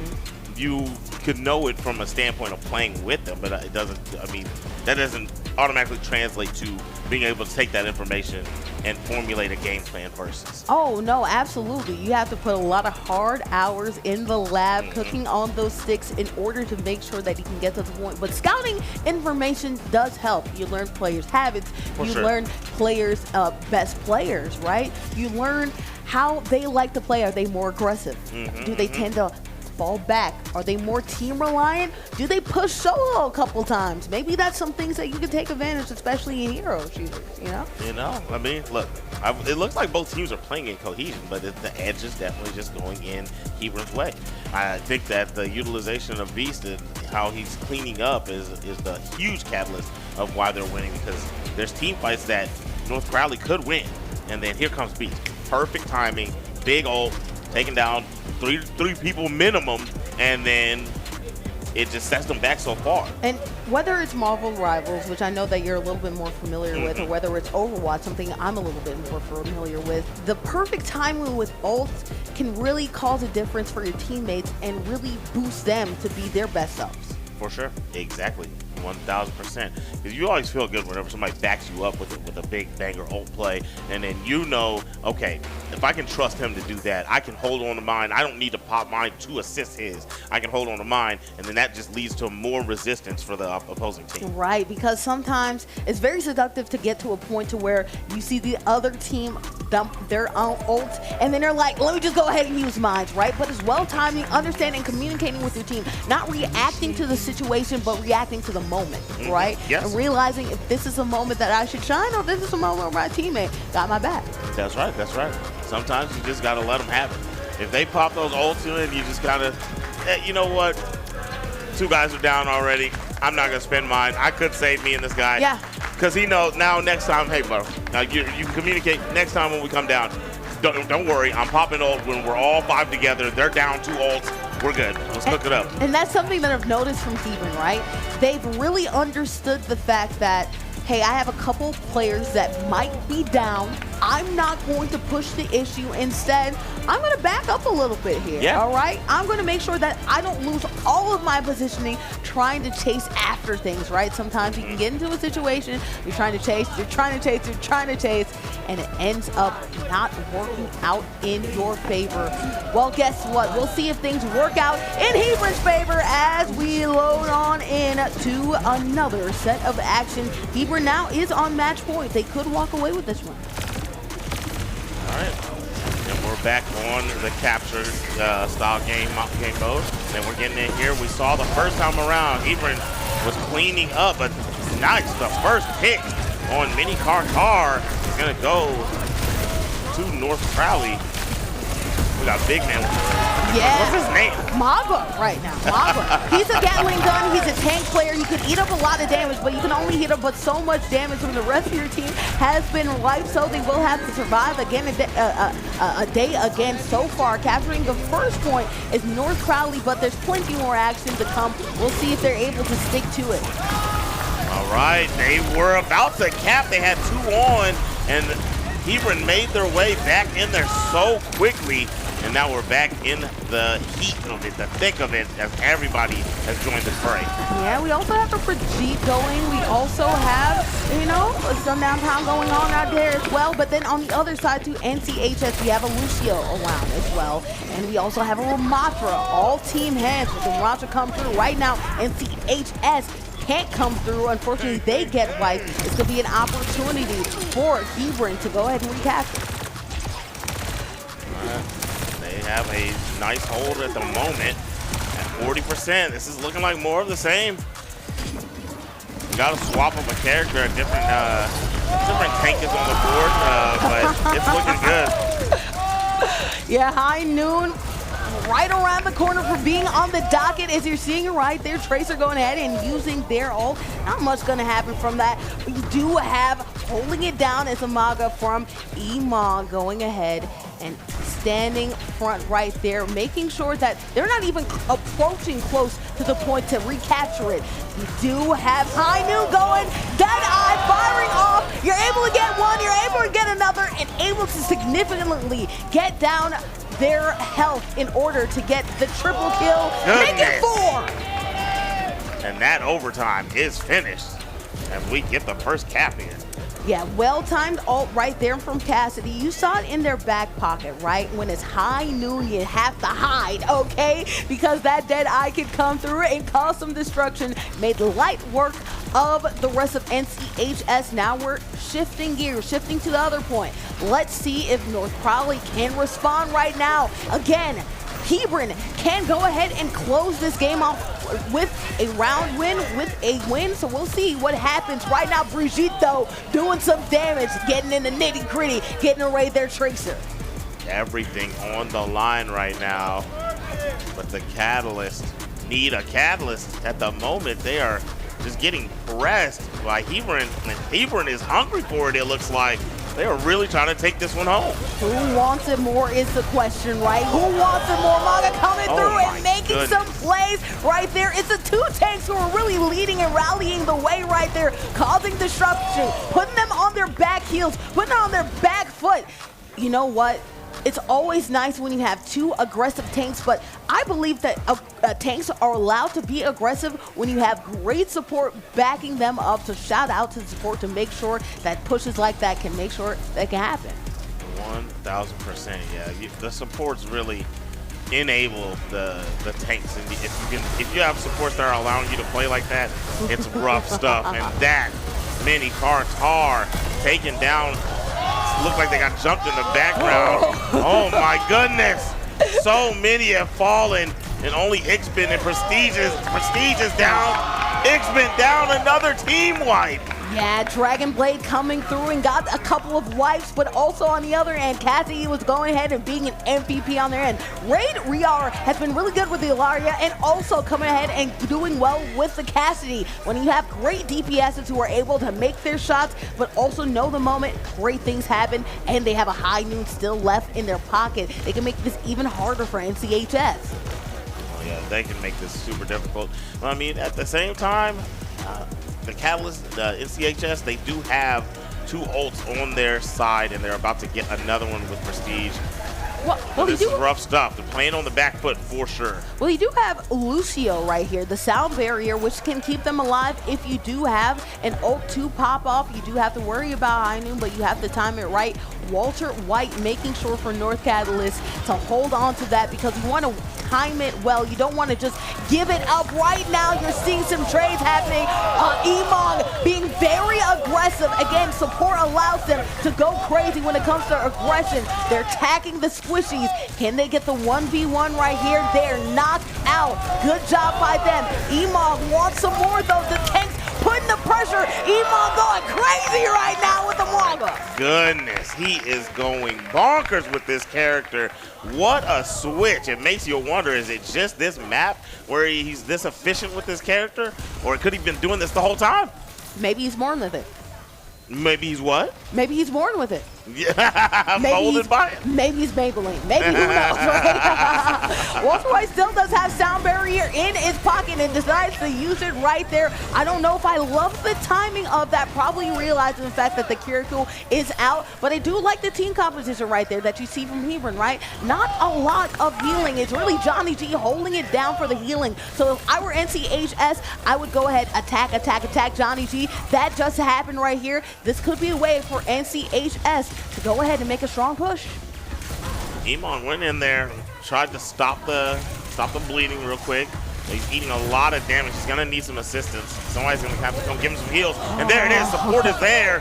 And now he's gonna be able to go, no he's not. X-Spin, I didn't notice. X-Spin popped an ultimate and got 3 of the Hebron boys out of there. And now they're still holding on here. Okay. That's the risky thing when you go with single support, right? Johnny G got packed out, and you do have great damage output when you have a Brigitte, when you have a Maga coming through. But unfortunately, though, they were unable to make sure that you can stay alive because if you don't have any healings in order to survive strong pushes, you get packed out right there. That is what works in NCH's favor. Let's see if they do that again as Brigitte is ready to play right here, getting in the nitty-gritty. Goodness. What a bang out right there. Quick team wipe as the percentage racks up. Overtime is kicked off. Overtime kicking off, flexing, going down. Hebron getting the championship. Hebron now is your Overwatch 2026 Grand Final champion. You gotta love it. You gotta love it. The story's been told. Second place into the first place. I've been saying this all day. Every time I touch this mic, every team says, we got second last year. And this time we're the champion. That is a running theme. That is a running theme. That's a running theme. You know, sometimes you have to take an L in order for you to bounce back, realize who you are, and get the championship. I want to shout out the North Crowley player that went ahead and went from a winning championship team and now transferred to another winning championship team. It is unbelievable to have that much sauce, but I also want to shout out Hebron's coach. They said, get back what you lost last year, and they got their get back. They definitely got their get back. They're so happy. I'm loving the hype that we're seeing from them. All right. Well, I'm loving the hype that we're seeing from these guys up here. But this is going to be it for me, Zipmaster Flex, and 40 and board for the rest of the evening. We're going to throw over to the stage for the award ceremony and take it away. All right, well, there you have it. You have your grand finals champions for Overwatch 2. It is Hebron Varsity. Oh, my goodness. What a series. And again, I got to ask, how does it feel coming back again another year and coming back as champions? I mean, it just feels so good. Like, it's always such fun competition, and in the end, winning, it makes it so good. And you know, another thing I got to ask, clearly y'all have one heck of a cheering section. Like, y'all have some major support in the crowd. I mean, okay, so I need to know that extra support from the crowd. What's the buff percentage? Like, where does that go? Like, how much of a difference does the support make? It at least doubles us. It's everything. I mean, it's really the sixth man, honestly. It's that extra teammate that you need when it's close. You know what I mean? Now, another question that I got for you is, what was the preparation coming into today? Like, again, you've been here before. We've seen Hebron come correct. Did you have any hang-ups coming into this? Like, what was the mindset that you had to be in to make sure that you were playing at your best? I mean, the mindset is just, we've done this before. We know how to play. Just play ourselves. Have fun. If we play right, we win. Absolutely. We go out there. We prep for a lot of these teams. We know like the type of comps they want to play, the Sigma, the Ram, that sort of thing. First map, we ban things like Kuriko, things that help our comp, maybe hurt theirs, and then from there, it's just practicing and repetition. Now, we cannot wrap up this interview without mentioning Beast. We have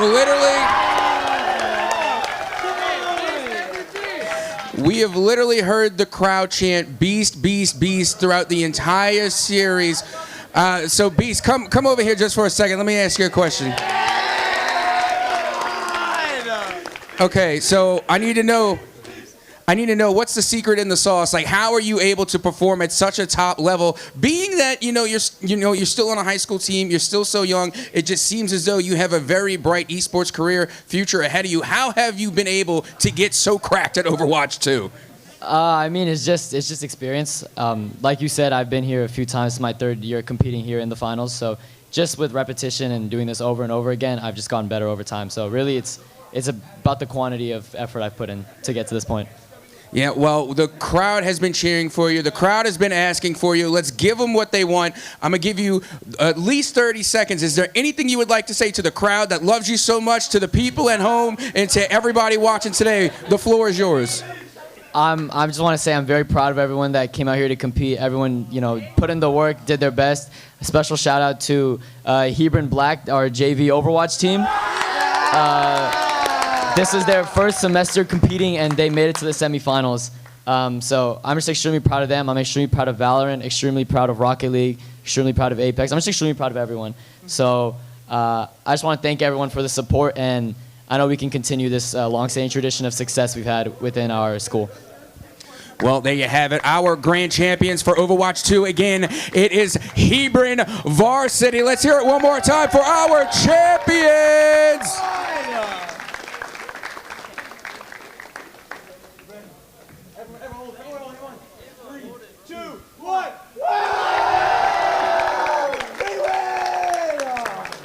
And then I tossed to you. MVP. Hey, proud of you guys, all right? It was a good last year. Oh, wait.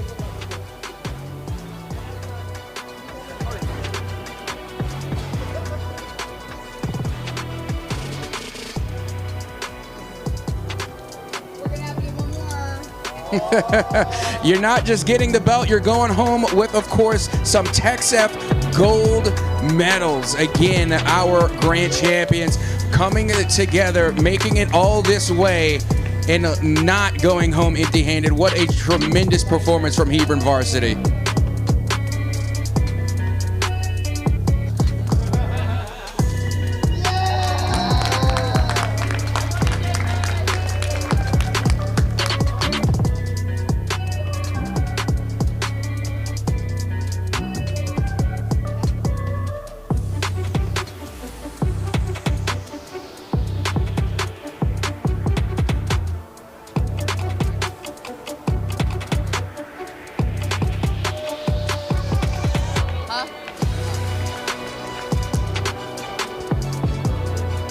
Thank you so much for joining us for the 2026 Undisputed Texas High School Esports State Championship at Baylor University in Waco, Texas.